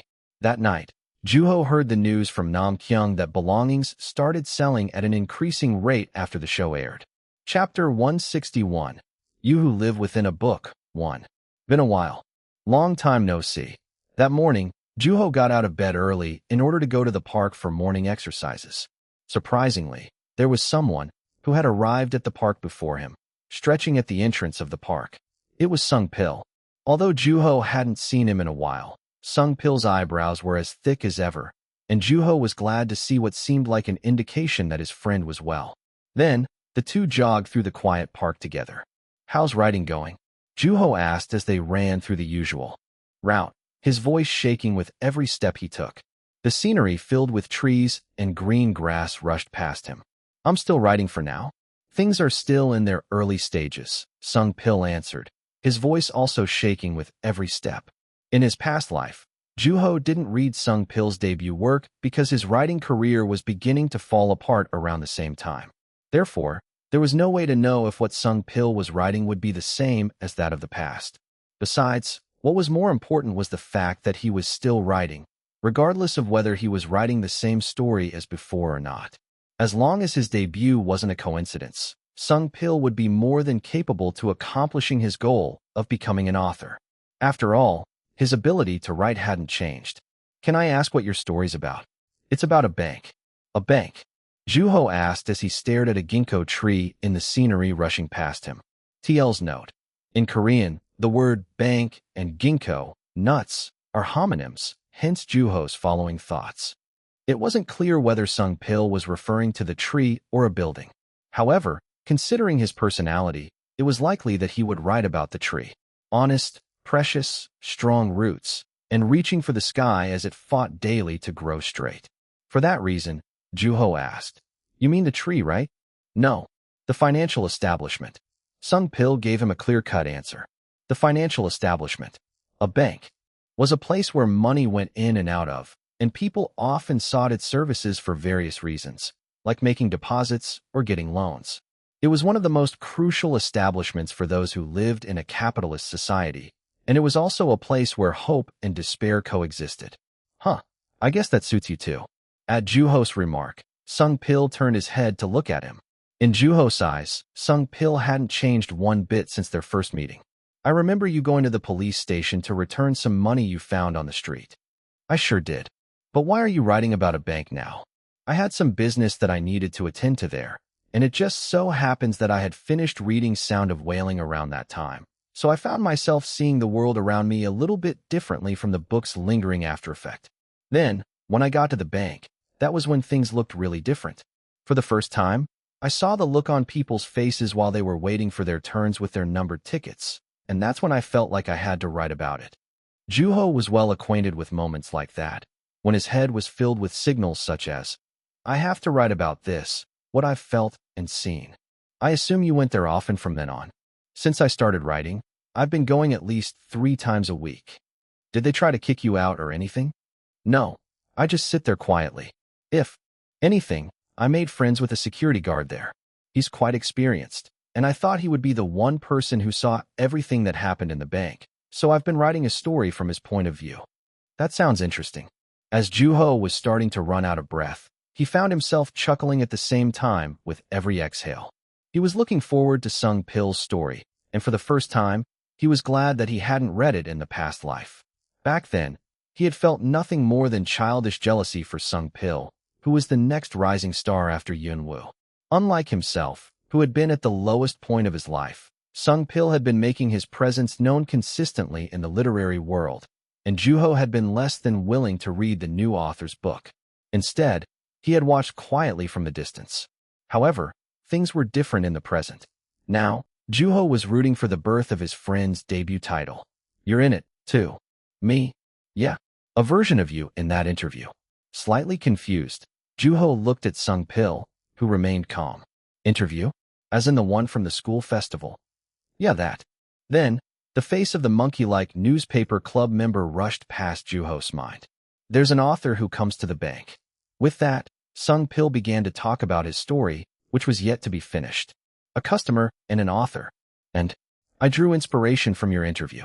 Juho's eyes moved busily as he immersed himself in thought. "I'm in his story? Me? In that interview?" Rather than describing him more concisely and directly, Sung Pil was intentional about describing the Juho from the interview, and he was not the type to beat around the bush. "Is that different from how I am at the moment?" At Juho's question, Sung Pil smiled affirmingly. "You really sounded like an author in that interview." Juho felt like he was gasping for breath all of a sudden. "Really? You have clear opinions and values on writing, and there is a definite standard that you use to discern what you can share and what you can't." The person in that interview was Juho Woo, the author of Grains of Sand. Unlike you, who's not fazed by anything. "Well, I'm grateful that you see me that way. That interview must have left quite an impression on you, huh?" "Enough to remember it while I write." Sung Pil was writing his debut title, and the fact that there was a story within him that was flowing out of him was only natural. If anything, it was closer to being evidence that he was on the right track. On the other hand, Juho found it odd that he was in the middle of his friend's story. Growing curious about the author in Sung Pil's story, Juho asked him, "What's he like?" Then, after thinking for a brief moment, Sung Pil answered calmly, "He's an adult. Cold and level-headed.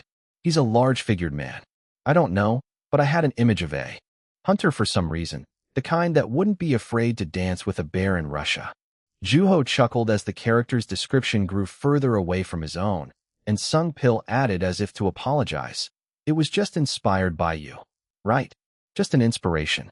However, Juho had to force himself to ignore feeling pricked in the heart. At that moment, the rest area came into view in the distance, and Sung Pil made a suggestion before Juho even had time to speak. Race. You're on. Loser buys drinks. As Juho agreed silently, the two sprang forward, clenching their teeth and running with everything they had. In the end, the victory went to Juho. Phew, I'm feeling drowsy.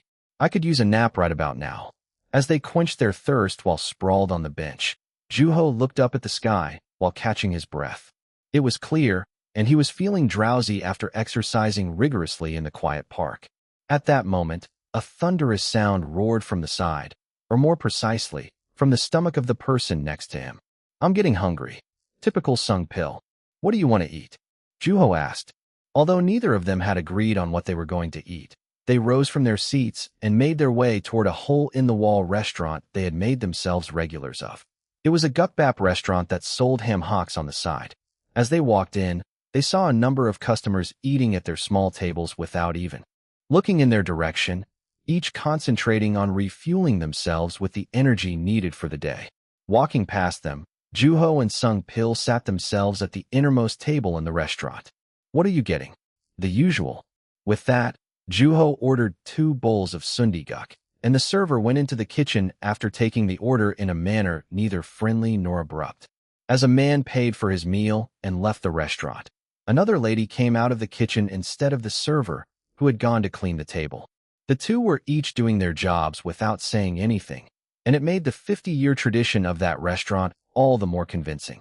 Soon, the 2 bowls of sundiguk made their way onto Juho and Sung Pil's table, and they each put a bowl of rice into their soups.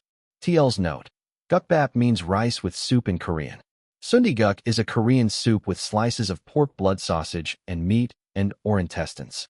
It's good, Sung Pil said after a spoonful of soup, and Juho agreed quietly as the soup warmed up his stomach. Then, picking up a piece of radish kimchi, he asked, "Where you were competing this year?" Competing? The essay contest. Sung Pil gave him no answer. Instead, he immersed himself in thought while chewing his food. Then, as Juho was about to go in for his third bite, he answered in a not-so-confident voice, "I don't know." It was as Juho had expected. He was already in the middle of writing a story, and Juho was familiar with his desire to focus on writing. "You're planning on taking part in one, right?" Sung Pil asked. "Yeah, I texted you. I looked up a few contests." "Where?" Then, Juho told him the most recent contest he had come across. The 7th Literature Essay Contest. It was a contest hosted by a university in Gyeonggi-do, and it didn't have such a long history or tradition. Juho was intentional about applying for contests that were mildly unpopular. Not only was the contest quite far from his home, it was also rather unorganized as it was still growing in size. Because he had things to hide, Juho was always careful and deliberate about which contests he was applying to, and it seemed like the 7th Literature Essay Contest would meet his standards. After hearing Juho's explanation, Sung Pil asked, "Is there a reason for why you chose that contest?" Hiding the real reason, Juho said, "I just found it out of nowhere." Then, he added in order to change the subject, "If you want to focus on writing your story, you don't have to compete." Instead of asking a question, Sung Pil immersed himself in thought yet again. Meanwhile, assuming that he would be competing alone that year, Juho focused on eating his gukbap.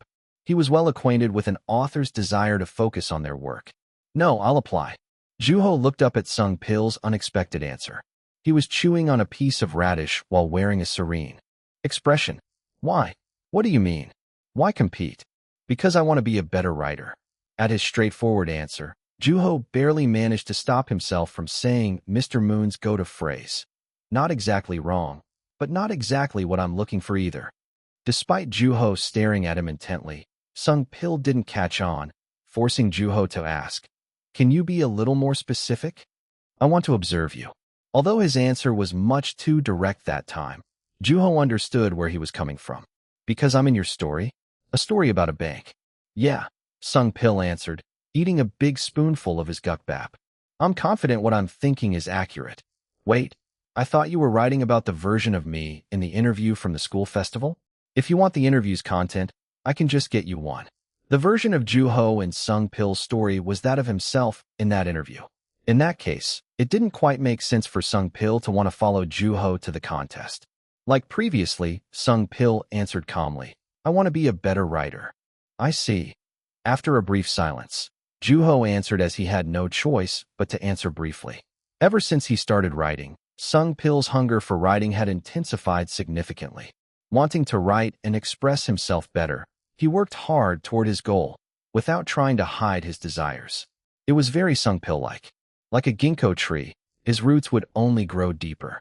As they absorbed massive amounts of water and sunlight, growing bigger as the tree spread out its branches. Juho wasn't particularly offended that Sung Pil was including him in his story, and he believed that what Sung Pil wanted to achieve by taking part in an essay contest was entirely up to himself. After all, Juho was always welcoming of new circumstances. From then on, the two focused on eating their food, and Juho told him bits of information regarding the contest. The preliminary round was set to take place 2 weeks from that day, and the finals were set to take place at a university campus, followed immediately by the award ceremony. You're going to make it through the preliminary round at least, right? You got to make it to the finals if you want to observe me. I'll just have to do my best, Sung Pil answered honestly to Juho's joke. Without being caught off guard by his abruptness, Juho drank from his cup. It was refreshing. I better start preparing as soon as I get back. Chapter 162. You Who Live Within a Book, 2. How did the preliminary round go? Bom asked as Juho sat down, yet to set his backpack aside. When he looked at her, Bom's face was filled with anticipation. Like a walk in the park. Juho gave an answer that would satisfy her. At that, Bom smiled brightly and took out her phone to send a text to someone. Sunhwa. Yep, and Bo Suk. She wanted to know. I'm going first between the three of us, so I have to. Make sure I start us off on the right foot. Like previously, Juho ended up being the first among the club members to compete in a contest. However, unlike the news he had heard of the preliminary round of the essay contest he was taking part in, Sung Pil had yet to contact him. Although Juho felt slightly concerned, he decided to set it aside for the time being. Then, Bom said as she set her phone down. Bo Suk was especially anxious. Really, it is her first time. Juho thought back to the day when Mr. Moon had asked Bo Suk whether or not she planned on taking part in an essay contest. She had answered after a brief time thought, yes, I'll give it a shot. It was quick, and nobody had anything to add to her decision. Has she decided on which contest she will compete in? Not yet. There's time. I think she's having trouble making up her mind. You know how confusing it was for us too. While Juho knew relatively better what he had been looking for, things hadn't been as simple for the rest of the club members. She was certain about not wanting to compete in the same contest with you, Bom said, as if she identified with Bo Suk. To which, Juho answered with a smile. I'm starting to feel a little hurt here. You guys are treating me like a bomb. Sorry, but I wouldn't want to cross paths with you, even by coincidence, she said lightheartedly, like a code between them. Then, she added with a bright smile. So, you go and come back with an award, so Bo Suk feels motivated. What's my award have anything to do with her? Come on now. It has everything to do with her. Once she sees the person she looks up to the most come back with an award, she'll be bound to feel motivated. The person she looks up to the most, huh? Her eyes sparkle every time she sees you. At that, Juho looked at Bom and said, how about you take that role? Me? Yeah, you guys are close. Besides, don't you think that it's more effective when a close friend is rooting for you? A flustered look appeared on Bom's face. Then, she answered in a quieter voice, don't pressure me like that now. Huh. Juho hadn't intended on pressuring Bom. However, if he were to pick the club member who had improved the most in writing, he would have picked her, and the rest of the club would agree. She was ready to write with all her heart, and Juho sincerely hoped that the essay contest would bring her confidence. Then, Juho asked her, your preliminary round is coming up soon, right? Yep. By the time you're done with your finals, it should be my turn. It is my second time at the contest. Is it the same contest as last year? Bom nodded quietly.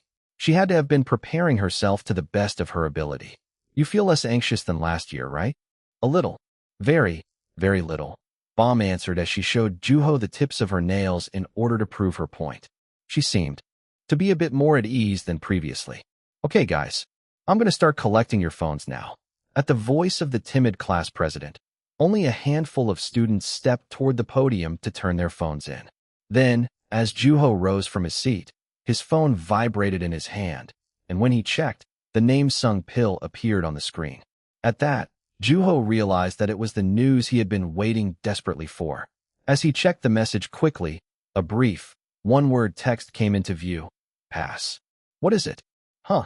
BOM asked as she returned to her desk after turning her phone in. What's with the silly smile? Juho answered with his eyes fixed on the screen of his phone. I have a friend who always meets my expectations. Then, Juho went on to make plans with Sung Pil for that same day. This is a big campus. You can see the field from here. Is that fertilizer I'm smelling? Although the place wasn't all that far from Seoul, it gave off a welcoming, country-like atmosphere, and it was especially so for the university campus Juho and Sung Pil were in. An earthy fertilizer smell was in the air, and the two walked further into the campus as they looked around it. There were other students besides Juho and Sung Pil who seemed like contestants in the same competition, and all contestants were to meet in a big lecture hall named Garam Hall. Love the fresh air, Juho said as he took a deep breath, realizing how inferior the air he had been. Breathing up to that point had been. I like this campus. At Juho's remark, Sung Pil asked, how are your grades? That question's too real. Then, they walked past the ginkgo trees lined up by the street. You're planning on going to college, right? Sung Pil asked, looking at the massive building they were approaching. Contrary to Juho's expectations, the conversation continued. As a high school student, attending a university was an obvious goal, and judging from the certainty in Sung Pil's voice, Juho was able to understand where he was coming from. I'm not sure. Are you not going to? That time, Sung Pil asked while emphasizing the vague possibility in Juho's answer, and Juho, too, looked up at the massive building. I haven't decided yet. What does that mean? Does that mean you might end up not going to one? Maybe. I'm not obligated to. It may not be an obligation, but I heard that it's essential. Then, Juho looked at Sung Pil and asked, if it is, then why do you ask? Well, aren't you asking because there's a choice in the matter? He looked around the peaceful campus. People were bound to have differing opinions about that university in Gyeonggi-do, and because of that, conflict would be inevitable. Those who want to attend, and those who didn't. Those who couldn't attend, and those who were obligated to. Everyone fought their own battles. While Juho himself was leaning toward the second of the four choices, there were still times when he would find himself confused about his decision.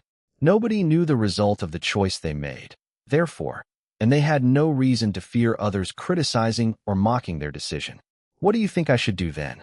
Just like everything else, you keep pondering and you stumble across an answer, and then the responsibilities.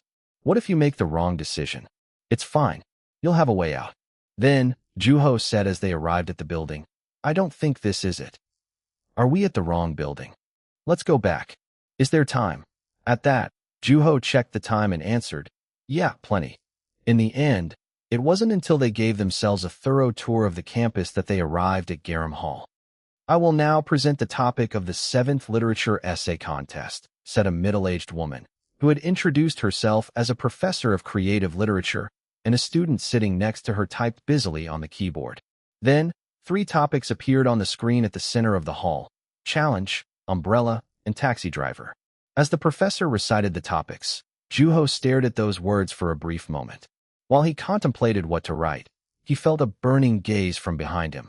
Looking back, he saw Sung Pil, who was sitting diagonally from him. They were in opposite places from last year's contest. Now, please, feel free to write anywhere within campus. An unexpected announcement sounded. The contestants weren't limited to writing in the lecture hall, and Juho quietly celebrated the fact that he could be free from the burning gaze that came from behind him. 2 hours from now, you may return to this lecture hall with your essays. There's a campus directory, the competition schedule, and where you can submit your work on the handout we just gave you. So please, keep that in mind. Yes, ma'am. As a handful of students responded by reflex, the professor began to converse with her teeth while the contestants made their way out of the lecture hall.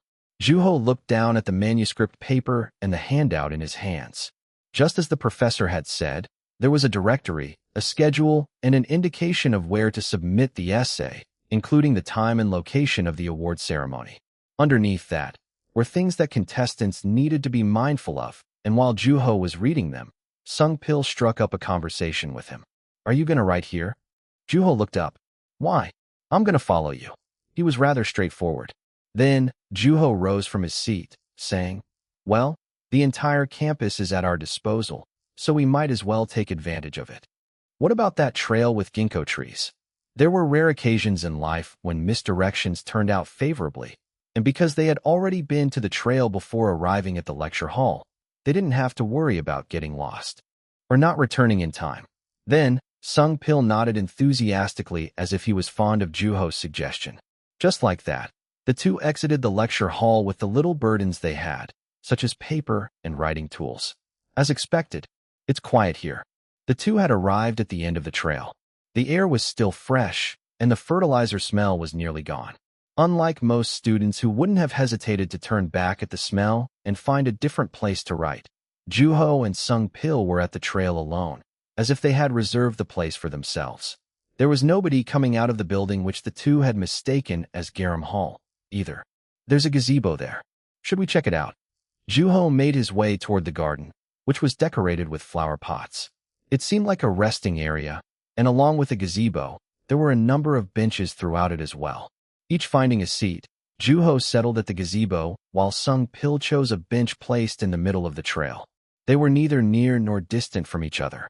With Sung-pil's face visible through what looked like a wall of reeds, Juho felt comforted enough to write in peace. "Well, shall we?" "Yeah." With that, their conversation came to an end. Although Sung-pil moved around busily to observe Juho, he returned to his post eventually to write. He was a terrible multitasker.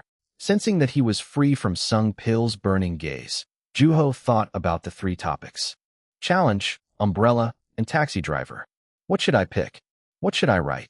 Sung-pil had told him once that he was planning on creating a character based on Juho from the interview during the school festival, and he was sensitive enough to recognize the minute difference between the Juho from the interview and the person he was facing.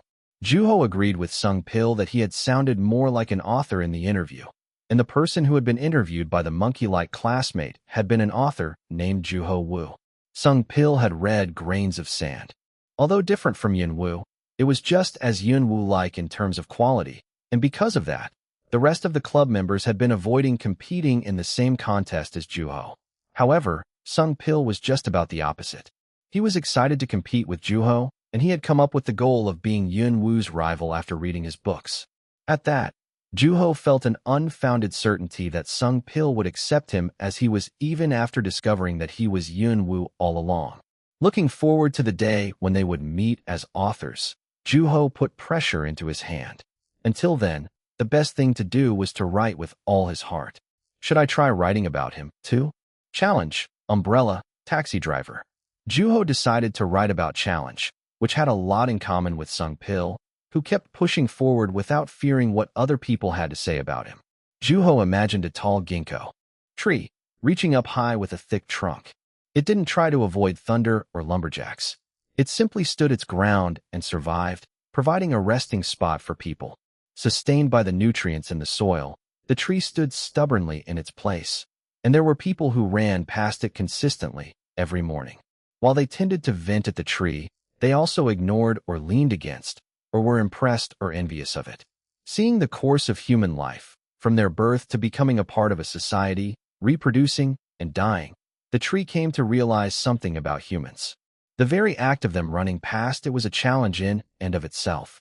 Living through their daily lives was a noble challenge, and the tree also came to realize that it had also been making the same challenge. Juho moved his hands and wrote calmly. The gazebo was peaceful as there were no cars or pedestrians around it. There were flower pots around him, and next to them were the ginkgo trees that were lining up the trail. Then, a thought crossed his mind. Maybe this ginkgo tree is reading my essay over my shoulders. With that, he concentrated all the more, and he was left uninterrupted until he finished writing. It had to be the trees around him. Chapter 163, You Who Live Within a Book, 3. As Juho wrote the very last word in his essay, a gust of wind blew all of a sudden, blowing against Juho's paper in the gazebo. Then, holding onto those pages, Juho looked up and felt the wind in a daze. It was the very first time he was able to concentrate from start to finish in a contest. "How'd you do?" Sung Pil asked, and Juho grew curious about whether or not Sung Pil saw him writing and of what he might have thought. Maybe it was already part of the book that would be announced to the world for the first time. "I think I did all right." Sung Pil smiled at Juho's lighthearted answer. "So, it went well," he said with certainty. "What makes you think that?" "Because I saw it with my own eyes." Sung Pil gave a rather author-like answer, and Juho rose from his seat, saying, "You got me." "How well?" "Almost unfairly good, maybe." "That's a shameless answer." Then, Juho looked down at the essay in his hands, of which he was quite proud, asking, "What if I get first place?" "I'm a contestant too, you know." Sung Pil reminded Juho of his existence, and his distinctively thick eyebrows twitched. Truth be told, Juho didn't need to be reminded of Sung Pil's existence, nor of his skill. "Well, let's go submit our essays then. What's the time?" Then, Sung Pil checked the time. "We have plenty." With that, the two went back the way they came from, and the air sank back into silence, absent of cars or other pedestrians. As Juho read the handout while walking, Sung Pil stared at him intently.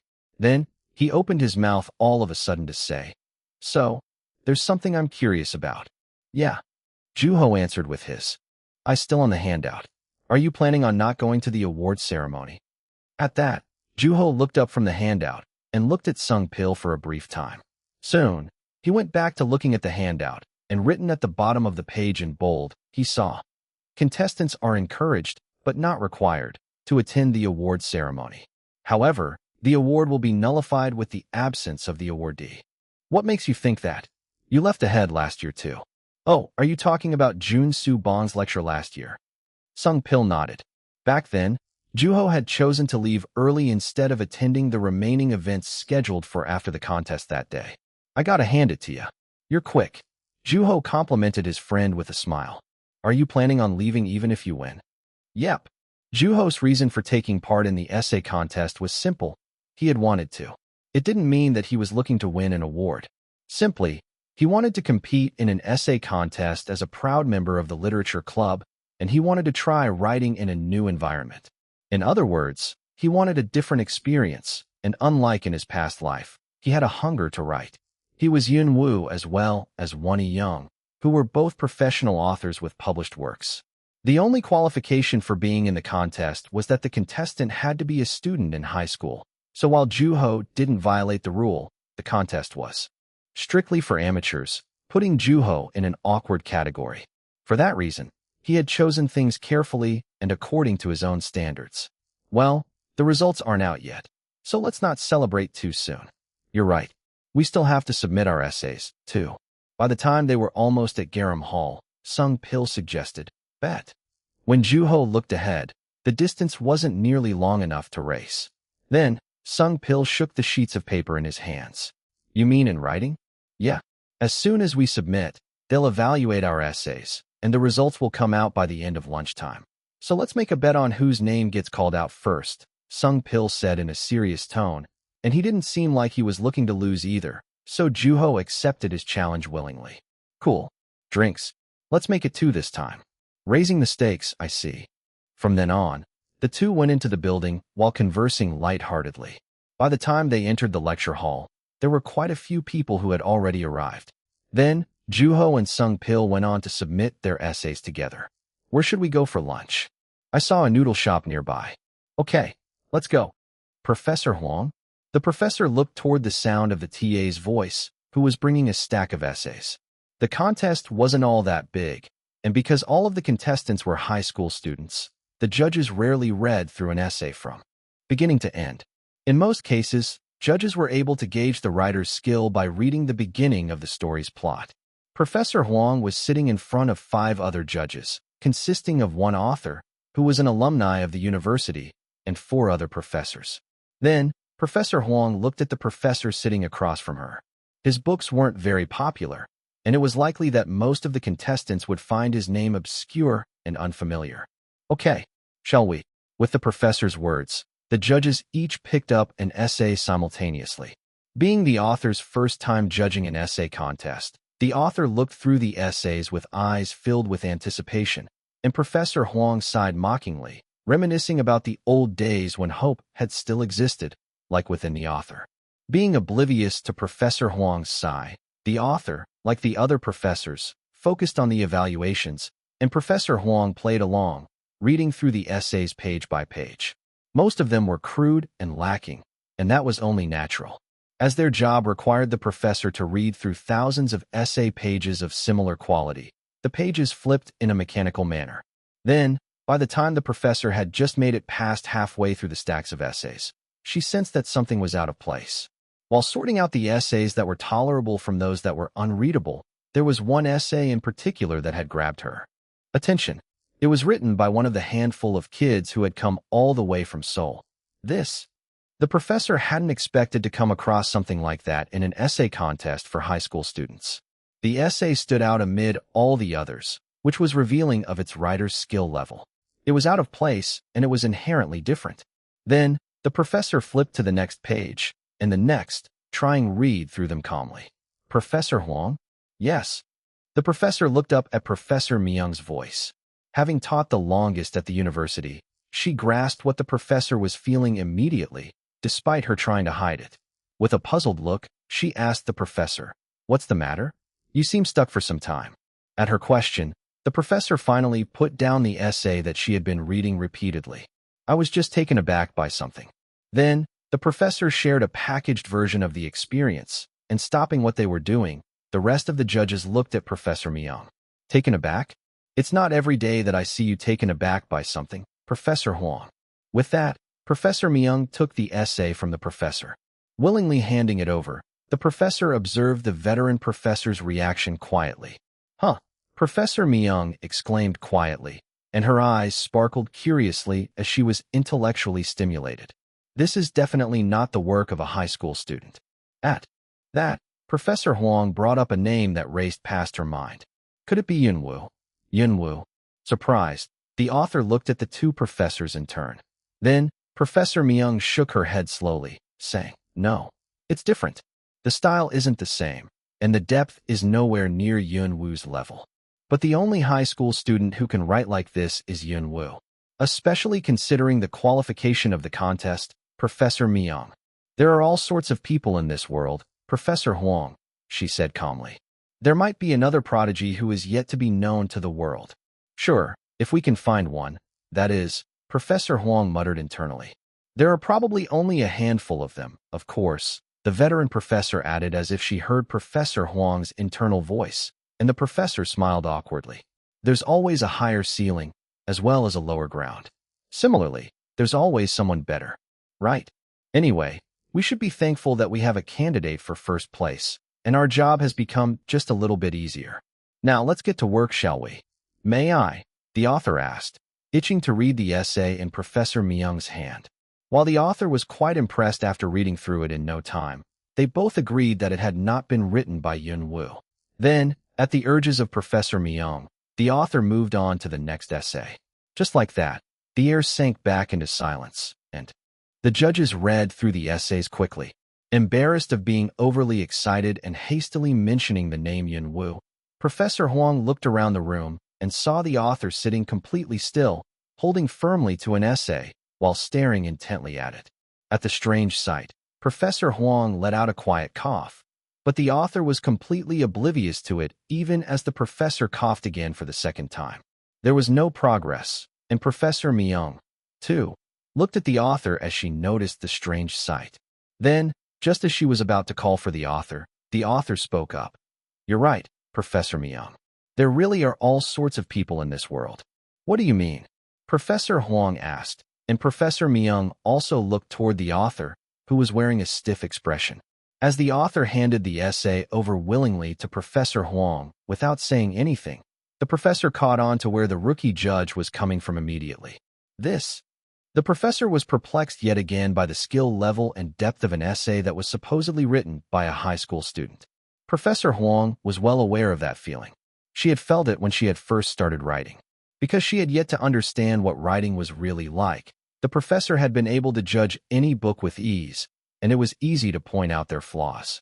However, the more she wrote, the more the professor came to realize how difficult writing really was, and judging a book was no longer a trivial matter. Simply, the professor was impressed.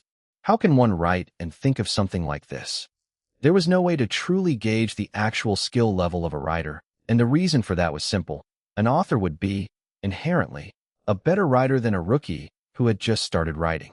Just like that, time passed, and the rookie writer eventually became a professor at a university, dealing with students who were significantly less experienced. As a professor, the writer was able to have an objective opinion on the strengths and weaknesses of her students as writers in training, and things no longer felt like the past. Yet, the essay she was reading currently made her feel like she was stranded in the middle of the ocean, not knowing how deep it was or whether it had an end. Then, the essay went to Professor Myung's hands, and an expression similar to that of the author appeared on her face as she lost her composure after getting lost in its depth. "Yun-woo," she murmured, and sensing something unusual, the other professors examined the essay themselves. "Marvelous. The structure, the sentences. It doesn't seem like the writer had prepared for the contest, either. This is a short story. How was this student able to write something like this in such a short time in an essay contest? This wouldn't be possible unless one's in the habit of writing a significant amount on a regular basis. The sentences are at a completely different level from all the other contestants. Is this really Yun-woo? No. It carries a different feel, even the sentences do." Then, there was silence. Although the essay was definitely different from Yun-woo, it was just as good as something written by a genius author who had been treated as a freak of nature in the literary world. His fame had been spreading throughout the world. However, it seemed like there was yet another person who matched Yun-woo's skill. With that, the professor asked, "What's the name?" "Juho Woo." And one of the professors read the name on the essay out loud. Juho Woo. No one in the room had heard of that name, and the judges thought simultaneously, will he be there at the award ceremony? "Well, let's get to work, folks," Professor Myung said, and the rest nodded stiffly, still lingering around the essay. Although they all eventually moved on to reading through their stacks of essays, it was obvious that the name Juho Woo lingered in their minds. In the end, an essay was chosen unanimously as the first place. Chapter 164, You Who Live Within a Book 4. That noodle soup was really something, wasn't it? Yeah, it was pretty good. After finishing their lunch, Juho and Sung Pil were on their way back to Garam Hall when they saw a crowd of staff setting up the stage for the award ceremony. "That must be where the award ceremony is taking place," Sung Pil said as the staff were busy setting up the microphones. Unhindered, the two walked past the stage and went into the lecture hall, where a good number of contestants had already arrived, and the professor and the TAs were moving busily around the podium in preparation for announcing the winner. Then, Juho sat on the same spot where he had sat previously, while Sung Pil sat diagonally behind him. The hall was noisy from all the chattering. Soon, the doors closed, and the professor spoke up. "Is everyone here?" Like previously, a handful of students answered by reflex, and Juho listened intently to Professor Huang, who seemed to be observing the students more intently than before. "Great job, everyone. I realized the students nowadays had come a long way as I read through your essays. You all did well," she said as if trying to encourage the contestants. "As you know, there will be an awards ceremony after announcing the winner. Attendance is not mandatory, but if you're one of the winners and you are absent when we call out your name during the ceremony, please keep in mind that your award will be nullified." At that, a series of answers sounded yet again, and Juho hid behind them, murmuring, "Yes, ma'am. I'll gladly accept the loss." Then, the professor opened up a sheet of paper that seemed like it would contain the list of winners. The contestants waited anxiously for the announcement, each in anticipation for their names to be called, hoping that. The judges were moved by their heartfelt writing. "We will now announce the winners." Then, as Professor Huang paused briefly to drink out of her water bottle, the air sank into silence immediately as all eyes were focused on her. Starting with third place. With that, the professor called out a name, and a sound came from the back of the lecture hall. While a handful of them looked in the contestants' direction quietly, others applauded for them.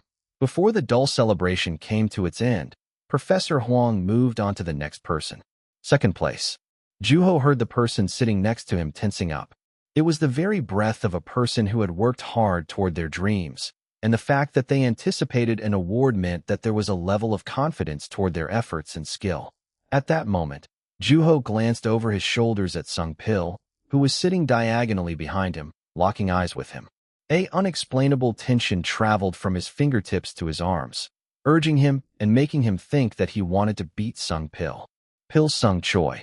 For a brief moment, Juho found himself wondering who that was. Pil Sung Choi.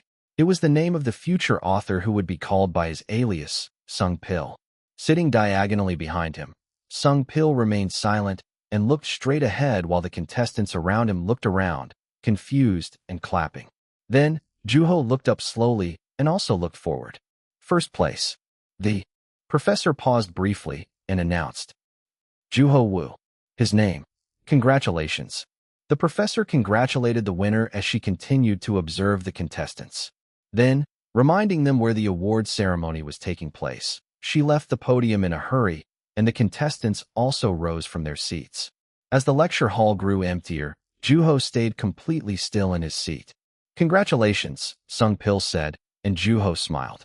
Is it a one-to-one situation now? You can say that. With that, the essay contest came to an end. Being the last ones to leave the lecture hall, Juho and Sung Pil stood quietly as they watched the contestants exiting the campus to go home. The path was split in two, one toward home and the other toward the award ceremony. The first path seemed to be significantly more popular, but before he joined in with other contestants himself, Juho asked Sung Pil, "What are you going to do?" Sung Pil pondered for a little while, looking to the left and to the right.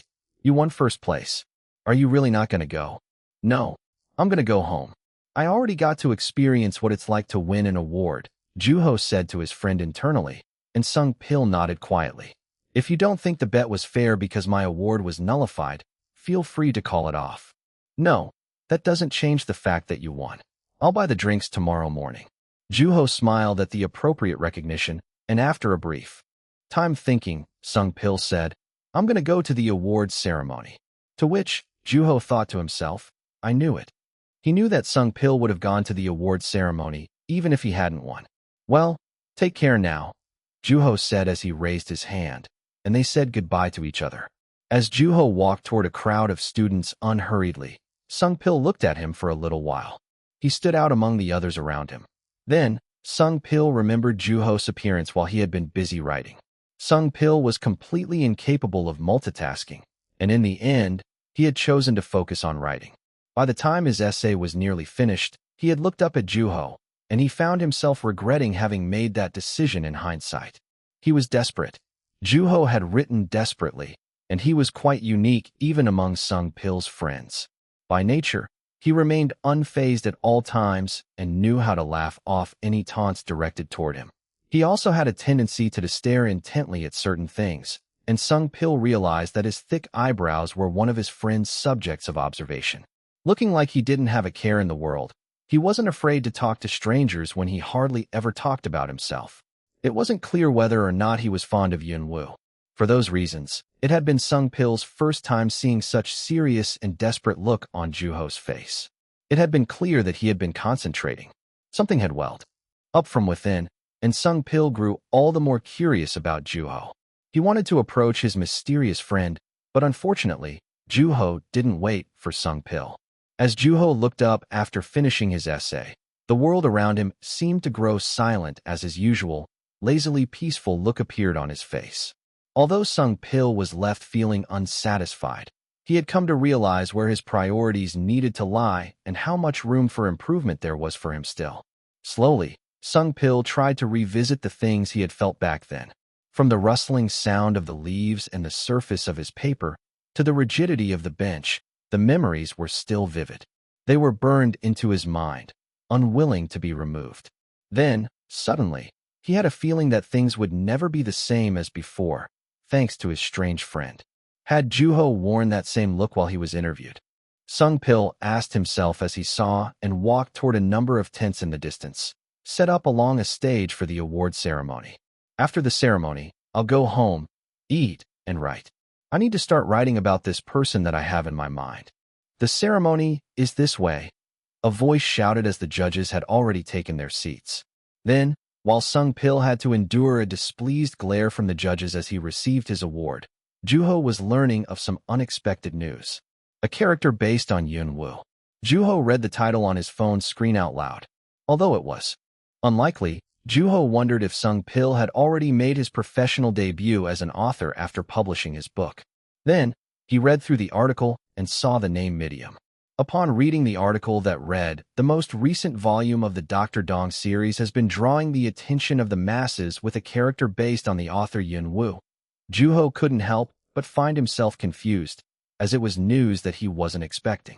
The names Yun-woo and Medium were already on the rise in the most searched list, and articles poured out about them through all media.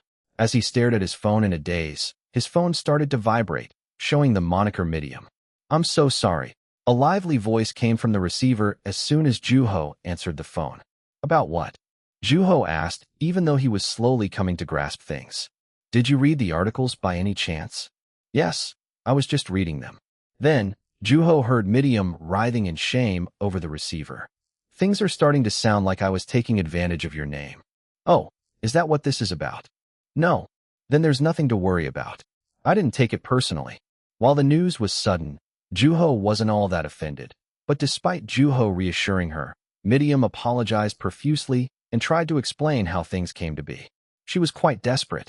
"So, I had an interview that was about an hour long recently, and I talked about all sorts of things, from my book to authors I'm close to, my values, writing environments, and the industry.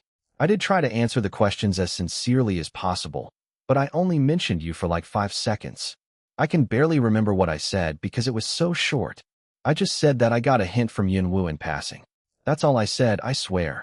While Medium was starting to get worked up, Juho caught on to the situation and how it had had an unintentional consequence. "I did complain to the reporter, but it was too late by then.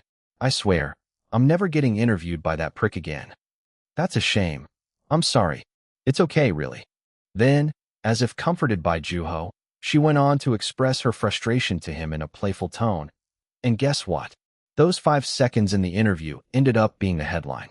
Your name was marginally more popular than my convictions as an author." This is Yun-woo we're speaking of. Ugh, I don't know what to say to that. I'm experiencing the power of your name. Then, Juho asked as he remembered the articles that had exaggerated the truth, as if the character in Medium's book was the equivalent of Yun-woo in real life. "I can't remember what kind of hint I gave you, but it seems like it's inaccurate to say that there's a character based on me. Am I right?" Yeah, you can say that."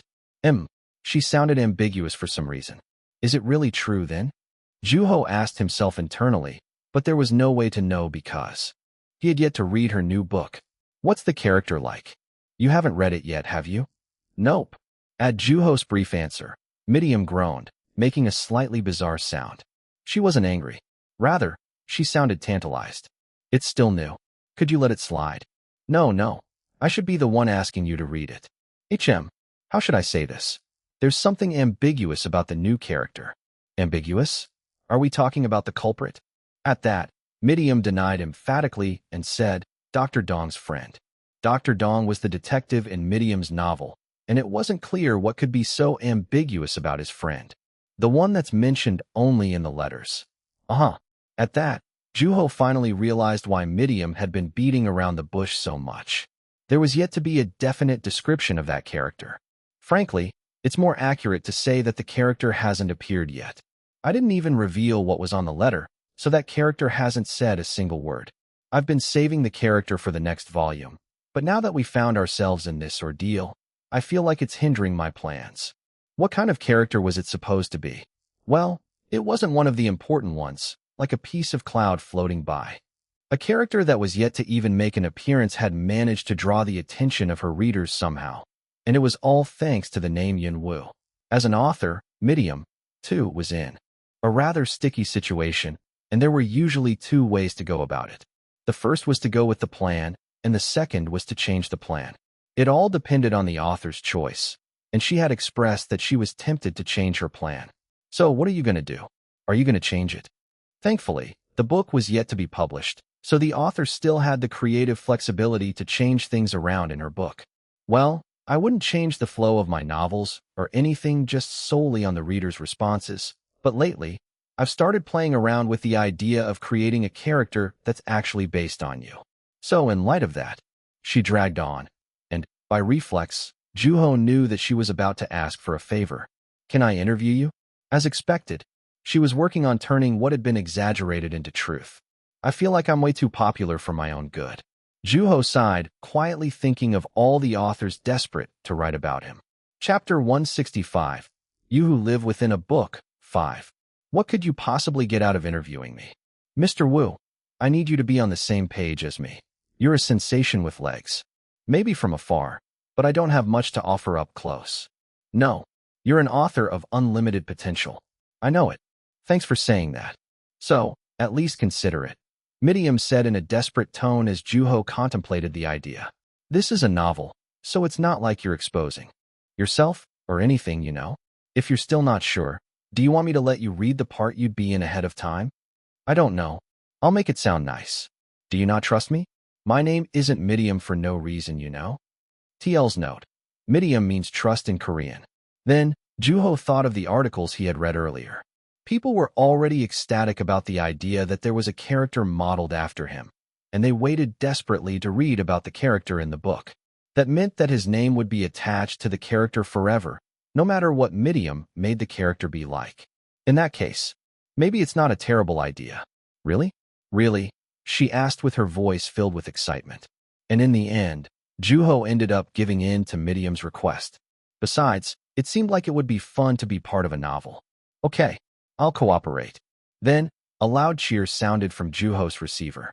To get ahead of the interview, Juho told Miriam about his humble daily life. Without even a hobby, the only thing he did was write, whether at home or at school. Are you still interested? Of course. Don't worry. Leave all the question to me. All you gotta do is sit back and relax. Miriam was already ecstatic. What day works best for you? Where do you want to meet? I'll go to you. Please be mindful that I'm a student. You said it would be an interview, right? Actually, while we're at it, I'd like a little tour of your writing environment. Are you planning on visiting me at my school? You most likely won't get past the front gate. You know what? I'll settle for your studio. Where do you write? At home. Mind if I come over, then? Although Juho had never had another author over at his house, there was no reason to say no. And just like that, he agreed to be interviewed by Miriam, completely forgetting about his prior engagement with the club members to update them on the contest results. As Juho woke up early the next morning, he got out of bed and opened the window in his room for ventilation. There was no drastic change from the day before, except for his desk, which was slightly more organized. After all, what Miriam wanted to see wasn't a tidily organized room. Then, Juho got ready to go out. Is that author coming over today? His mother asked as he closed the door on his way out of the room. Yes. She won't be around for too long. It's not like there's a whole lot to see or anything. All right. Did you clean your room?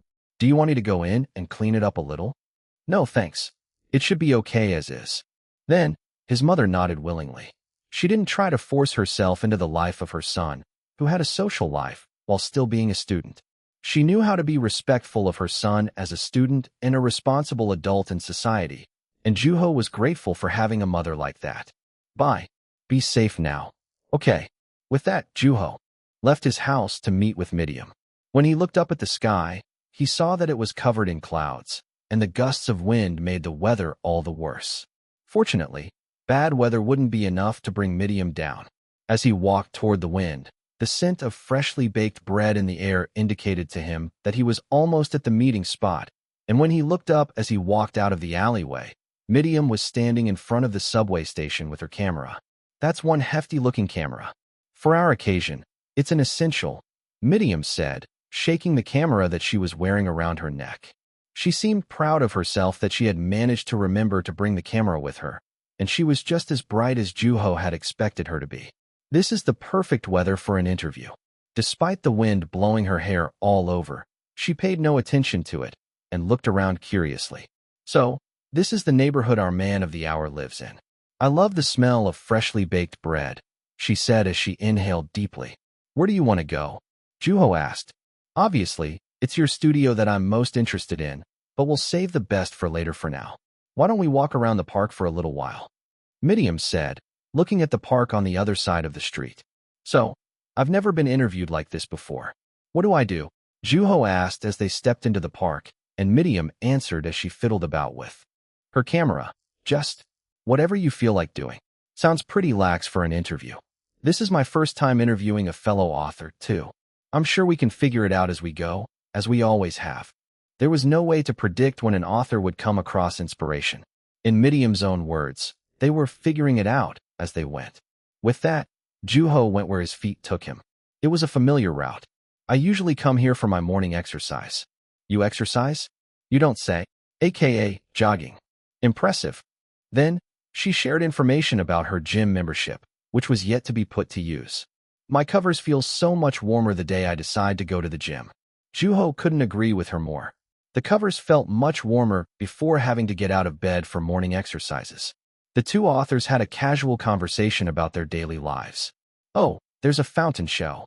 As the two authors walked further into the park, the fountain at the center of the park came into their view, which was spraying water about in various patterns along with colorful beams of light shooting out of it. There were only a handful of people around the fountain. Ah, this is nice. Should we sit and watch for a few minutes? Then, the two headed toward the stair-like seating area around the fountain. Juho bought a couple of beverages from the vending machine and handed one over to Miriam. Do you come here often, too? Yes. There's a botanical garden past the fountain. As streams of water shot up to the sky, people looked up at them simultaneously. Juho found himself being drawn more to the crowd than to the jets of water shooting out of the fountain, and he realized that Miriam was feeling the same way, except she was more interested in Juho being interested in the crowd. I can't tell if we're looking at the fountain or the people around it, Juho murmured. Well, we're authors after all. What can you do? With that, Miriam picked up her camera, and it wasn't hard to figure out where she was pointing it at. Should I make a V with my fingers or something? Nah, just sit still.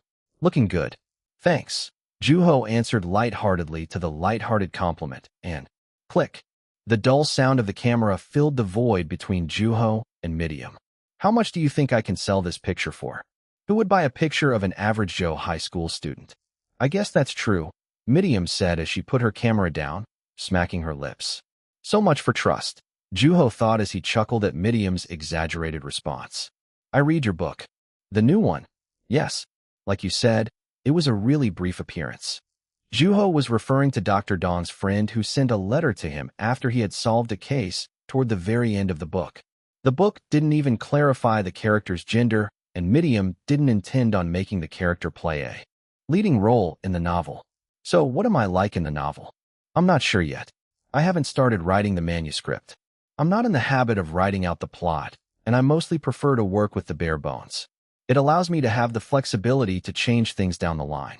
Of course, the downside is that I have to do more research and spend more time on revisions. Really, there were other authors who approached writing in a similar manner to Miriam. Every author was different in the way they wrote, and there were no rules like those in competitions. If an author wanted to, they had the freedom to kick the ball from the audience. You have your own studio, right? Yep. Dae-soo found me one. It's a small office space, but it's actually pretty nice. As the name, Dae-soo came up in the conversation, Miriam brought up something that she remembered.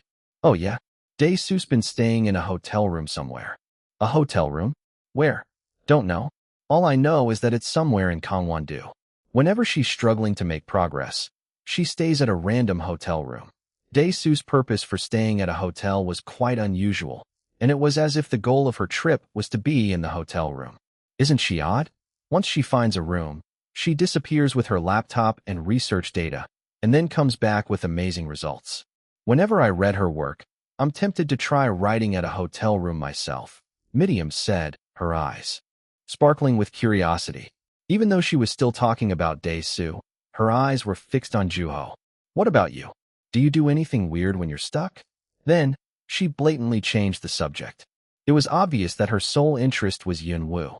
After a brief time thinking, Juho answered, Not really. I don't get stuck all that often. At Juho's answer, a dissatisfied look appeared on Miriam's face. She wasn't afraid to show her feelings. I wasn't expecting to write about such an arrogant character. This changes things a little bit. That's a little harsh, isn't it? There's really nothing? Even when you're making good progress. Nothing out of the ordinary. I just pick up a pen and write. Ordinary people don't see ghosts, you know. Of course they can, if they're writers. Are you saying that I'm not a writer, punk? Well, it puts me in an awkward position if you put it that way. The ghosts she was referring to were Juho's creative process of interacting with the characters within the novels. In other words, they were the interaction between the young author and writing that had no shape to it yet. If he didn't write, he wouldn't be seeing ghosts in the first place. After Juho explained, Midiam nodded affirmingly, adding, "You know, you're kind of like a ghost at times." Although it had been a rather unexpected remark, Juho felt uncomfortable internally. He felt pricked in the heart. Why is that? A ghost wouldn't be taken aback by seeing other ghosts. Then, a gust of wind blew all of a sudden, and the streams of water from the fountain splashed sideways. You don't get fazed by ghosts. She checked the picture in her camera. I see it in the picture. Because it's alive. Kind of a letdown, ain't it? Her disappointment seemed genuine, and it was only natural. If Juho were a ghost, he wouldn't have to rely on the power of alcohol for the experience Midiam had been yearning desperately for. Well, I might be a half-ghost. What's that mean? Since he couldn't tell her that he had come back from the dead, Juho had to answer her ambiguously. According to this one famous scientist, there's a high probability that this world is one giant hologram. There are a lot of things about this planet that humanity doesn't know about. What? Are we going the sci-fi route now? As Juho took a sip of the beverage from his can and the liquid flowed into his mouth, he saw tall streams of water shooting up from the fountain. The wind gave them ghost-like appearance, and the drops of water plummeted toward the ground, never to rise back up. What the? Why is that thing stopping already? The announcement said the show would end at 9 a.m. The children who had been running around the fountain stood confused, and the crowd who had been watching the fountain show began to leave one by one. It stopped, a child said to its father as if it were telling a truth that was known only to it. Soon, they, too, left the fountain and headed toward the playground. Most people responded in such ways when the fountain stopped working. Then, feeling a piercing gaze beside him, Juho said, "It's empty now." Yep, nobody's interested in finding out the truth. Seems like we don't have any detectives around here. Maybe they left because they already found out the truth.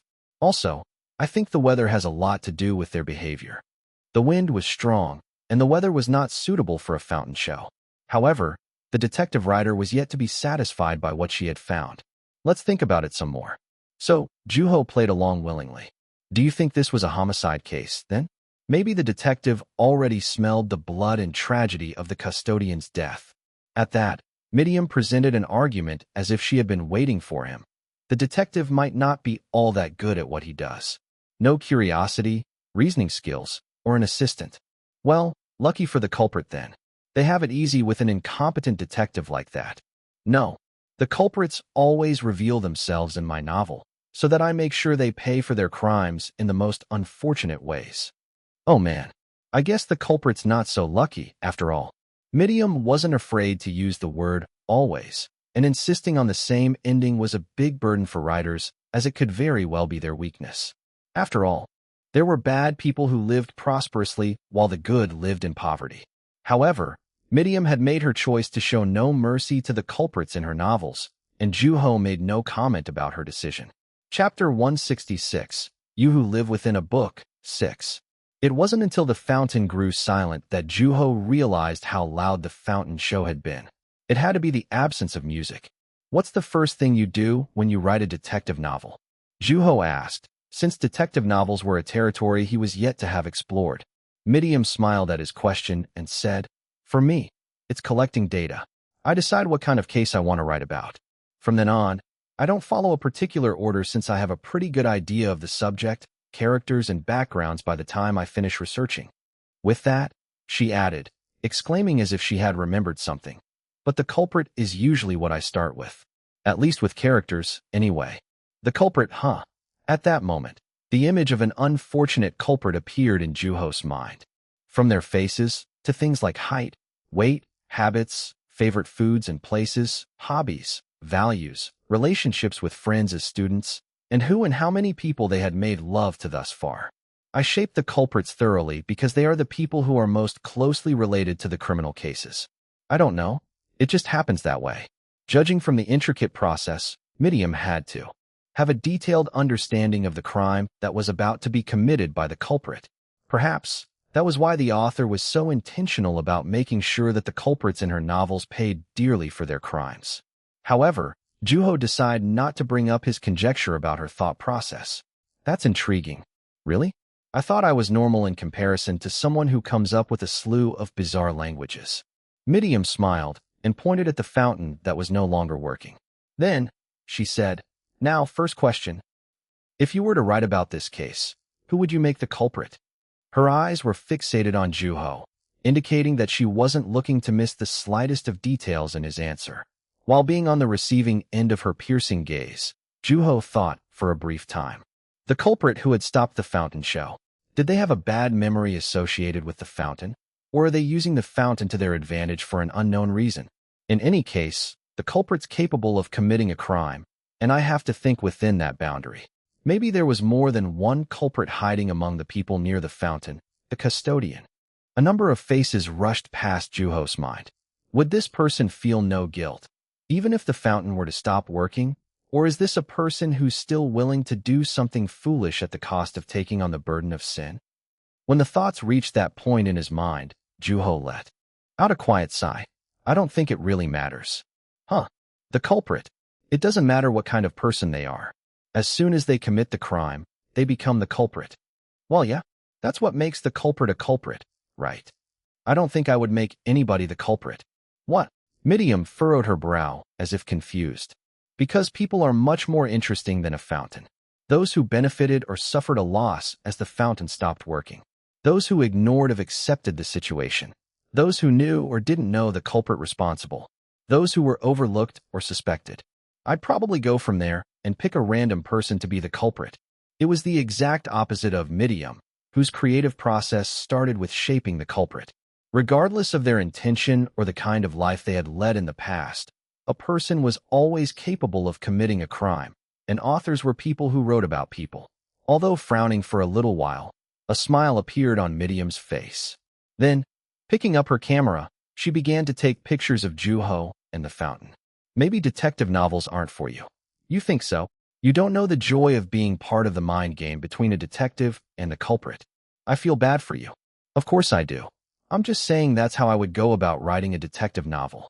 Although, I won't know until I actually start writing one. What they are. You planning on writing one?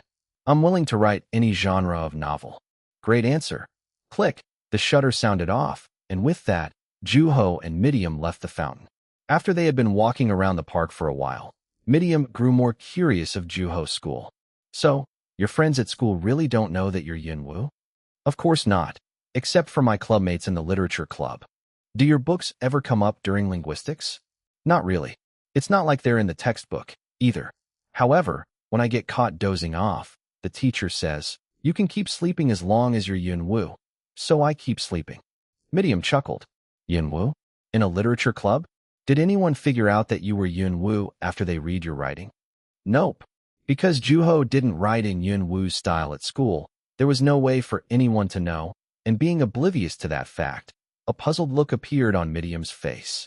You know, I think I want to take a look around your school now. You won't be able to get in. At least from the outside. She was insistent. Well, it's quite a distance from here. Should I call a cab? Nah, we'll walk there. With that, she urged Juho to lead the way from behind him, and the two made their way to the school, making petty conversation along the way.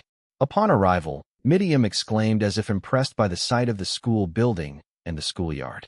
After taking a picture, she added, I know that it's an ordinary school, but knowing that it's your school makes it anything but. Then, she stared intently at the school building as if she was thinking about what to write. While Juho waited patiently for her to finish, a centipede crawled under his feet, and after looking around for a while, it hid itself behind the nearest flower bed. I'm getting hungry, she said quietly, declaring the end of her serious contemplation. Don't you have a favorite snack shop? A snack shop? Yeah, since we're already at a school, we might as well eat like students. This is really taking me back. With that, Juho took her to the snack shop he and the other club members were regulars of. Fortunately, the shop was open, and Juho went inside with Miriam as he exchanged brief greetings with the owner, with whom he was well acquainted. After taking their seats, They ordered some tteokbokki, sundae, and some fritters. My, it's been so long. Miriam said of eating the tteokbokki being sold in a snack shop in front of a school and reminiscing about her high school days.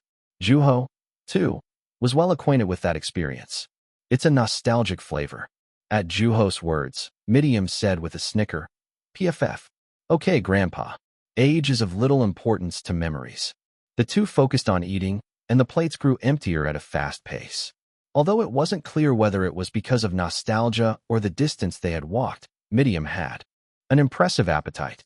The two would have been able to finish the food, that is if it hadn't been for her phone singing cheerfully in her pocket. Oh, it's Dae-soo. Upon checking the name of the caller, Miriam answered the phone, and a few sentences later, a loud voice burst from her receiver. It wasn't clear what Dae-soo was saying, but judging from the look on Miriam's face, she had to be nagging at her. Okay, I know why I'm here. Miriam emphasized the words as if Dae-soo had doubted her, and, as Juho watched her quietly talking on the phone, Miriam handed her phone over to him all of a sudden. Taking it by reflex, Juho brought it up to his ear. Hello. Hi. You must be going through a lot, Yunwoo. Dae-soo said comfortingly, out of nowhere. No, not really. I swear. She thinks I'm a troublemaker or something. Miriam grumbled from the other side of the table. At that moment, Juho heard some commotion from the receiver, and a familiar-sounding voice interjected all of a sudden. Juho, you gotta stay mysterious. Was that Seo Jung? Yeah, Um's here too. Dong Gil too? I heard he went searching for the hotel you're staying in. Oh, did Miriam tell you? Yeah, that's right. I'm in Gangwon-do, Yangyangan. I told them that I was going to stay by the beach, and they decided to follow me here. They were craving sashimi, apparently. Aren't you distracted? I got a separate room, so it's fine. We were in the middle of having lunch together. Juho heard Seo Jung still shouting the same thing in the background. What's with Seo Jung? We made a bet, Dae-soo said indifferently. What bet? On whether or not Miriam gets useful information out of you. These authors knew how to entertain themselves. Well, which side are you on, Dae-soo? I bet that she would, as always. Useful information. Judging from Seo Jung's shouts, he had to have bet otherwise. Kept playing hard to get, but he gave in eventually and took my side, Dae-soo added. So keep it coming. Tell us what you're thinking. It was clear that she was looking to win the bet, and Juho reassured her that he was cooperating to the best of his ability. Then, as if she had something to say, Miriam reached for Juho, for her phone, and as he handed her phone back, he saw that the plates were completely clean. Well, I'm about to go to the studio now. Jealous? Tell Seo Jung that there won't be an epilogue. Okay, bye now. With that, she hung up the phone without hesitation, checking the time. I think it's about time to get a tour of your writing space. The main dish. Staring at the empty plates, Juho said, You mean my room? Your mother's home, right? Yes. She's ecstatic about you coming over. We should stop by somewhere and get her a gift then. What is she like? That won't be necessary. Despite Juho's attempts to keep her from getting a gift, Miriam didn't let up, and in the end, she bought a box of fruit on the way. Juho didn't live very far from the school. Walking past the same buildings in the same places, they let the cars coming from behind them through and had a staring contest with a stray cat on top of a wall, which walked about for a little while until it hid under a car. The two authors didn't say anything to each other as they walked, and a littered, black plastic bag flew about from the wind. Hello. When Juho and Miriam stepped into his house, they were greeted by his mother, who was in the living room, and Miriam handed her the box of fruit with a bright smile, exchanging brief greetings with her. I heard you're here to see Juho's room. Yes. You see, I'm in desperate need of help from my friend here. Well, make yourself at home. I'll bring out some tea. Thank you. Miriam exclaimed as if she were talking to her friend's mother, and Juho led her to his room while his mother went into the kitchen. Pointing at the closed door, he said, Here we are. Finally, her heavy breathing indicated that she wasn't afraid to express her excitement. I'm getting nervous. It's just a room, aka Yun-woo's writing space. Then, Miriam grabbed the doorknob, and after what seemed like a brief moment of meditation, she turned the knob with a strange shout. The door opened, and a gust of wind blew through her hair. Wow! Much like Juho's mother, who had rushed to see where the shout had come from. Both Juho and Miriam stared blankly at the room. the red lines on manuscript papers, letters of various written languages, stories, sentences. They were all flying about the room. As Juho picked up a sheet of paper that had landed before his feet, he realized that he had left the windows in his room open while he had hastily organized the stacks of paper to enhance the room's ambience before he left the house. The wind blew again. "This is dreamlike," Miriam let out in a daze, her eyes still fixed on the room. "There is writing everywhere," she murmured. "Is this where you sleep? On a bed surrounded by manuscript paper?" The boxes and stacks of manuscript paper were piled on top of each other, looking like they would topple over at any given minute, standing well over Juho's height. They were all things that had come out of Yunwoo, and the room was filled with nothing but writing. Then, brushing past the camera around her neck, Miriam reached into her pocket, where she had a pen and a notepad. "If you need him, I have bigger sheets." "No need. I'm just going to jot down some keywords really quick." With that, she hastily jotted down the words on her notepad. That was her way of retaining information, and her face was filled with joy. He's going to be an author. She brought up the character she would be creating, a very unsuccessful author. Juho listened to her quietly. An author who's never finished a story in his career, and his room is filled with incomplete manuscripts. "Loaded, and likes to live it up," Miriam said with a smile. "And arrogant beyond belief." Chapter 167. The Top Author 1. Turning down Juho's offer to see her out until they had reached a major street, Miriam left Juho's house in a hurry. When Juho's mother heard Miriam's explanation as to why she had to leave in such a hurry, she let the author go willingly and quietly. Of course, Miriam didn't forget to say goodbye to Juho's mother on her way out, and the shout of joy that echoed in the alleyways sounded undoubtedly like her voice. After Miriam left, Juho began to organize his room, picking up the sheets of paper scattered about and organizing them in their proper order. It was a rather time-consuming task. As he placed them in a box, he closed the lid. Then, he placed a hefty book on top of each of the stacks of papers, making the stacks towering over him even taller than before. "That's one interesting acquaintance you have," his mother said while handing him the cup of tea that would have belonged to Miriam, who had left much earlier than expected. "Are all writers like that?" "I doubt it. I saw it on TV earlier today. Is it true that Arthur Conan Doyle had a thing for spiritualism?" "I can't say whether he had a thing for it or not, but he did want the ability to communicate with spirits. He liked fairies too, apparently. Well, he did believe. A photo that ended up being a hoax. Doyle's lecture on spiritualism had brought him a great deal of ridicule from the masses, and while he even wrote a book inspired by a photo of two young girls surrounded by fairies, his achievements before that were far too impressive for the book to receive the same amount of attention. By the time Juho was on his second cup of tea, his phone began to ring. "Did you get results?" Dae-soo asked as soon as he answered the phone. Realizing that she was asking about the bet, Juho answered with a smile. "Yes." "So? Who won?" Juho heard some commotion in the background. It was Seo Jung's voice. "She just went home to write." "Which means?" "Congratulations." "Yes. Hold on for me, will ya?" The victory went to Dae-soo, who had faith that her friend would turn up. "Congratulations." Bo-suk's cheerful exclamation echoed throughout the science room, and the other 5 club members stared in her direction simultaneously.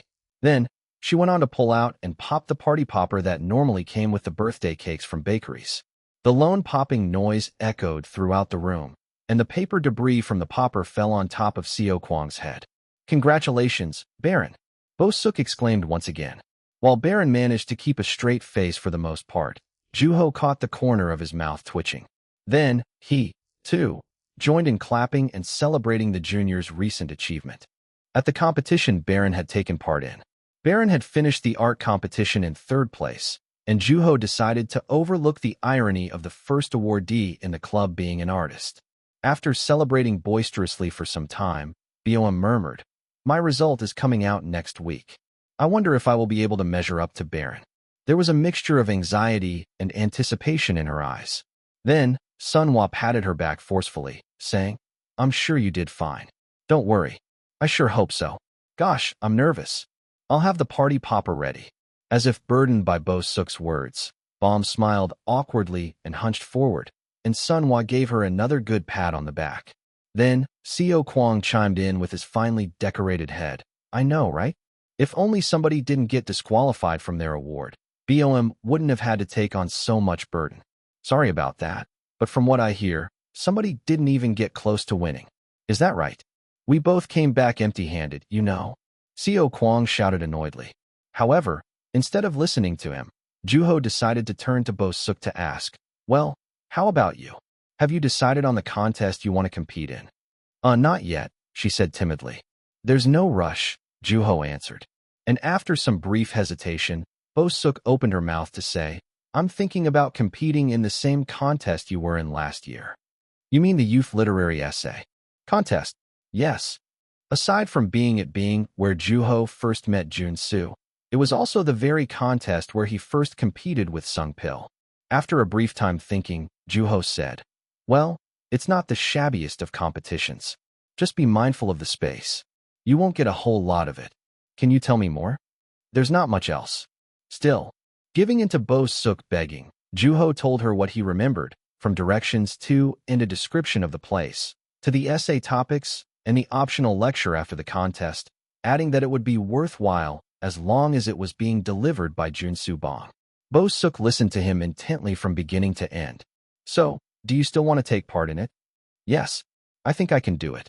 A few days later, Bo Suk competed in the preliminary round and received a text informing her that she had been eliminated.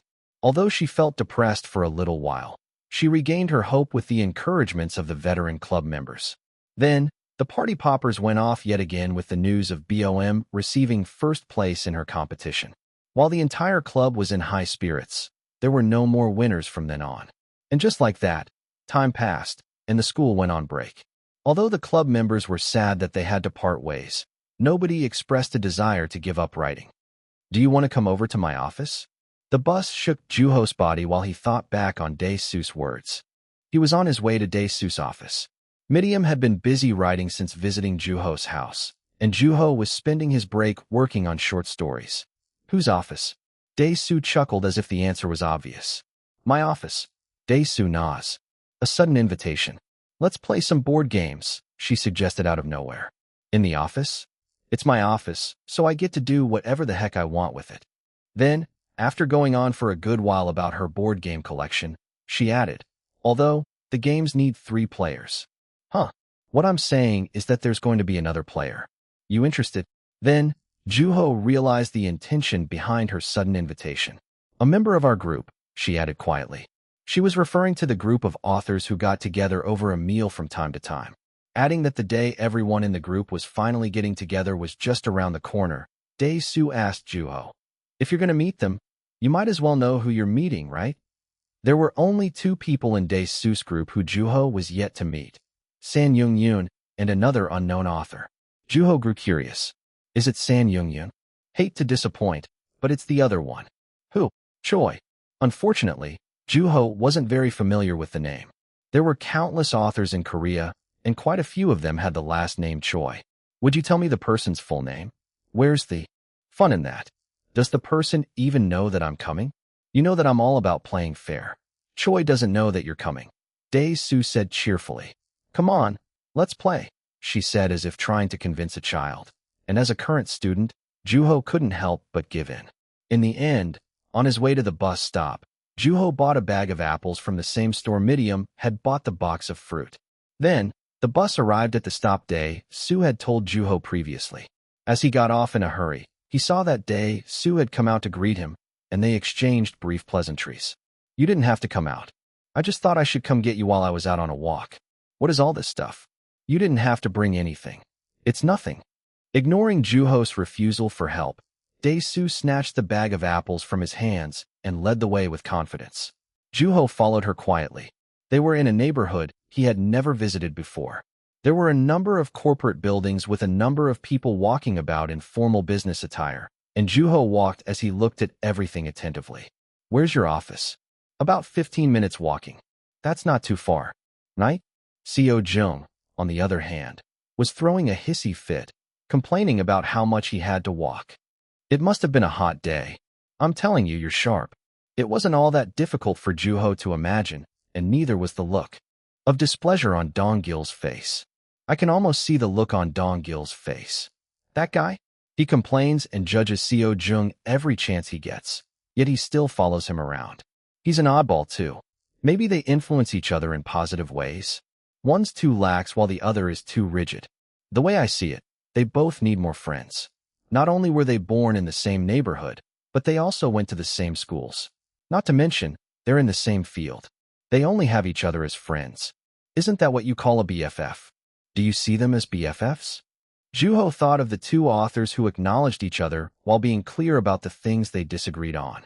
They weren't all that fond of each other's books, and they weren't afraid to express themselves regarding that. Yes, quite so. Then, Dae-soo swung her arm with the bag of apples in her hand, making a big circle. I think so too. From then on, Juho and Dae-soo conversed lightheartedly until they arrived at her office, which was in a new building. We're here. Second floor. Following Dae-soo, who was leading the way, Juho went up the glossy stairs. Is the person in the office? Yep, but don't worry. Choi recognizes you as an author. And Tada, Dae-soo said, adding a half-hearted sound effect. As they walked in, a spacious office came into view, filled with books and with various photos on the walls. This is the conference room, and this is the kitchen, and here is the studio. After she pointed out, waving her hands about half-heartedly, Juho followed her to the kitchen and saw somebody standing in there. Seeing how his head was tilted slightly back, he had to be looking at the cupboard, which was covered by all sorts of patterns. Tada! As another half-hearted sound effect sounded from Dae-soo's mouth, the man turned around and locked eyes with Juho. Being a leading figure in romance novels, he was an author known for implementing elements of sci-fi and science into his works. His distinct style was shaped by his unique take on love, and it was growing rather popular. At the sudden encounter, Juho found himself at loss for words. It wasn't clear whether it was his long bangs or his sense of fashion, but the author looked much younger than his age. Before Juho even had time to greet him, his eyes went to the bag of apples in Dae-soo's hand. Dae-soo, I don't take food from other people, even if you are the one offering. Whoever said anything about offering, get your own. I'm planning on eating my own lunch. I brought some fruit, too. Just as the author had said, there was a lunchbox on the table. So he's also part of the group, huh? The more Juho learned about Dae-soo's group, the more intrigued he got. At the same time, Juho started to realize why there were such few people in the group. Who is this? He looks way too different to be your sibling. Cousin. Maybe. Yunwoo. Yunwoo who? Did you meet him on the way? The Yunwoo. The office grew silent, and the author's eyes fixated on Juho. After rolling his eyes around for a little while, Juho took the initiative to introduce himself. Hello, Yunwoo. At the unexpected encounter, the author seemed to be at loss for words as well. For someone who refused to take food from other people, his eyes were rather intense. Then, he took a step closer and said, So, this is what you look like. Although Juho didn't mind his blatant fascination, Dae-soo slapped the author on his back. Only then did he introduce himself properly and reached out for a handshake. Hello, sang Choi. Chapter 168, The Top Author, 2. Please, you don't have to be so formal. Right? Thanks, Sang answered without hesitation, shaking hands with Juho while staring intently to the point of making the young author uncomfortable. It's an honor to meet you, Yunwoo. Now, we'll save the conversations for the game. Dae-soo interjected, and Sang and Juho sat at the table where she suggested they sit. Then, going through her board game collection stashed in a drawer, she said to Sang, Choi, you mind cutting up some apples? Without any trace of displeasure, he took a knife out and turned down Juho volunteering to do it himself. Seeing as how Sang even knew where to find the plates, he seemed rather well acquainted with the task. Do you come here often? Not really. I do cut quite a bit of fruit, instead. Why is that? Because I eat him often. Realizing that there wouldn't be much point in asking questions, Juho said no more. After washing the apples in the running water, Sang peeled the apples using simple wrist motions. As the flesh revealed itself, he took the seeds out while cutting the apples in halves, placing them on a plate. With that, he reached for his lunchbox and opened it. It contained apple slices on the top section of the dual-layered container. Although they were slightly discolored, they were as uniform in shape as the ones he had just cut up. You just said that you don't take food from other people, right? Right? Sang said with an apple slice in his mouth. Why is that? Because I can trust my hands. And you can't trust other people's hands? I trust them less. Juho opened his mouth after looking down at the container, but Sang beat him to it. Don't you argue with me by saying things like, those apples you're eating are raised by other people's hands, too. I don't care one bit. I'll do things as I like. Nothing beats food that I made with my own hands. And that goes for fruit that I cut myself, too. I'm just trying to look out for myself. That's all. He took care of himself with the most trustworthy pair of hands. And for that reason, he refused to eat any food or fruit that was cooked or brought by another person. Instead, he chose to pack his own meals. He was quite eccentric. After blinking awkwardly for a little while, Juho went on to say what he had been meaning to. I like your lunchbox. At that, Sang glanced up and down at Juho, as if he was observing a strange creature. I paid $13 for it. At that moment, Dae-soo returned, smiling as if she had been listening to their conversation. You can just tell by his name. I mean, come on. His alias means the top. I think I've said enough. Envy and jealousy tend to follow those who are distinguished. Just be honest with yourself, Dae-soo. I am. Why do you think I call you Choi?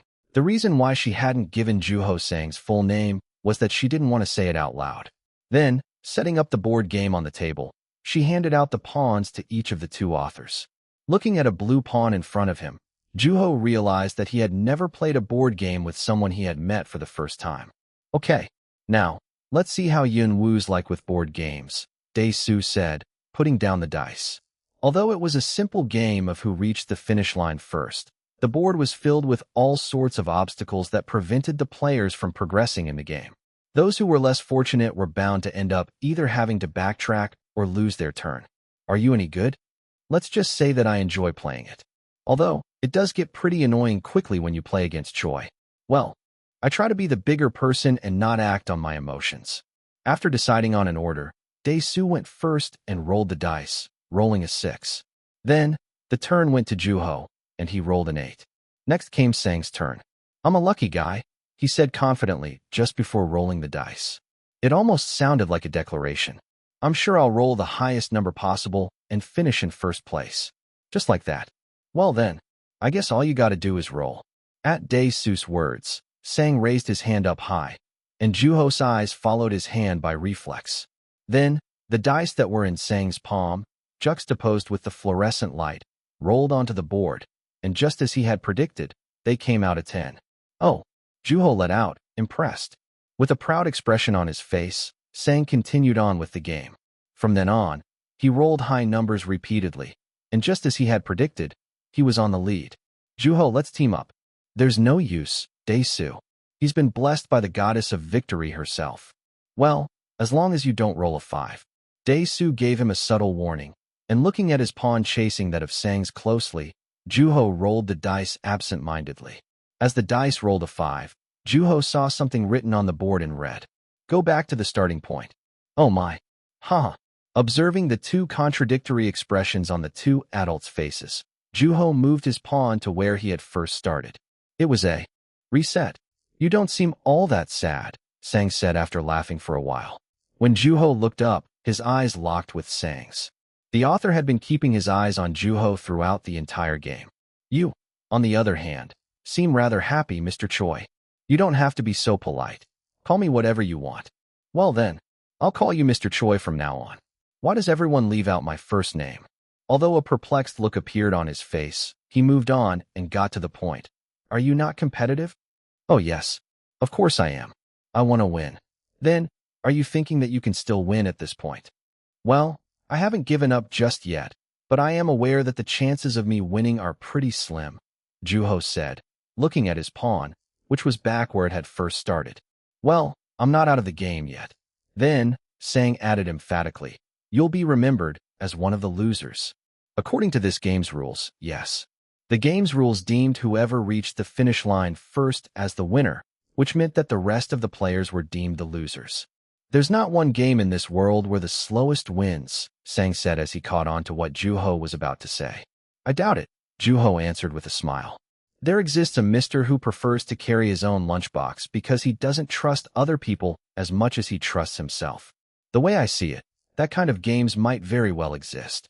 At that, Sang stared at Juho intently and rolled the dice, which rolled the lowest possible number. I was joking. I don't think I can say something like that. It's just too arrogant, even for my standards. Also, I know I told you that you can call me whatever you want, but Mr. is one thing you can't call me. I was joking too, Mr. Choi.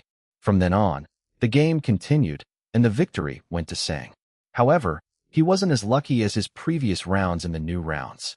Shaking her head at Sang Choi, who no longer wanted to play the game, Dae-soo rose from her seat and brought out yet another board game, Jenga. Pouring the wooden pieces out of the rectangular container, Dae-soo skillfully built a tower. Rock, paper, scissors. Juho put out paper by reflex. Dae-soo and Sang put out rock. Seems like you're not so lucky when it comes to rock, paper, scissors. Well, the main round is always the most important, just like with everything else, Sang answered as he recovered his confidence quickly. Then, after losing to Dae-soo, he ended up as last. Taking the wooden block that he pulled out of the tower, he placed it on top, and after the turn circulated a few times, the tower became significantly less stable. Observing the tower, Juho found the block that would have the least amount of impact on the overall structural integrity of the tower. Then, the three tensed up simultaneously as the tower shook when Juho carefully brought his hand to it. Lowering his torso while keeping his eyes on the blocks above and below his eye level, he pulled the block out carefully. Although, it ended up partially pulling out the blocks around it and causing the entire tower to shake precariously. In the end, Juho managed to keep the tower from collapsing. However, it became even more unstable than it had been. You're next, Dae-soo. I know. You don't have to remind me. While everyone was high-strung, Sang said, my turn will probably never come. Shut up. I'm gonna do this. With that, Dae-soo brought her hand to the tower slowly, and Juho held his breath and looked intently at the top of the tower, which shook precariously every time she moved her hand. As she realized how much the tower was moving, Dae-soo concluded that she had made a bad move.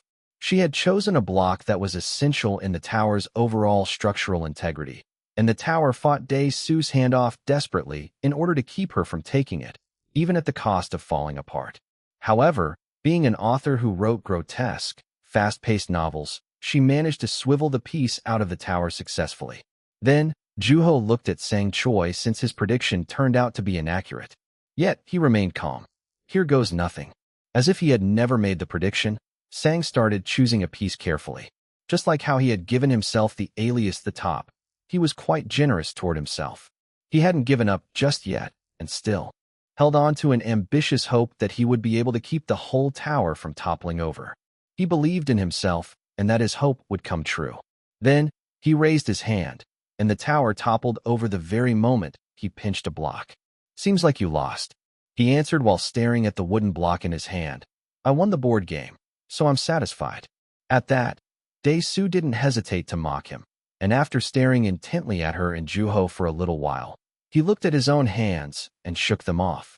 From then on, the three repeated the process of building the tower and toppling it over, and after a while, what was once a fierce competition for victory took on a different shape as the three began to focus more on the appearance of the tower, competing to see who could make the most bizarre-looking tower. As Juho fiddled about with the wooden pieces after spending a good amount of time playing, Dae-soo said out of nowhere, "Congratulations on finishing Language of God." At that, he remembered the last volume of the book, which had been published recently. The grand journey had finally come to an end, and Juho had received countless congratulatory messages from those around him. Thank you. How does it feel to have set a new milestone in Korean fantasy novels? You're flattering me. That's not true, Sang interjected in an emphatic tone. She's not flattering you at all. If anything, it's not enough. After all, you're an author. That I've acknowledged. Then, Juho answered while building another tower out of its remnants. Is that right? At that, Sang furrowed his brows, and Dae-soo redirected the subject back to its track. I've noticed that there are quite a few readers who are really bummed about the series coming to an end. Do you have any plans on writing another series?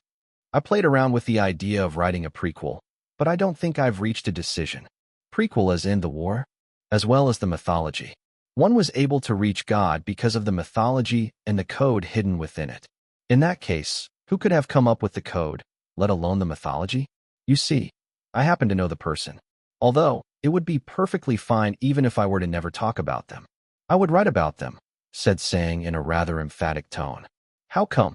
Because I want to brag about it. Brag? Yeah. My skill, knowledge, existence, anything. At that, Juho barely managed to keep himself from laughing.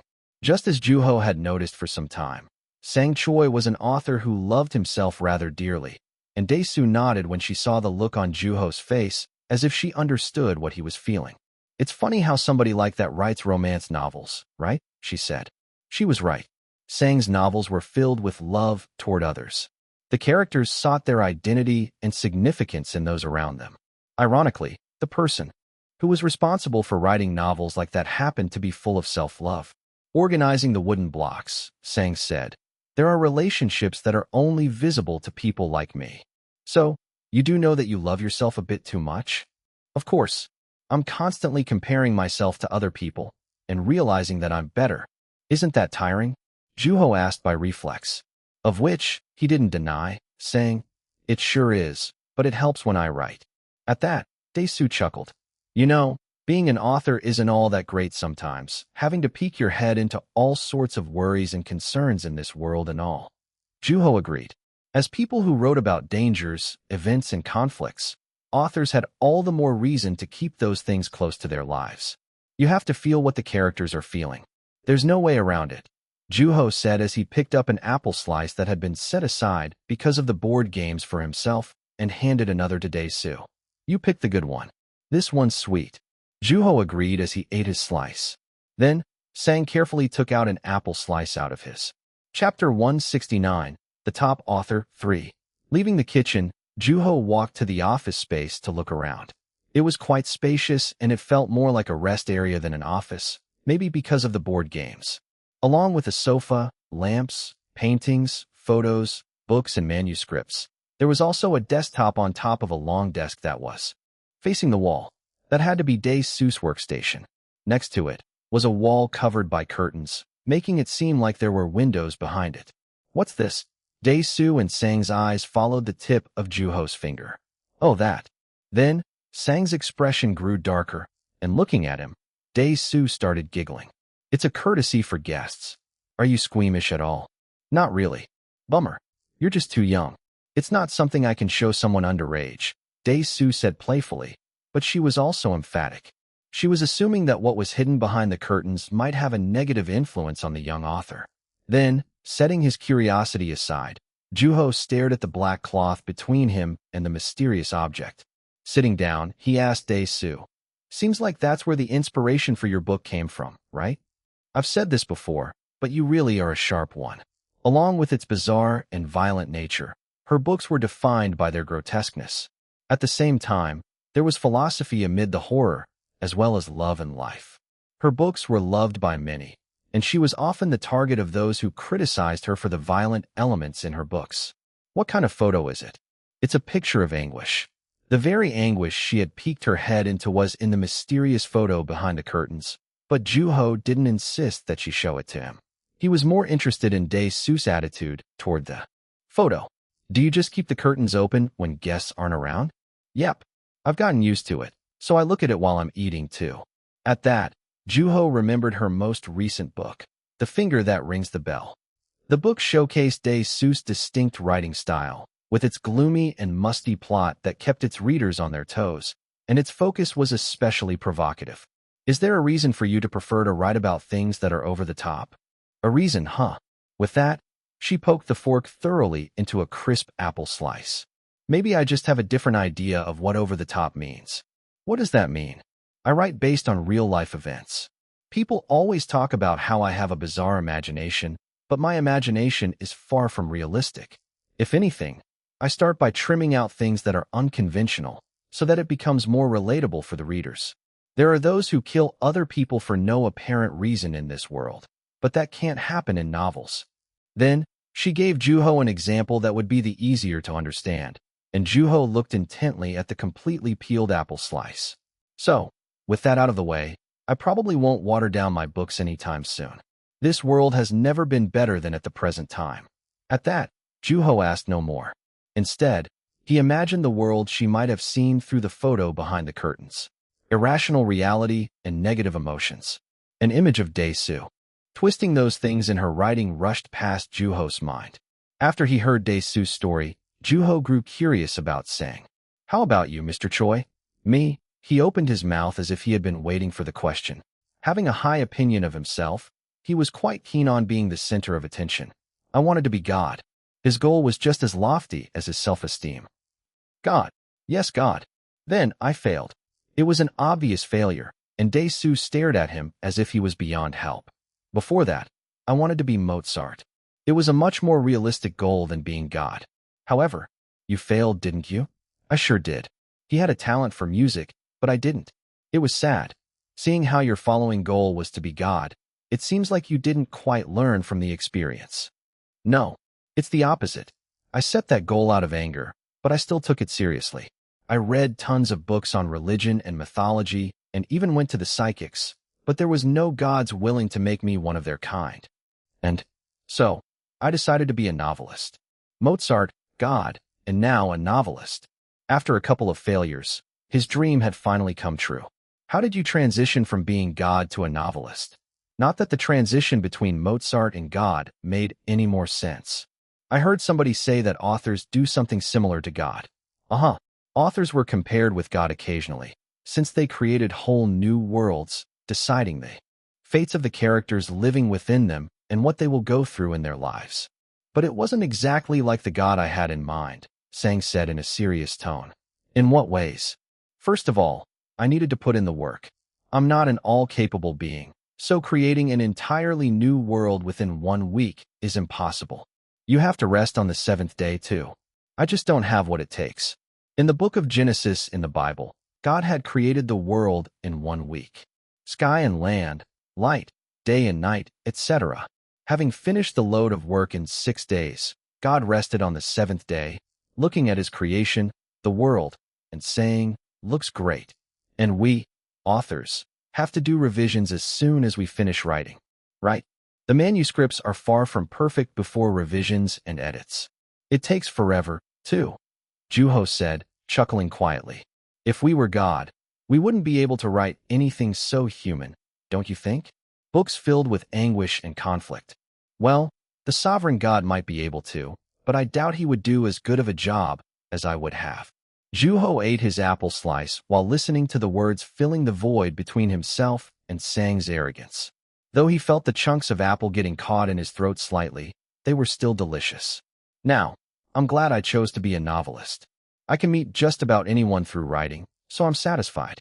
Speaking of which, there were quite a few references to music and religion in your books, although the way they unfolded was quite scientific.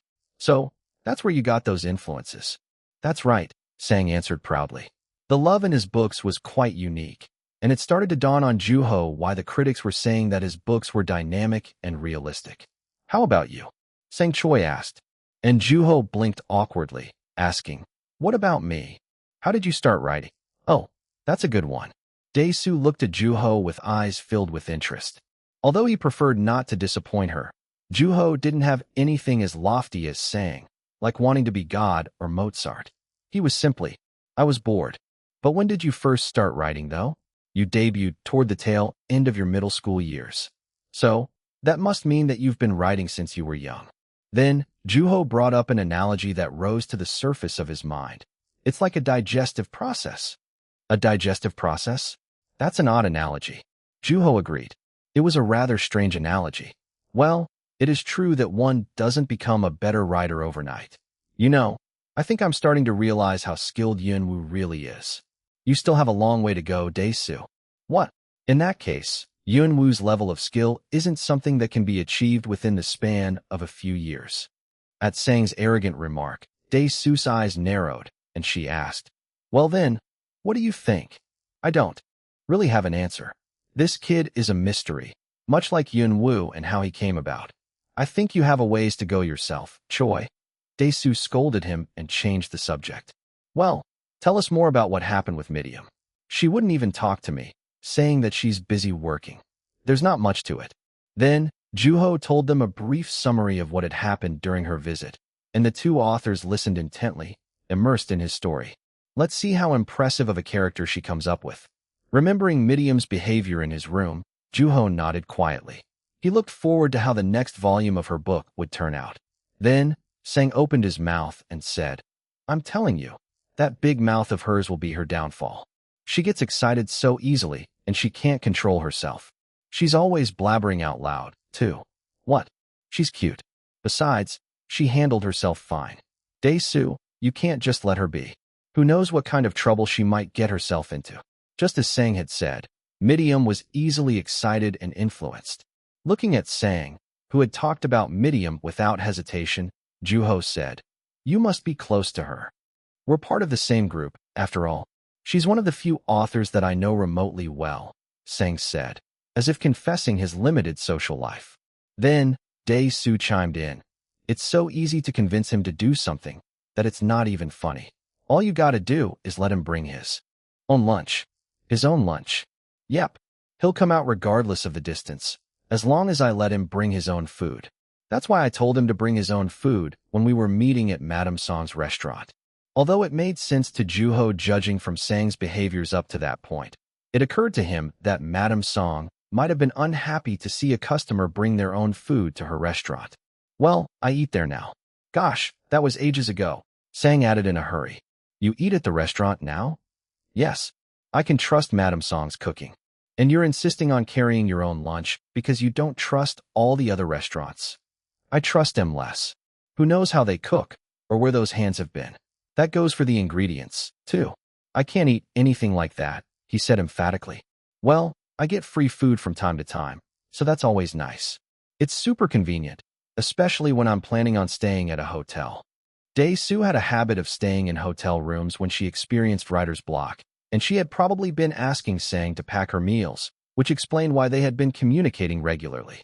She seemed fond of Sang's cooking, and Sang himself didn't seem to have an issue with cooking for her. The romance and the grotesque. Even though their books were polar opposites in nature. "You seem like you enjoy cooking for other people, Mr. Choi. It's an opportunity to show off my cooking skills. The better the response from those who taste my food, the better I feel," he said proudly. It was a rather simple reason. Then, Dae-soo whispered to Juho, loud enough for Sang to hear, "He's so simple, isn't he?" There were all sorts of authors in the world. Hotel rooms, cooking, thinking of a poet, or regretting repeatedly. There were even authors who lived in the mountains in order to write. "Oh, I was just about to tell you," Dae-soo said with a big smile. "It's about the outing. We're planning on having everyone come out in celebration of Yunwoo joining us as the new addition to the group." It was an occasion to which Juho had been looking forward as well, and Dae-soo gave him an update. "So, including Choi, here, I've confirmed with most of the members in the group over text. The only person I'm still waiting for is San-young." At that, Sang Choi didn't seem all that surprised. "She's probably in the mountains somewhere, writing. We can barely get a hold of her. Why don't we just meet on our own?" "No," Dae-soo said emphatically, and while Sang looked dissatisfied, he didn't try to argue any further. Instead, he explained calmly that finalizing the outing would take significantly longer if they were to wait for San-young's confirmation. "She's the hardest person to convince to come out to group outings. Even if we did manage to get a hold of her, she'll come up with all sorts of excuses to stay home." Despite Sang's pessimistic conjecture, Dae-soo was still wearing the same smile, as if she had a hidden card in mind. "You seem like you have an idea." "That I do. An amazing one at that." With that, she raised her hand, and at the end of her fingertip was Juho. Chapter 170, Coming Together, 1. Looking straight at Dae-soo's fingertip, Juho asked, "Me?" "Yes. We have Yunwoo," she said with a mischievous smile, and Sang exclaimed, impressed. Even a hermit like San-young would know who Yunwoo was, and as long as she knows who that is, she's bound to consider coming out. At that, Dae-soo gave Sang an affirmative thumbs up. "All we gotta do now is get a hold of her. That won't take very long either." With that, she walked over to the studio and brought out a laptop, searching for something on the internet. Then, she turned the screen of the laptop around towards Sang and Juho, which was showing the name San-young-yoon. San-young-yoon releasing new book. Juho read the title of the article that had come up just a few hours ago out loud. "So, I got a hold of her editor earlier today, and I was told that she finished writing her book, which means she'll start charging her phone to check the dozens of missed calls. and that's when we get her with the name Yunwoo. Our fearless leader. You understand the art of persuasion, Juho said, clapping quietly, but what returned was Dae-soo's sudden warning. You might want to stay on your toes. What do? You mean? San-young's new book is coming out, and it just might mark the end of the Yunwoo era. She was right. San-young was an incredible author who had built herself a house in the middle of a mountain out of sheer will to write. Taking about a 5-year hiatus in between her books, she tended to spend quite a bit of time writing, and as a result, she came out with a quality product. There were a slew of readers who had been waiting desperately for her new book, and Juho was one of them. Before you turned up, the position you are in belonged mostly to San-young. Whenever she came out with a book, it would always reach #1, without fail, Sang said, squinting at Juho. Although their intentions weren't clear, Juho smiled and said, I'm excited. Really? Did that really just come out of your mouth? You should be worried, Dae-soo said, looking both playful and disappointed. Of course, this is San-young's new book we're talking about. I mean, yeah, but I was expecting more passion from your response. That was no fun, she grumbled. At that, Juho quickly changed the subject, and the three conversed for hours on end in Dae-soo's office. After confirming with each other when their next outing would be, they parted ways. On his way out, Sang asked her to let him know ahead of time if the outing wasn't going to take place at Madame Song's restaurant, because he needed time to prepare his food. Dae-soo waved her hand and answered, half-heartedly, as if he didn't have to remind her. A few weeks later, Juho received a text from Dae-soo about the place, time, and date of the meeting. When he saw that the meeting was to take place at Madame Song's restaurant, he immediately thought of Sang Choi's face. He wouldn't have to pack his lunch, after all. After sending a reply, Juho looked away from his phone and redirected his attention to a book he had been reading. It was San-young's new book, and he had been reading it quite intently. The content was exactly the same as he remembered from his past life, and Juho grew curious about her. What is she like as an author? It's getting dark out. It was evening, and Juho made his way toward Madame Song's restaurant as the sun was starting to set. Knowing that there would be quite a few familiar faces at the meeting, he wasn't worried about feeling uncomfortable. And having managed to bring everyone in the group together successfully, Dae-soo was quite ecstatic, reserving the largest room in the restaurant. Looking up at the dark sky, Juho took the wider path, unlike during his last visit with Hyun-do, when he walked through narrow alleyways. Although Juho would have taken the alleyways without hesitation, he had decided to take a different route as he had been informed about the meeting by Dae-soo ahead of time. There were waves of cars and people in the street, as well as bicycles that squeezed their way through the sea of people and cars. It was an entirely different route from his previous visit to the restaurant. Perhaps it was the absence of Hyun-do or vestiges of him, but the peace that he had felt when he had walked with him was nowhere to be found in those busy streets. Upon arriving at the restaurant, Juho sent Dae-soo a text, informing her that he had arrived. When he checked the time, he realized that he had arrived well before the time they had agreed to meet. Paying no attention to it, Juho walked into the restaurant without hesitation. Clink, the familiar doorbell rang. As Juho came into the waiting room, there were few other, unrelated people who had arrived ahead of him, each wearing an excited look. Then, Juho stood in front of the mirror in order to make sure that he was dressed properly and walked toward the employee standing by the register, who greeted him with a welcoming smile. I have a reservation under the name Dae-soo Na, Juho said to her, and the employee nodded and led him to the reserved room immediately. Walking past the tables and the restrooms, he also walked past the room where he had eaten with Hyun-do, and after going even further into the restaurant than he had ever been to, the reserved room finally appeared. It was the largest room in the restaurant. At that moment, Juho checked his phone as it vibrated. It was a text from Dae-soo, which read, Already? Shoot. The text gave Juho a bad feeling. Is no one else here yet? But there are 8 of us. No way. I'm sure there's going to be at least one person. I know most of them, so it should be fine. Juho reassured himself as he contemplated going to the restroom. Unfortunately, before he had time to act on his decision, the friendly employee opened the door to the room for him, revealing a figure who had been sitting in the room. Black. It was the first thing that came into Juho's view. She was dressed in black. Huh. Juho let out, baffled. He wasn't expecting to meet someone new that soon, And even as the employee closed the door on her way out, Juho stood awkwardly, facing her. She was dressed in mostly black, from her dark, long, wavy hair to her eyes and dress shirt. Although it wasn't visible because of the table, she had to be wearing either a black skirt or a pair of black pants. And most likely, her shoes were black as well. Something was telling Juho that she would be dressed like that underneath the table. "Who are you?" she asked in a thin, sounding voice. And Juho came to his senses upon hearing it. "Hello, Yunwoo." He introduced himself properly, and the woman's lips parted ever so slightly. Only then did Juho recognize that she had been wearing another color other than black. Her red lips. "Whoa!" A childlike exclamation broke the tension. She was smiling, with dimples visible on each corner of her mouth. "Really?" she asked to confirm, and Juho couldn't give her any other answer other than yes. "If you're still doubtful, would you like to talk to Dae-soo on my phone?" "You really are him," she said.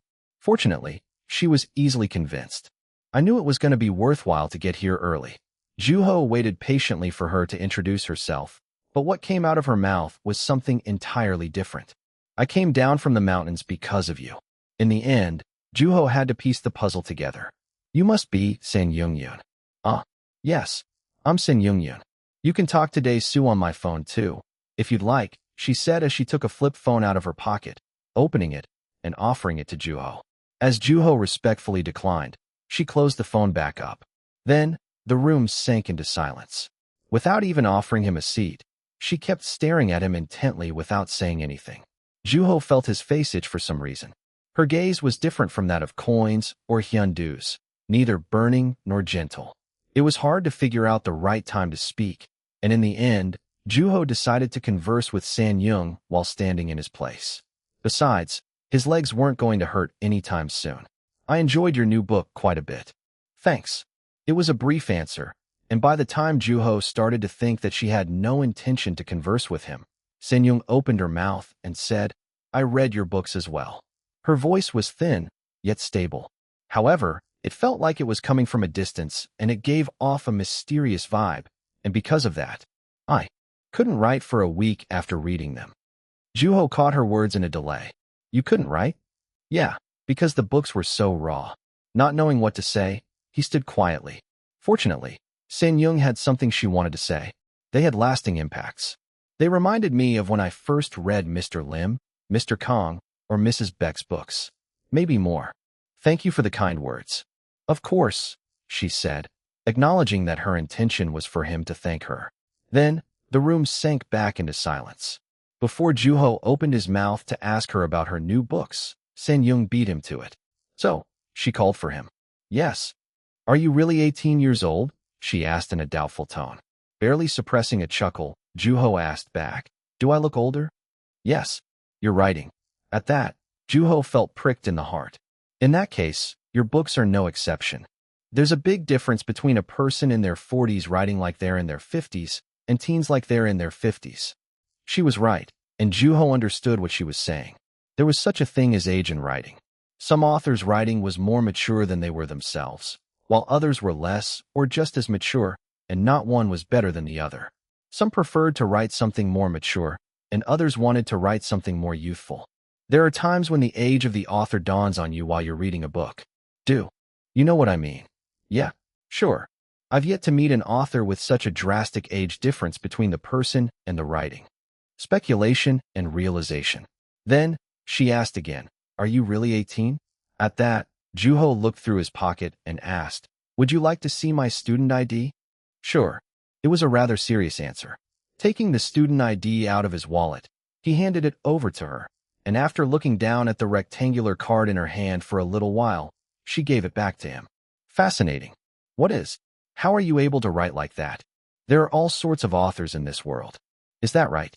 Maybe I'm just having trouble understanding because it's just beyond the boundaries of my understanding.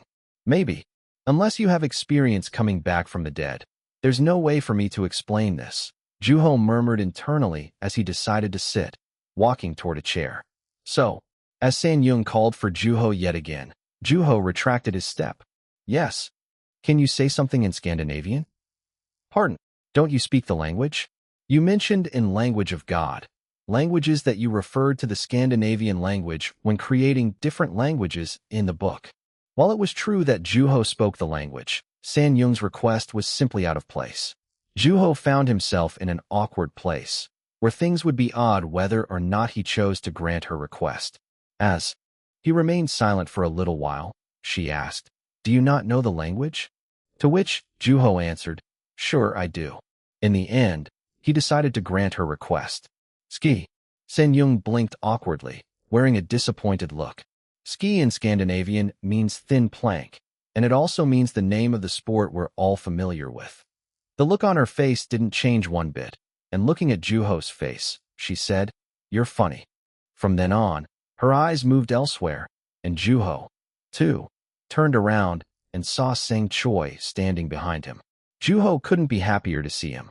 Seeing Juho standing and San Yung sitting in her chair, he asked, "What are you keeping him standing around for?" "Oh, right. Have a seat." Only then did Juho take a seat opposite of San Yung, and naturally, Sang Choi sat left of Juho. Chapter 171, Coming Together, 2. Long time no see. Yep, been a while. How's life in the mountains? It's good. Oh, did you get to say hello to Madame Song? She seemed busy. As if he had been used to San Yung's brief answers, Sang Choi kept asking her questions back to back. They seemed close to each other. "Did you see Yunwoo?" Sang asked as if talking about an indigenous product, and San Yung chuckled quietly. "We talked." In order to steer the subject away from him, Juho spoke up. "Where are the rest?" "They're almost here. Dong Gil and Seo Jung are coming together, and Jun Soo and Gun Woo are doing the same.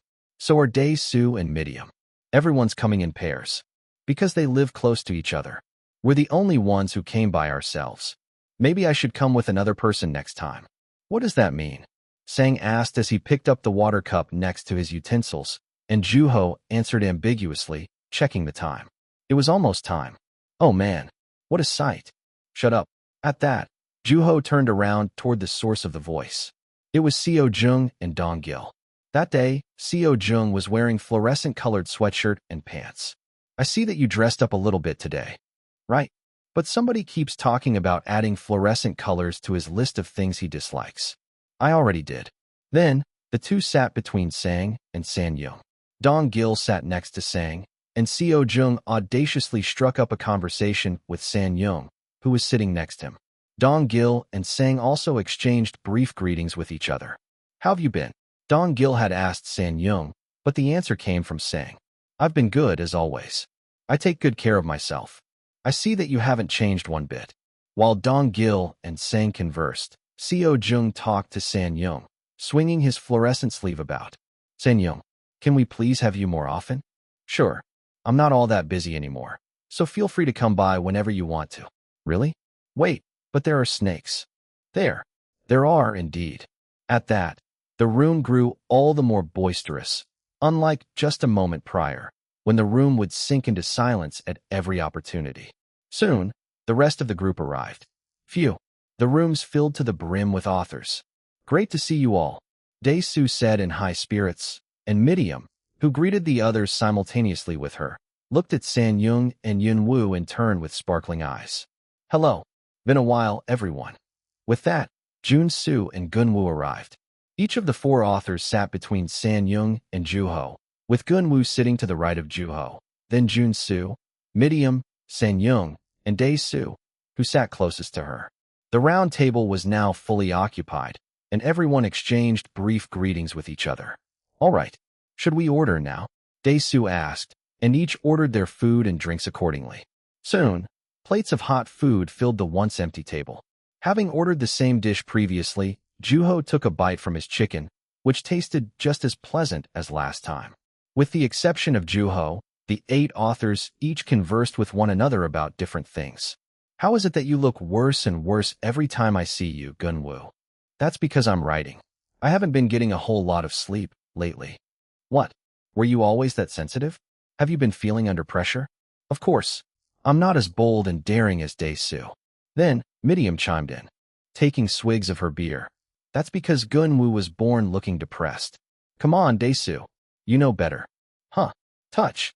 With that, Gun Woo's naturally gloomy face grew all the gloomier. Then, Junsu intervened on Gun Wu's behalf, knocking lightly on the table 3 times. Cut him some slack now, will ya? Midium, you should slow down with your beer. Gun Wu, why the long face when you have a plate full of amazing food before your eyes? That's no way to show respect to the food or the chef. Chewing on his food, Juho looked the other way, to where Sang had just started talking. In my opinion, your writing is way too rigid. There's not enough love and romance. You really have an eye for things like that, Sang. I agree. Your writing's just way too cold. Why don't you write something more heartwarming? Think outside of your comfort zone every now and then, you know? You do realize that my recent book was an experiment, right? Get off your high horses. Why don't you two? All right, look, Dong. Seo Jung has a point. You do tend to focus on yourself a tad too much. Do you know what I mean? TL's note. Sang seems to call Dong Gil Dong, which means a cold winter, fitting for Dong Gil's personality. No offense, but I don't think you should be the one to tell me that. You're still writing that weird list, aren't you? Why don't you focus on me while you're here? Sang Choi's top favorites list. You have my permission to start writing at any time. No thanks. Your books aren't exactly my type either. What? Unfortunately, there was no one in the room who could intervene for those 3 authors. At that time, Juho looked straight and saw San Yung, who had been quietly enjoying her food, much like him. While she was a woman of few words, she didn't seem all that uncomfortable either. Having ordered a thick, well-done steak, she cut herself a big piece and put it into her mouth, chewing it slowly. Then, taking her wine glass, she chugged the entire thing. At that, Juho remembered Gun Wu telling him that she liked to drink. When he looked at her, a strange feeling came over Juho. It was as if he wouldn't be able to remember anything about her but her dark shadows when he turned back. The steak she had been cutting, her wine, red lips, black clothes. There were only fragments of her that he could remember, and they were nowhere near whole enough to represent her as a person. With that, Juho struck up a conversation with her. Are they good? Taking turns to look at her steak and wine, she asked, which one? Both. Very. Then, San Yung put another big piece of steak in her mouth, as if trying to prove it to Juho. She chewed slowly, and Juho saw that the redness of her lips had faded ever so slightly, making her appearance fuzzier. Trade? Would you like a piece? I'm okay. There's no plate or anything, so it'd be a hassle. Okay. Then, without offering again, she went back to cutting her steak. That time, she made Juho a question first. In what environment do you usually write in? What environment? Environment as in environment. I write in the mountains. I moved to a completely secluded place just so that I can write. How about you? I write in my room, at an ordinary home. Is it big? Kind of small, and it's getting smaller, actually. Because of what? Because of paper. Then, she chugged her wine. Although she had been drinking it quickly, she didn't seem like she was getting drunk. Can you write where there's a lot of noise? At her question, Juho shook his head and said, not at all. I still have ways to go, so I go through quite a bit of ups and downs. I tense up when I need to focus and I struggle to keep the flow steady. Although, I've gotten better as of late. He had been writing at the literature club, and because he had gotten used to writing with other people around, he found himself growing fond of such environments. What about you? Can you write in noisy environments? Not at all. In fact, that's one of the reasons why I write in the mountains. Is it quiet there? At that, Sanyung shook her head. It's just as noisy, if not noisier than the city. The only difference is that the noise is not made by people. There were all sorts of life forms in the mountains, from trees to insects, animals, and reptiles. It only made sense that there would be that much sound. That's why I get scared sometimes, because I can't tell where those sounds are coming from or who or what is making them. So I end up giving into my imagination, which is, simply put, not helpful. There are times when I feel like I'm being ostracized by other animals in the mountains, just like how it is in your book. I ask myself, what if I'm the only one who can't understand them? What if I'm the only one who's hearing it as a meaningless noise, nothing more than mere wind? She had made a reference to language of God, and the animals who had attempted to ostracize humans by using a language that humans wouldn't be able to read or understand. Then, she looked at him intently and said, I wonder if you'd be able to understand what those sounds are trying to say. I doubt it. At that moment, the sharp sound of someone inhaling resounded in the room, and forced everyone to turn toward its source. It was Miriam, who was wearing a big smile on her face while looking at Juho and San Yung, a sign that she was excited, and her eyes sparkled with curiosity. However, she wasn't the only one interested in their conversation. All of the other authors in the room had been listening to Juho and San Yung's conversation intently. "What is it?" Juho asked. "Oh, nothing. I just noticed that San Yung and Yunwoo were having a conversation." Miriam's voice shook, and it was obvious that she was suppressing her emotions. It was a familiar reaction. "But you're all talking, too. And you're Yunwoo, and she's San Yung." In the end, she gave in to her excitement.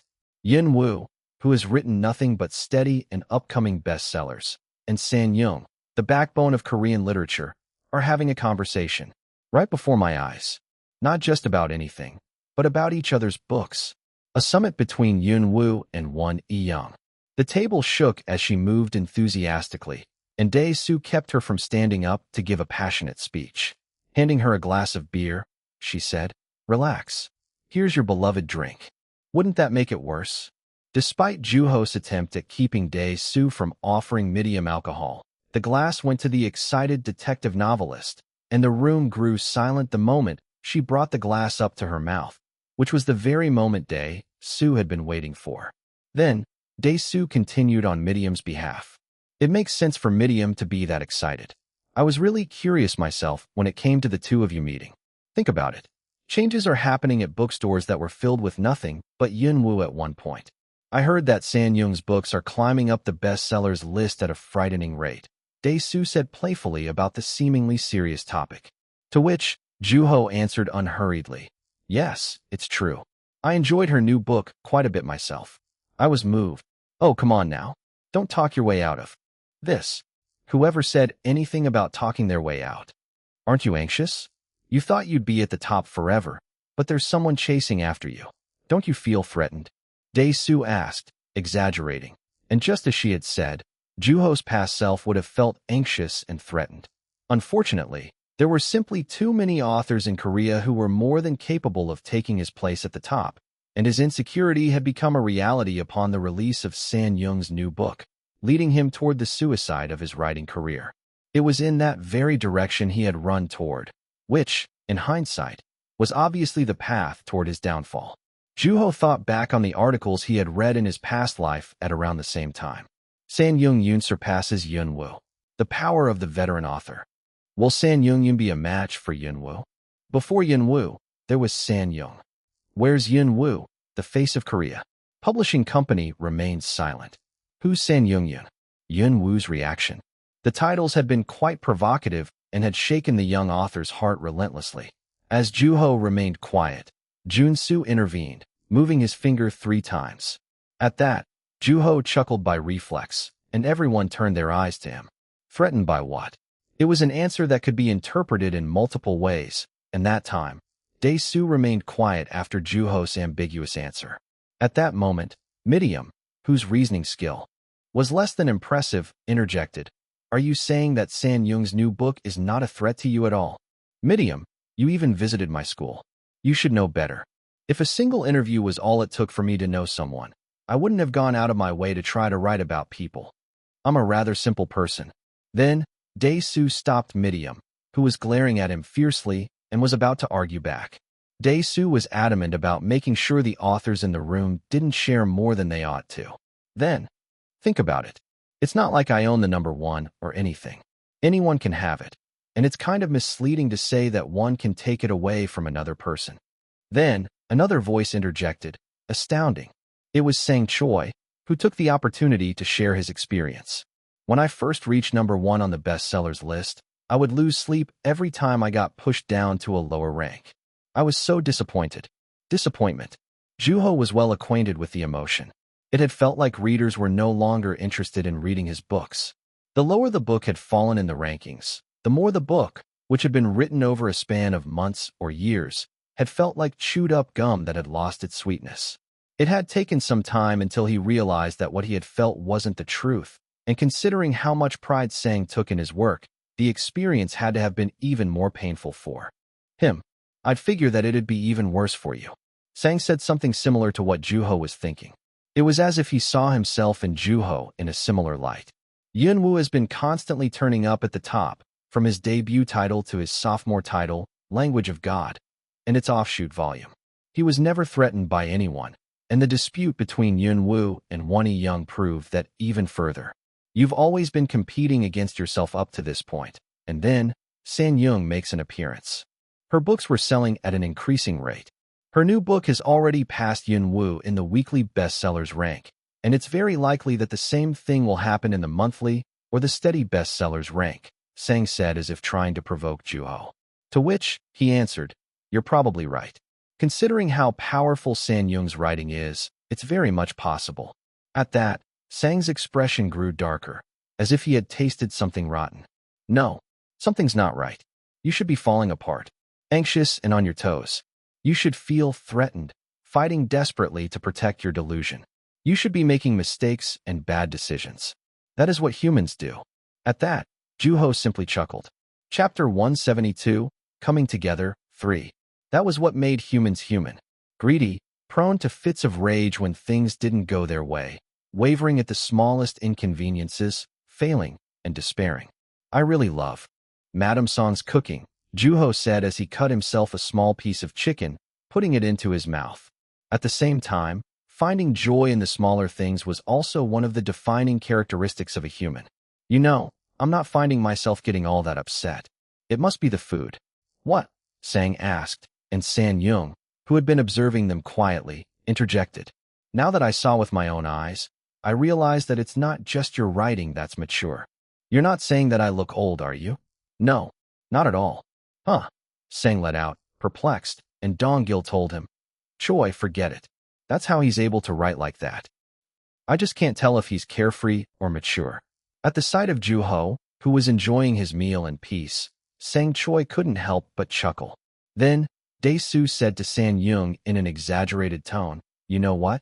While we're at it, why don't we just come together to bring Yunwoo down? Put an end to his reign. Yeah, behead the enemy, so to speak. But my book has already left my hands." Despite the provocative words coming out Dae-soo's and Midium's mouths, San Young remained unaffected. She simply stared quietly at Juho, who was sitting opposite of her. "Hello? I'm right here. I can hear you guys." Dae-soo and Midium paid no attention to Juho's playful fuss, and in the end, Jun-soo intervened yet again to calm them down. "Thanks for all your hard work, Jun-soo," Juho told him, the mediator of the group. Then, he waved his hand in denial 3 times, wearing his distinctively innocent smile.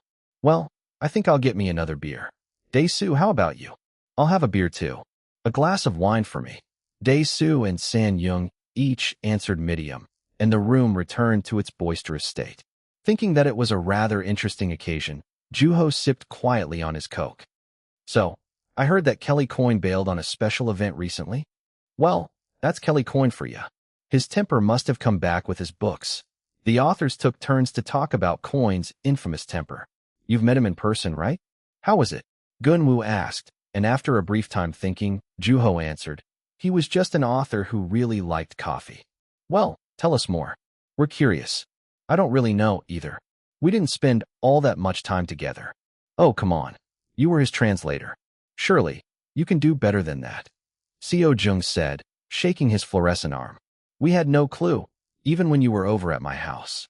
How were you able to translate like that? You went beyond the notion that you were fluent in the language. Now tell us. Something happened between you two, didn't it? Did he give you any eye-opening hints?" "I wish, but as you know, one can expect only so much from Kelly Coyne. I sent him a number of emails while I was translating, but he didn't tell me anything helpful. Even recently, he was clicking his tongue at me, saying that he was hoping to see Yun-woo's career falling apart. That's no way to treat a translator who worked their butt off," Juho complained. "Guess that's what being a world-renowned author is like," Seo Jung murmured, adding to Juho, "Man, somebody has to come up with a device that can pick people's brains, so I can see what's in this guy's head." It was a rather frightening remark for Yun-woo, whose identity was still a mystery to most people. Sipping his Coke, Juho avoided eye contact with Seo Jung. "How's school?" Dae-soo asked. She had been curious about his life as a student and as an author, and the subject shifted to Juho's school life. "The usual. I'm still a student, so there's not much to look forward to in a day. On the other hand, there's not much to dread about, either. I guess that makes sense. Being part of something is always exhausting. It's still fun, though, thanks to the literature club. The literature club? Are you part of that?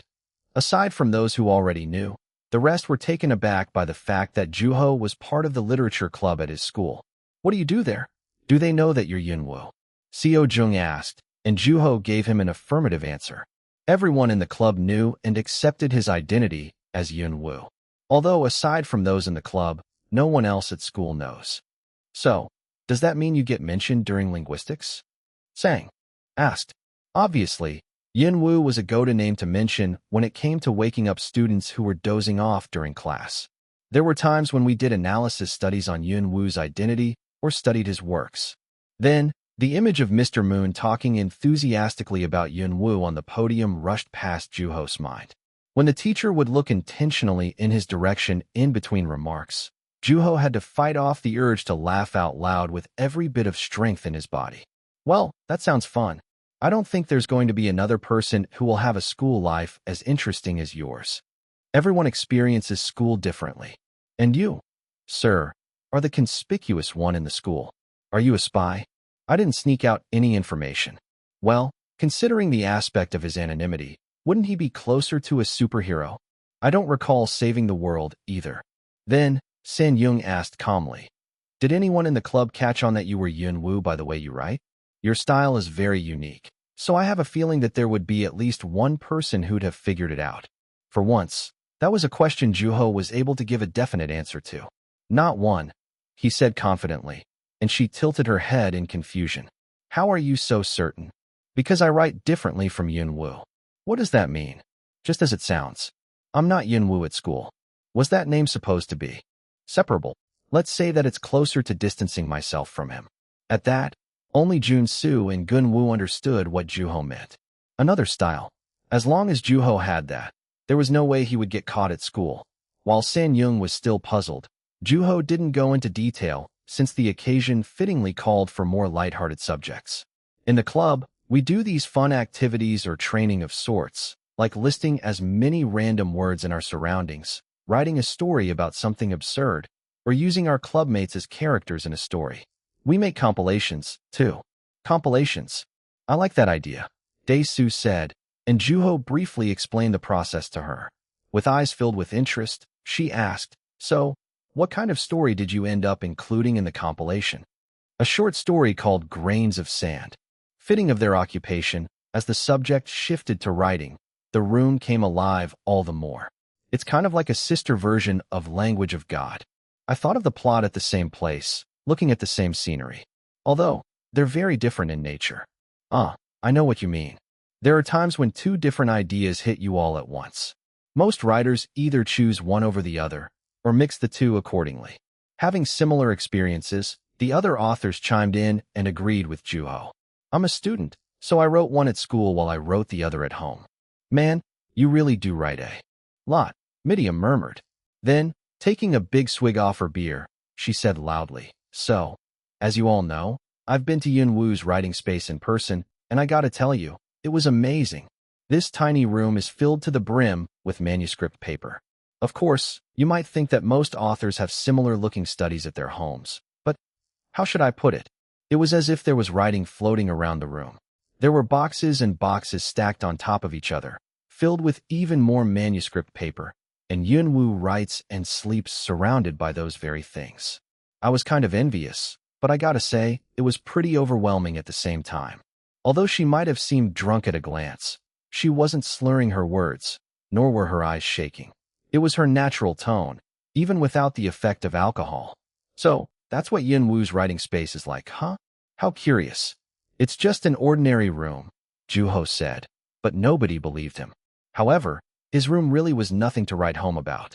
In the small, boring room, there was a desktop, a bed, a bookshelf, and stacks of manuscript paper, and there was not a single poster in the room. Come on, Juho. You're a teenager.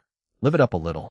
When I was a student, I spent all my money collecting all sorts of music records from overseas. Don't be silly now, Dong Gil warned Seo Jung. And with that, Each of the authors began to share their memories of their school years. I went to an all-girls high school. I'm telling you, high school friends will last you a lifetime. We still keep in touch. Miriam and Dae-soo said in turn. Well, we went to the same schools, from elementary to college, so even reminiscing to those times is a hassle. You guys seriously have one of the most bizarre relationships.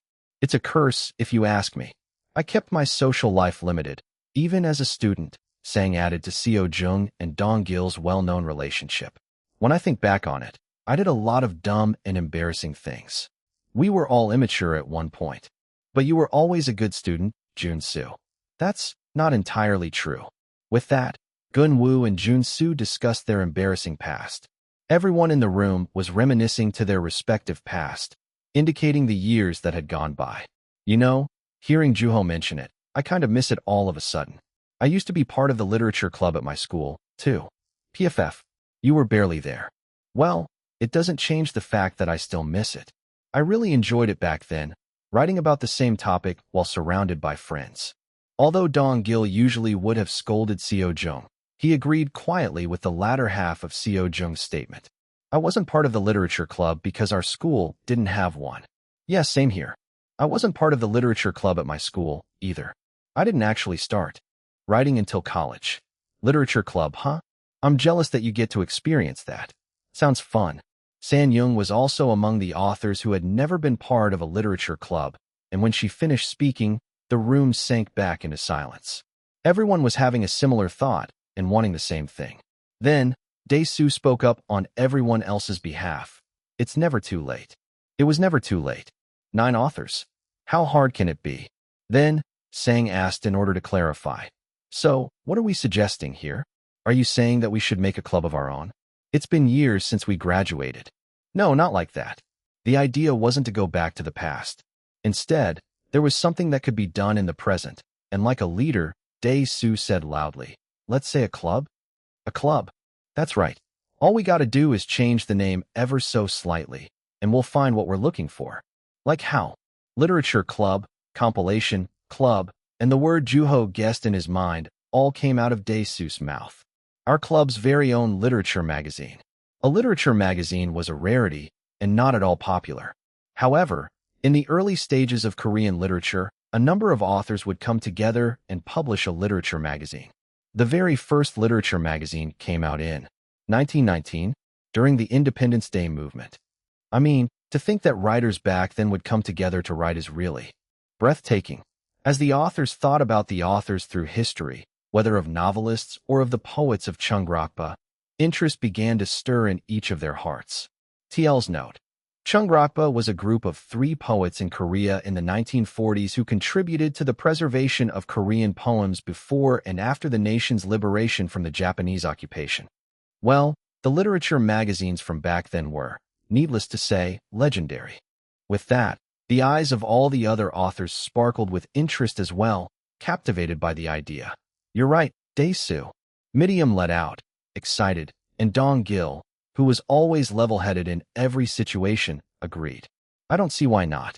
There are 9 authors here, and I'm sure we each know at least one printing factory. Besides, more and more people have been publishing their books on their own, and a lot of amateur clubs publish their own magazines. If we keep things small and manageable, there's nothing to lose. Then, Juho looked around at the authors who had come together, each distinct from one another. If each author were to contribute with one piece of writing, they would be able to put together a literature magazine that was both artistic and appealing to the masses. That sounds fun, Sang murmured. The idea was starting to develop more and more, reaching the point of actually being carried out. At that moment, Gun-woo added in a hurry, hold on. I've been working on something. Is there a deadline? No, it's not like that. Then, what's there to worry about? Think of it as a breather. Determined to carry out the idea, Dae-soo shot down Gun-woo's concern, and as Juho admired her proactivity, they locked eyes with each other. A mischievous smile appeared on Dae-soo's face. Mr. Woo, how much longer will you let San Young chase you around? After that, she turned her head without even giving him time to respond. While we're at it, let's all compete on whose writing stands out the most. I know I shouldn't be the one to talk here, but we are all decent writers here, right? Compete? There is no such a thing in art, Dong Gil said, alone and proudly, but he was soon buried by Miriam's exclamation. You're on. I won't go easy on anybody. I'd be so happy if my writing turns up at the top, above everyone else's here. After all, we're greedy by nature. You can discuss being at the top when I'm not present, Sang said. To which Seo Jung argued, no, that's not true. Even Dong Gil struggled to beat me at one point in the past. I think I just heard something that I can't ignore. Come on, buddy. I know what happened. I proved, a long time ago, that you still have a ways to go until you reach my level, Dong Gil said, contradicting his proud statement from earlier. Competition was bound to exist in any field of expertise, and Gun-woo grew pale, begging Jun-soo to stop them. Jun-soo, you gotta do something. I don't know. I'm actually kind of interested myself. Maybe you should take the opportunity to prove yourself, Gun-woo. What would I do among all of these authors? From San-young to Yun-woo? And there's you, who would never fall short in artistic value. Come on now. You have a style that's unique to yourself. Jun-soo. Just like that, the opposing party was silenced, and amid the commotion, Juho thought, how did we get here from talking about the literature club? Chapter 173, Coming Together 4. All right, that settles it then. We're doing this. Woohoo! Miriam exclaimed cheerfully at Dae-soo's decision, raising her glass. Then, Seo Jung chimed in. Now let's set the tone, shall we? Will there be given topics for us to write about? Or is it going to be free topic? Yeah. The whole reason behind starting this was to replicate what it was like to be part of a literature club, wasn't it? I think it would be fun if we all write about one shared topic. What do you think, Dae-soo? At that, Dae-soo contemplated for a little while, but it wasn't long before she had made up her mind. Okay, we can only write about one topic at any given time. Let's keep it special. Instead, why don't we each decide on what genre we want to write in? Essays, novels, poems, reviews, translation, anything. Sounds great. Okay then. Now, the question is, what are we all going to write about? Any suggestions? Anything you've been wanting to write about? A shared topic. Everyone in the room was immersed in their thoughts, trying to figure out what would be the most appropriate topic for the club. At that moment, Gun-woo, who had eventually joined in on the fun, raised his hand. What about a certain object? Like a violin, for example. We practice writing about objects with Mrs. Beck from time to time. That doesn't sound half bad. Dae-soo nodded with a lukewarm expression. Although it wasn't a bad idea, it wasn't very captivating. Then, Jun-soo chimed in. What about a certain time period? That's not bad, either, she said with a similar expression on her face, and without saying anything, San-young sipped her wine quietly. Then, Sang-choi said, I guess we have nothing else to write about except love. That gives you way too much advantage. Come on, now, you hopeless romantic. Get with the program. Yeah, if that were the case, I'd suggest we all write about an unsolved, mysterious case. Sang furrowed his forehead at Miriam's adamant opposition. But love is universal and an essential component of art. You do have a point there, but as long as you're part of the club, it wouldn't be fair to everyone else to have to write about that topic. Yeah, you took the words right out of my mouth, Dong Gil. Although Sang still looked displeased, he retracted his suggestion. From then on, a number of other opinions came up, but none of them were convincing. Enough to move the authors. As everyone listened to each other's opinions while immersed in thought, Dae-soo opened her mouth and said, death. Then, the authors responded keenly to the provocative word. Death. Death, huh? Also another essential component in art, Sang said, murmuring, along with love. It won't give anybody an advantage. And you can think of all sorts of stories related to it. Captivating. I think that's the most charming one so far. Everyone nodded. Sounds good. San-young said her first affirmative answer. Death was, inarguably, one of the most common themes in art, and countless authors had written about it.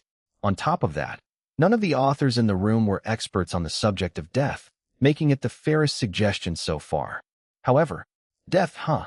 With the exception of Juho, it was highly unlikely that any of the authors had experienced death themselves. And it wasn't something that he can share openly about, either. I'm on board, he said. And Dae-soo said, wearing an excited look on her face as if quite satisfied with how things were turning out.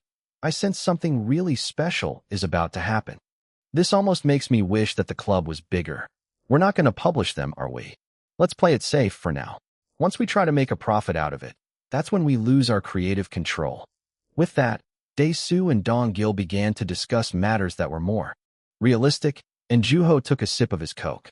Some authors were already starting to think about how to go about writing their segment in the magazine. And just as Joo-ho was about to join them, he locked eyes with San-young. Novel? Joo-ho shrugged. Not sure yet. San-young, remember that he even has translation at his disposal. Seo-jung interjected, holding a beer mug in his hand. He can probably write things like reviews or essays just as well, Dong-gil added, and Joo-ho didn't try to deny it. After all, they were both accurate. Authors tended to be sharp and perceptive. Joo-ho had a number of creative tools at his disposal, from translation to essays and reviews, and he was more than capable of utilizing those tools to his advantage because of his experience at the literature club up to that point. And I'm guessing that you're sticking with novels, San-young? Yep, I like novels the best. She was someone who went as far as relocating to the mountains for the sake of writing her novel, so her affection and obsession toward novels was only natural. I think I'm drawn to novels as well. From the moment death had been decided as the shared topic, Joo-ho had felt strongly inclined to write a novel. Writing for a magazine with such established authors was a once-in-a-lifetime opportunity, and just like San-young, Joo-ho was also drawn to writing novels. Then, Seo-jung murmured, maybe I should go with a novel, too. I've been thinking about the same thing for a while now. Me too. Joo-ho smiled and chuckled at the competitive remarks from the authors, and of course, he, himself, didn't intend on backing out, either. Then, Jun-soo asked after having been thinking for some time, are we limited to writing one piece each? No, not at all. Then, I'll write a novel and a poem. I'm perfectly happy with writing just one novel. Jun-soo and Gun-woo seemed like they had made up their minds for the most part, and Midium, too, raised her hand to say, I'm going with a novel. I think I'm leaning toward a novel, too. With that, Joo-ho counted how many authors had chosen novels as their genre. There would be 9 novels and a poem, which unintentionally shifted the focus of the magazine to original novels. So, are we all writing novels then? That's not a bad thing, though, don't you think? Dae-soo said, and Joo-ho nodded affirmingly. There was nothing bad about it. Besides, all of the pieces would be on the subject of death, so every single piece would be worth collecting. You seem confident, Jun-soo asked quietly, and just like before, Joo-ho didn't deny it. Yes, you see, I happen to be acquainted with death, myself. What? Aren't you the youngest one here? Choi, there is no particular order in which people go. What are you saying? You sounded a little edgy there. You're gravely mistaken. Ignoring the light-hearted bickering between Dong-gil and Sang, Dae-soo looked at Joo-ho. Now that I think about it, you were pretty explicit about the mother's death and sound of wailing, right? It was brief, but it had weight. Thank you. Wait, does that mean this topic gives Yun-woo the upper hand? Dae-soo asked, narrowing her eyes, and Midium waved her hand in denial. Nah, that can't be right. You and I have both written a slew of death scenes up to this point, and so has everyone else here. I know that. It's just that I don't see Yun-woo as the type to be confident for no apparent reason. That was her perception of Yun-woo. As Dae-soo expressed her light-hearted concern, Joo-ho waved his hand in denial, saying, I'm just showing off, so, please, you don't have to have your guard up. Okay then, but keep in mind that I got my eyes on you, she said emphatically. To which, Dong-gil added with a chuckle, nobody's stupid enough around here to let their guard down when they're competing against Yun-woo. Except maybe Choi. I never let my guard down. I'm just confident. See? Then, taking a swig off her beer, Midium said, speaking of which, Yun-woo should be on his toes, too. We have San-young, and then there's me. Anyway, there are so many authors here. That's true. Mr. Bong here is a magician when it comes to figures of speech. Seo-jung took the opportunity to chime in, and Jun-soo returned the compliment. I'm nowhere near your level, Seo-jung. Unlike Jun-soo, my buddy here, specializes in writing rigid sentences. You mean clean-cut and calculated? Gun-woo writes stories that are just as depressing as he looks. Please don't say that out loud. Gun-woo complained, but it was swiftly ignored. And then there's Choi. Yes, he's not all that pleasant of a person, but his writing is anything but gentle and lovely. And don't even get me started with Dae-soo and her frightening stories. Midium might not be the best with reasoning, but you are good at keeping your readers on their toes. Sen-young. Well, what more can I say? She's the backbone of this country's literature. Yep. Unlike all the other authors who had looked perplexed by what had sounded like either a compliment or an insult, Sen-young acknowledged her place with confidence. When it came to writing, she was a person who was neither yielding nor modest. Then, lastly, Seo-jung moved on to Yun-woo. Last, but not least, our young, genius novelist, himself, who's more than adequate, to say the least. Joo-ho felt that the word adequate was far from describing him accurately, thinking that he still had a ways to go as an author. With that, he raised both of his hands and said, "Go easy on me now." Then, Midium slammed her beer mug on the table, shouting, "You know, my heart starts beating like crazy when I think about how these authors will portray death. I've been meaning to ask, but is she drunk? No way. A few beers isn't enough to get her drunk. I'm telling you, I can never tell." Sang and Seo-jun said in turn, and finishing her last bit of beer, Midium ordered herself another glass. She was quite the drinker and seemed like she was capable of drinking 3 times as much as everyone else in the room. As Joo-ho stared at her intently, Midium asked as if misinterpreting his gaze, "Would you like some?" "No, thank you. Come on now. Teenagers tend to want to try everything at least once out of curiosity, you know?" At that, he realized that there was no way to talk himself out of the situation. "So, would you like some?" Midium said, shaking the new cup that had just arrived at the table with the beer. At that moment, Dae-soo gave her a slap on the back. "What do you think you're doing?" At the same time, Joo-ho saw Sang lowering his hand, as if he had been just about to offer Joo-ho some alcohol. "Yun-woo, you make sure to learn your drinking etiquette from no one other than your parents." "Of course. I didn't even feel like drinking anyway." "Attaboy." With that, Joo-ho took a drink off his Coke as if to prove himself to Dae-soo, and Dong-gil and Jun-soo smiled with satisfaction. The club seemed to be made up of a healthy balance of adults who were both good and bad influences. How should we go about writing our epilogues? Should we write something about the first issue? We can also publish one piece at a time. What should we do? Although the plans of publishing their own magazine were still in their early stages, the faces of the authors discussing them couldn't be happier. Planning for an anticipated future always brought about joy. "Oh, we're going to need a name. What should we name our magazine?" "Death. Like our topic." That would be the simplest and the most straightforward. But isn't that kind of ominous for the name of our first issue? Yeah, something tells me that our first issue will be our last. There have been plenty of famous literary magazines like that, though. Well, we're just starting off. We shouldn't be thinking about the end already.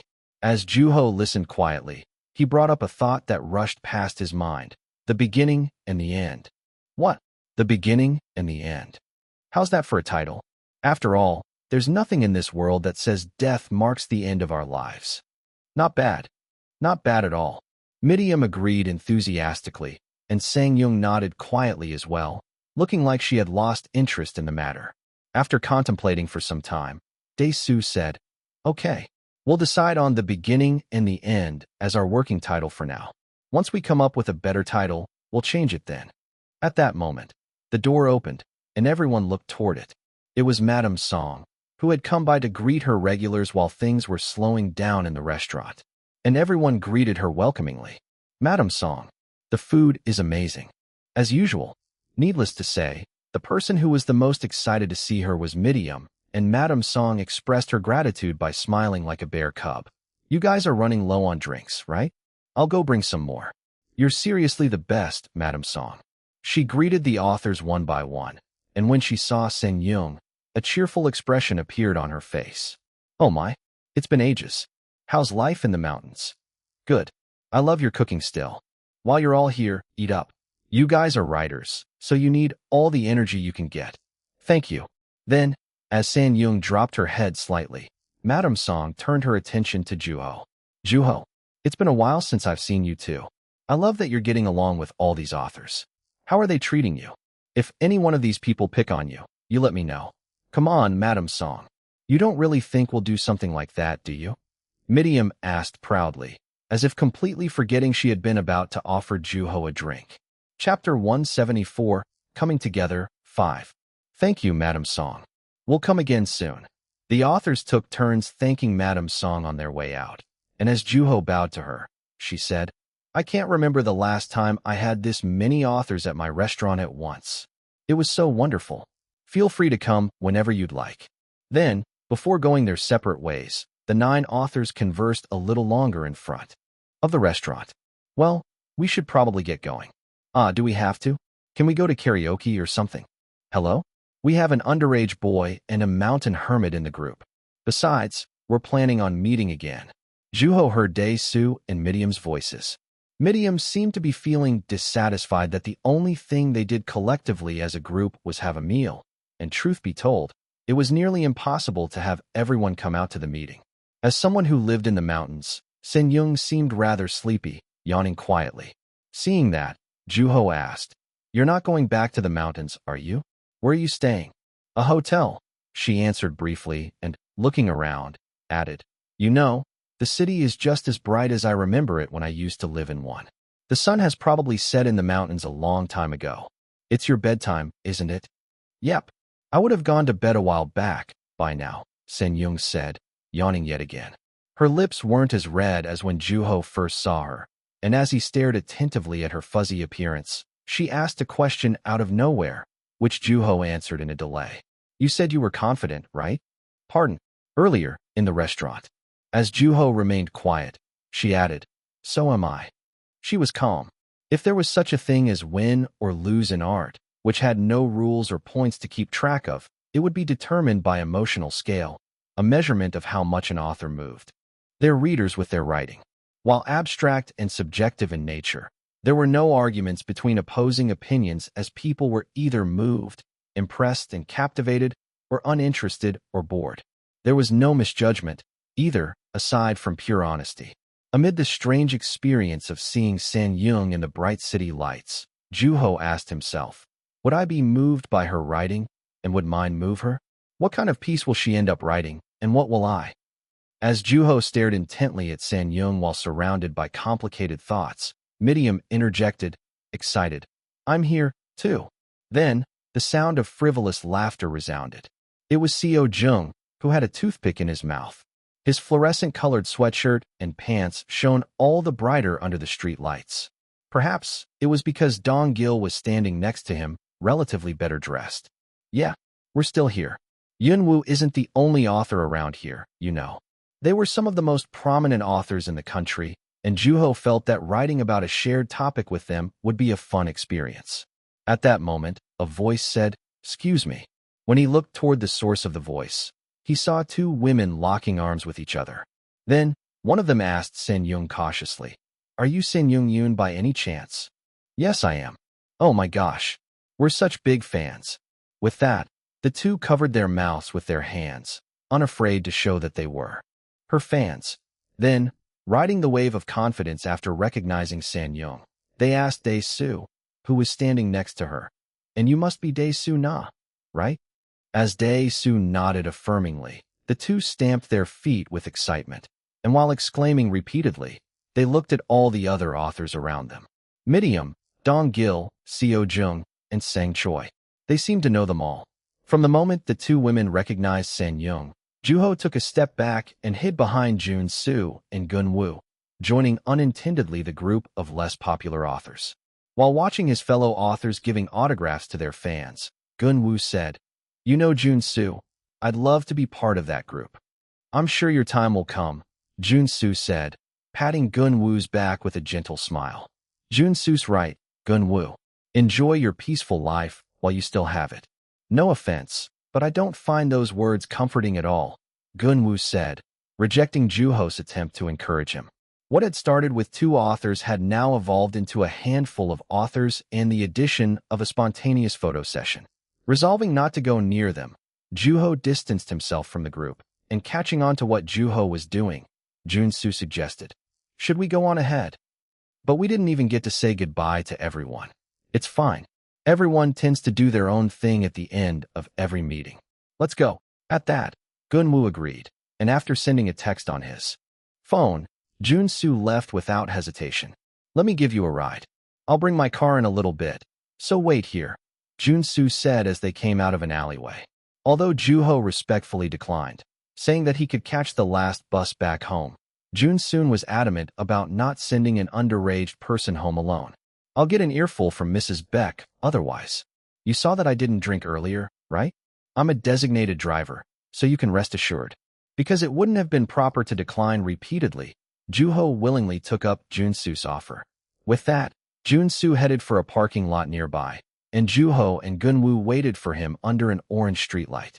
Although they weren't all that far away from the restaurant, their surroundings were rather quiet, making their loud, boisterous day feel distant. Then, as if feeling the same way, Gunwoo struck up a conversation with Juho. Have you been working on anything lately? I'm always working on something. So, nothing big, huh? I suppose that means you'll get started on your piece for the beginning and the end right away? Most likely. I'll probably start mapping things out as soon as I get home. At that, Gunwoo gave him a small nod and chuckled as if dumbfounded. Wow, I wouldn't have thought in my dreams that I would end up writing for a magazine with Yunwoo. Then, a small shadow of a moth rushed over the orange light. You make it sound like it's a new development. How many meals have we had together now? Seriously, I don't know why it feels so surreal. Maybe it's the alcohol. Are you drunk? No, Gunwoo said emphatically. Although he didn't look drunk, his ears were glowing bright red. You know, I've been working on something. Yes, you brought it up at the restaurant. Ask me what I've been working on. Juho decided to play along and asked, So, what have you been working on? Not telling you. At that moment, it occurred to Juho all of a sudden that Gunwoo was actually quite drunk. He had to be the type who grew gradually more inebriated over time. I'm kidding, Gunwoo added, laughing. I've been working on a story about a guy with bushy hair. At the words bushy hair, a face rushed past Juho's mind. The author who had flushed his flash drive down the toilet. Having been an old pupil of Yunseo, he was also a no-name author who had left the literary world, and Gunwoo had been one of the witnesses of the events that day. I've been getting hardly any sleep lately because I've been so occupied with writing. Don't you not sleep when you're writing? No, I sleep like a baby. Is there something special about this piece then? While Juho wondered what was keeping Gunwoo up at night, Gunwoo said, You. With his eyes were fixed on Juho. Me? Yes, you. A coincidence. It tends to keep people on their toes. The orange streetlight made Gunwoo's bright red ears even brighter, and Juho was also probably red in Gunwoo's eyes. I was influenced by you. I never write this desperately. I've always written just enough to not grow attached to my work. At that, Juho remembered his first encounter with Gunwoo. He had been throwing away his manuscript. You mean you don't write until you regret doing it? So, he had been regretting. The red-eared author chuckled and said, In other words, not desperately. Regret follows you around no matter what you do to avoid it. The moth above their heads flew about busily, and its shadow flapped about. I've been writing about you, Gunwoo said. And so had Junsu. When I read it, it was so unlike him. Rugged and incoherent. That's why it's sitting in his studio somewhere, most likely never to be published. At that moment, Juho remembered the stacks of manuscript paper in his room. What Junsu had written had to be of similar kind. What I've been working on is no different, and you know how things turn out when you're unstable. It just doesn't serve its purpose as well because it contains all the traces of you being swayed by those around you. That's why most authors tend to hide pieces like that in their rooms. Well, I'm planning on publishing mine. Juho was caught off guard by Gunwoo's answer. The inebriated author was planning on publishing his crude and unstable writing, and there were rare occasions when once. Apprehension moved the hearts of those around them.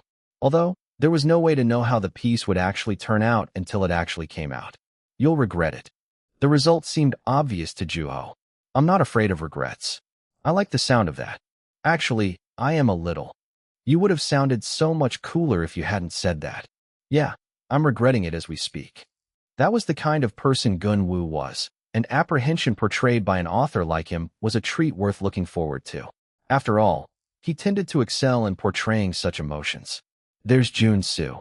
A light shone in the distance, and riding in Junsu's car, Juho arrived home safely, going straight to bed as he returned well into the night.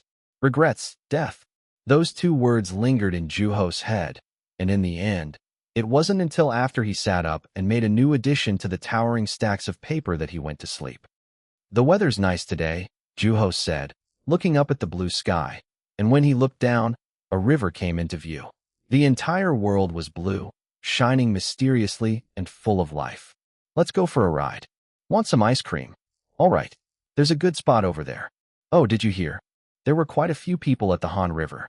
Those who were walking, eating, riding their bicycles, or fishing."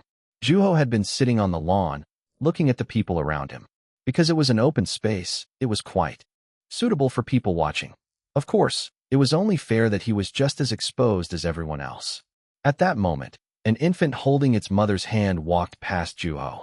Looking like it was still learning to walk, the child moved his legs sluggishly, yet precariously, and the mother seemed like she was on her toes, worried about her child falling over. The people who walked past them smiled, and some even cheered for them. Then, a dog walked past them, with its tongue sticking out and with the corners of its mouth turned up as if wearing a big smile. With its dark, glassy eyes, the dog stared at the baby and its mother in the most cheerful and purest way. Nobody would be able to tell whether or not the dog was rooting for the infant, but there was no doubt that it was an adorable sight. Then, a thought popped up in Juho's mind. Even things that adorable wouldn't be able to avoid death, whether it was a dog or a person. As long as there is a beginning, the end is inevitable. For an unknown reason, he felt like he was the only person around who was immersed in dark thoughts. His state of mind was quite distant from his bright and cheerful surroundings. If only he wasn't an author writing about death, he would have been able to root for the infant in peace. The Beginning and the End. That was the name of a literary magazine that Juho and his fellow authors had agreed to publish as a collective effort. According to Dae-soo, every author involved in writing it had already started writing after finishing mapping out the plot for their respective pieces. Some wrote in hotel rooms, while others in offices or in the mountains. Contrary to them, Juho hadn't even started the process of mapping out the plot, and the reason wasn't necessarily that he was complacent or overly tense. In fact, Juho had been approaching his piece with the same mindset with which he had always written. He stared at the ever-flowing river, going on endlessly and without stopping. There had to be endless tales submerged within it, including his past. At that moment, Juho felt like he would be able to pull out the story he'd been looking for out of the water, but was soon struck by the sudden realization that he would never be able to get back out. And it was for that very reason that he chose not to go into the water. After all, there was a piece that needed to be written, and even more that he wanted to write. Besides, I'm not missing all that much. There was no need to map out a plot. And just like that, Juho placed his hands on his laptop. Chapter 175, a short story. In a crowded place, a student staring intently into his laptop was more than enough to arouse the curiosity of the pedestrians. However, just as how modern people tended to be, their curiosities were fickle. They were occupied with protecting their babies, walking their dogs, fishing, riding their bicycles, and passing out flyers. And for those reasons, Juho decided to pay no attention to his surroundings. The reason why Juho had bought his laptop had been to write while looking at the serene river. With the blank page on the screen, Juho concentrated all the more. He was about to write a short story about death, which he had experienced firsthand, and which everyone was bound to experience eventually. In other words, it was a subject everybody would find relatable. There was a reason why love and death were such popular subjects among artists. While people were terrified of death, they were swayed by love. The river flowed serenely, but despite its calming appearance, one couldn't breathe in it, leaving them helpless. Then, a thought rose to the surface of Juho's mind. I want to write a piece like that. With that, he began to type away slowly on his laptop. The reflection of a man looking at the screen of Juho's laptop rushed past the screen. Fortunately, the young author didn't have to worry about his story leaking out to the public because it was going to be written in a different language. In fact, Juho intended on writing the short story in a language only he could understand. Having experienced death once, Juho wondered about what kind of composition he would be able to come up with, and he had no clue as to what kind of ideas would come out of his fingertips. Much like death, there was no way to know what was on the other side. However, Juho didn't try to fight what he was feeling, and the fact that there was no pen or paper next to him was proof of that. There was no trajectory or objective. Instead, he simply filled his head with thoughts about death while writing. Although it wasn't clear as to how things would turn out, Juho assumed it would be something closest to his experience with death. That situation, emotions, and memories. Explicitly. Because Juho wasn't planning on sugarcoating his story, it had to be short and pack a punch. And he wrote while being conscious not to get ahead of himself, keeping a rational mindset. Sigh. While the wet, emotional hands in his mind urged him on, the dry, rational hands clutched at his legs. Writing in that awkward and uncomfortable place was, simply put, a death-like experience. The river flowed peacefully, uninterrupted, without a clue of where it would end up. The wavelets broke fearlessly, serene and beautiful. There was nothing murderous about its appearance despite it being responsible for killing an author. With that, Juho kept typing away, asking himself, why did I have to die? Unfortunately, he couldn't reach an answer. The river flowed, and the young author kept on writing. I'm getting hungry. The sun had already set by the time Juho finished writing. As the battery in his laptop ran low, he had been going repeatedly to a nearby cafe in order to charge it, and the only thing that had gone into his stomach the entire day was coffee. Feeling insecure about becoming more like Kelly Coyne, Juho picked up a flyer he had received as he arrived at the park near the Han River and ordered himself a bowl of black bean noodles. Korea was a fascinating country where there was always somebody working. The noodles Juho had ordered arrived in no time, and he began to slurp away at it as quickly as it had arrived. Then, as he ate hastily, he couldn't help but chuckle. Man, what am I doing? Writing had the power to reduce its creator to a beggar, and despite the seemingly harsh truth, the noodles were all the more delicious. Although sunset had been the only new development, the park near the river looked entirely different. He was alone, and there were no babies or dogs to be found anywhere. Except, bicycles were rushing past him even faster than before, and people paid no attention to the young author. Despite having the choice to make the night become daylight with all the lights in the city by simply relocating, Juho chose not to. The Black River came into view. Black. Juho remembered San-young and the clothes she had been wearing. And now death. Only then did he realize that the culprit responsible for taking his life had not been the serene river from earlier that day, but the black water before his eyes. It was in that gaping darkness that he had drowned. Then, he looked at the letters that filled the laptop screen. He had to delete them. They weren't what he had had in mind. Upon pressing a button on his laptop, the letters disappear one by one, and with that, Juho ended up deleting more than half of what he had written. At the sight of it, Juho couldn't help but feel like his efforts had been in vain. What he had written while enduring an empty stomach had evaporated into thin air. However, he had had no choice. It simply hadn't been what he had been looking for, and he knew that he could do much better. While bearing many life forms within it, Juho couldn't adapt to the black water that shone brightly. He couldn't become like the numerous creatures that lived within it. He was a foreigner, a loser, and a failure who couldn't adapt to his new environment. He typed away, asking himself, why did I have to die? Unlike previously, Juho reached an answer as if told by the dark water. The river flowed, and the young author kept on writing. Things were different from the past, when he had been on the verge of death. His hands had shaken from the alcohol abuse, and he had been entirely incapable of writing out the sentences in his mind. With that, Juho thought of the new faces he had met, and among them, a young girl who mourned the death of her even younger brother. Then, the moment he mixed those thoughts into his ever-so-peaceful plot, he noticed the pleasant changes that occurred from it. Juho took a notepad out of his inner pocket. However, no matter how many times he examined it, he couldn't find anything about the girl in it. The notepad had to be back in his room, amid the stacks of papers that had scattered all about it when he forgot to close the window before leaving his house. Ugh, come on.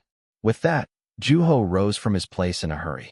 Along with his laptop, he also carried a notepad, and although his life had stabilized significantly since the past, Juho found himself running yet again. His vision shook, and the laptop felt quite heavy in his arms, but when he realized that he wasn't fighting for breath, it dawned on him how different things were from the past. I'll probably end up writing some more when I get home. I'll go through those papers until I find what I'm looking for. Then, I'm going to turn what I'm feeling into writing. Juho was motivated to win, and he wanted to turn up above everyone else. He wanted to move them and leave them shaken. Unfortunately, those were the very things that he would have to forget as soon as he picked up his pen. And for that reason, Juho decided to indulge in his greed until he arrived home. Authors of various bestsellers come together to publish a literary magazine. Yun-woo reported to be participating. Friendship among Yun-woo and authors draws attention. Is Yun-woo really a part of the literary club? News on their new literary magazine. Who else is in the club with Yun-woo? Midium Chu, the author who created a character based on Yun-woo, reported to be in the club. Sang Choi, the leading figure in Korean romance novels, part of a social club with Yun-woo. A closer look at Korean literary magazines and their humble beginnings dating back to 1919. San Young-yoon, the backbone of Korean literature, reported to be in the club with Yun-woo. The Club of the Giants and the reason why we should look forward to their magazine. A number of Yoon Seo-baek's pupils reported to be participating in the creation of the new literary magazine. Is her effort to train authors for the new generation finally paying off? A number of best-selling authors, including Dae-soo Na, Seo Jung-on, Dong Gil-um, reported to have met Yun-woo in person. How long have they known about Yun-woo's identity? An interview on their current state. Fans already on their toes for the new literary magazine. The best of the generation come together. Inquiries flooding in. Koreans don't read. No longer true? Yun-woo at the center of the golden age of Korean literature that came after Crisis. Will Yun-woo's piece be included in the new literary magazine? Publishers focus on Yun-woo yet again. Would the young author survive among the veteran authors? Will Yun-woo take back his place at the top from San Young-yoon? Yun-woo's reaction. So who was it? Juho asked Dae-soo on the phone. Who could have leaked information about the club and caused such a ruckus? Who was responsible for keeping the writers from writing due to the countless phone calls flooding in? There were a handful of suspects, and although Juho could very well be one of them, he himself knew that he wasn't the culprit. Then, a heavy sigh sounded from Juho's receiver. It was none other than our very own detective writer. At that, Juho chuckled. Midium seemed like she had a talent for blowing things out of proportion. She does have a history. There was the time when she created a character based on Yun-woo and mentioned his name explicitly in an interview. Thanks to that incident, Midium had earned herself an interview with the young author. However, Juho couldn't quite wrap his head around what had happened this time around. It's our sad fate to repeat the same mistakes over and over again. Dae-soo said as if she had let everything go. She had to have punished Midium already. Then, hearing some commotion in the background, Juho asked, "Seems like you were in the middle of something. You might be leading a quiet life, but we've been getting phone calls left and right from both readers and publishers." At that, Juho sipped his tea unhurriedly and asked, "So, what's your plan, our fearless leader?" "Well, seems like we don't have much of a choice other than to go big," Dae-soo said confidently. "Thanks to you, Mr. Woo, the demand for the magazine is exploding, and this is a literary magazine we're talking about. We haven't even started putting the pieces together. Please, how are you so certain that it's because of me? Are you really asking? Did you see how much you're mentioned throughout the media?" "I'm sorry," Juho admitted, since it was true that the name Yun-woo was being mentioned significantly more in all media. "Well, since we already decided to go big, we should be the ones thanking you." The name Yun-woo was an excellent means of advertisement, and Dae-soo confessed that it was foolish to have thought that they wouldn't enjoy the benefit of bearing that name. "It's going to sell like there's no tomorrow, and we're going to donate every cent we make out of it." At Dae-soo giving him the opportunity to object, Juho said, "How can I? I'm on board." "Okay then. Now, from here on out, forget about having a light-hearted attitude. We're each writing pieces to be published to the world. Of course, you didn't need me to remind you of that, right?" Juho hadn't intended on approaching the project light-heartedly from the get-go, and it had to be the same way for the rest of the authors in the club. "Of course. Seems like things got even more interesting. That's what I like to hear." Gun-woo was groaning miserably. He tends to make a fuss. It was easy to imagine the author's depressed expression. "I'm guessing Mr. Choi is ecstatic?" "Of course. It's an opportunity to get more attention." "What about Sanyung?" "As usual. Nonchalant. Nothing phases her, really." "That sounds about right." Then, Dae-soo changed the subject to Midium. "Oh, if you'd like to punish Midium in person, Come over now. Punish? I have intention to do such a thing. Really? Well, an honor on their way. It was rather unfortunate for Midian. Although it wasn't clear how much she would suffer from Dong Gil and Seo Jung, Juho sent some small encouragement her way. Then, before hanging up, he added, "You won't be able to get a hold of me until I finish writing. I'm planning on keeping my phone off." After the news about the literary magazine got out, his phone started ringing relentlessly, and there was no denying that it was a distraction. Now that he had had the opportunity to explain himself to Dae-soo, Juho fully intended on keeping his phone turned off for a while. "Oh ho ho. Sounds like you're going all in on this, Mr. Wu." "Yes, I fully intend on staying focused." From then on, Juho decided not to let anybody disturb him. "By the time we talk again, I will have finished writing." Then, a quiet chuckle sounded from his receiver, saying, "Okay, break a leg." With that, Dae-soo hung up. There was a subtle hint of competitiveness in her voice. After Juho turned off his phone and put it in a drawer, he placed his hands on the keyboard. The act bridged the gap between the present and the moment in which he had been writing while looking at the river. The emotions that he had brought home after meeting the girl and her brother, preserved in manuscript paper, were scattered all about his desk. From then on, and for a very long time, only the keyboard resounded in the room. Chapter 176, The Beginning and the End 1. A car zoomed past. Juho was out on a major street in front of his house, waiting for Jun-soo. "Is a bottle of water really all I need to bring?" Juho said, fiddling with the water bottle in his jacket's pocket. They had decided to go hiking at the mountain near Yun-seo's house, and because it wasn't too difficult of a hike, Juho was told by Jun-soo that he wouldn't need to prepare a whole lot. There wasn't any particular reason to their hike. It was purely accidental. It was their means of celebrating having finished writing. Every author in the club had finished writing their respective pieces on death, and the literary magazine, The Beginning and the End, had officially gone into production. Because he had been wrestling with his piece for an entire month, Juho had expected to finish last. However, he was proven wrong by San-young, who was known to take her time writing. One of the reasons that the magazine had been drawing so much attention had to be that she was coming out with yet another piece within a year of her new book. Juho remembered her black clothes, and the lingering impact of the short story he had written came rushing back. At that moment, the honk of a horn sounded out, and when Juho looked up, a familiar-looking car was parked in front of him, with Jun-soo in the driver's seat. "Lost in your own world, I see." "I guess so. Been a while." With that, Juho got in the car.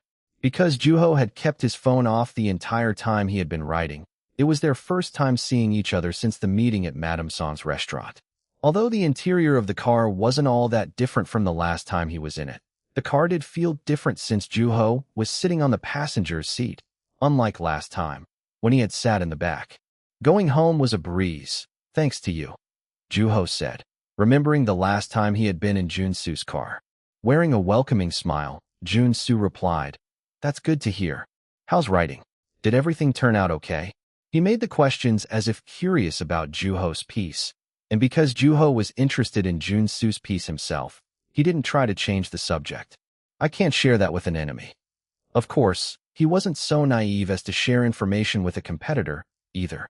"Well, that didn't work," Jun-soo said, focusing on driving. After looking out the window for a brief time, Juho opened his mouth and asked, "What about everyone else? Have you heard anything?" "I don't have any details, either, but I do know about Choi." "That makes sense, considering how confident he is," Juho said, remembering Choi's naturally confident expression. From what Juho heard from Jun-soo, Sang Choi had implemented the widely identified subject of death with love into his piece, which made a lot of sense, considering that he excelled in writing romance novels. He was already famous for his stories on interpersonal relationships, which unfolded as the plot jumped back and forth between the boundaries of sentimentality and rationality. The main plot is about two people who go on a trip, right? That's right. Do you think it's going to be a romance novel with an added element of thriller? I think Mr. Choi would excel at writing a story like that. We'll have to find out when the magazine comes out, but from what I heard from him, apparently, there are elements of death throughout the course of the trip. Death was related to more destinations than one realized. Even the protagonist's birthplace belongs to someone who has already died. I think Choi's portrayal of death will be refreshing. Refreshing? That sounds a little odd when used in the same sentence as death. He's good at coming up with odd things like that. Although Juho had never read Sang's books himself, he found himself looking forward to them. And as Jun-soo turned the steering wheel, Juho asked, "So, what kind of novel did you end up writing?" Then, as Jun-soo's body tilted to the left and back, Juho added, "Mr. Jun-soo Bong, the new, hottest author." At that, his welcoming smile faded away. Juho had never seen him furrowing his brows up to that point, and Jun-soo seemed blindsided. I would have never thought that I would hear that from Yun-woo. His recent book had made an appearance in the Great Book Club on TV, which had skyrocketing viewership after the special episode on Yun-woo. There had been multiple occasions where a book that had appeared on the show had reached the bestsellers list, but none of them were as drastic or explosive as Jun-soo's books. The fans cheered on as the ill-fated, yet skilled author climbed his way up the bestsellers rankings. The intricate sentences and poetic nature of his stories grew massively popular and sold at an increasing rate. The weekly bestsellers rankings had been entirely occupied by Sang-young, Yun-woo, and Jun-soo. I remember The Lightning from that day has been doing especially well, right? That's right. When it first came out, it was one of the books that got pushed aside because of Yun-woo's books. Unfortunately, Jun-soo's book had been first published around the same time as Yun-woo's, and in the end, it had received significantly less attention. However, things were different now, and his book was finally seeing the light of day, following in second after Sang-young's book. He had surpassed Yun-woo in the weekly totals. I remember the time when you were confident about the book because it was your 9th one. That was really strange. Right? I'm telling you, the number 3 really serves me well. With that, he flicked the steering wheel with his finger 3 times. Then, Juho recited the title of an article he had seen recently, Yun-woo pushed aside by veteran authors. What is your opinion on that title? I think it's quite provocative. It doesn't sound all that convincing, either. Whoever wrote that article couldn't have seen you in person, you know? It was a rather honest answer, and with his distinct, welcoming smile, he added, "Although, I can't say that it's entirely inaccurate." The words contradicted the expression on his face.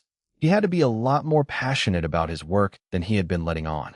Well, this time, we'll get to find out if that provocative title was actually accurate or not, right? At that, Jun-soo chuckled quietly. You really are grounded. You're not swayed by anything. That's not entirely true.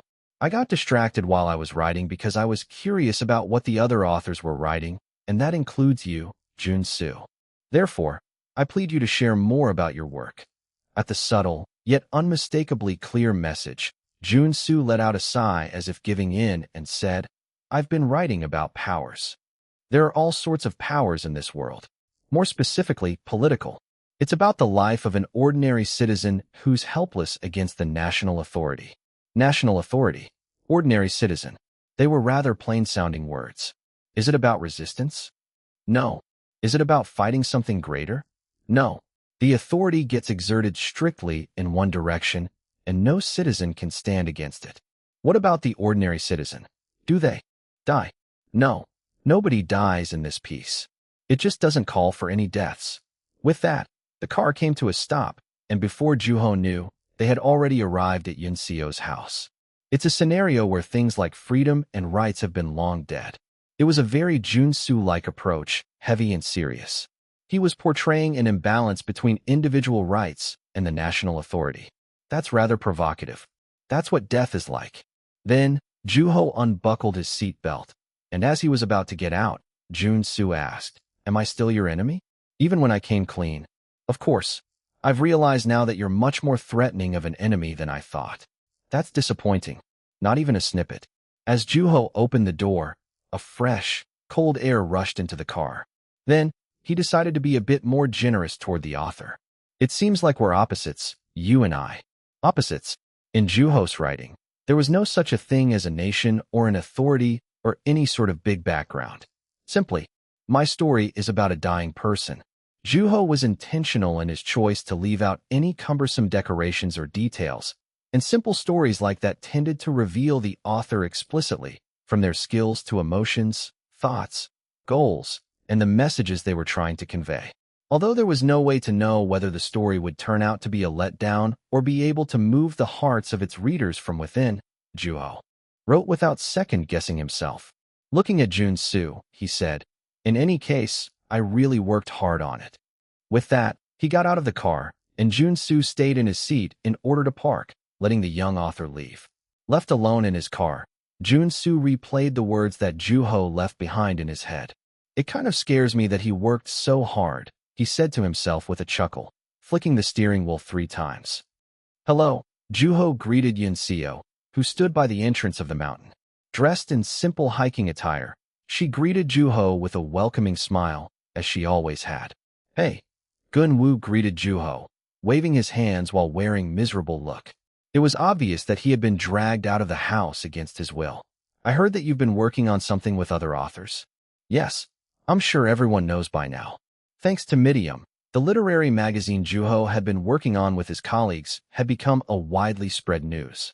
Rumors circulated among the fans, such as, apparently, a bunch of authors got together to publish a literary magazine, and it turns out that Yun-woo is a part of that, including a handful of Yun-seo Baek's pupils. The word is that they are all comparable to each other when it comes to writing.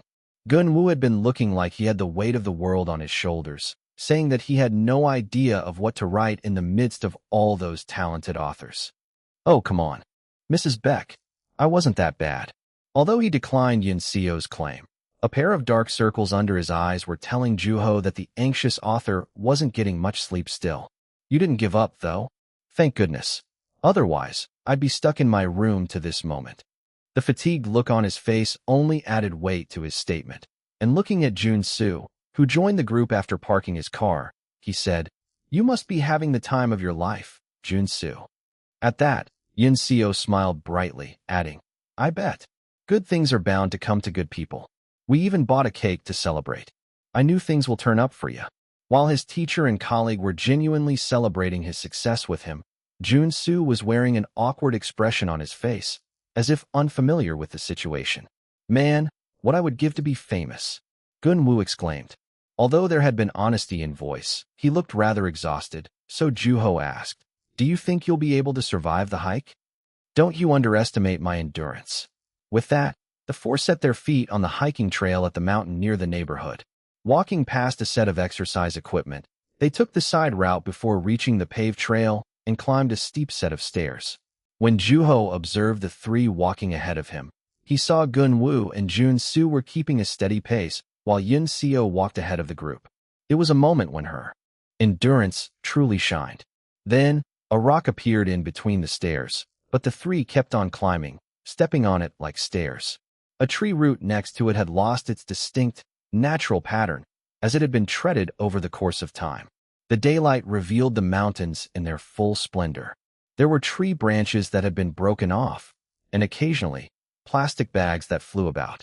After stepping aside and letting other hikers through, the 4 resumed their hike. "Are you all doing okay?" "Yes, don't worry about us," Juho answered confidently. At that moment, a sign that explained what was on the other side of the hill appeared. "There's a Buddhist temple nearby, and they hold a Lotus Lantern Festival there on his birthday," Jun-soo said, followed by Gun-woo, who added that their food was a delicacy. It was clear that the 3 were frequent hikers of that trail. After climbing a little longer, a neighborhood with buildings the size of ants in the distance came into view. While Juho looked out into the distant view, Yun-seo said, "Should we take a break?" Having arrived at the midpoint of the trail, there were plenty of places to sit and rest since the terrain was mostly rocky. There were vendors here and there, selling snacks like cup noodles and ice cream, as well as other hikers who were resting either on their way up to or down from the peak. Chapter 177, The Beginning and the End, 2. "Let's sit here," Yun-seo said, checking her spot as she sat gently. After Juho and her pupils also sat down, Gun-woo took some snacks out of his backpack, and Jun-soo, a thermos. At that, Juho realized why he had been told to bring nothing but a bottle of water. "Here, have some cucumber. Some coffee for you." TL's note. Cucumbers are a popular snack for hikers in Korea. Struck all over again by the sudden realization of how familiar Yun-seo and her 2 pupils were to the trail, Juho bit into the cucumber in his hand. Crunchy and refreshing, it was more than enough to quench his thirst from the hike. A lot of people die in the mountains, right? Is that what you're thinking about in a peaceful place like this? I was just having some lingering thoughts. Feeling the inclination of the trail, Juho looked into the distance at a forest of buildings. Being in the mountains, it was only natural that he felt like he was leaning forward. Then, he wondered what life would be like for those who lived in such a place. I heard you met Sanyong. Yunseo asked, drinking her coffee. Juho had already been informed by Gunwoo that Sanyong had also been one of Yunseo's pupils. She was a fascinating person. Quite different from the way she writes, Juho said. Sanyong is a gentle soul, unlike her writing style. Yunseo agreed. As Yunseo and Juho had said, there was a stark contrast between Sanyong's quiet personality and her writing style, portraying situations and emotions associated with them that were almost over the top. Her writing was, simply put, intense. However, the fact that her readers were able to read through and resonate with such emotionally overwhelming books proved that Sanyong knew exactly what kind of sentences to use in various situations. Her stories revealed her obsession with writing explicitly, and whenever Juho read a book of hers, he couldn't help but ask himself as a fellow author, "Is she okay? But you two are quite similar in some ways." "We are. You look like an average Joe, yet your writing style is anything but," Yunseo said calmly. While Gunwoo giggled, Junsu added, "They both make me wonder if they're okay after writing with such intensity." "So, am I okay?" Juho was, in fact, well enough to climb up a mountain. "Yes. Hyundu also said that you would be. Although, I'm not sure if I can say the same for the other person." She was referring to Sanyong. Thinking back on his conversation with Hyundu, Juho asked, "How come? Does she have indigestion?" A digestive process might not be the best way to describe her writing process, Yunseo said as she looked at the buildings the size of anthills in the distance. The world tended to look different depending on how people looked at it. In Sanyong's case, she's an author who becomes prey to herself voluntarily. At that, Juho cocked his head in confusion. "What does that mean?" Gunwoo asked, just as confused as Juho. "It's quite simple. You can just feel it when you read her books. Desperate, getting eaten away in the inside. There are authors like that among the greats." The last word in her sentence lingered in Juho's ears for a little while. I don't know if this would apply to Sanyong, but authors like that tend to value writing over their own lives, so they dedicate everything to it, without holding back. Their values, emotions, efforts, talents. They just let their own work chip away at their being.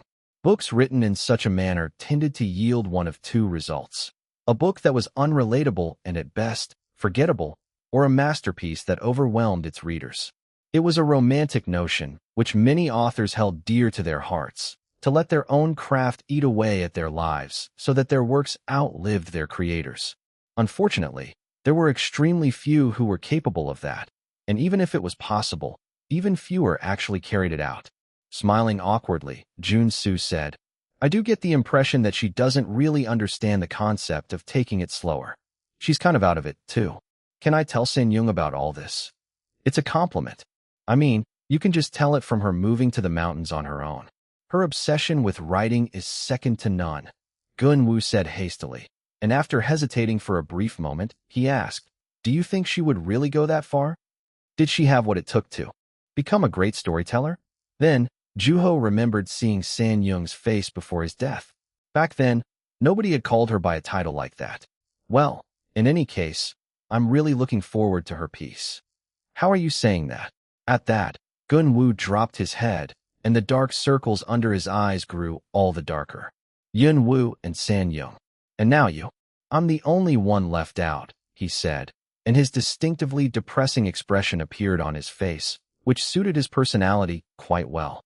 "Nobody knows what I look like either." "You're not alone, Gunwoo. Don't push it."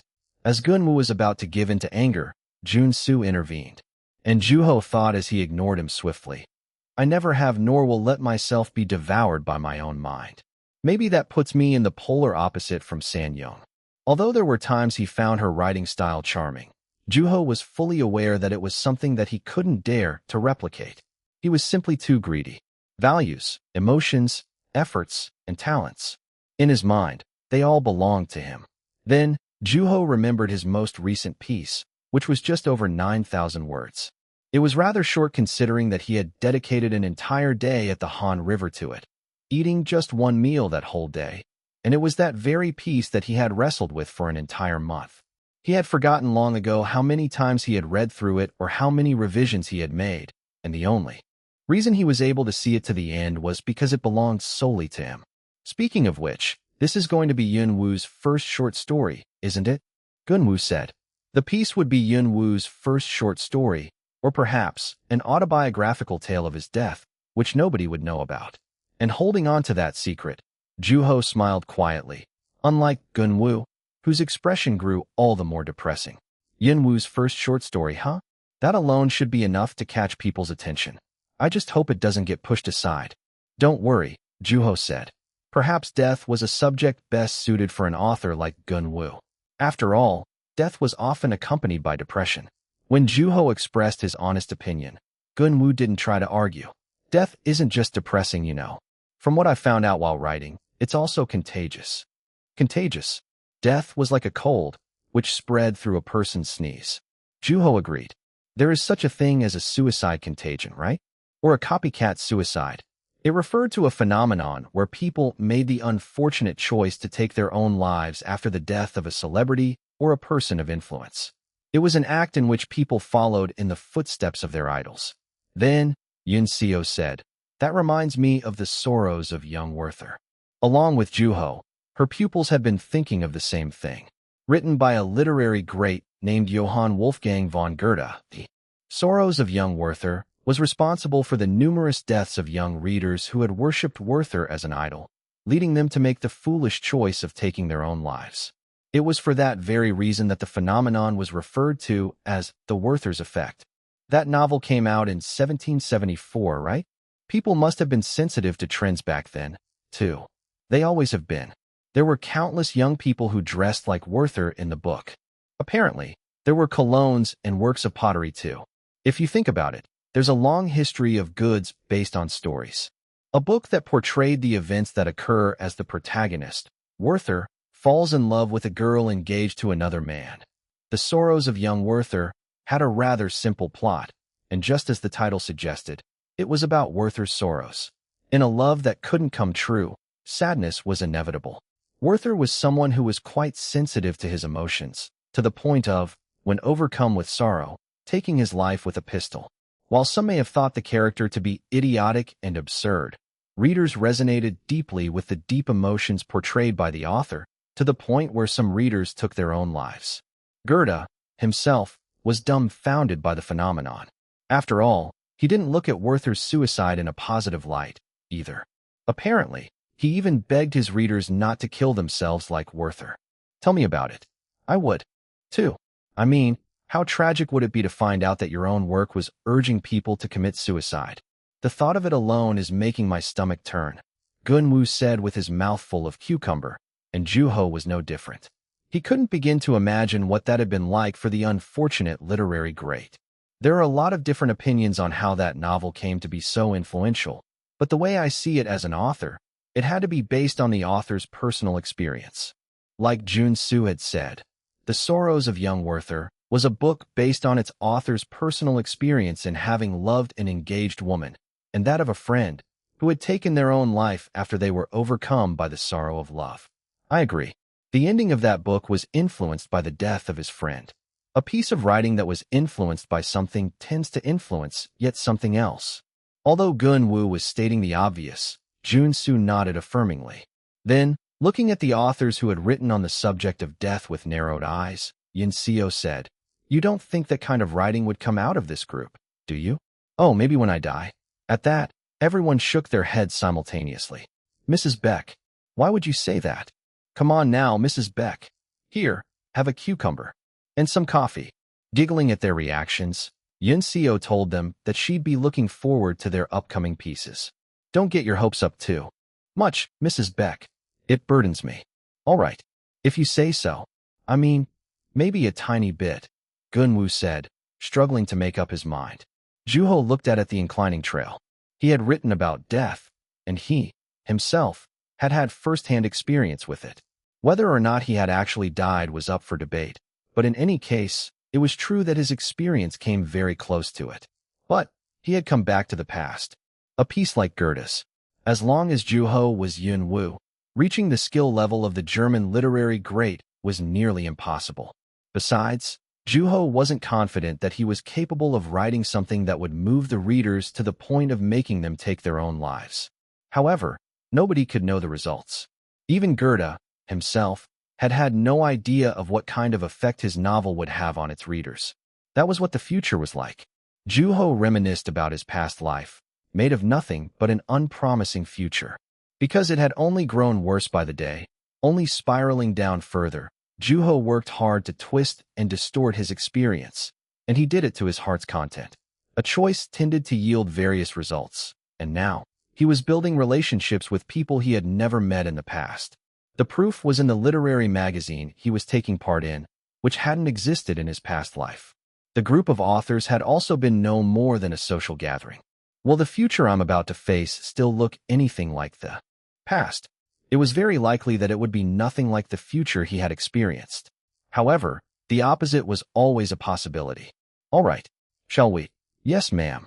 Juho thought of the eccentric author, dressed in black, red lipstick, preferred her steak well done, and a wine drinker. However, he couldn't remember her face for some reason. Even when he put the bits of his memories of her together, they were simply not enough to help him remember, and Juho was well aware as to why. He knew the reason she had felt like she had been surrounded in fog when he had first met her, and he was looking forward to her portrayal of death. How many people had been affected by her death? Juho remembered the media clamoring about her death. Before he had died, there was a time when she had taken her own life. Chapter 178, The Beginning and the End, 3. It's finally out. The literary magazine, The Beginning and the End. The Beginning and the End marks the highest daily sales in the history of Korean literary magazines. The resurrection of literary magazines. Yun Woo, the shining star among the veteran authors. The significance behind his portrayal of death. The awe-inspiring capacity of the young author. Yun Woo's new short story, River, delivers a new wave of shock. What are some things that can be achieved through a short story? Yun Woo, arguably the most distinguishable of the 9. A closer look at the critically acclaimed River. The battle between San Young-yoon and Yun Woo. Yun Woo wins. Fans react. The critic, Pyung-jin Lee, discusses the difference between San Young-yoon and Yun Woo, the perspective on death, and the gap between ideals and reality. Critics deem Yun Woo's recent work, River, his deepest work yet, the youngest to debut as an author. A closer look at the genius author's portrayal of death. The once dwindling Yun Woo fever strikes again, passing Sang Young-yoon and Jun Soo Bong's close pursuit. A bicycle rushed past like wind behind Juho, followed by an excited child with a kite in its hand and its parents. Standing at a spot on the bridge from where the Han River was visible, Juho opened the literary magazine that day Soo had sent him. While the gust of wind blew against the pages, Juho maintained a safe distance from the rail, which was about 3 steps away.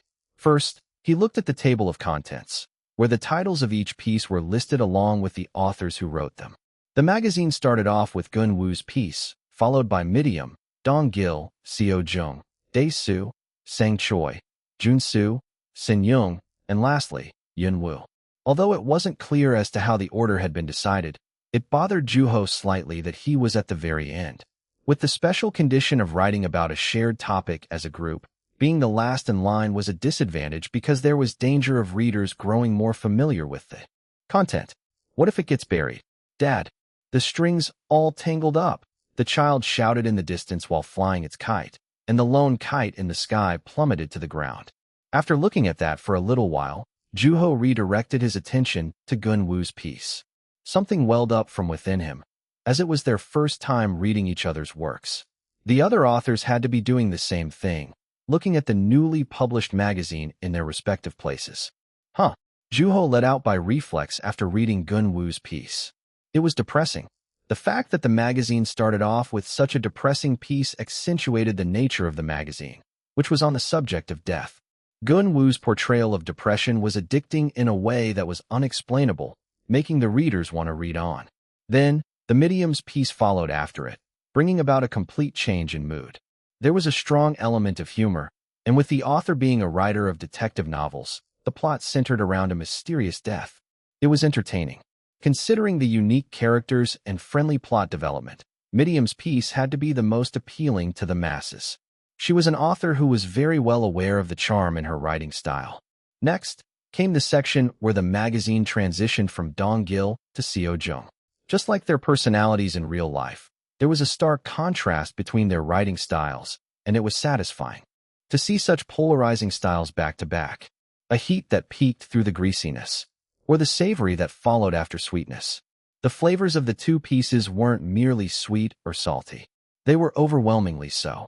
While one was rigid and the other mushy, they were both outstanding in terms of their skills, balancing each other out. Then, there was an unpleasant stench of mold. Thankfully, the source of the odor became clear when Juho read the next piece. Kasu Marzu. It was rotten cheese that was fermented by placing live maggots in it, which had the surprising effect of giving the cheese a softer texture.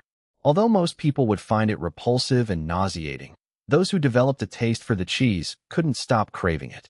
Because the cheese was prohibited from being sold in public markets due to the food safety and hygiene laws in various countries, the kasu marzu was sold in the black market. It was a delicacy for many, to the point where they would prioritize getting their hands on it despite the law or the maggots living within the cheese. It was a piece that reminded Juho of a strong wine. Here comes the wine. The wine that popped up in Juho's mind finally appeared in the following piece written by San Choi. Filled with self-love, he was an author who was quite sensitive to the relationships of others. Love was the most potent emotion that could occur from interpersonal relationships, and that was also where death existed. Not only was the wine strong, but it was also quite bitter. It was a magical elixir, capable of calming a storm of emotions while allowing its drinker to neglect the reality they were facing. By the time Juho's body and mind began to grow hazier, Junsu appeared, and the readers who had been indulging in wine tensed up at the sudden appearance of an intimidating father, finding themselves in places like a conference room or a classroom. The air was cold, and Juho felt pricked in the heart. It was a rather heavy and serious piece. By the time the stench of alcohol had left the body, Juho felt the tightness of a formal attire on his skin, and responsibilities like assignments, homework, and projects rose to the surface of his mind. How Junsu-like, Juho let out, snapping out of the debauchery. The party was over. Then, when he flipped the page, a title written in dark ink appeared. State of Ecstasy. That was San Young's choice for the title. At that, the list of novelists who had ended their own lives rushed past Juho's mind. An artist who jumped into the river after being overcome by a sense of self-destruction. A great storyteller. Without even mourning the passing of their creators, stories written by such writers were still just as popular as when they were first published. However, San Young's book was different. It had yet to reach that point. Like a kite with tangled-up string, she had never been able to reach the top before her string broke. As the gust of wind blew against the pages of the magazine yet again, Juho applied more pressure through his hands and read on carefully. It was a story about a man who was stranded, exhausted, and wrestling with the temptation of death. After fighting against the formless enemy, the man fell into a state of ecstasy with death, which took shape of a person. Ecstatic. It was just as the title had suggested. Juho didn't want to miss a single word while he read. Much like Juho, San Young's portrayal of death was quite explicit. However, there was a difference. Jumping back and forth between the boundaries of reality and fantasy, she had portrayed even something like that as an illusion. It was closer to idealism than rationality, and that was where the difference between the two authors occurred. Juho breathed slowly, and without even reading the last piece, he closed the magazine. While he felt hazy after reading about death for an extended period of time, there was a sense of satisfaction within him. The magazine was quite a treat. Then, he looked up at the sky, where a kite was flying. It was the very kite that had plummeted to the ground when the string had tangled up.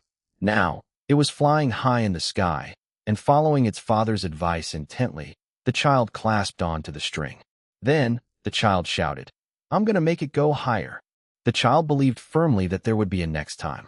Juho listened quietly to the joyful sound of the child's laughter. Thinking of San Young, he asked himself, will she make the same choice? Has she read my piece? At that moment, his phone began to ring. Hello. Then, Dae-soo's voice, which was calmer than usual for some reason, sounded from the receiver. So, San-young asked me to talk to you. What is it? Then, it dawned on Joo-ho that he didn't have San-young's contact information. She wants to see you. Oh, really? As soon as possible. At her place. Pardon. She wants to invite you over to her place. Her place as in her house in the mountains. You mean, the place in the middle of the mountains?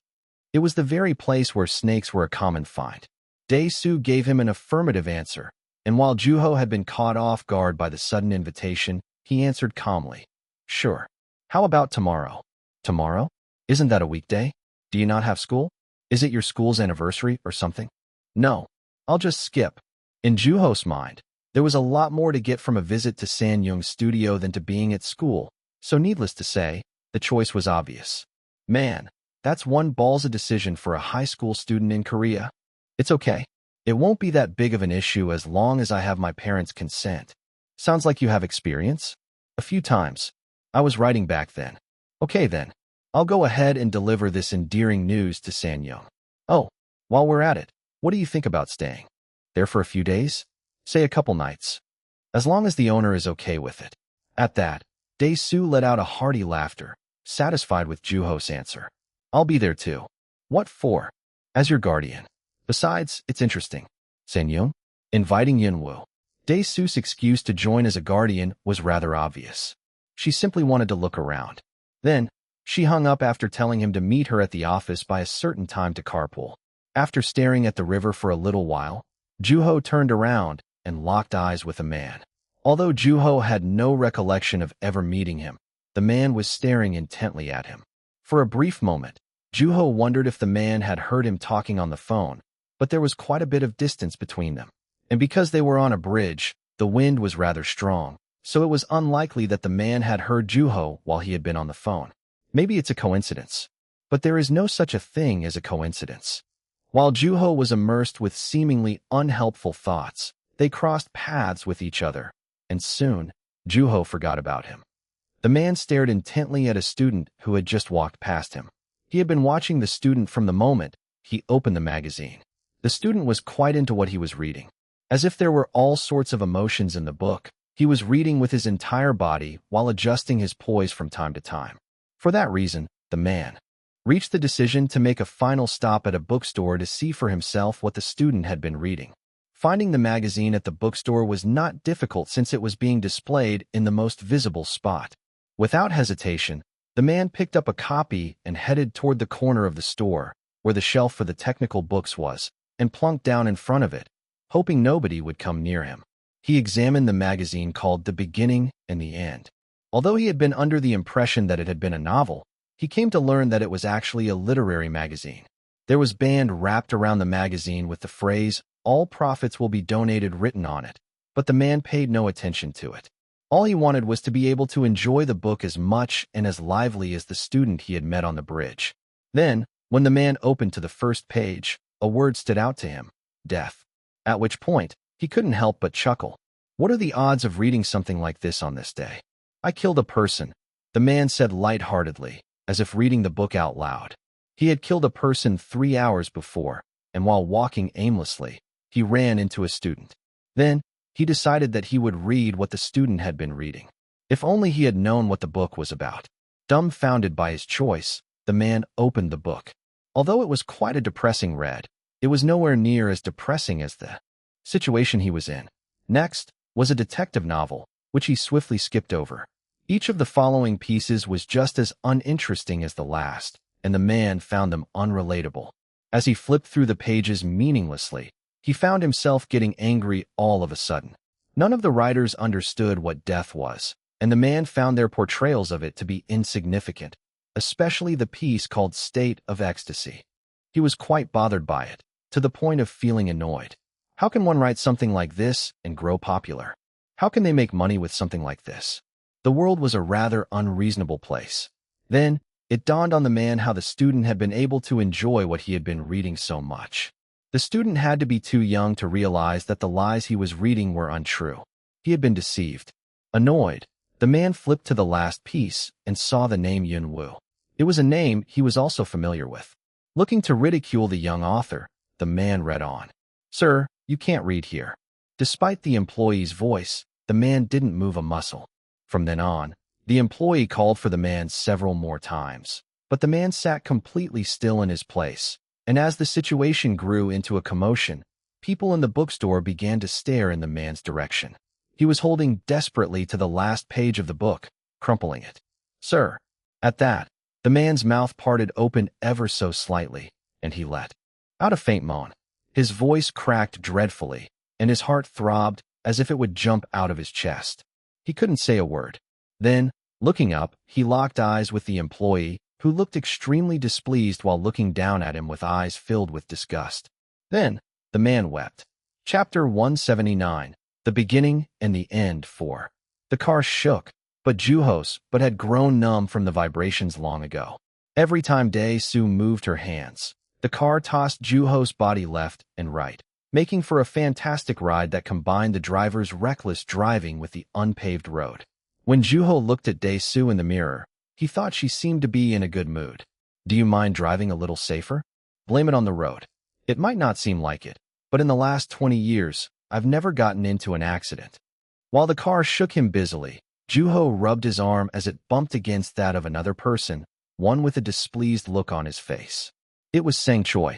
Thinking back to the time when Juho had greeted him in front of Dae-soo's office with a lunchbox in his hand, he asked Dae-soo, "Remind me again why Mr. Choi's here?" "I don't know. I guess he wants to show the world how much time he has in his hands." At the absent-minded remark, Sang answered with a genuinely confident look, "It's not like that. I just happened to stumble across an interesting subject." Then, he closed his lips tightly, as if he had no intention of explaining. What was so interesting? Juho, too, didn't bother to ask, but he had noticed the burning gaze that he had been feeling on him from time to time long ago. Then, the car shook again, and the lunchbox on Sang's lap clattered about, making Juho wonder if the food inside would maintain its shape. After concerning himself with the state of Sang's food inside the lunchbox for a brief moment, Juho took his phone out. Although the screen shook with the car, it was filled mostly with news of Yun-woo's books selling at an increasing rate and of his recent short story. People were busy comparing the 9 authors. At that moment, a head appeared from his side out of nowhere. "People are so envious of your wealth," Sang said, reading the comments on one of the articles. Juho had a successful career at an early age, and there were countless comments of a similar nature. Some even attempted to spread a story of mysterious source, claiming that Yun-woo was buying off all of the most expensive land in Gangnam. Although stories like that had always existed throughout the young author's career, under no circumstances did he offer any explanations. The rumors tended to repeat the process of hyping him up and dying down. TL's note: Gangnam is considered one of the richer parts of Seoul, South Korea, which means the land there would be significantly more expensive than in other areas of the country. Reading a post that even included pictures of a mansion only the richest of the rich would be able to live in, Juho couldn't help but chuckle. While seemingly absurd, they were establishing somewhat of a basis for their conjecture regarding Yun-woo's wealth. While comparing the young author to other world-renowned authors, they were ranking all of those authors based on their wealth. "Too bad I don't actually live in a mansion like that," Juho said, remembering a mansion near his school. To which, Sang said, "Come on, don't be so modest now. You're loaded. And how would you know? Isn't it obvious? The whole country knows that your book sold over 1 million copies only 2 months after its release. Of course, sales aren't everything for us writers, but that doesn't change the fact that your books have sold at an incredible rate. The more books you sell, the more money you make. On top of that, it's not like you've only written 1 or 2 books, and you have a significant fan base overseas, which would only multiply your profits. Language of God is still doing well, isn't it?" Recently, the Dong Baek Publishing Company had put out the entire series of Language of God as a set, consolidating the series into a total of 4 books by combining thinner volumes together. The company gave the books entirely different appearances, from the quality of the paper to the cover designs. Those who took their fandom further than just being fans of the book to being fans of the world within the series didn't hesitate to buy the new edition of their favorite series. Fans across the globe were no exception. because the novel was under a category they had already been familiar with, not to mention its quality and originality. The international fans welcomed the novel enthusiastically. Just as Dong Beck had predicted, genre novels tended to sell uncontrollably once they started selling.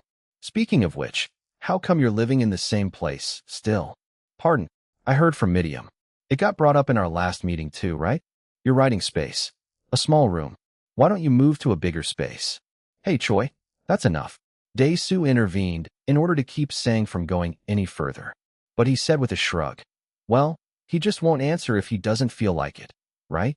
How did you become so mature? Just like everyone else. It wasn't all that difficult of a question to answer. There was no sad story like having to grow up quickly in order to pay off a family debt, or getting all of his money taken away by a father addicted to gambling.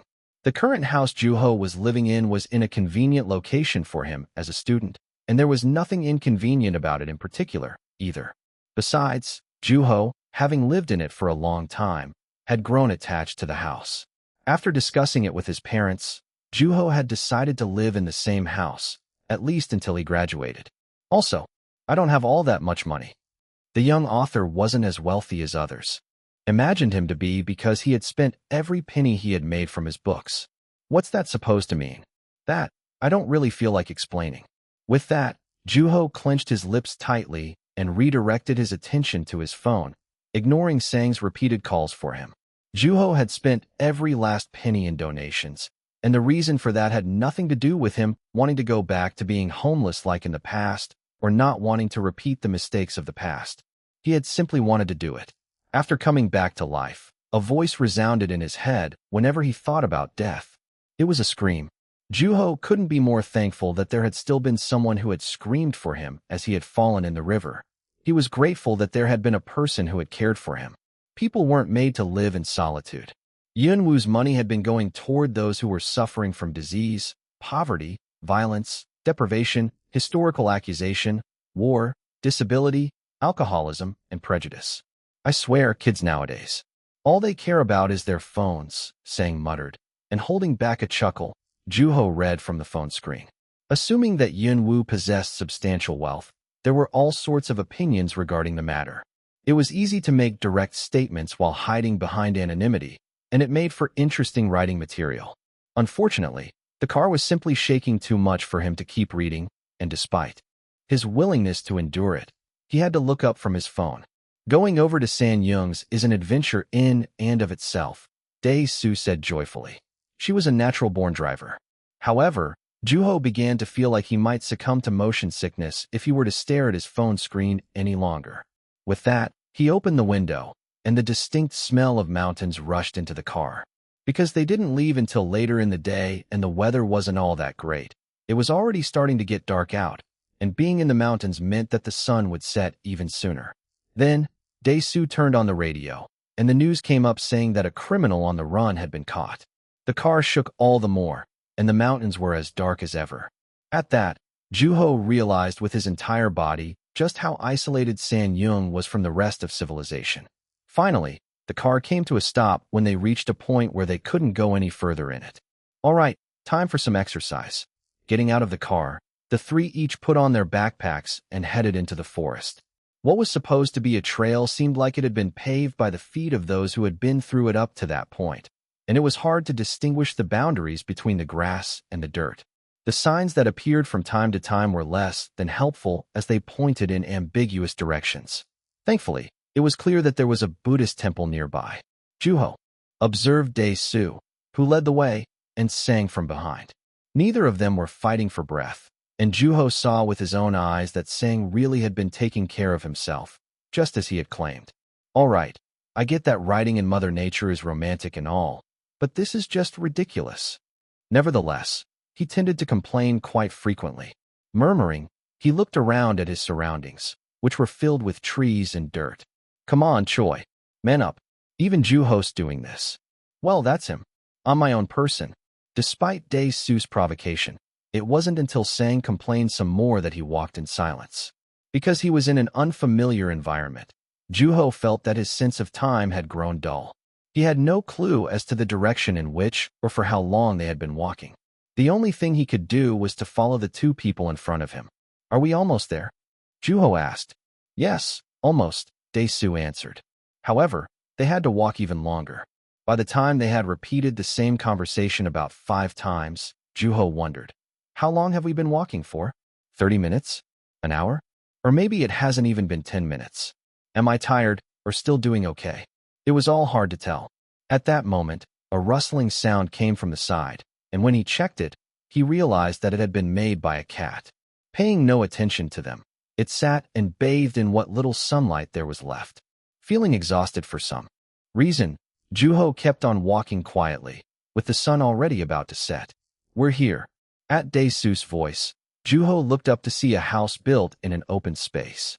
The color of the house blended with the dirt around it, almost like a camouflage.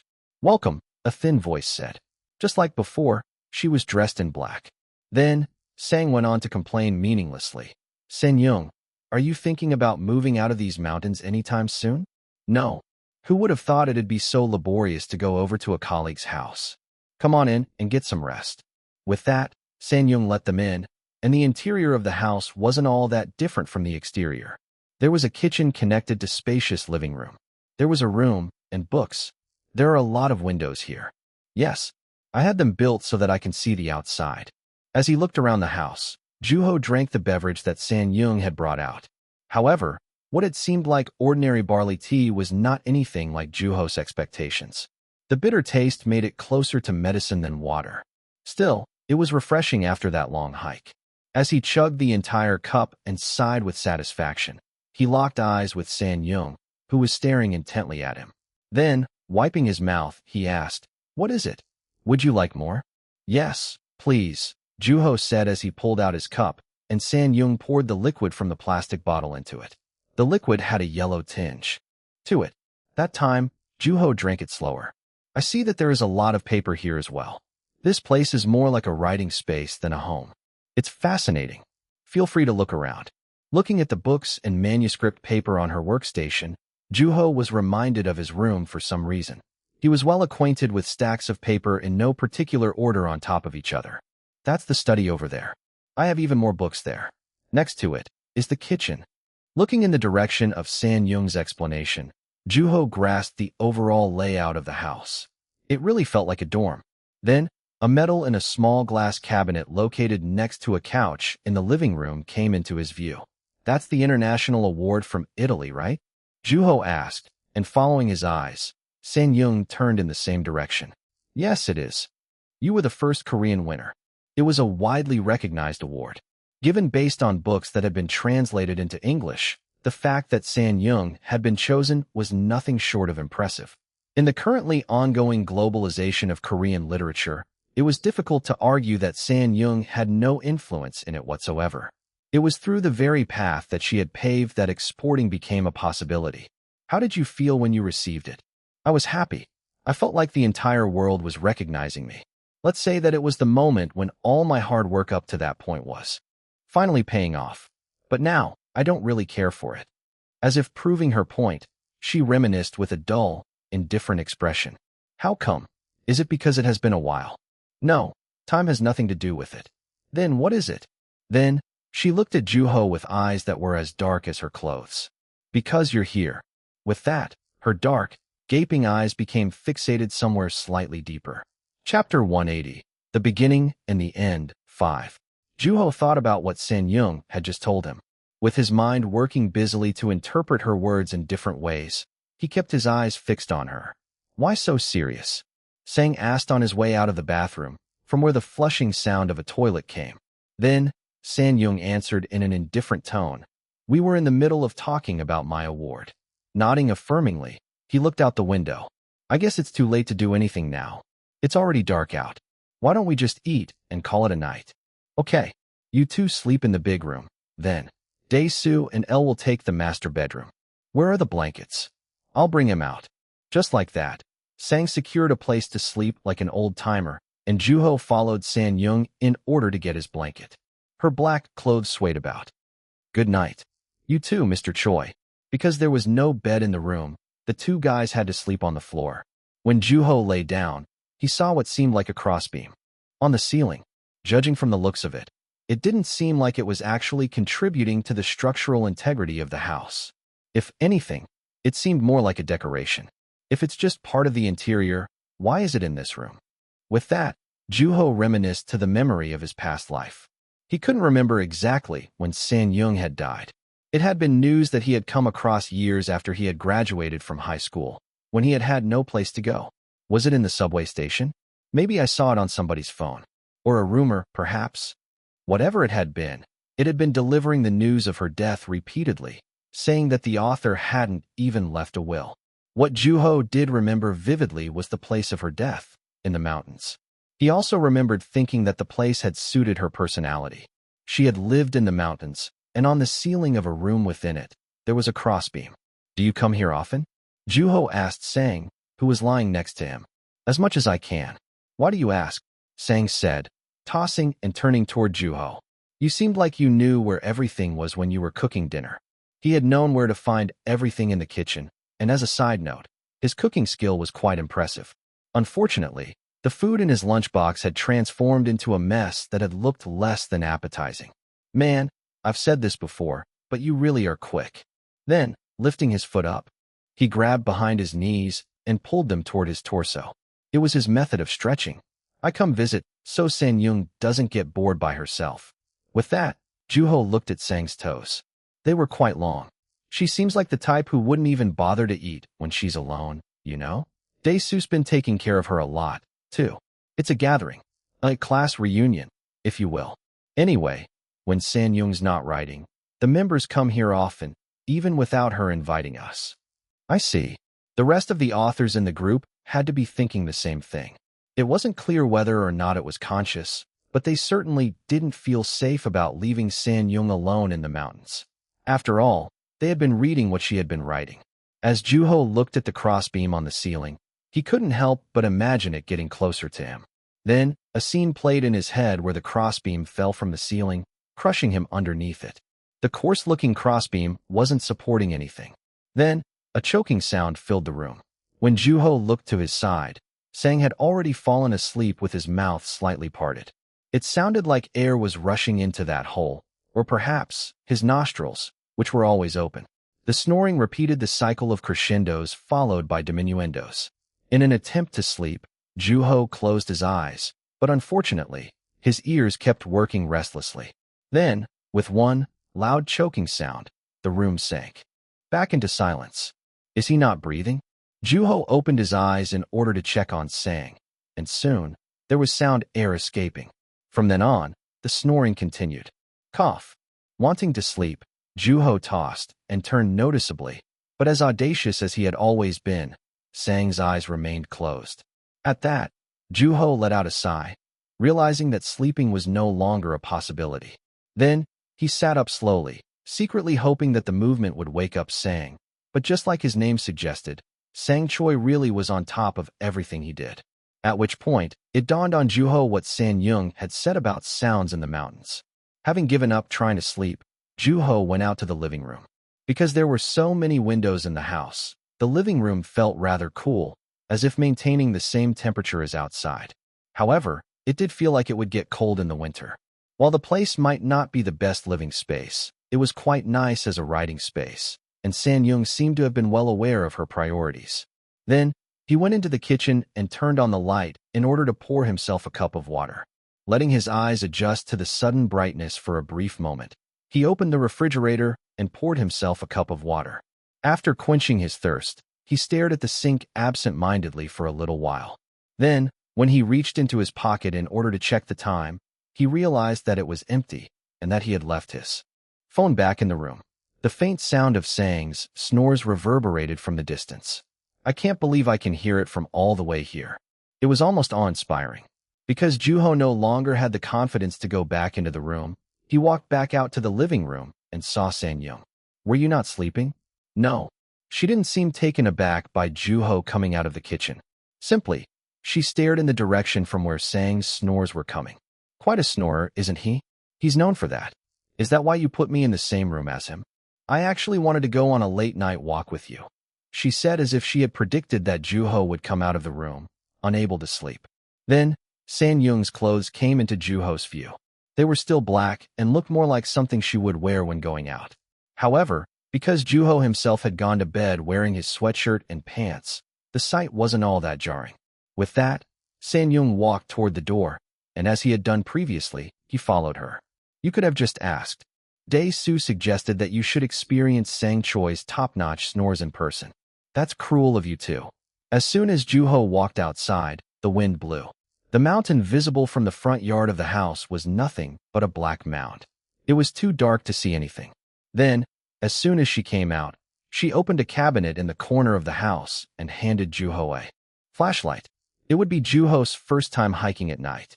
Isn't it dangerous here? You said there are snakes. It's okay. I know the safe paths.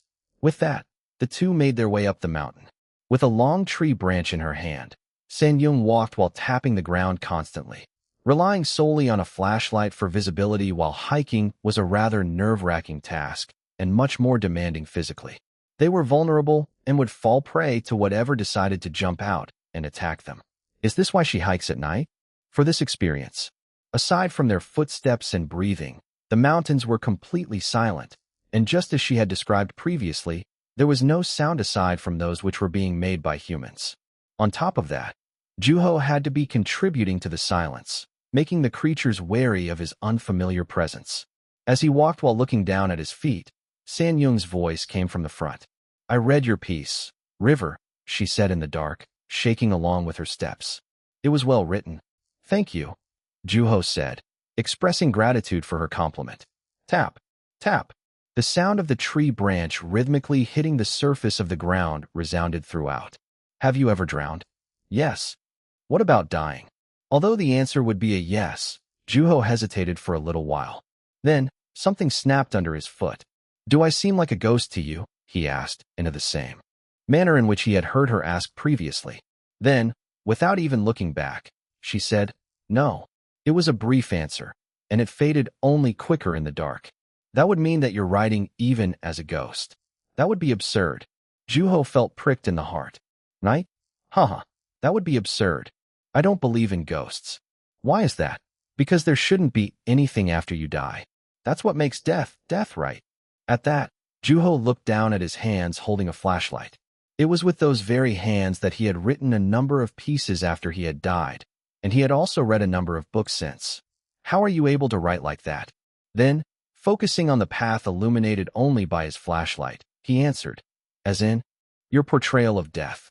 Juho tried to breathe quietly in order to hear her thin voice better. What about it? She gave no answer, and Juho, too, followed her quietly.